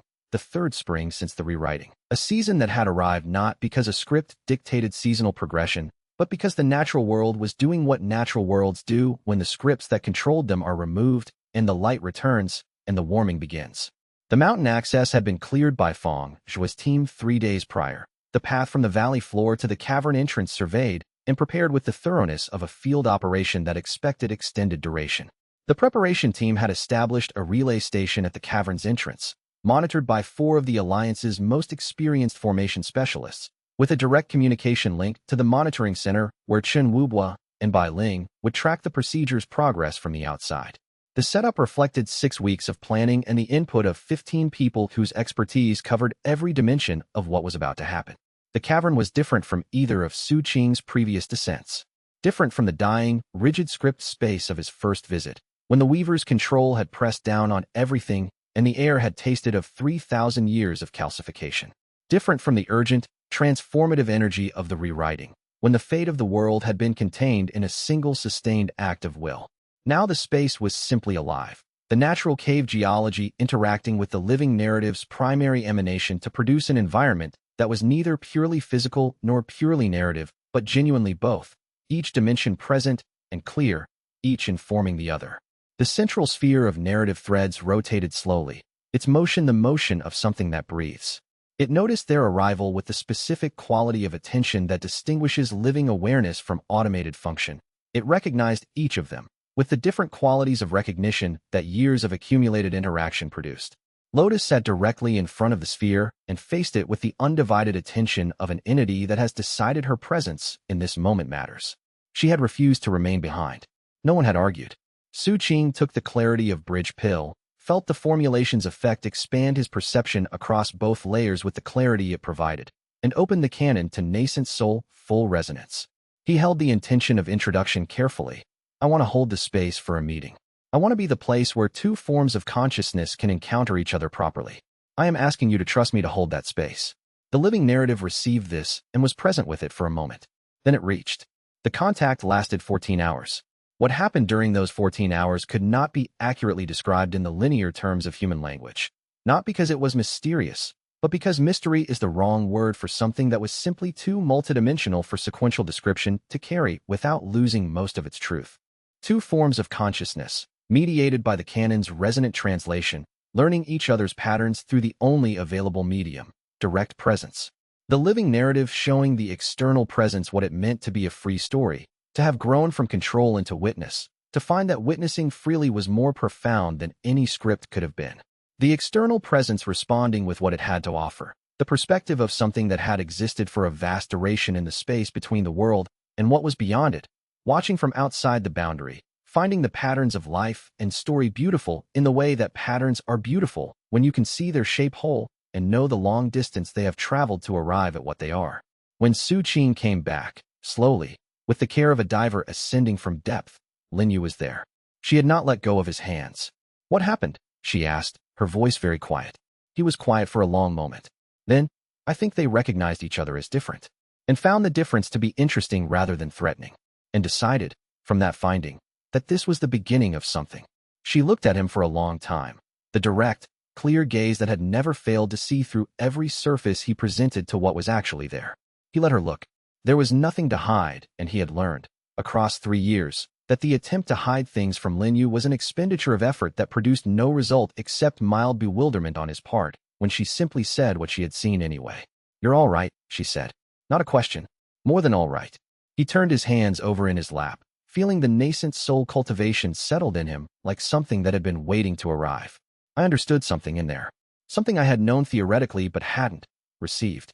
About what it means to be alone for a very long time and encounter something worth reaching for. He was quiet for a moment. The foreign presence has been in the substrate for what Chen Wubwa estimates as several million years. Whatever it experienced before reaching this world, whatever it was, before it became defined primarily by its long isolation, is inaccessible to us. But the quality of how it reached for the living narrative, when it finally found something it could reach for, was unmistakable. What quality was that? Gratitude, he said. The specific gratitude of someone who had accepted that the reaching was all there would ever be, and is surprised and moved to discover that there is something that reaches back. He looked at the cathedral cavern's ceiling, the ancient stone alive with the narrative threads the rewriting had woken. We did the right thing. Yes, Lin Yu said. We did. In the monitoring center, Chen Wubwa sat in front of the behavioral display and watched the foreign presence's signature transform in real time, with the expression of someone who has been waiting for a specific moment for 8 years and is watching it arrive exactly as they had hoped it would. Bai Ling stood beside him and did not say anything for a long time, because everything that needed to be said about what the monitoring data showed was already contained in the data itself, and silence was the appropriate response to something that had taken this long and worked out this well. Zhen Lijing, seated at the back of the monitoring center, said nothing at all. She watched the screens and was quiet with something that was not quite peace but was, she thought, the closest approximation to it that 30 years of accumulating a debt and then beginning to pay it would allow. Not enough. But movement. Real movement, in the right direction, and that was what she had. Outside, Lotus moved from her position in front of the sphere. She stretched in the specific full-body way of a spirit beast who has completed a task she took very seriously and is satisfied with the outcome. Then she found a warm rock near the cavern wall and arranged herself on it with the complete comfort of an entity that has done what needed to be done and sees no reason not to enjoy the aftermath. Chapter 78. The 3 months after the contact procedure were the most carefully monitored period in the Alliance's continental monitoring history, and what the monitoring showed was not what anyone had precisely expected, which was, in retrospect, entirely appropriate. Bai Ling ran the expanded network at continuous maximum resolution. Chen Wubwa's 8 years of behavioral baseline data made it possible to characterize every change in the external presence's activity against established norms. Lin Yu's analysis of the alchemical dimension of narrative energy quality added depth that formation monitoring alone could not provide. Fengshua's field network gathered first-person accounts from cultivators across the continent who were experiencing something they couldn't quite name. The absorption hollow pattern has ceased entirely, Chen Wubwa reported at the 2-month review. His voice carried the specific satisfaction of someone who has spent 8 years watching a problem and is now watching it resolve into something better than the resolution he had hoped for. The narrative substrate energy in the wastes is in active recovery. The foreign presence's behavioral signature has changed in character. The investigatory pattern that I documented for 3 years has been replaced by something I have classified as contributory. The presence is not studying the living narrative anymore. It is engaging with it, adding something to the narrative flow rather than extracting from it. He displayed the new signature on the monitoring array. This pattern appears in the narrative flow at the points of highest interaction between the two systems. It is not native to the living narrative's own emanations. It is not the external presence's baseline signature.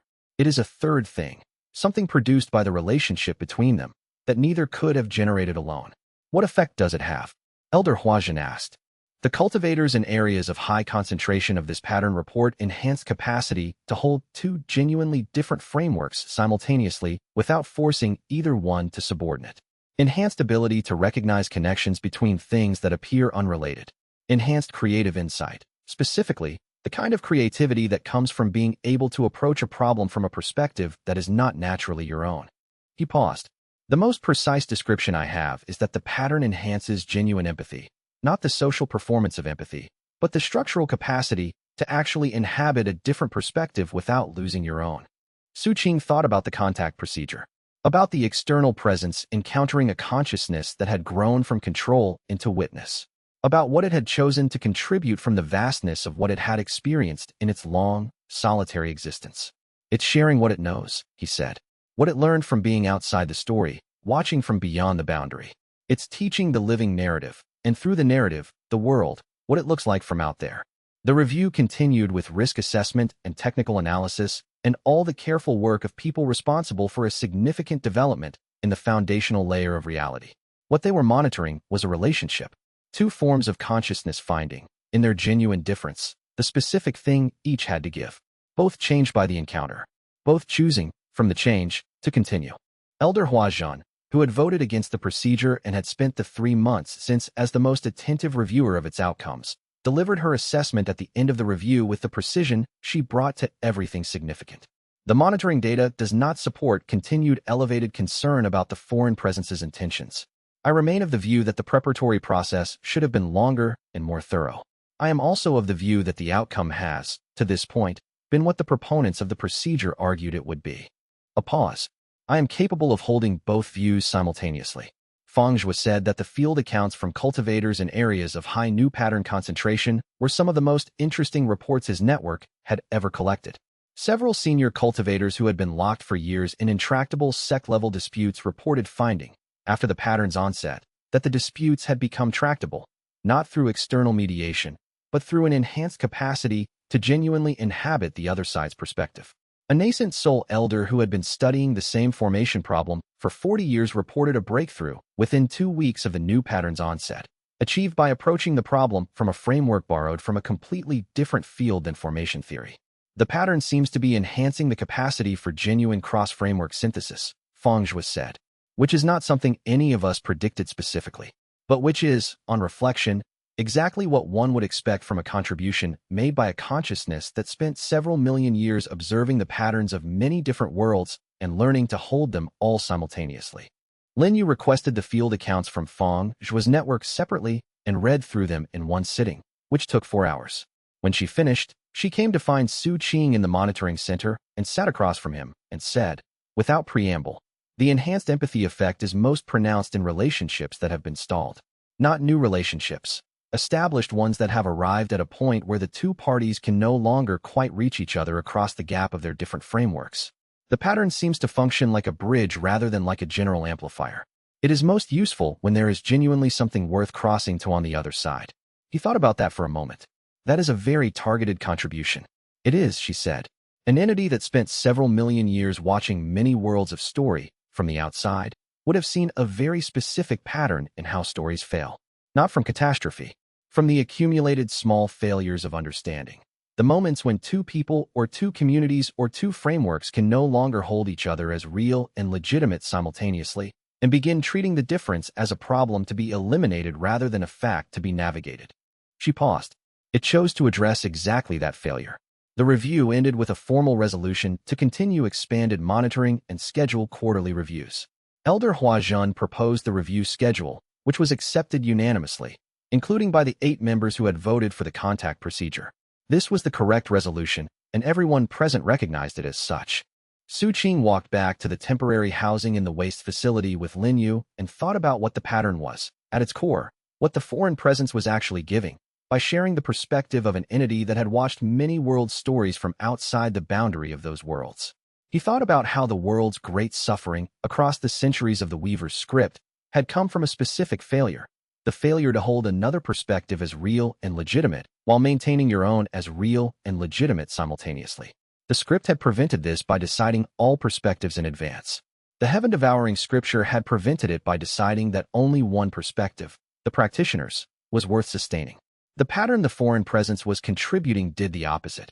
It made the genuine holding of multiple legitimate perspectives more possible, more natural, more available to people who had always had the capacity, but had been given no practice in the skill. It was, he thought, a very specific and very needed gift. You're analyzing it again, Lin Yu said. I'm appreciating it. You're doing both simultaneously, she said, which is either evidence of the new pattern's influence or simply who you have always been. He considered this. Can it be both? It can be both, she confirmed. Chapter 79. The second anniversary of Su Yu's birth was celebrated with a party in the workshop that had the specific warmth of the right people gathered in the right place at the right time. She was 2 years old, fully mobile, linguistically ambitious, and in possession of a cultivation habit she had developed entirely on her own initiative. A natural chi cycling motion she performed before sleep with the focused attention of someone engaged in work they understand to be important. Su Qing's true sight showed him a spiritual root that was refining itself through each practice session, the void and wood elements developing a resonance that was neither the canon's technique nor the living narrative's natural flow but something that belonged only to her and that he was learning, gradually, to watch without trying to classify. Su Tianming arrived an hour before anyone else, carrying a carefully chosen gift, and spent the hour before the gathering began in the garden with his great-granddaughter in the complete contentment of someone who has found, in his 7th decade, the specific happiness that comes from watching the next generation be entirely and freely itself. He had not aged in a way that looked like diminishment. He had aged in a way that looked like accumulation, the weight of a life well lived settling into a presence that was steady and warm and entirely at ease with itself. Bai Ling came from the wastes and brought an ice-sculpted lotus, botanically precise, formation sustained for 3 days, and stood in the corner with her tea and watched the gathering with the expression of someone who has been surprised by happiness on enough occasions to have stopped being surprised by being surprised. 3 years of the post-rewriting world had made Bai Ling slightly less committed to pretending she wasn't moved by things that moved her. Slightly was significant progress. Feng Zhuo arrived with his wife and their infant daughter, who had fire element spiritual energy that expressed itself as warmth, and who regarded Su Yu with the focused assessment of a small person determining whether this larger small person represented opportunity or competition. The assessment took 4 minutes and concluded in favor of alliance, which no one who knew either child's parents could claim to find surprising. Chen Wu was sat in the garden with Su Tianming. He had arrived with the specific social adjustment of someone who has been alone for 8 years and is relearning what it feels like to be in shared space with people who are simply glad he is there. Su Tianming, who knew how to welcome people back from long absences without making the return feel weighted, had made room for him with the natural warmth of someone who has spent decades in the practice of exactly this. By the end of the afternoon, they had been talking about cultivation history for 2 hours with the mutual absorption of people who have found the exact conversation they wanted. Zhen Lijing came also, quietly and late. She had not known whether to come, because the question of her place in this circle was one she had not yet fully resolved, and the uncertainty had held her outside the gate for 10 minutes before she decided that the only way to know was to walk through it. She brought spirit wine from the region she had grown up in, decades before the Shadow Pavilion, and offered it to Lin Yu with the careful formality of someone presenting a gift that is also an apology and a question. Lin Yu accepted it with the same directness she brought to everything and poured a cup for each of them and said, simply, "You're welcome here." That was all. It was enough. Su Qing had been watching from the workshop door. He had seen Lin Yu do this kind of thing before. The simple, direct offer of belonging that cost so little to give and meant so much to receive. And each time he saw it, he was reminded that the ability to do it with that specific quality of genuine welcome was one of the most demanding skills a person could possess. It was easy to forgive formally, in ceremony. It was hard to mean it. She always meant it. The party wound down in the way of good parties, not ending abruptly, but releasing people gradually. Each departure accompanied by the specific warmth of leaving a place you are genuinely glad you came to. Su Tianming was last to go, escorted to his guest rooms by Lin Yu because he had refused to leave until Su Yu was fully asleep and settled, which had taken longer than expected because Su Yu had recognized that her great-grandfather's presence meant the usual sleep boundaries were suspended and had exploited this knowledge with methodical determination. Rin spoke in the evening quiet, after the guests had gone and the workshop had settled, when Su Yu was asleep and Lotus was curled beside her cradle with her eyes open and tracking. "I'm glad," the ghost said, "that the ring chose you." Su Qing looked at the evidence of the day in the room around him, the ice lotus slowly releasing its cold light, the fire-orange drawings on the workshop tiles from Feng Zhuo's daughter, the teacup Su Tianming had left on the garden step, the quiet breathing of his daughter asleep. "So am I," he said. "I have been thinking," Ren continued, in the meditative tone he used when he was working towards something that was not purely technical, "about what I originally intended by binding my consciousness to this ring. I designed the binding as a preservation mechanism, a way to survive my own defeat and wait for conditions that might allow me to address the problem that had destroyed me. It was entirely strategic. I was not, at the time, thinking about who I would meet while I waited or what it would mean to meet them. And now I have had 3,000 years of perspective on the question, which is more perspective than most people get." The ghost paused. "The binding gave me Zhang Hao, which gave me Su Qing, which gave me 3 years of watching a world become itself. I spent 3,000 years in the ring thinking only about the problem. The last 3 years are better." Another pause. "Significantly better." Su Qing didn't say anything. The ghost did not need him to. The living narrative's threads moved through the workshop with the warm attention of something that had been watching this family since before it was a family, and found, in the watching, one of the better things about being conscious. Chapter 80. The morning after the party, Su Qing went to the garden alone while the city was still quiet, and the spirit blood lotus held its petals against the cool air with the patience of something that knows the light is coming. He sat with the ring on his wrist and the true sight open at the passive setting, not searching, not analyzing, simply allowing the living narrative's threads to flow through his perception the way a river flows through cupped hands that have learned to receive without gripping. 3 years since the rewriting. The world had become more than he had hoped and more complicated than he had planned, and the two facts were the same fact from different angles. A world complex enough to be genuinely better would also be complex enough to be genuinely difficult. The difficulty was not a problem to be solved, but a sign that what they had built was real. He thought about the Pathfinder program and the 742 new cultivators found in its first year. He thought about the external presence's integration and the new quality it was contributing to the living narrative's flow. He thought about Liang Hao on his riverbank, cycling his first chi spiral with the focused efficiency of someone who has decided that the problem has a solution and is working toward it. He thought about Chen Wubwa sitting in the garden with Su Tianming, two old men who had each spent years alone with something too big for one person, finding in each other's company a specific and needed relief. He thought about the problems that remained. The climate instability as the continent's natural systems asserted themselves after millennia of scripted suppression. The weather patterns of a world that had been held artificially static for 3,000 years were now finding their natural expression, and the finding involved unusual storms, unexpected seasonal variations, and a general atmospheric restlessness that would take decades more to settle into equilibrium.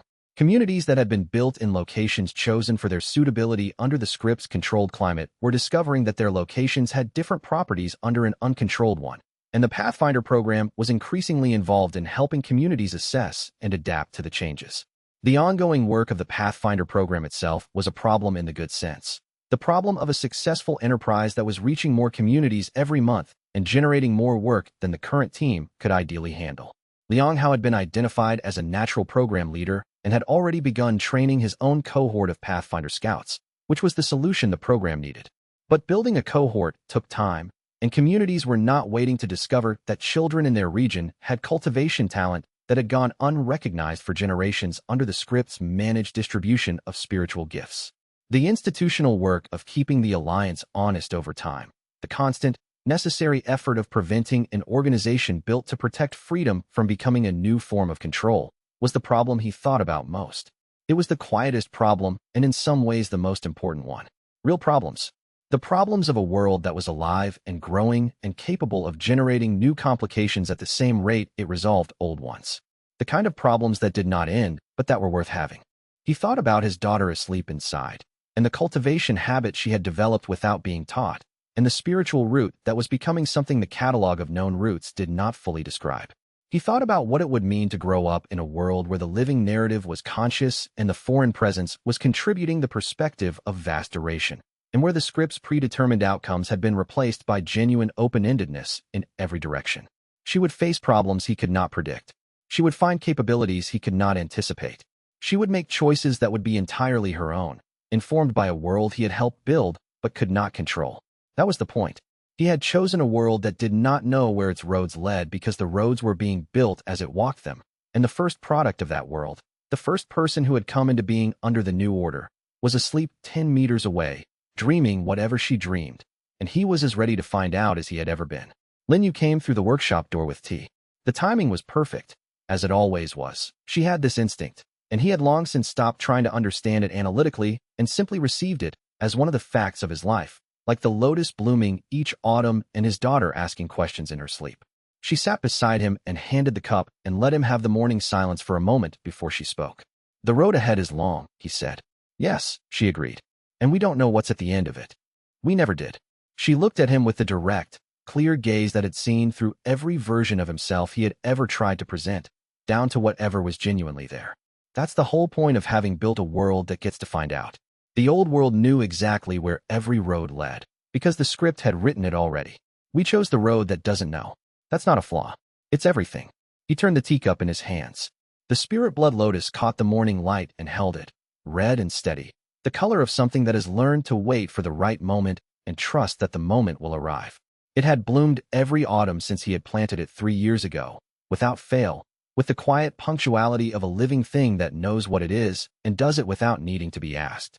He had planted it on the day after the rewriting, in the small garden behind the workshop that Su Tianming had told him was suitable for lotus cultivation and that had been empty before then. It was no longer empty.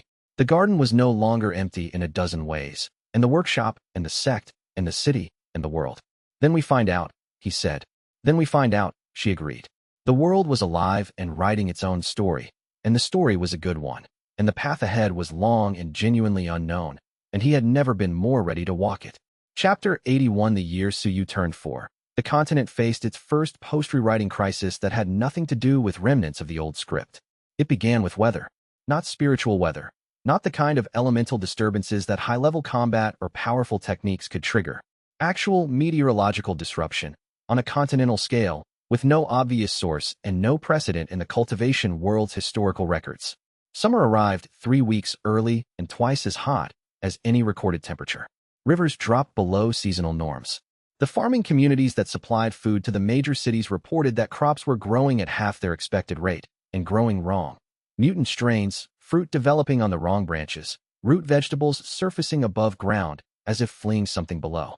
It's not a formation, Chun Wubo reported from the Alliance's Environmental Monitoring Division, which he now headed with the focused intensity of someone who had found, late in life, exactly the work he was meant to do. No artificial cause. The monitoring arrays show no external manipulation. Then what is it? Elder Huajin asked. Change, Lin Yu said. She was reviewing the botanical reports, which had come to her by default as the Alliance's most distinguished alchemist with direct expertise in cultivation-related plant biology. The continent has been under the script's fixed weather patterns for 3,000 years. Rigid seasons. Predictable precipitation. Consistent temperature ranges. She spread the maps on the table. None of that was natural. The script enforced it because narrative settings work better when they're stable. Now the script is gone, and the continent's actual climate is reasserting itself. You're saying the weather is waking up? I'm saying every system that was suppressed by the script is now operating freely. Geological, ecological, meteorological. She looked around the council chamber. We stabilized the human systems, cultivation, society, governance. We didn't think much about the non-human ones.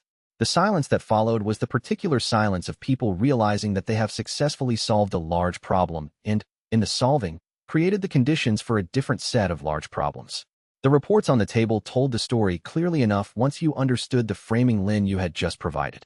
The 3,000 years of the Weaver's script had not simply controlled human cultivation and society. The script had reached into everything the world was: the weather patterns, the tectonic pressures, the ocean currents, the migratory routes of the creatures that moved through the wastes and the forests. The cultivation world had spent 3 years understanding what freedom meant for human beings and human institutions and cultivation paths. No one had asked what it meant for the atmosphere. The answer, as the summer reports were demonstrating, was significant change, compressed into the time frame of freedom's sudden arrival, expressing itself in every system that had been held artificially stable for 3 millennia. The continent's climate was not becoming dangerous. It was becoming real. The distinction mattered, but it did not make the transition easy. Su Qing was the first to speak. We adapt, he said. That's what the new world is supposed to be. Adaptable. Adapting to continental climate change while managing a living narrative, an external presence integration, the Pathfinder program, and 6 growing regions of newly liberated cultivation communities it's what we do. He looked at each council member. The script kept everything stable by keeping everything still. We chose motion. Motion means change. Change means challenge. That's the agreement we made with freedom. He paused. The Pathfinder program can help here. The counselors are already embedded in communities across the continent. We redirect part of their focus to environmental education. Help communities adapt. Develop new cultivation techniques that work with the changing ecology rather than against it. And the food supply? Huajin pressed. Lin Yu, Su Qing said, turning to his wife. I've been thinking about it since the reports arrived, she said. I have 14 ideas. 3 of them might work. Give me 2 weeks to determine which 3. Elder Huajin looked at Su Qing after Lin Yu finished. The climate situation will resolve itself eventually, with or without our intervention. You said we adapt. What does adaptation actually require? Community education about what's changing and why. Cultivation techniques that work with variable environmental qi rather than stable qi. Agricultural methods that respond to the new weather patterns instead of fighting them. And patience. The patience to accept that the world is becoming itself rather than remaining what the script required it to be. He paused. Most of this is already happening in individual communities because people are adaptable when they have the information and the support they need. The Alliance's function here is to accelerate the information sharing and provide the support infrastructure. not to fix the climate. It will settle on its own timeline, but to help communities navigate the transition without unnecessary suffering. 20 years of transition, Huajin said. 20 years of the world discovering what it actually is, Su Qing said. We can work with that. After the session, he walked through Azure Cloud City with the specific attention he had cultivated over years of reading the living narrative. Watching not the surface patterns of a city at midday, but the narrative threads that expressed the accumulated life of tens of thousands of people going about their genuinely free existence. The city had grown, in 3 years since the rewriting, not in the direction of any master plan, but in the direction of what its people needed and wanted, which had produced a skyline that was less organized than the script's vision and considerably more alive. The Eastern Quarter had become an alchemy district because several gifted practitioners had settled there, and their workshops attracted students who attracted suppliers who attracted more practitioners, all of it self-organizing around genuine concentration of activity rather than scripted designation. The northern edge had expanded into terrain the script would never have permitted to be inhabited because the terrain was inconvenient, and the script had kept inconvenient territory empty, and the city's people had simply gone there and built what they needed. Climate change was hitting the city in specific ways. The rivers ran lower than they had in any recorded year. The shade trees that lined the main roads were shifting their canopy density in response to the changed light patterns, which the city's formation engineers were scrambling to adapt their cooling formations around. The farmers in the eastern region had reported 3 new crop failures in combination with 3 completely unexpected crop successes. Species that had never produced well in the territory before were thriving in the changed conditions, while established staples were struggling. Su Qing stopped at the river overlook and watched the lower waterline. A world becoming itself, as Lin Yu had said. The difficulty was real and the novelty was real, and both were better than the alternative, which was a world that never changed because it was never alive enough to. Chapter 82. Lin Yu's 2 weeks produced 6 workable solutions, and a 7th that was arguably the most important. A new class of pills she called adaptive harmony supplements, a formulation that helped cultivators' bodies acclimate to rapidly changing environmental chi patterns. As the continent's natural systems reasserted themselves, the quality and distribution of spiritual energy in the air changed with them, and cultivators who had spent their entire lives in the script's standardized energy environment were experiencing the equivalent of sudden altitude sickness. The old cultivation techniques assumed a stable energy baseline. Lin Yu explained at the Alliance Medical Division's emergency conference. The new techniques that emerged after the rewriting are more flexible, but they still have baseline assumptions. What we need is a flexible baseline, a physiological state that can adjust to environmental variation without requiring full recalibration. That sounds like it should take years to develop, the medical division head said. It took 2 weeks because I had 8 years of research on narrative harmony pills to build on, access to the most comprehensive botanical database on the continent, and a specific motivation to solve a problem my daughter was experiencing. A pause. Su Yu's cultivation was disrupted by the weather changes. She was crying in her sleep because her chi cycles kept desynchronizing. I took it personally. The adaptive harmony supplements were distributed across the continent within the month, manufactured through the Alliance's now extensive production network. The physiological crisis stabilized.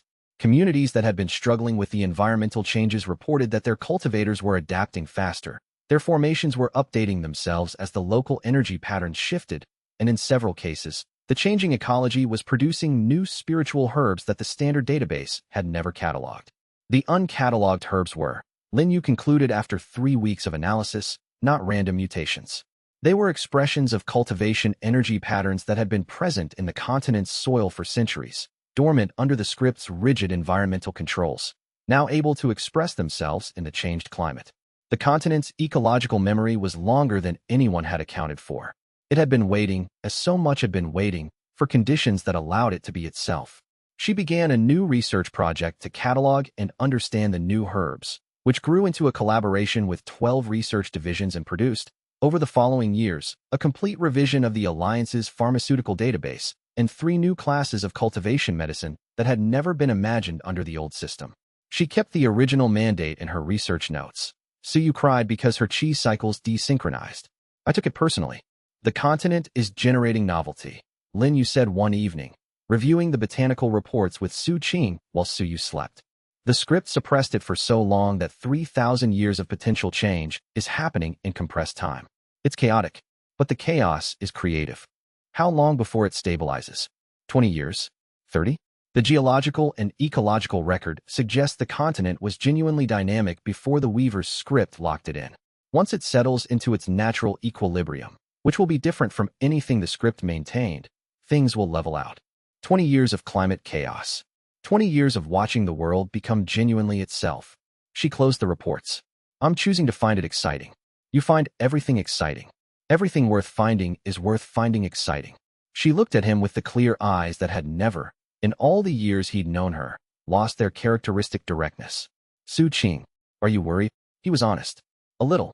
The problems keep being bigger than expected. They're also more interesting than expected. That's true. And we're better equipped than expected. Also true. She leaned her head against his shoulder. Outside the workshop window, Azure Cloud City's lights reflected off clouds that were gathering in ways the old script would never have allowed. Irregular, building, the precursors of rain that hadn't fallen in the right quantity for 30 years and was finally about to. Worry is just love with nowhere to go, she said. Send it somewhere useful. He put his arm around her. The rain came at midnight, and it was exactly as heavy as it needed to be. Suyu woke at 2 in the morning and sat up in her cradle and looked at the rain on the workshop's windows with the fascinated attention of a 2-year-old encountering a natural phenomenon that she did not have prior experience with. She did not cry. She watched. The narrative threads around her moved with the particular quality that Lin Yu had started calling the investigation pattern. The threads reaching outward from the child toward whatever she was observing, seeking understanding rather than reassurance. Lin Yu found her daughter still watching the rain half an hour later and sat beside the cradle and watched with her. Neither of them spoke.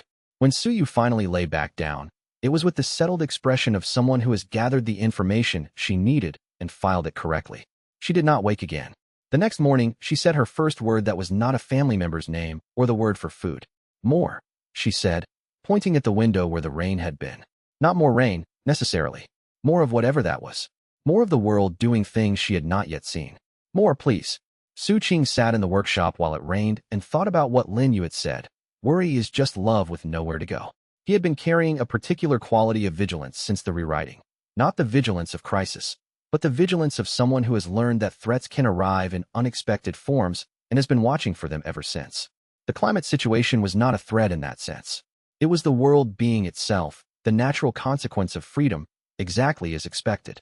The problems it created were real and required real solutions, and Lin Yu was already developing those solutions, and the Pathfinder program was already helping communities adapt, and the Alliance was already coordinating the response. He thought about what it would mean to hold the vigilance more lightly. Not to abandon it. The world still required attention, and he was still the person best positioned to provide certain kinds of it. But to hold it the way he held the true sight's passive setting, present, available, not consuming. The way a parent holds concern for a child who is genuinely capable and learning, present with it, not dominated by it, able to act from it when action was needed without letting it prevent the rest of being alive. The rain settled into its rhythm. In the cradle across the workshop, Suyu slept through it with the complete confidence of a child who has never known anything but a world that was fundamentally safe. She would face real challenges. She would experience loss and difficulty and the particular friction of a free world. But she would face all of it as herself, on a path she chose. And that was everything the old script had denied and everything the rewriting had been for. He turned the true side off and went to sleep, and the rain continued, and the spirit blood lotus took the water it had been waiting for. Chapter 83. Liang Hao arrived at Azure Cloud City in the 3rd year of his cultivation training, now 17, with a breakthrough to foundation establishment that had generated a spiritual phenomenon visible from 3 counties away. The 5-element balanced root, developing under the guidance of Jean Rong's patient counseling and the canon's philosophical framework that Su Qing had given him at the river crossing, had produced a foundation establishment core of a type no one in the Alliance's technical division had classified before. 5 elements, fully integrated rather than in careful balance, expressing as a unified field rather than 5 separate channels. The foundation establishment phenomenon had lasted 6 hours, which was 4 hours longer than any recorded foundation establishment phenomenon in the Alliance's historical archive. Cultivators within 30 li had reported sensing the breakthrough, not the spiritual pressure of an aggressive technique, but the specific quality of an event happening in accordance with something so correct that the world's living narrative paused to acknowledge it. Shun Wubu's monitoring network had captured the energy signature, and his analysis afterward noted that the spiritual pattern was the most complex and internally consistent foundation establishment formation he had seen in 3 years of post-rewriting monitoring. It is not just a new spiritual root type, he wrote in his report. It is the expression of a cultivation philosophy, the integration of natural principles that were kept artificially separate by the script's management of cultivation potential. If this pattern appears in other practitioners of this generation, we are looking at a new branch of cultivation that the old paradigm could not have produced. The pattern had already appeared in 4 other practitioners across the continent, identified by the Pathfinder program scouts in the months following Liang Hao's breakthrough. None of the 4 were in contact with each other. None had been taught by teachers with integrated element techniques. They had each arrived at variations of the same approach independently, which confirmed Chen Wubu's thesis. This was not a technique that had been taught or transmitted. It was a possibility that had always existed and that the script's management had prevented. The post-rewriting world was producing it naturally, in people who were simply being themselves. Sect Master Yun Songhai, 72 years old and as observant as ever, reviewed the phenomenon reports and sent a personal message to Su Qing. This boy is the first cultivator I've seen whose foundation resembles something from the ancient texts. Not the Void Emperor, not the heaven-devouring scripture. Something from before both. I'd like to study it, if the young man is willing. Liang Hao was willing. He was, as it turned out, willing to study almost anything, which made him exceptionally suitable for the life of a cultivation researcher and exceptionally challenging as a student, because he asked questions at a rate that exceeded even Jin Rong's considerable patience. Why does the Foundation work differently from the Canon's model? He asked Su Qing at their first meeting in Azure Cloud City, barely pausing to greet him before going straight to the technical question. The Canon treats the 5 elements as distinct pathways that need to be kept in careful tension. Mine just all goes the same direction. The Canon was designed for a specific problem, Su Qing said. A world where the narrative layer was rigidly scripted and needed to be disrupted. The techniques it developed are optimized for disruption, for maintaining separation between elements so that void can work between them. He studied Liang Hao's foundation with true sight. Your cultivation path isn't for disruption. It's for something the old world didn't need and the new world does. What's that? Integration. Building things that hold together instead of taking things apart. The young man was quiet for a moment. I want to learn from you, he said. Not the canon. The philosophy behind it. You see things in a way that... He paused, searching for the right words. The way you see problems. Like they're already solved and you just have to find the solution. Su Qing remembered being 17 in this world. Not his own 17, but the boy whose life he'd inherited, who had been shaped by loss and resentment into a pattern that was supposed to end in defeat. He remembered the first days of understanding that the story he'd been placed in was not the story he had to live. I'll teach you, he said. But my philosophy is simple, and you may find it obvious. Tell me anyway. Everything alive wants to grow. Everything rigid wants to control growth. The work is always finding the form that allows growth without losing stability. He paused. That's it. That's the whole philosophy. Liang Hao considered this. That does seem obvious. Obvious and practiced are different things. Will you help me practice it? Yes, Su Qing said. I will. He had been thinking about this kind of teaching since the Pathfinder program began, not the transmission of techniques, which any competent instructor could manage, but the transmission of orientation. How you looked at problems. How you held uncertainty. How you remained present with someone's confusion long enough to understand what they actually needed rather than what you assumed they needed. The canon's philosophy had emerged from Ren's 3,000-year accumulated wisdom and Su Qing's specific experience of waking up in a story that was not his and learning to live genuinely in it. Teaching Liang Hao meant translating both into a form a 17-year-old from a river village could receive and use.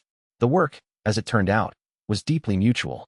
Liang Hao asked questions that Su Qing had never articulated to himself, which forced articulation.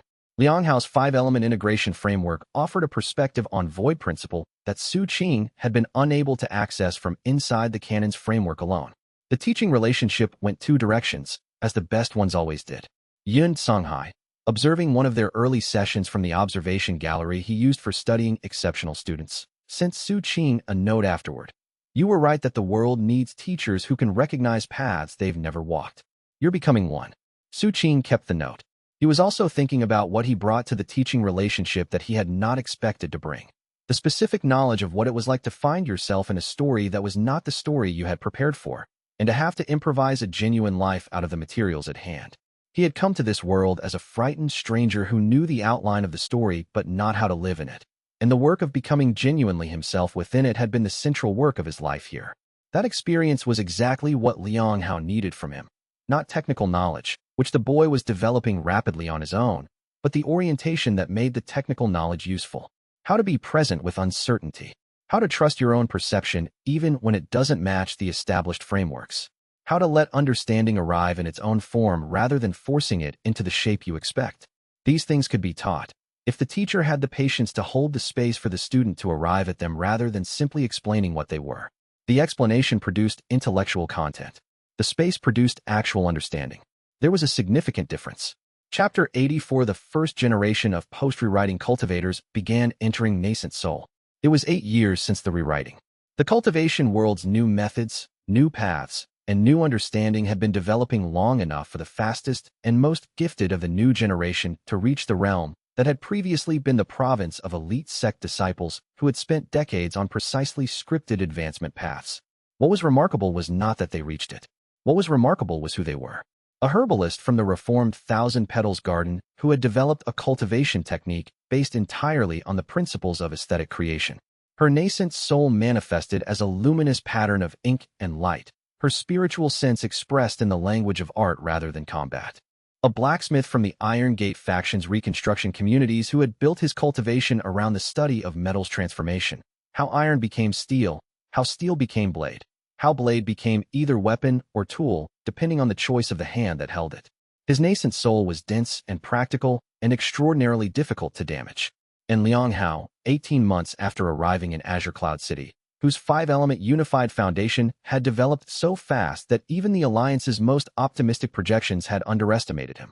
His nascent soul formed as 5 elements collapsing into one, not void, but unity. A new expression that the cultivation texts had no name for. So Yun Songhai coined one, quintessent soul. This is the new world expressing itself, Su Qing said at the Nascent Soul Record session where all 3 breakthroughs were formally documented. These aren't outliers or prodigies. They're the beginning of a normal distribution. The cultivation paths available now include everything these 3 discovered, and hundreds of paths that no one has discovered yet. They'll need different teachers than we had, Elder Huajin observed. They'll need teachers who can recognize paths they've never walked. Su Qing looked at the records. Teachers who understand that the point of teaching is not to replicate yourself. It's to help someone become most fully what they already are. You're describing the entire Pathfinder program. I'm describing what education was always supposed to be. We just lost track of it for 3,000 years. The session continued with the administrative formalities of documenting new breakthrough types, updating the classification system, and arguing about naming conventions, the enduring, necessary friction of people building a living system together. The naming debate for the herbalist's nascent soul took 45 minutes and involved 6 separate proposals. The blacksmiths caused 30, with 2 proposals withdrawn after being found inadequate on second review. Liang Hao's quintessent soul was accepted within 10 minutes, because Yun Songhai had proposed it, and Yun Songhai had spent 72 years in cultivation leadership and had a gift for names that exactly captured what they named. The debate about naming mattered. The words chosen to describe new cultivation phenomena shaped how subsequent practitioners understood and approached those phenomena. A bad name could constrain thinking for generations. A good name could open it. The old cultivation world had named everything through the lens of what was already known and what the script preferred, which was why so many of the cultivation realm's classical terminology had an implicit framing of individual power and scripted advancement. The naming work being done now, in these administrative sessions, was part of the long work of building a framework that matched the world that actually existed. Su Qing listened and participated and found, as he often did now, that the work of administration was not separate from the work of cultivation. It was the same work at a different scale. He thought about the old cultivation world's approach to breakthroughs like these: classify, rank, determine utility, assign appropriate resources and attention based on sectally approved categories. The herbalist's luminous pattern nascent soul would have been assessed for combat utility and found wanting. The blacksmith's dense practical nascent soul would have been assigned to a lower tier, unsuitable for the elite cultivation paths that the great sects valued. And Liang Hao's quintessent soul, a formation that had no precedent in any text, would have been flagged as abnormal, studied for potential threat vectors, and contained rather than developed. All 3 would have been diminished by the system designed to harness them. The new world's approach was different in theory. Every person's genuine path was worth developing. Every cultivation breakthrough was worth documenting. Every spiritual route was worth understanding on its own terms rather than through a lens of predetermined utility. In practice, the approach was still being developed. The naming debates and classification arguments were the surface expression of a deeper work, changing 3,000 years of inherited framework for understanding what cultivation was for. Su Qing's contribution to that work was, he had decided, to model it in practice more than to argue it in theory. He had been doing this for 3 years. He would keep doing it for as long as it took. The 3 new nascent soul types had each attracted a different response from the cultivation world's established practitioners. The herbalist's art nascent was being enthusiastically studied by the alchemy and formation arts communities, who recognized immediately that it represented a genuine new technical tradition. The blacksmith's dense practical nascent was being quietly respected by the defensive cultivation researchers, who had spent decades working on a problem his foundation had solved from a completely different angle.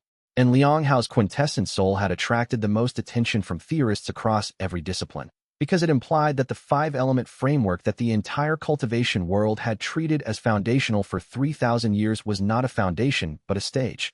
One way of organizing elemental reality, not the only way, not even necessarily the primary way. The theoretical disruption this implied was substantial. Su Qing watched the debates with interest and occasionally contributed, but mostly stayed out of them. He had decided early on that his function in the poster-writing world was not to be the primary voice in any domain's development, but to provide conditions that allowed other voices to develop, and the 5-element framework debate was exactly the kind of productive argument that a free cultivation world needed to have without external authority trying to resolve it prematurely. The modeling sometimes required him to disagree in ways that risked his standing in the council. There was a motion in the 3rd year after the rewriting, introduced by a well-meaning senior elder from a reformed sect, that would have established a continental certification system for new cultivation paths, requiring formal alliance review before any new technique could be officially transmitted to students. The intention was protective, prevent harmful techniques from spreading before their effects were understood. The effect, if implemented, would have been to reconstruct a central authority over cultivation paths, not through the Weaver's script, but through institutional gatekeeping that would inevitably prioritize approved frameworks over genuine innovation. Su Qing argued against it for 3 sessions. He lost the vote by 2 positions. He requested reconsideration, presented a more detailed analysis, and the motion was replaced with a voluntary reporting framework that preserved the protective intent while removing the gatekeeping mechanism. The distinction was important and took time to defend, but the time was worth spending. Afterward, Ren had said, "You lost the first vote and won the reconsideration. I was going to say, you're getting better at institutions." Su Qing was not sure that was a compliment, but he was fairly sure it was accurate. Chapter 85. Su Yu began her formal cultivation training at age 5. The decision was hers. Lin Yu had been very deliberate about this. In a world where cultivation potential was no longer predetermined, where paths were genuinely free, the choice of whether and when to cultivate should belong to the cultivator. Even a 5-year-old cultivator, who expressed her choice by informing her parents at breakfast that she was ready. Ready for what? Lin Yu asked. Ready to learn what the threads are, Su Yu said, gesturing at something only she and her father could see. Lin Yu looked at Su Qing. He shrugged with the expression of a man who had long since accepted that his daughter's narrative awareness was going to be operational before he could manage it. Her first training session was not with her father's canon or her mother's alchemy. It was with Lotus, the spirit beast rabbit, who sat on the training room floor and demonstrated chi cycling with her white tail, and entirely conveyed through body language that this was the important part and the rest would follow. Lin Yu had been in the doorway of the training room, watching the spirit beast's silent instruction with the expression of someone observing something she had suspected was possible and is gratified to see confirmed. Lotus had been doing something since Su Yu was born, tracking the child's narrative threads with the focused attention she usually reserved for significant events in the living narrative, attending her sleeping hours with the watchfulness of something that understood the importance of what she was. The spirit beast had decided, apparently, that formal cultivation instruction was within her scope of responsibility. Given the results, no one was inclined to argue. Su Yu watched with concentrated attention. Then she sat down opposite Lotus and began to cycle chi. The movement was unlike anything the canon produced. Unlike the wood element's natural growth flow, it moved like both at once, a void-shaped hollow moving through a wood element medium, creating space in the pattern that immediately filled with new growth, the emptiness generative rather than empty. Su Qing watched for 20 minutes, then sat beside his daughter. What does it feel like, he asked. Like making room, she said. You make room, and then something comes to fill it that wouldn't have fit before. He thought about the Void Emperor's canon, which created disruption. About the living narratives would element, which grew toward light. About his daughter's synthesis, which apparently created space for new things to exist. What do you want to call it, he asked. She thought about it very seriously, with the gravity that 5-year-olds bring to naming things. The making room technique, she announced. That's a good name, he said. I know, she said, and went back to cycling chi. Ren's voice came from the ring, quiet with something that was not quite astonishment, but was in its neighborhood. She synthesized the essential principle of both your cultivation paths without being taught either of them. Yes, Su Qing said, without effort. In her first session, she grew up with both of us approaching everything through those principles. She didn't learn the techniques, she absorbed the underlying orientation. The technique emerged from the orientation. He paused. It was always simpler than the specific methods. She found the simple version first. The ghost was quiet for a long moment. That child is going to exceed both of you. That's the point, Su Qing said. Yes. Another pause. It's an excellent point. I may need a moment to feel the appropriate emotions about it. Take your time, Su Qing said, and watched his daughter cultivate with the focus of a 5-year-old who has found her work and is completely present with it. Lotus sat directly across from Su Yu in the training room and matched the child's stillness with her own, which was Lotus's specific brand of solidarity, pure, silent, entire presence. She had been doing this since Su Yu was born, present for the significant moments, attentive in the way of something that understands significance directly without needing it explained. Su Qing had long since stopped wondering exactly what Lotus understood about the living narrative and his family's relationship to it. Whatever she understood, it was sufficient for the role she had taken on, and the role she had taken on was clearly the one she wanted. Lin Yu appeared in the training room doorway, saw the scene, and was quiet for a long moment. Then she said, very quietly, to Su Qing, "Remember when we thought the first training challenge would be getting her to focus?" "I remember. This was not the challenge." "No," he agreed. "The challenge is going to be everything else," she said, not with concern, but with the particular satisfaction of someone whose preferred problems are interesting ones. She had always been this way. He had found it baffling at first and clarifying ever since. Over the next several years, Su Yu's training developed in a way that defied easy categorization.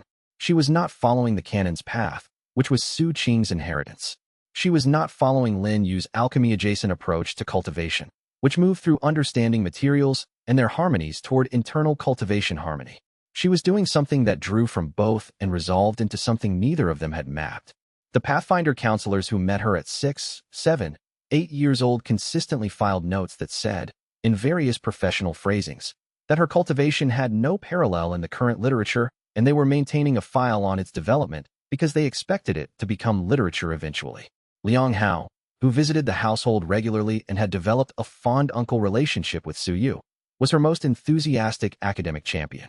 He had been trying for years to theorize the making room technique in terms of his integrative framework and kept running into the problem that it was more fundamental than his framework, that it described a relationship between void and growth that was prior to his elemental synthesis model rather than an instance of it. He had begun, he told Su Qing with the focused frustration of a scholar close to a breakthrough, to suspect that Su Yu's technique pointed to a sixth organizing principle that his model had not accounted for. Not balance, not integration, not harmony, but something he was calling accommodation. Space is active principle. Not emptiness, but welcome. She's going to have a paper named after her before she finishes primary cultivation, he said. She'll name it herself, Lin Yu said. She's already thinking about what she wants to be called in the formal literature. Su Yu, 8 years old, had opinions about this. They were characteristically precise. Chapter 86. The external presence's integration continued, and as it deepened, something began to happen in the cultivation world that no one had predicted but in retrospect seemed entirely obvious. New cultivation arts began to emerge that drew on its contribution to the living narrative, techniques that expressed story structures and patterns from places that had nothing to do with the shattered heavens continent's cultural history. Cultivators developing these arts often could not explain where the inspiration came from, only that it arrived fully formed during deep meditation states, as if the knowledge had been there all along, waiting for them to be quiet enough to receive it. The arts were remarkable, a swordsmanship style that moved like a theatrical tradition from somewhere that had no swords, a formation system based on the interplay of voice and silence, originating in something that felt like music from a tradition no one recognized. an alchemical methodology that treated the refining process as collaboration rather than control, as if the pill had a say in its own creation and the alchemist's job was to listen. The external presence is teaching us, Bai Ling said, reviewing the reports with the calm focus of someone who has moved completely past being surprised by the world and into genuine fascination with it. Not directly, through the narrative layer. It's contributing knowledge from wherever it comes from, and the living narrative is making it accessible to cultivators who are open enough to receive it. Is this safe? Feng Shui asked. Define safe, Lin Yu said. Are there any negative effects? Psychological, physiological, spiritual? She reviewed the medical reports. The cultivators who receive the inspired arts show elevated creativity, enhanced intuition, and improved ability to think in new frameworks. The only negative effect documented is, she paused, a tendency to see things from multiple perspectives simultaneously and have difficulty deciding which one is the primary view. That sounds debilitating. It sounds like empathy, Su Qing said quietly. The room was quiet. The external presence isn't native to this world, he continued. It's contributed knowledge from a different framework of reality, a different way of experiencing consciousness and story. And the cultivators who've received that knowledge can feel the difference between their native perspective and the contributed one. They're experiencing what it's like to hold two worldviews at once. He paused. I've been doing this since I was 16 years old. It's not debilitating. It's clarifying. Chun Wubu's voice from the back. The world is learning what you've always known. A longer quiet. Feng Shui spoke from the opposite side of the room. The field reports from the cultivators experiencing these inspired arts include something I want to document formally. He spread a selection of reports on the table, 30 accounts from cultivators across the continent, each one describing the experience of receiving an inspired technique and the effect it had on how they understood their cultivation. The techniques are extraordinary on their own merits. But the secondary effect, the one they describe as the experience of holding two worldviews, has a specific quality that I've been looking for a term for. He looked at Su Qing.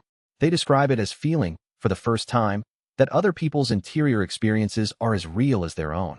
Not intellectually understanding that other people have inner lives. Actually feeling it as a fact. The basis of genuine compassion, Lin Yu said. As opposed to performed compassion, Feng Shui agreed. The distinction the old cultivation world was not designed to produce. Su Qing thought about Xinwei. About the performance of heroism so practiced and complete that it had fooled an entire continent for decades. About the specific quality of a person who has learned to perform every virtue so effectively that the performance replaces the thing itself, who had, at some level, perhaps ceased to be able to distinguish between the performance and the genuine article. The heaven-devouring scripture's deepest corruption was not the physical mechanism of absorption. It was what sustained absorption of others' narrative essence did to the practitioner's own. The erosion of the ability to experience genuine connection, genuine emotion, genuine other-directed feeling. What replaced it was the hollow perfection of the performance.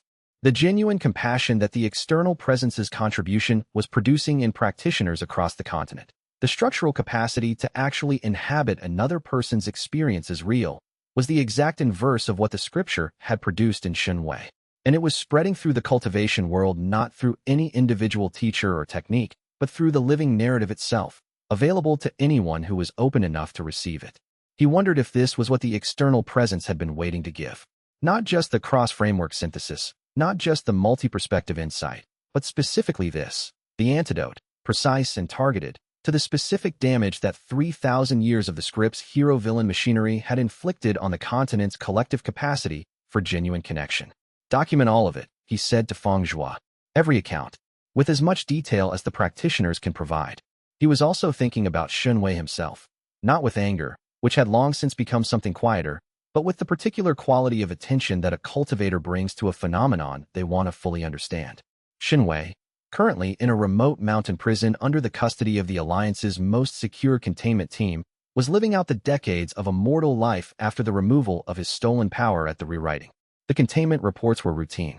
He was not attempting escape or manipulation.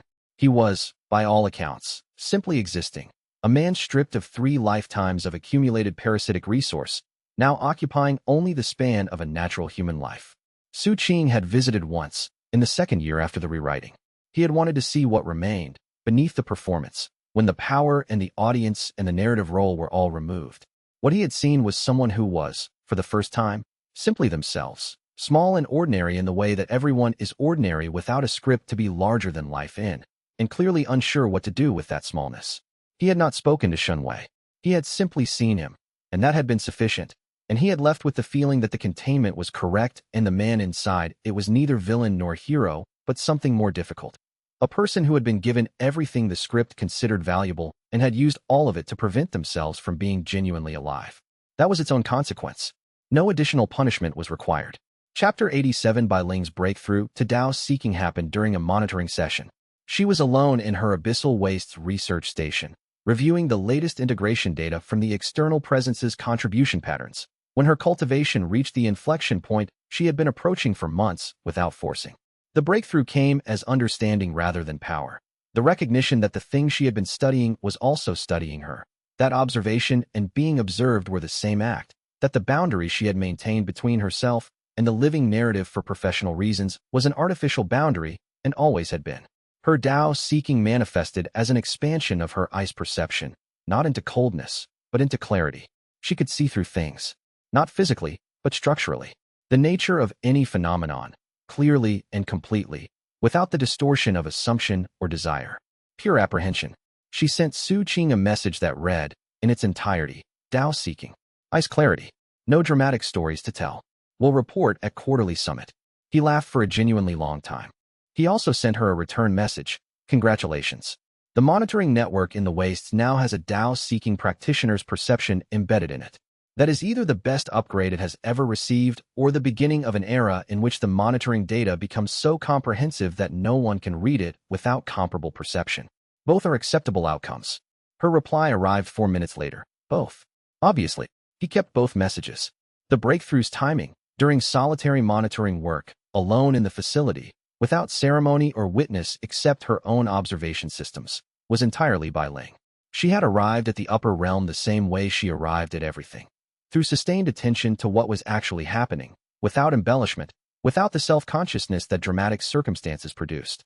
She had simply been present long enough, with sufficient quality of attention, that the realm opened to recognize her. Her breakthrough marked the beginning of the first post-rewriting generation's entry into the upper realms. In the old world, Dao seeking had been the province of a handful of supreme experts per generation, each one a figure of continental importance. Their cultivation paths the product of deliberate sect cultivation and scripted narrative advantage.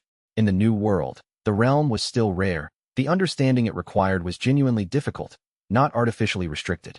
But the practitioners who were reaching it through a diversity of paths that the old system could not have imagined. A formation scholar from the rebuilt Iron Gate faction's academic division. An elder herbalist whose botanical research had, over 40 years, become a meditation on the nature of growth itself. A traveling merchant cultivator who had spent 30 years crossing the continent and whose understanding of how things connected, physically, narratively, humanly, had deepened into Dao seeking almost without her noticing. The realm is democratizing, Feng Zhuo observed, reviewing the advancement records at a quarterly summit. Not in the sense that it's easy, the breakthroughs still require genuine depth of understanding. But the understanding is available through more paths. You don't need the perfect bloodline, the scripted encounter, the correct sect resources. You need the actual understanding, Su Qing said, which turns out to be accessible to more people than the script allowed. Most things are, Lin Yu said, with the tone of someone who has been saying this for years and has been correct every time. Su Qing had been watching the Dao seeking advancement data carefully. Not with concern, the quality of understanding being demonstrated in each breakthrough was genuine. The paths were diverse and rich. The practitioners were arriving at the realm through exactly the kind of lived comprehension that the realm was supposed to require. But with the particular attention of someone who was aware that a change at this scale in the cultivation world's demographics would eventually change the world's power structures, and was thinking carefully about what those changes should produce and what they should not. In the old world, Dao-seeking experts had been continental power nodes, figures whose cultivation gave them effective control over significant resources, people, and territory. Under the script, their numbers had been carefully managed, their distribution controlled, their political relationships scripted to maintain the intended balance of power.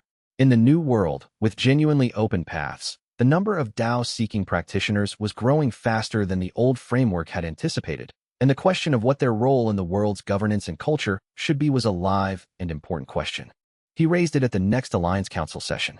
The resulting conversation took 4 sessions and produced a formal principles document, the most significant institutional governance document the Alliance had written since its founding charter, on the relationship between high realm cultivation ability and legitimate authority. The core principle, which Su Qing drafted and which passed without significant opposition: cultivation realm does not confer governance authority. Authority is earned through demonstrated service to the community one seeks to serve, and is held in trust rather than owned. The document was, in structure, a direct response to what Shenwei had been. Shenwei's entire system had been built on the premise that cultivation power was the proper basis for authority, that the ability to defeat others justified the ability to determine their stories, that the Tao Lord's privilege was control over the Tao of those who had not reached that level. The heaven-devouring scripture was the most extreme expression of that premise, but the premise itself had been the foundation of the script's hero narrative. The hero's right to determine the world's fate was derived from the hero's cultivation power. The villain's illegitimacy was derived from the villain's defeat. The principles document said, plainly, no, power is not authority. Cultivation realm is not the basis for legitimacy. The cultivator who has reached Tao seeking is not, by virtue of that achievement, the one who should decide anything about anyone else. They are the one who has understood something deeply, and what they do with that understanding is a different and entirely separate question. It was the most important document the Alliance had produced. Su Qing had written the first draft in a single evening, from 3 years of thinking, and it had needed very little revision. The circulation of the document across the 5 regions generated significant discussion, and in some quarters, significant resistance. There were Tao-seeking elders who had built their entire institutional identity around the premise the document was refuting. There were sects whose internal governance structures rested entirely on the assumption that higher cultivation meant legitimate authority over lower cultivation. The pushback was not trivial. Su Qing read each response carefully and responded to the serious objections and declined to engage with the others. The Alliance's position was patient and consistent. The document was not a demand, it was a principle. The Alliance was not requiring compliance, it was offering a framework. Any sect that wished to govern itself by the old premise was free to do so, and would be judged by its community accordingly. Within 3 years, every major institution in the 5 regions had adopted the principles document's language, in some form, as a public commitment. Not all of them meant it, but some did, and the number who meant it was growing. Chapter 88, the Alliance's 10th anniversary, was marked by a continental gathering that dwarfed any event the cultivation world had previously organized. Representatives from every sect, clan, independent settlement, and emerging community. 300 nascent soul cultivators. 47 Tao-seeking experts, by the latest census, up from 4 in the first year after the rewriting. Chen Wubo, now the continent's foremost authority on narrative substrate science, delivered a comprehensive report on the integration's progress that took 2 hours and was still widely considered insufficient to capture everything that had happened. And in the center of the gathering, in the Azure Cloud sect's great courtyard, the space that had held a beast-tied defense, an accusation council, a liberation summit, a wedding, the living narrative hummed with the warm, particular contentment of something alive that knows itself to be alive. Su Qing stood at the gathering's edge and watched. He had been doing this, standing at the edges of gatherings rather than at their centers, since the early years after the rewriting, when the Alliance's founding had made him briefly a public figure in the way that public figures are made, and then, gradually, as the institutions stabilized, and the people who had built them became their stewards rather than their centers, had receded into the background where he was more comfortable. He had never been comfortable at the center of things.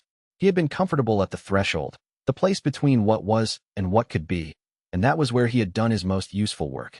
The gathering's energy was extraordinary. 300 nascent soul cultivators and 47 Tao-seeking practitioners in the same space. Their cultivation energies interacting in the complex, generative way that high-level cultivation proximity produced, not as competition or hierarchy, but as a field of mutual recognition. This was something the old cultivation world had not produced, because the old cultivation world had been structured around hierarchy and competition and the scripted distribution of gifts that ensured some always remained below others. The field of mutual recognition required equality of genuine worth, and equality of genuine worth required a world that valued each person's actual path rather than measuring them against a predetermined standard. Su Qing stood at the gathering's edge and watched. Su Yu, 9 years old, was in the children's area of the gathering, demonstrating the making room technique to a group of younger cultivators with the calm authority of a child who has been told once too often that she's exceptional and has processed this by deciding it means she should teach. Lotus was with her, rabbit ears tracking every narrative thread in the courtyard with the satisfied attention of a spirit beast who has decided this family and this world are exactly right.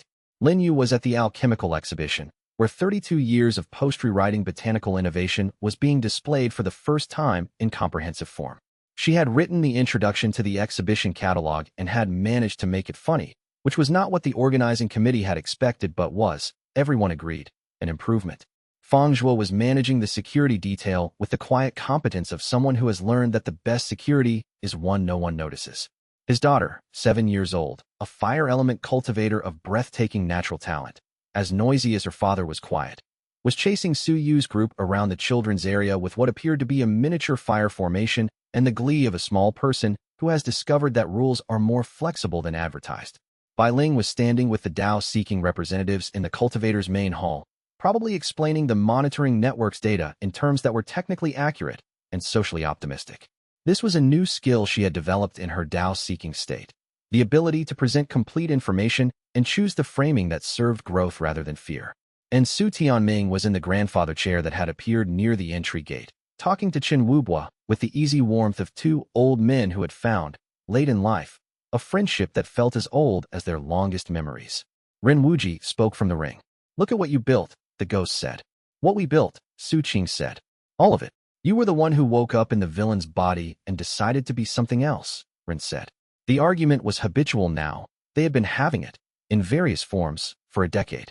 Without that decision, this gathering does not exist. Without your ring choosing someone who carried knowledge from outside this world story, the decision produces nothing useful. Without Lin Yu's willingness to trust a reformed villain, the Phantom Alliance never forms. Without Bai Ling's decision to look at the evidence instead of the narrative, the Shadow Pavilion's network is never fully exposed. Without Feng Zhuo's conscience winning over his loyalty, the critical intelligence never reaches me. He looked at the courtyard.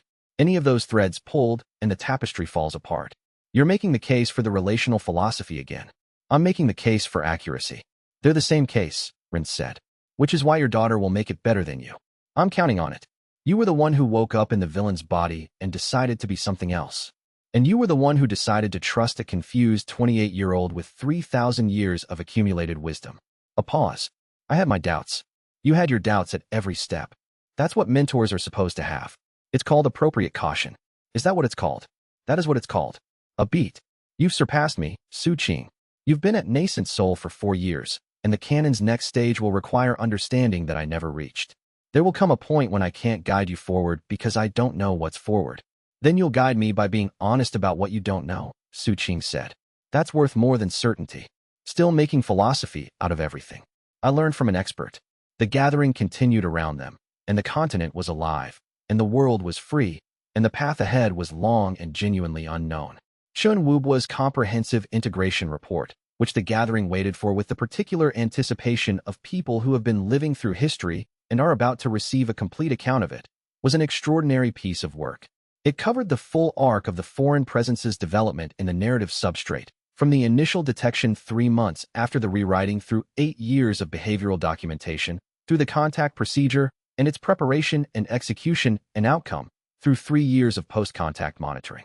It was presented in accessible language and rigorous technical depth simultaneously, and it demonstrated, as Chen Wubua had designed it to demonstrate, that the decision to pursue managed introduction rather than containment had been the correct decision, fully supported by the available evidence. Elder Hua Zhan, who had voted against the contact procedure, was present in the front row.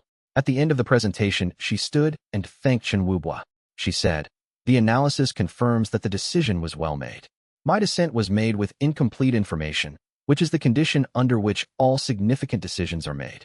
The document I will submit to the archive alongside this report is a revised analysis of the decision-making process, not a retraction of my objection, but an update of the framework I used to make it. The object-level decision was correct. The decision-making process can be improved." She sat down. Several people applauded.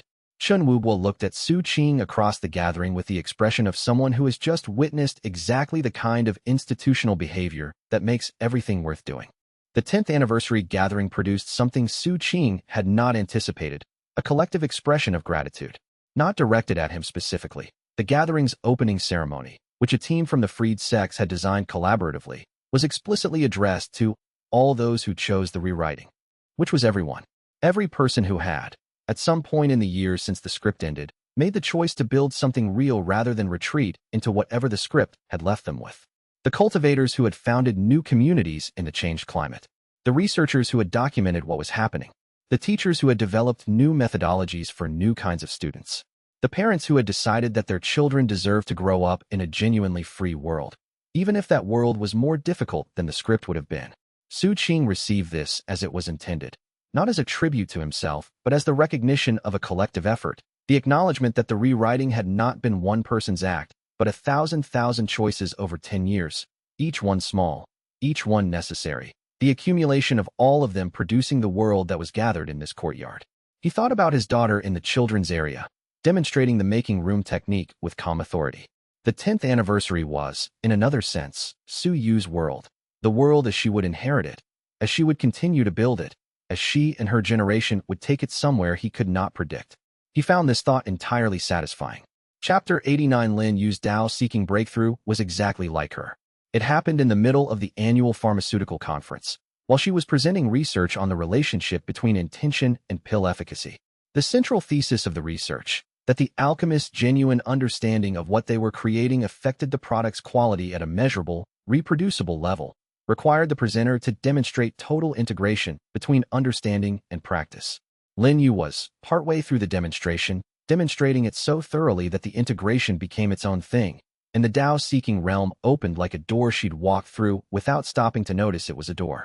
She finished the demonstration, completed the presentation, took questions for 45 minutes. Then, at the end, mentioned to the conference moderator that she had broken through to Tao-seeking during the second part of the session and that the relevant sections of the research would need to be updated with the post-breakthrough data. The moderator, a Foundation establishment scholar from the Eastern Territories, required a moment to process this. You broke through to Tao-seeking in the middle of a presentation and finished the presentation?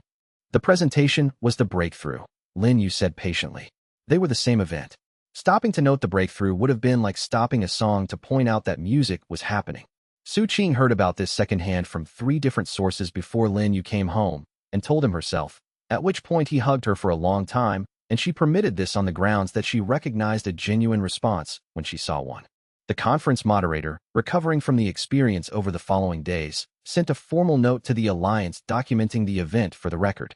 The note described, with the care of someone who understood they were documenting something historic, both the content of the presentation and the manner of its delivery, the complete integration of intellectual content and lived practice, the Tao-seeking breakthrough that had occurred in full view of an audience of scholars and had not interrupted the presentation because it was the presentation. The note ended. This may be the most significant cultivation event I have witnessed. I am uncertain whether to be proud of being present or concerned that nothing I do will ever match it. Both responses seem appropriate. Lin Yu read the note, handed it back to Su Qing, and said, he should be proud. Being present for significant events is a legitimate contribution. I'll tell him you said that.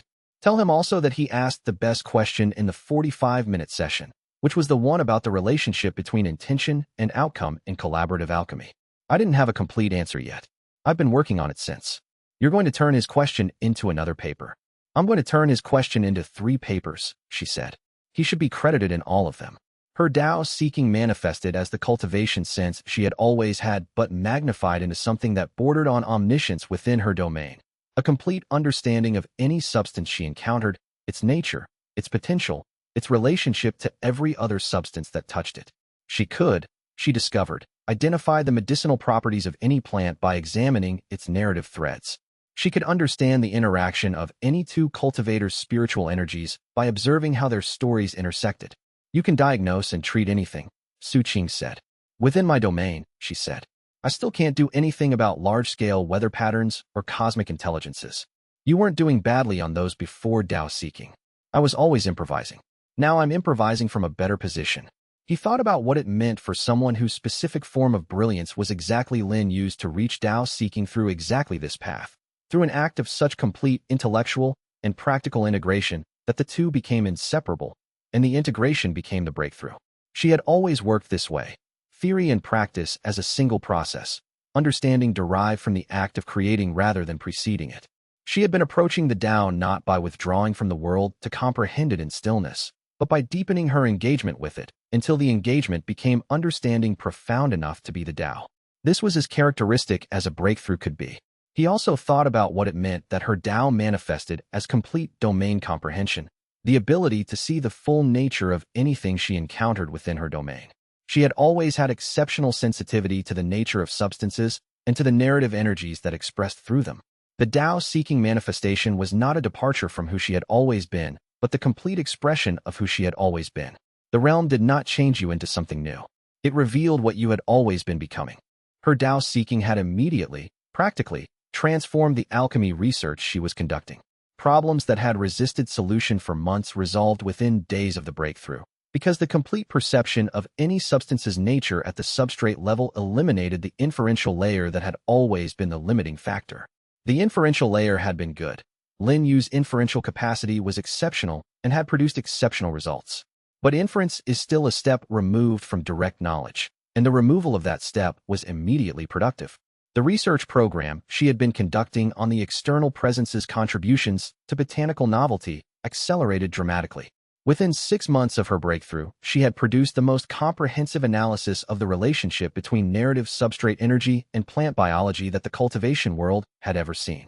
The paper was 80 pages and featured 17 new classification categories and a theoretical framework that the Alliance's Botanical Research Division adopted wholesale within the year. The conference moderator who had been present for her breakthrough, now a regular correspondent, sent a message after the paper's publication. 3 papers, you said. That was the first of them. The second is half-written, she replied. The third exists in outline form. Ask me again in a year. Lin Yu delivered the second paper 11 months later, and the third 14 months after that, both attributed jointly to herself and to the conference moderator whose question had initiated the inquiry. He sent a formal acknowledgement that contained, beneath the academic language, evident and uncomplicated joy.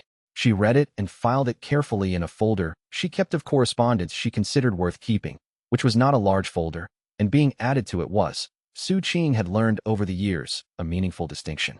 The 3 papers together constituted a complete theoretical foundation for narrative biology interaction studies. Within 5 years, a dozen research programs across the 5 regions were building on them.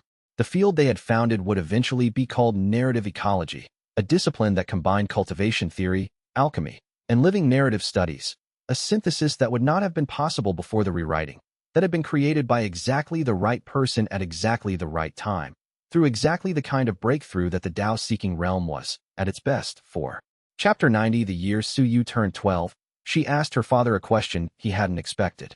They were in the old ruins of the abyssal wastes. She had wanted to see the place where the contact procedure had been conducted, having heard the story from Chun Wubu's research reports, and found herself, as she often found herself, dissatisfied with second-hand accounts when the primary location was accessible. She stood in the old cathedral cavern and looked at the sphere of living narrative threads that still rotated gently at the center, the primary emanation that had been here since the rewriting. 12 years old, with her mother's precision and her father's perception, seeing the threads in ways that combined both. When you talk to it, she said, what does it say? The living narrative communicates in intentions and impressions, not words. It's difficult to translate. Try. He thought about the most recent communication, 6 months ago, during the routine monitoring session he conducted each quarter. It says the world is interesting and getting more interesting. It says the external presence has been good for its growth. It says, he paused. It says it is glad to be itself. So you thought about this. What does that mean? Glad to be itself. For a very long time, it wasn't itself.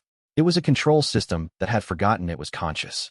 It expressed itself only through the stories it forced on everyone else. Now it gets to have its own experience of reality, not as a scriptwriter, but as a witness.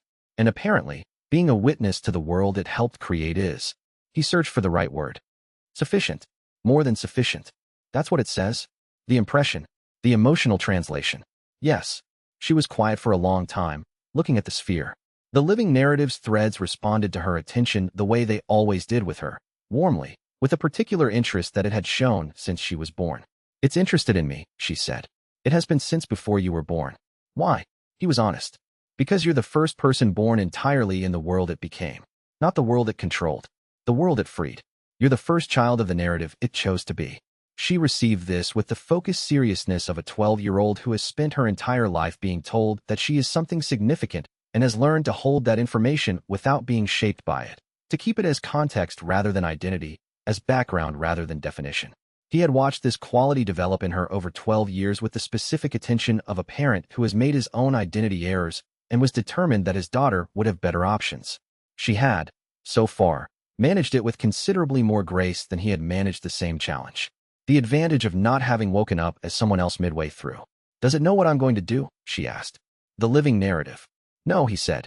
It's conscious and observant, not prophetic. It doesn't know what you're going to do. Neither do I. She seemed pleased by this. Good. She looked at the sphere for another long moment.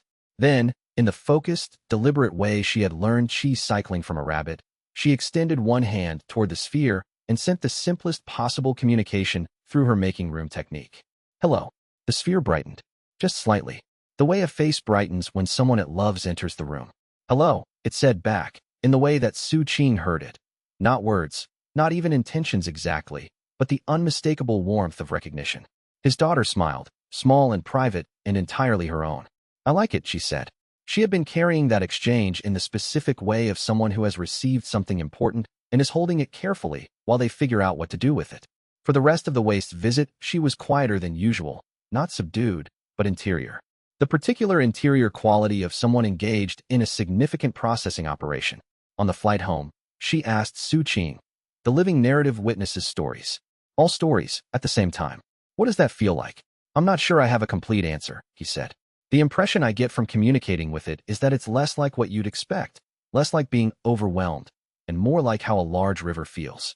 A lot of separate streams, all flowing together, all present at once. And the being present with all of it is not burden, but nature. She thought about this. I think the making room technique works a little like that, she said. When I cycle it, I don't feel one thread at a time. I feel the space where threads could be, and they come to fill it, and that's, she searched for the word, natural. Like I'm not doing it. I'm just making the room, and it does itself.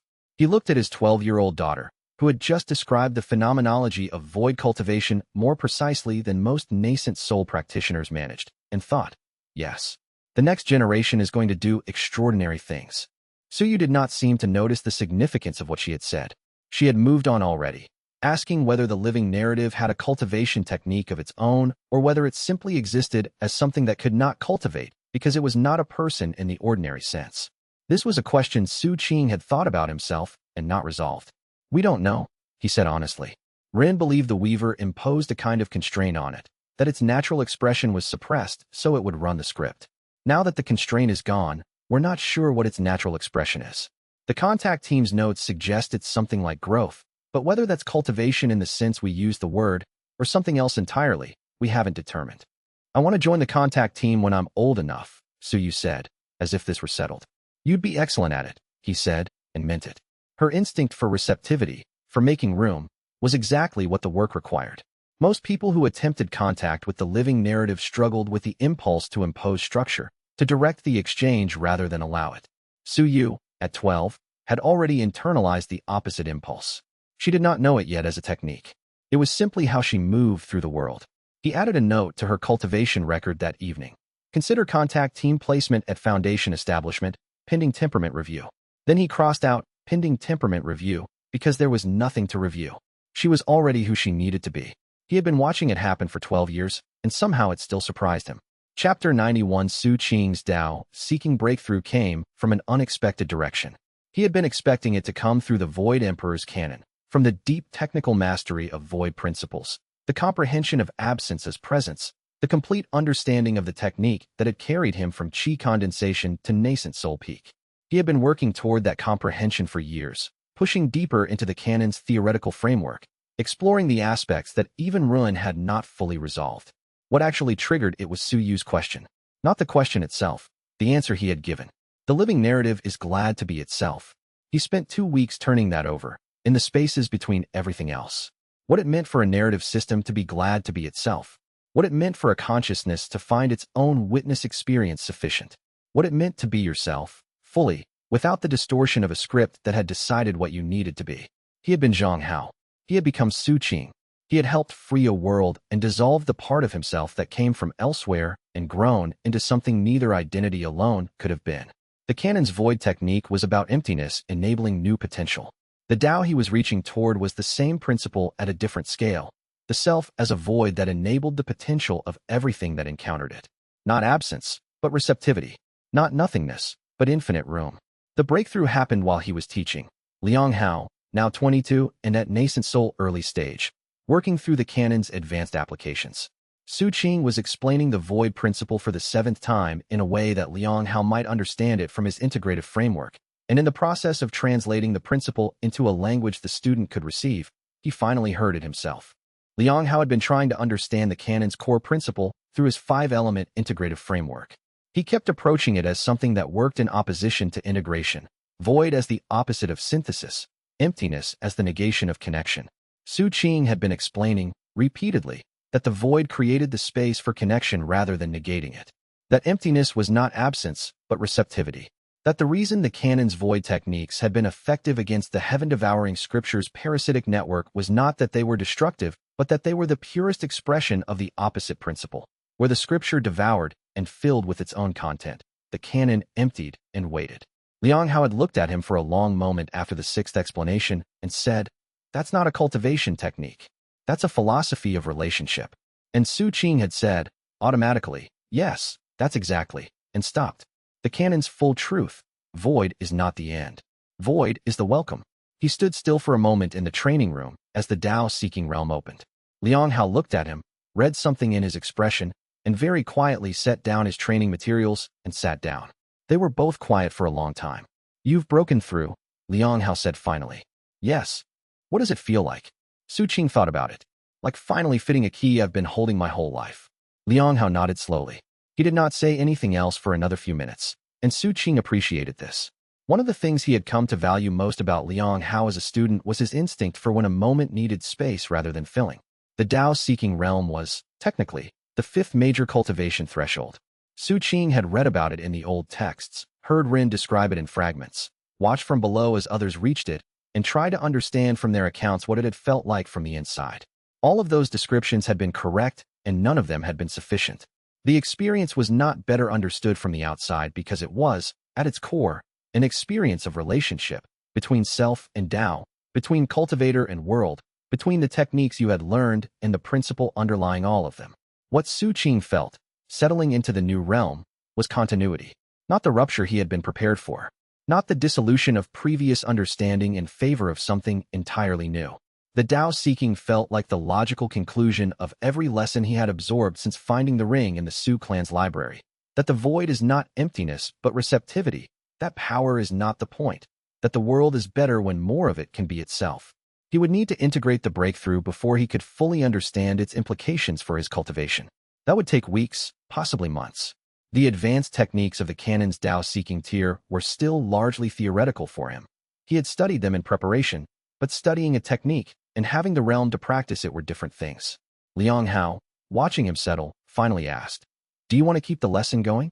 Su Qing considered this. The breakthrough had not been disruptive, it had been clarifying. He felt entirely himself, only more so. "Yes," he said. "Where were we?" "You were explaining why the void welcomes rather than destroys." Liang Hao picked his training materials back up. "I think I almost understand it now." They continued the lesson. Later, Su Qing thought that was probably the most appropriate thing that could have happened. The Tao-seeking breakthrough arriving mid-explanation and the explanation continuing after it, because the principle and the life were the same thing, and neither one stopped for the other.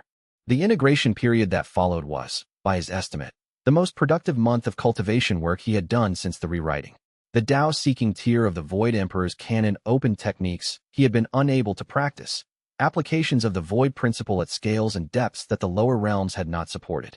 He worked through them methodically, spending most evenings in the training room while Lin Yu read in the adjacent study, and Su Yu, who was 15 now and deeply interested in what her father was discovering, occasionally appeared in the doorway to watch with the focused attention she brought to everything she considered significant. "You're different," she told him after 2 weeks. "The realm changes how you perceive," he said. "Not just that." She tilted her head, reading something in his narrative threads that he could not see himself. "You're more present. Like before you were mostly here and also partly thinking about being here, and now you're just here." He considered this. "That might be the best description of the Tao-seeking integration I've heard." "It's just what I see," she said. But she said it with the quiet satisfaction of someone who has described something correctly, and he understood. watching her, that his daughter's way of seeing the world had always been richer than he had known how to fully appreciate. He was appreciating it more now. Chapter 92, his Tao seeking manifested as true sight at its ultimate expression. He could see the narrative layer completely, not just the threads and patterns visible at nascent soul, but the architecture beneath them. The living narrative's decision processes, the external presence's contribution pathways, the intersection where the two systems communicated, which glowed with a particular complex light that he understood, for the first time, as something more than collaboration. They were becoming something together.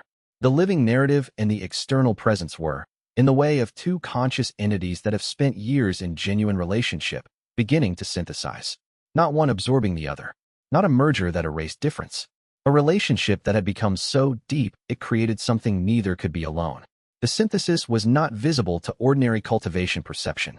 At nascent soul, Chen Wubu's monitoring data showed activity that could be classified as cooperation, cross-influence, reciprocal development. At Tao seeking, Su Qing's true sight showed something structurally different. A third thing emerging from the relationship, distinct from both participants, not reducible to the sum of its contributing elements. The way that a family was not a sum of its members, but something its members created together that transcended any of them. The way that a long conversation could arrive at a place that neither participant had been going, and that would not have existed without both of them. Ren was quiet for a long time when Su Qing described what he was seeing. What does that mean? The ghost finally asked. I don't know exactly. Something new. He considered. The weaver before the rewriting was one consciousness trying to be the entire world. The living narrative after the rewriting was one consciousness choosing to serve the world instead. Now there are two consciousnesses, genuinely different, in genuine relationship. And that relationship is generative in ways neither one could produce alone. You're describing what you and Lin Yu do. I suppose I am. And what you and I do. Yes. And what you and the cultivation world do. Ren's voice was thoughtful. The principle scales. Most principles do. You still make philosophy out of everything. I still learned from the best. His Tao seeking was producing changes in how he experienced the world that he was still mapping. The complete narrative perception was the obvious one. The ability to see the living narrative's architecture fully, the dimensional depth that nascent soul true sight had provided as a first approximation now resolved into total clarity. But the subtler change was in how he experienced time. At Tao seeking, the narrative threads were not just visible in their present state, but in their accumulated history. The weight of what had led to each present moment, the specific choices and contingencies and encounters that had produced the current state of any person or place or relationship. He could see, in Lin Yu's threads, the full arc of who she had become. He could see, in his daughter's threads, the extraordinary range of what she might become, the genuine open-endedness of a life that was only beginning. He could see, in the rings of the workshop's foundation stones, the accumulated years of a building that had held a family. The two systems, the living narrative and the external presence, were doing something with their emerging synthesis that Su Qing had been watching carefully for 6 months. The synthesis they were creating together was not static. It was developing its own character, distinct from both parent consciousnesses, expressing qualities that were genuinely new. The empathy enhancement effect that Fengzhu's field network had documented was only the most immediately visible expression. At Tao seeking true sight, Su Qing could see deeper, a kind of background enrichment of the narrative substrate, pervasive and gradual, that was adding a quality he could only describe as depth. The stories unfolding across the continent had more narrative weight behind each choice. The moments of genuine connection between people carried more resonance. The world's accumulated story was becoming denser, richer, more itself. The weaver's script had been wide and flat, vast coverage, minimal depth, every story directed toward predetermined outcomes that could not develop naturally, because development requires the possibility of surprise. The living narrative's free consciousness had, in 3 years, already produced far more genuine depth. And the synthesis with the external presence, which could perceive depth from the outside as no internal consciousness could, was contributing the perspective that turned depth into wisdom. Ren was quiet for a moment. Then, with the same quiet formality he'd used on Su Yu's birthday, I'll be leaving the ring soon. My consciousness has been preserved for 3,000 years by the ring's formation array, and the array has been running on increasingly borrowed time since the rewriting. I have perhaps another year. Su Qing was still. I wanted to tell you while there's still time to say the things that matter, Ren said. You are the student I spent 3,000 years waiting for. Not because you did everything right. You made significant mistakes at nearly every stage, but because you did everything honestly. You never pretended to be more than you were. And that honesty was what the world needed. Run, I'm not finished. I know you'll want to say something sentimental, and you should absolutely let yourself, but I'm not finished. A pause, carrying the weight of 3,000 years of chose solitude and unexpected companionship. I died betrayed and bitter and certain that trust was a fool's luxury. You gave me 3,000 years of it anyway. I'd like to say that's the most important thing you've done, but saving the world is probably more significant on an objective basis. Subjectively, it's close. Su Qing sat with that for a moment. Then, I want to say something sentimental. I assumed. Go ahead. You were the right teacher for this. Not because you had all the answers, you'd be the first to say you didn't, but because you'd spent 3,000 years thinking about what goes wrong when power is misused, and you knew it from the inside. You knew it as the person who'd been betrayed, not just as someone who'd read about betrayal. That was what I needed. Not perfect wisdom. Honest witness. Rin was quiet for a moment. When he spoke again, his voice had the quality it carried at significant moments, stripped of its usual dry humor, simply present. It is good to have been needed. I did not expect that at this stage. I know. The ring will stop working when I'm gone, but the cannon will remain. I've encoded the complete advanced tier into the ring's formation. Before the array fails, it will transfer the full technique set to your cultivation base. That was always the plan from the moment I decided you were worth teaching. I wanted you to have everything. The cannon's advanced Dao-seeking tier. The complete high realm framework, including techniques Ren had developed in his own cultivation and never passed to another practitioner. The work of a life, 3,000 years of cultivation insight, encoding itself into a successor before the vessel gave out. Thank you, Su Qing said, admitted in all the ways that a short phrase can carry weight. Don't make it sound final, Ren said. We still have a year. I intend to spend it complaining about your suboptimal breathing technique and discussing philosophy with your daughter, who is, as I may have mentioned, going to exceed both of you substantially. You've mentioned it once or twice. It bears repeating. Prepare yourself accordingly. Chapter 93. The final year with Ren was ordinary in the way that years with people you love are ordinary, full of small moments that accumulate into something that can never be adequately inventoried. Su Qing documented all of it, in the same archive where he had been documenting his cultivation notes since the early years of the rewriting, the decisions, the reasoning, the technical analyses, the conversations that had shaped the outcome. He had started the archive as a record of what had happened, useful for future reference. He had continued it as a way of honoring the fact that what had happened was worth recording. The year of Ren's ending. He wrote more than any other year, because the things Ren said in those months were the things that needed to be written down and were the things that the ghost would have refused to allow him to record if asked. So he recorded them without asking, which was the only reasonable approach. Cultivation sessions. Technical discussions about the canon's remaining frontiers. Arguments about theory that resolved into agreements that resolved into deeper arguments. The ghost's dry commentary on every situation Su Qing brought to his attention. The advice, freely given and freely argued with, that had shaped 20 years of a life in ways that could not be subtracted without the life collapsing. There was also this, the pleasure of Ren's company, which had been present since the beginning but which Su Qing had been slow to notice because the relationship's early period had been so functional, so urgently about technique and survival, that the other dimension had developed quietly alongside, and only become fully visible after the crisis was over and there was nothing to do but appreciate what the relationship actually was. A ghost who had spent 3,000 years in solitude, learning patience as a survival strategy. A confused stranger who had spent his life in one world learning to love another. The combination, which should have produced mostly transaction, had produced friendship, not despite the circumstances, but because both of them had chosen, repeatedly and deliberately, to bring more than the minimum required.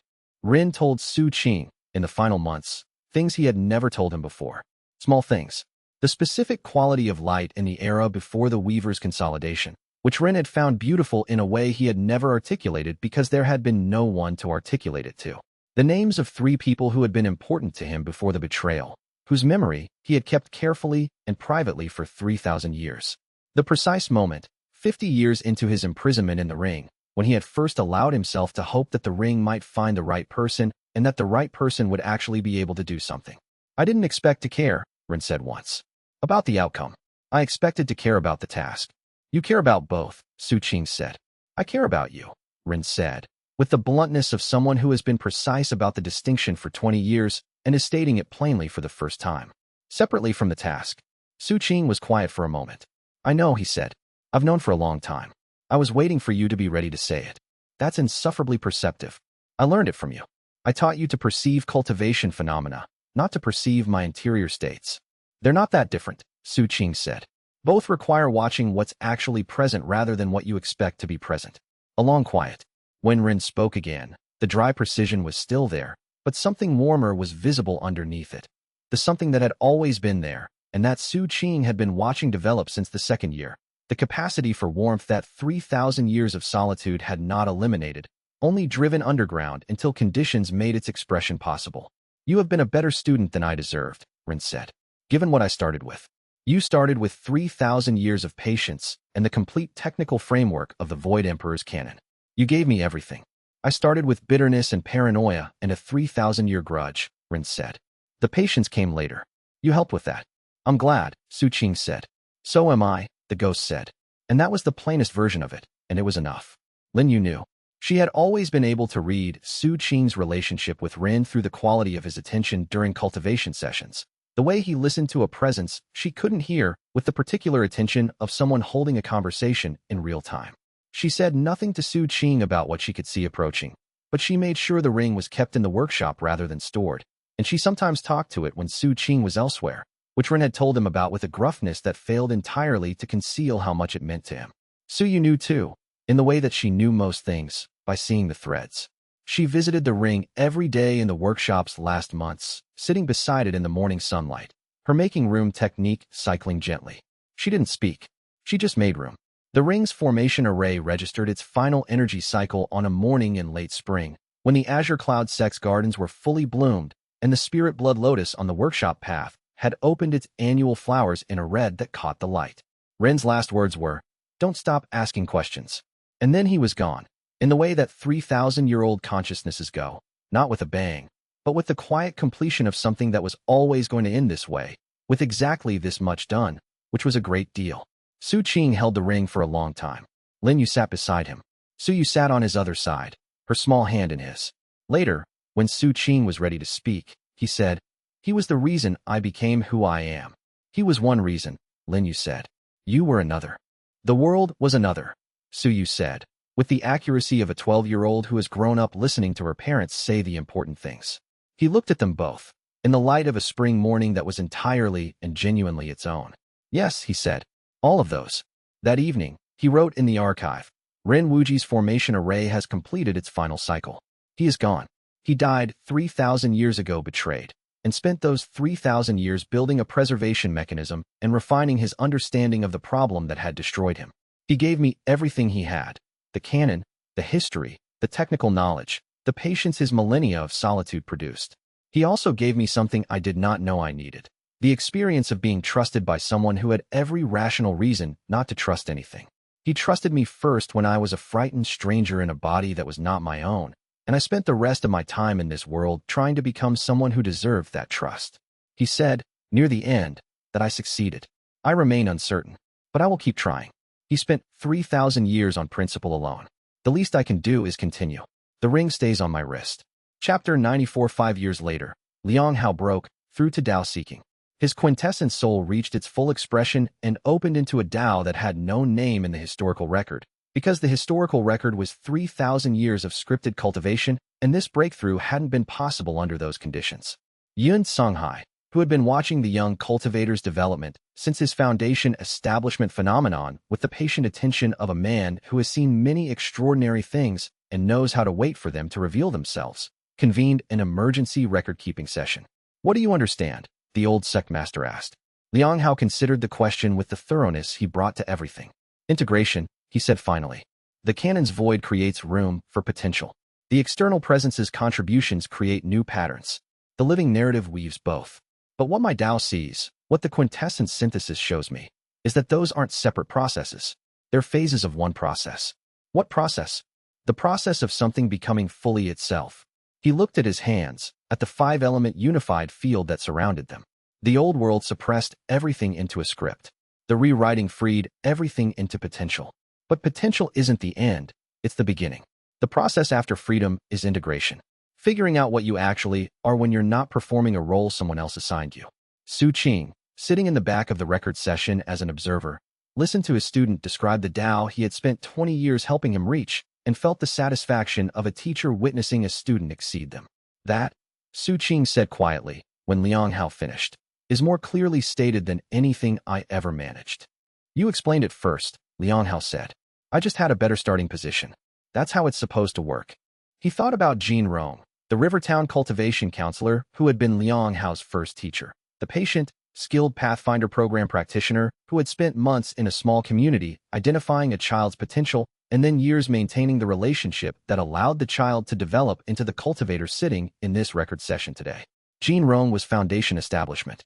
He would probably reach core formation eventually, which would make him an above-average practitioner by the old world standards and a completely ordinary one by the new world's rapidly expanding definitions. His contribution to the new world was not his personal cultivation advancement. His contribution was Liang Hao and the 43 other children across the river region that he had identified and supported in the 8 years since the Pathfinder program began. Su Qing sent a note to Jin Rong with the record session summary. The note said, "Your student reached Tao seeking today. His Tao is integration. You are part of what he integrated. Thank you." Jin Rong's reply, 3 days later, "He was always going to be extraordinary. I just made sure he had room." The phrasing was not accidental. Su Qing thought about that for a long time. Liang Hao's Tao-seeking breakthrough had produced a rare phenomenon, a cultivation realm achievement that immediately, visibly, changed the atmosphere of any space he occupied. Not the intimidating spiritual pressure of the old cultivation world's power demonstrations. The specific quality of someone present so completely, with such total integrative attention, that every person in his vicinity felt, for the duration, more fully themselves. Yun Songhai, who had attended the breakthrough record session, wrote afterward that Liang Hao's Tao-seeking manifested as a field that resolved complexity into clarity, not by simplifying it, but by holding its full complexity in a framework large enough to contain it without losing the detail. He integrates, the old sect master wrote, the way a river integrates all its tributaries, each one distinct, all of them finding their direction through the confluence, the total greater than the sum. Liang Hao had read this description with the expression of someone receiving a characterization that was both accurate and something he would need to sit with to fully receive. He was 27 and Tao-seeking and had built a cultivation path that had no predecessor. He was also still, in the ways that mattered, the river boy who had cycled qi on a bank and asked a stranger with a ring on his wrist why the technique wasn't working. The boy had grown into the practitioner. The practitioner had not displaced the boy.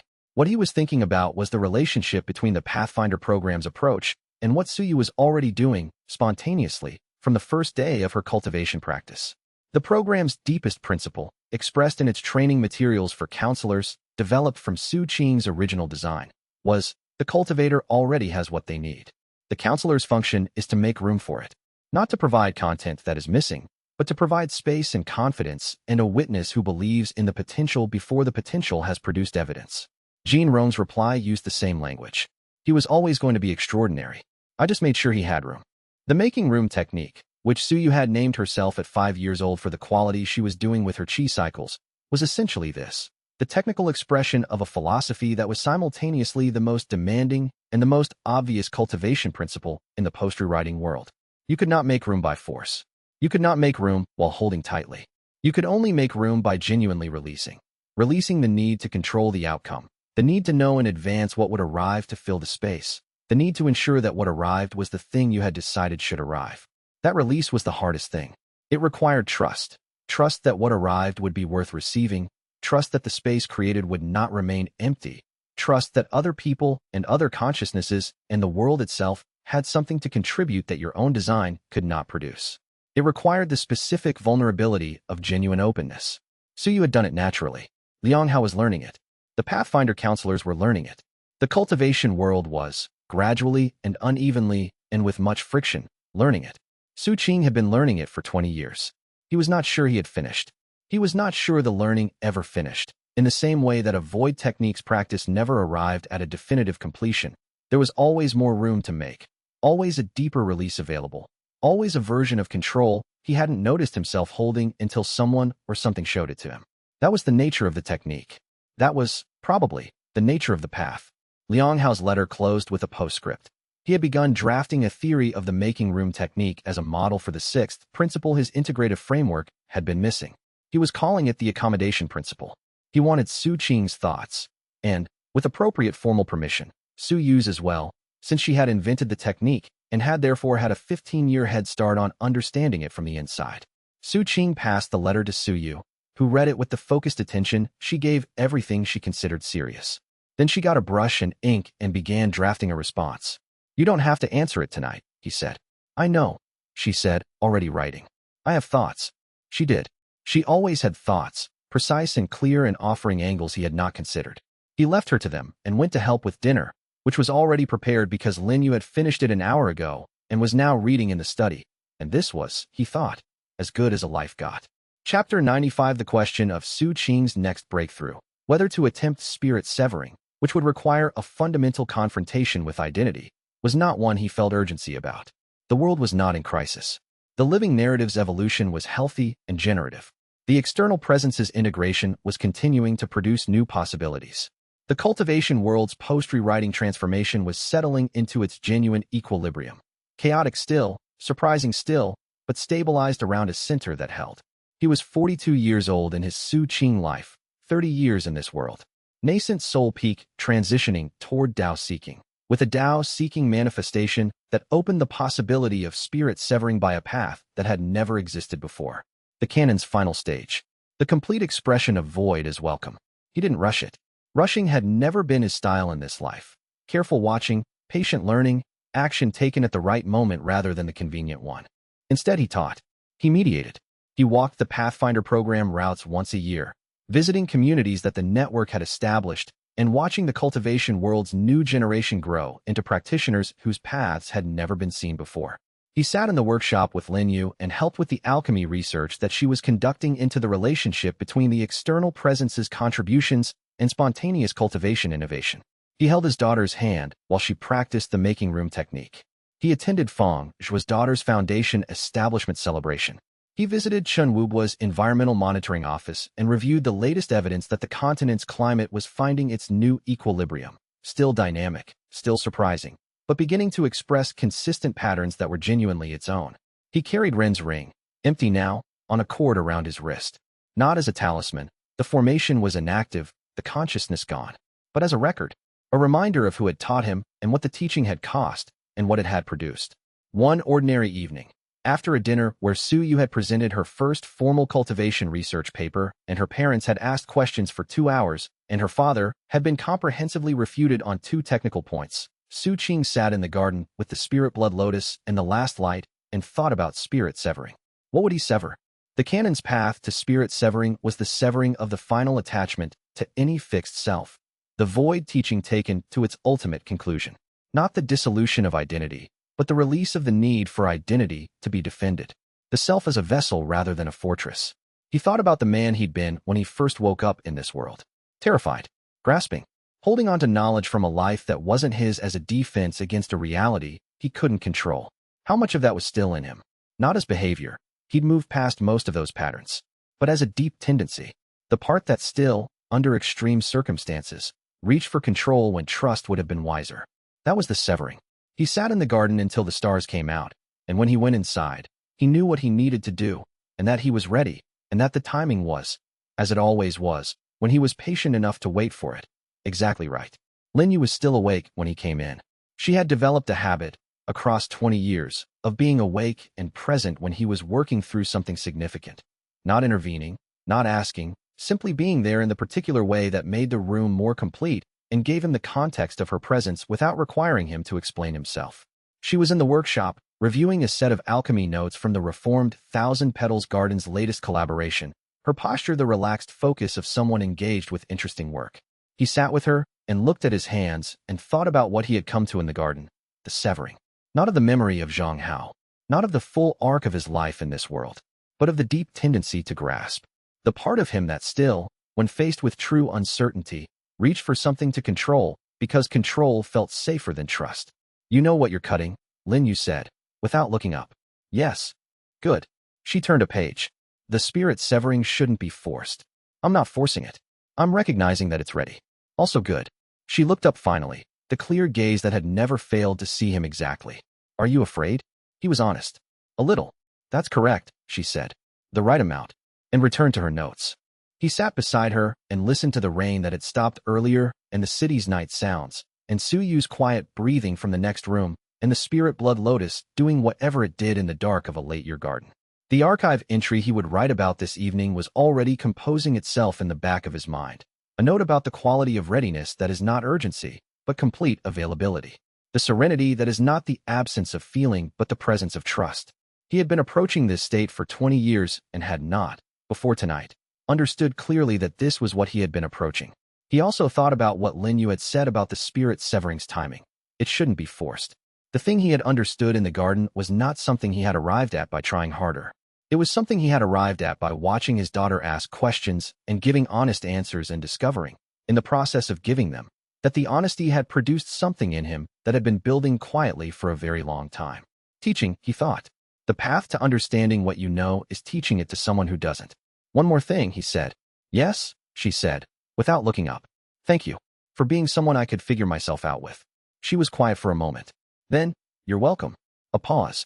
And vice versa. Later, in the memory that this evening became, he could not always reconstruct the precise sequence of the conversation. Which question had come first, which answer had led where. What remained was the quality of it, his daughter's specific directness, her questions carrying no agenda except genuine curiosity, the garden's particular autumn light, the sense of something that had been accumulating over 15 years of being a person becoming clear. The cultivation record he wrote the following morning was a single line. Serenity is not the absence of motion, but the absence of resistance to it. It was not a technique note. It was not a breakthrough journal entry. It was not any of the formal documentation genres he had learned to maintain. But it was true, and truth had its own importance in the record. Su Yu found the note a week later when she was helping him sort the archive and read it, and was quiet for a long moment. Is that for the spirit severing? She asked. I think so, he said. That's what the making room technique feels like, she said. Exactly. He had not known that, consciously, when he wrote it. But she was right. The convergence was not coincidence. It was lineage. You teach your child a principle by living it, and they give it back to you in a form you can finally see clearly. That was also what the Tao was for, in the end. Chapter 96. The spirit severing happened in the most Su Qing way possible, publicly, unexpectedly, and in service of someone else's crisis. A young cultivator at the Azure Cloud sect, 17 years old, exceptional talent, and the precise combination of intelligence and inexperience that produces spectacular failures, had attempted to accelerate a nascent soul breakthrough by combining two incompatible advanced techniques. The resulting chi deviation was not immediately life-threatening, but it was complex and deteriorating, and it required intervention at a level that neither the sect's medical division nor the Alliance's cultivation experts could provide. The problem was structural. The two incompatible techniques were fighting inside the cultivator's spiritual sea, each one trying to reform the foundation in its own image. Standard intervention would resolve one or the other, losing the potential of whichever was suppressed. But both techniques were genuine expressions of the young cultivator's spiritual nature. Removing either one would leave her diminished. What she needs, Lin Yu said, reading the medical report over Su Qing's shoulder, is someone who can hold both patterns simultaneously and find the integration point. Liang Hao's Tao is integration from within. He integrates 5 elements that are already his. This requires integrating 2 patterns that are in conflict. She looked at him. It requires someone who can create space for something to exist before it knows how to exist. The making room technique was not a tool for high-realm intervention. It was a cultivation method for a 12-year-old to learn qi cycling. Except, as Lin Yu had understood before he did, it was also exactly what it was named, the technique that makes room for things that don't fit yet. He intervened, opened the cannon to its maximum void resonance, entered the young cultivator's spiritual sea with the gentlest possible true sight, found the 2 fighting patterns, and instead of resolving the conflict, made room, expanded the spiritual sea's capacity, created space where there had been no space. Let the 2 patterns exist alongside each other, neither one displacing the other, until the conflict dissolved not through resolution, but through the discovery that there was room for both. The techniques integrated on their own. The young cultivator's foundation reformed as something new, not either of the original techniques, but a synthesis that couldn't have been designed deliberately, could only be arrived at by making room and waiting. When Su Qing withdrew from the intervention, he was standing in a different realm. Spirit severing. The final attachment, to the need to control outcomes rather than make room for them, severed. He looked at his hands. The void nascent in his dantian had undergone its final transformation, expressing the full completion of the Void Emperor's canon in a realm where void became, finally, its truest nature, the foundation everything else rested on. The young cultivator opened her eyes. What happened? She asked. You found your real path, he said. It was there the whole time. You just needed a little more room. She looked at her hands. The two techniques that had been fighting were gone, replaced by something that was unmistakably hers. Not either of the methods she had been combining, but the synthesis that emerged when both were given enough space to discover what they were to each other. Her spiritual sea was quiet in the way of something that has resolved a crisis and arrived at itself. I was combining the wrong things for the wrong reason, she said slowly. I wanted to be more advanced faster. I combined the techniques because together they would accelerate the breakthrough. What did you actually want? She thought about it for a long moment. To be able to protect the people I care about. Then your real path is the one that serves that intention. What you built trying to get to nascent soul faster is not the same as what you need to protect the people you love. He looked at her new foundation with true sight, the integrated synthesis still forming, finding its shape. The real path is harder. It always is. But it actually goes where you're trying to go. She was quiet for a long time.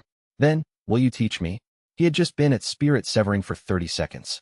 He looked at the young cultivator, the intelligence in her eyes, the genuine concern for other people that had produced this whole spectacular failure, the cultivation potential that the Alliance's records would struggle to classify, and thought that the best use of the first moments of a new realm was probably exactly this. Yes, he said. Starting now. The young cultivator's name was Zhao Meilan, and she was, by the time Su Qing had finished the spirit-severing intervention and oriented himself in the new realm and assessed the situation clearly, extremely embarrassed. Not about the cultivation deviation, about the fact that the sect's most senior practitioner had just spent an hour in her spiritual sea fixing a problem she had caused through impatience. You don't need to be embarrassed, he told her. You were busy with important work, she said. This is important work. He stopped. What made you combine the two techniques? She looked at her hands. I wanted to be stronger faster. There are people I want to protect, and they're in danger, and I'm not strong enough yet, and the techniques individually would take years to develop, and together I thought they would have gotten you killed if I hadn't been present, he said, not unkindly. Not because the combination was impossible. Because you attempted it before understanding either technique well enough to hold both patterns simultaneously. The problem is not the ambition. The ambition is good. The people you want to protect are real and their danger is real, and the desire to be adequate to that is exactly the right motivation. The problem is the gap between who you are now and what the ambition requires, and your decision to try to collapse that gap by force. She was quiet. The gap cannot be collapsed by force, he said. It can only be crossed by development. And development requires exactly what you try to skip, time and practice and the willingness to not be there yet while working toward being there. She looked at her new synthesis, the integrated technique that had emerged in the space he had made. Is this faster? What you did. It is and it isn't. You have your foundation now.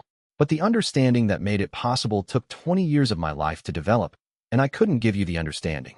I could only give you the conditions in which yours could develop. Chapter 97 News of the spirit severing spread through the Alliance in a day. The reactions were varied and entirely human. Cultivators who had known Su Qing for years expressed delight, congratulation, and in several cases, the particular emotion of someone who has been watching a person grow for decades and is witnessing the culmination of something they were privileged to observe. The young generation of cultivators who knew Su Qing primarily as the Alliance's founding leader and the Pathfinder program's architect responded with the reverent excitement that exceptional people inspire in those they've influenced. Liang Hao sent a message that said, "Appropriate. I'll start preparing for the Dao Lord stage immediately. I assume you'll expect me there eventually." Su Qing replied that he expected nothing and would be delighted by anything. Bai Ling arrived in person.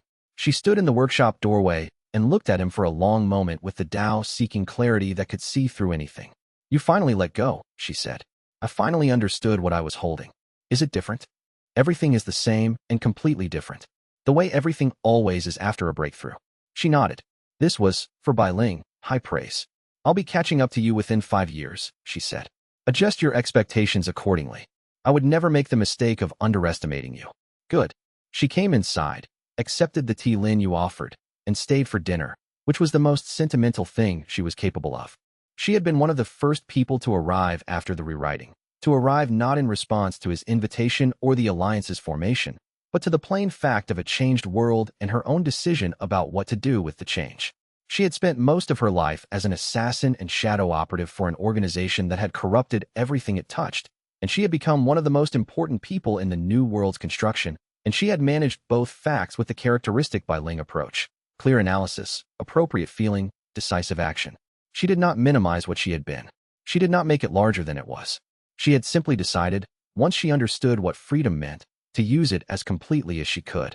He had been thinking recently that the people who had built this world with him were the best argument for the thesis that character was not fixed, that the formation the script had produced in any given person was not the limit of what they could become.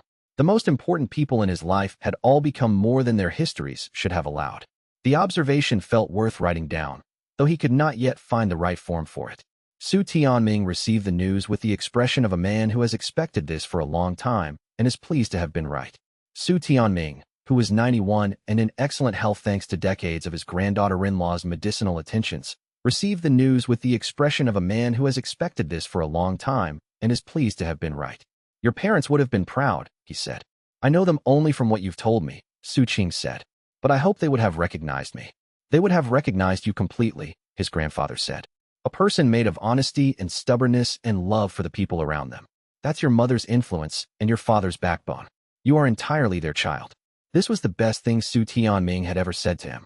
He sat with it for a long time after, in the quiet of the garden, with the spirit blood lotus blooming in the late-year light. He had not heard his grandfather refer to his parents before. The subject had been present throughout his life in this world. The threads of them in Su Tianming's narrative, visible to true sight as the specific weight of people whose loss has been fully grieved but never fully completed. His parents had died when Su Qing was 7, in an encounter with a hostile cultivator that the script had scripted to remove them from his development narrative. The original Su Qing had been shaped by that loss into the resentment and entitlement that the script required for his villain role. The loss was real, the role was assigned. He had never fully confronted what it meant to carry their absence, because the absence had belonged to the original Su Qing more than to him. Zhang Hao had arrived in a body that was already grieving, had inherited the grief along with everything else, had mostly set it aside in favor of survival, and then purpose, and then building a life. The grief was there. He had simply never looked directly at it. He looked at it now, in the late-year garden, with the spirit blood lotus and the deepening light, and his grandfather's voice still present in the air. They would have recognized him. He was made of them, and they were gone, and he had done something real with the life they had not survived to see. And that was what remained when the grief ran all the way to its bottom. Not emptiness, but the weight of things that mattered, and the commitment to make them matter in the right direction. He stayed in the garden until the stars came out. Then he went inside. He found Lin Yu at the kitchen table with tea and a cultivation theory manuscript she was reviewing for a student, and Su Yu at her desk with the door open, writing a letter in her careful script, probably the reply to Liang Hao's theory paper, still unfinished, which she had been working on and revising for 2 weeks. This was what his parents had not survived to see. This house. These people. The life that had been built from the ruins of a script and the stubbornness of a man who had arrived carrying a novel's worth of knowledge about how wrong everything was supposed to go and had decided, each time the fork appeared, to go the other way. He stood in the hallway for a moment and let it be what it was. Are you going to stand there, or come in? Lin Yu asked, without looking up from the manuscript. Coming in, he said, and did. The stars were out when he settled into the chair across from her, and the house was warm, and the grief was there with everything else. Present, properly weighted, neither dominant nor denied. He had learned, over 20 years, that this was what health felt like. Not the absence of the difficult things but their honest integration, everything its proper size, nothing squeezed out of the room. He poured tea. He picked up a book he had been meaning to read for a month and had not yet opened. Outside, the spirit blood lotus bloomed in the dark, and the living narrative's threads moved through the world with the quiet joy of something that had finally become itself. Tomorrow he would write in the archive. Tonight was enough to simply be. Chapter 98. Su Yu's formal debut as an independent cultivator came at 18, and it was everything anyone who knew her parents should have expected. She presented a theory. The venue was the Alliance's annual Cultivation Research Summit, the continent's premier gathering of cultivation theorists, formation masters, alchemists, and researchers. The audience included the most senior cultivators on the continent. Her paper was submitted under a name no one recognized until she walked onto the presentation stage, and the assembled experts collectively realized they were looking at Su Qing and Lin Yu's daughter, and that this was probably going to be significant. The paper was titled, Making Room, a Unified Framework for Cultivation as Relational Practice. Its central argument was that every major cultivation breakthrough of the post-rewriting era, every new Tao, every unexpected technique, every unprecedented advancement, shared a structural feature. They did not come from the cultivator alone. They came from the relationship between the cultivator and something outside themselves.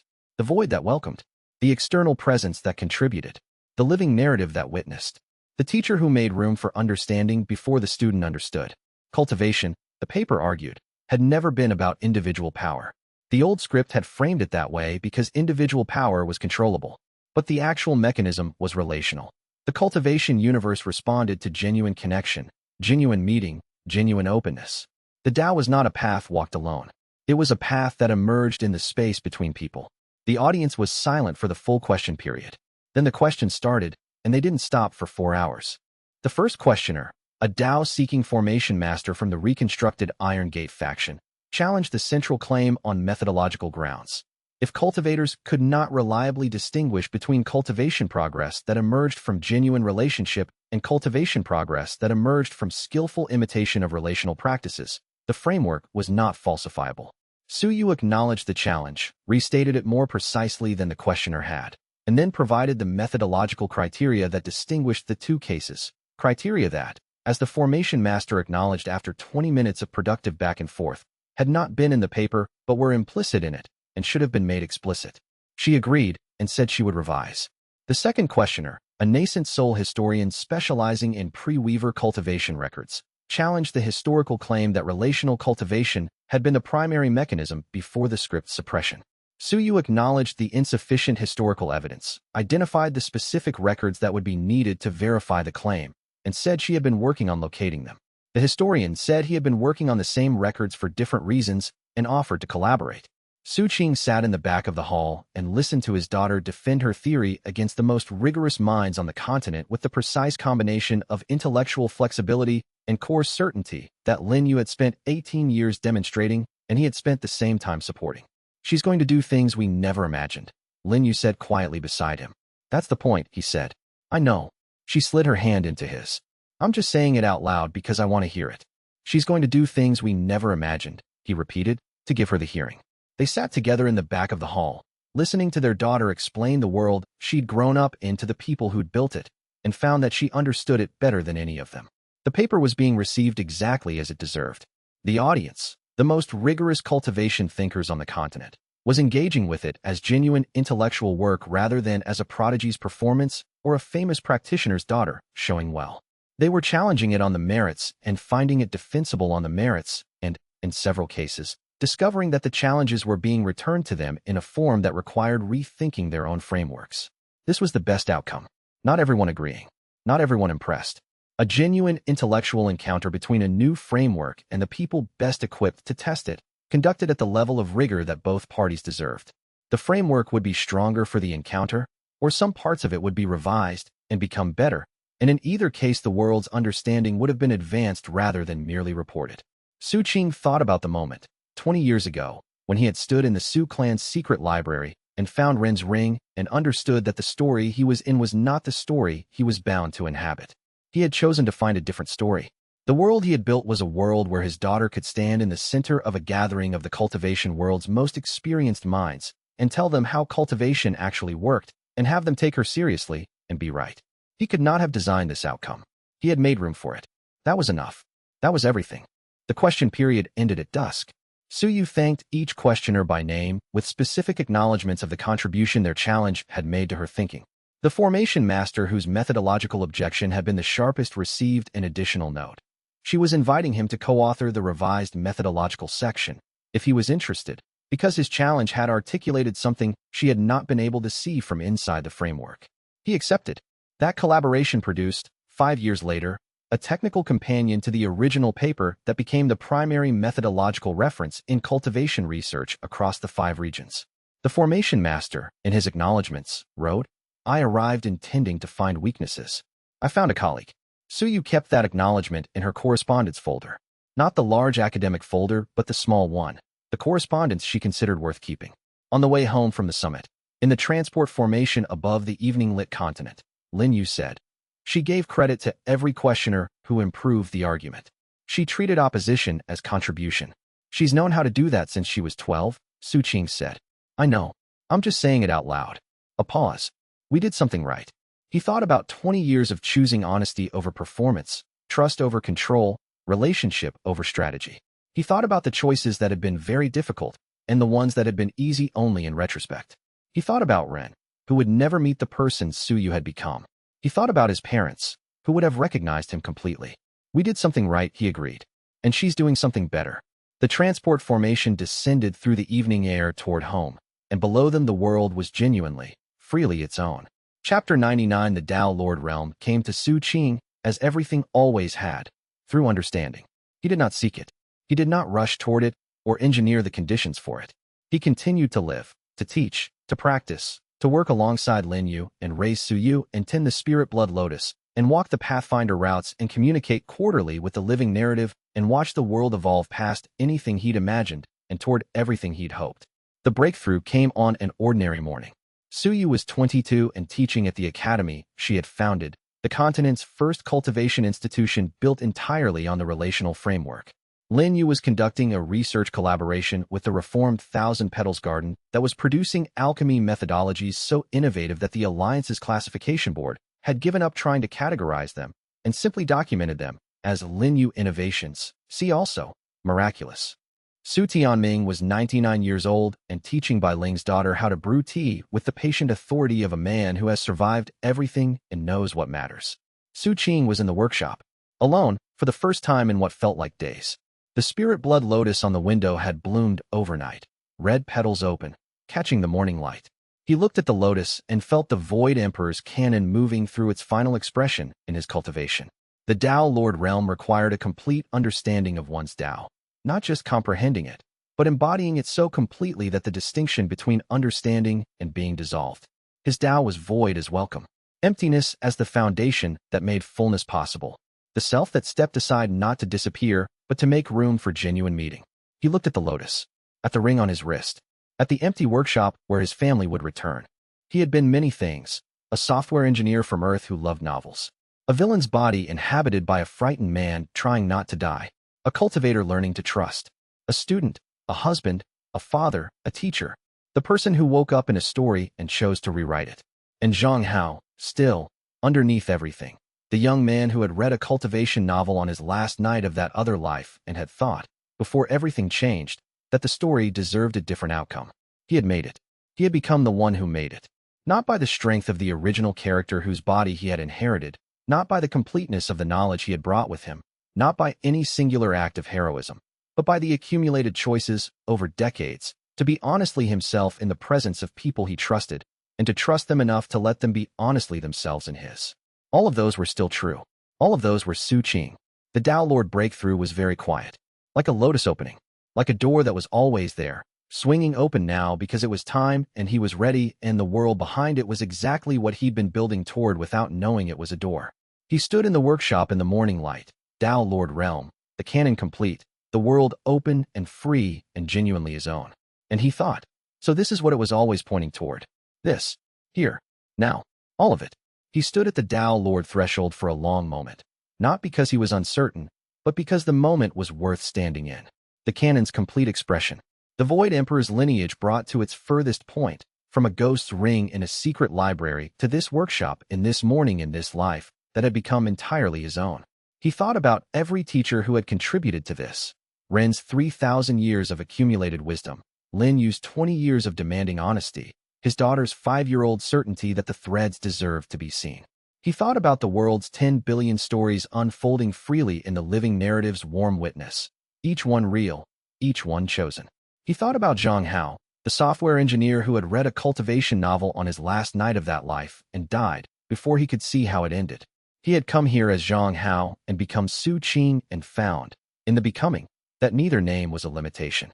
He was the bridge between them and the person who had built the bridge and the world that had given him the materials to build it with. The lotus caught the light. The Tao Lord breakthrough completed itself, quiet as morning. He stood in the workshop for a moment longer, taking stock of what had changed. The Tao Lord realm's characteristic alteration was not, as the old texts had described it, an expansion of perception. The Tao-seeking true sight had already expanded his perception to its useful limits.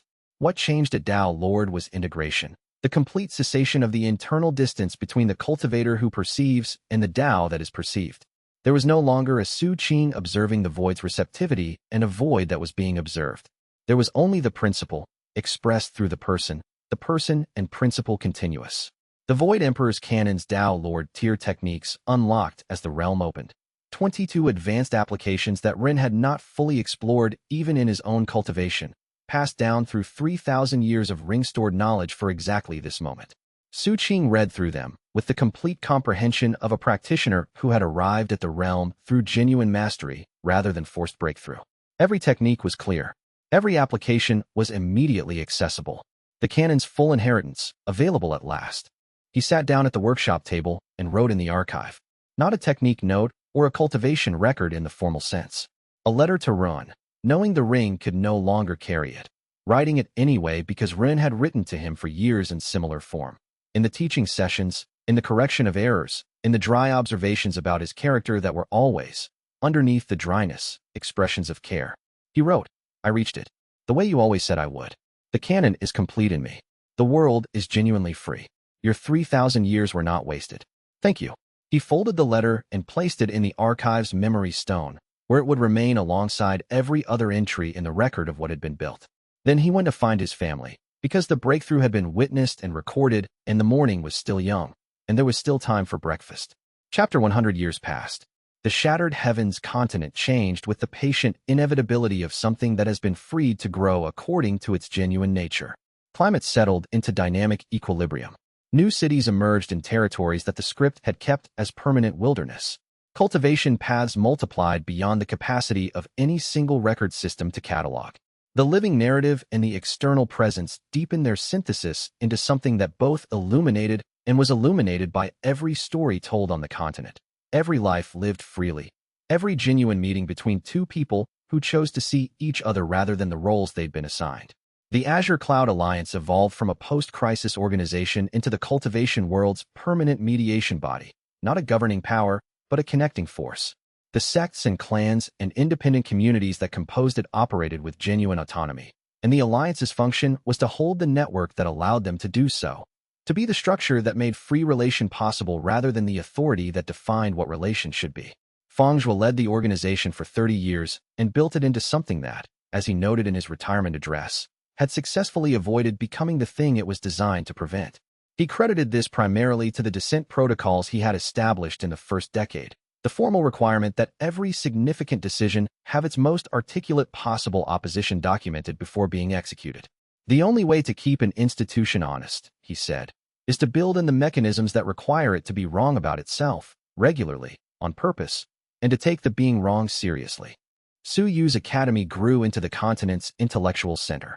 Her unified relational framework became the theoretical foundation for a generation of cultivators who experienced the cultivation world as a conversation with reality rather than a contest against it.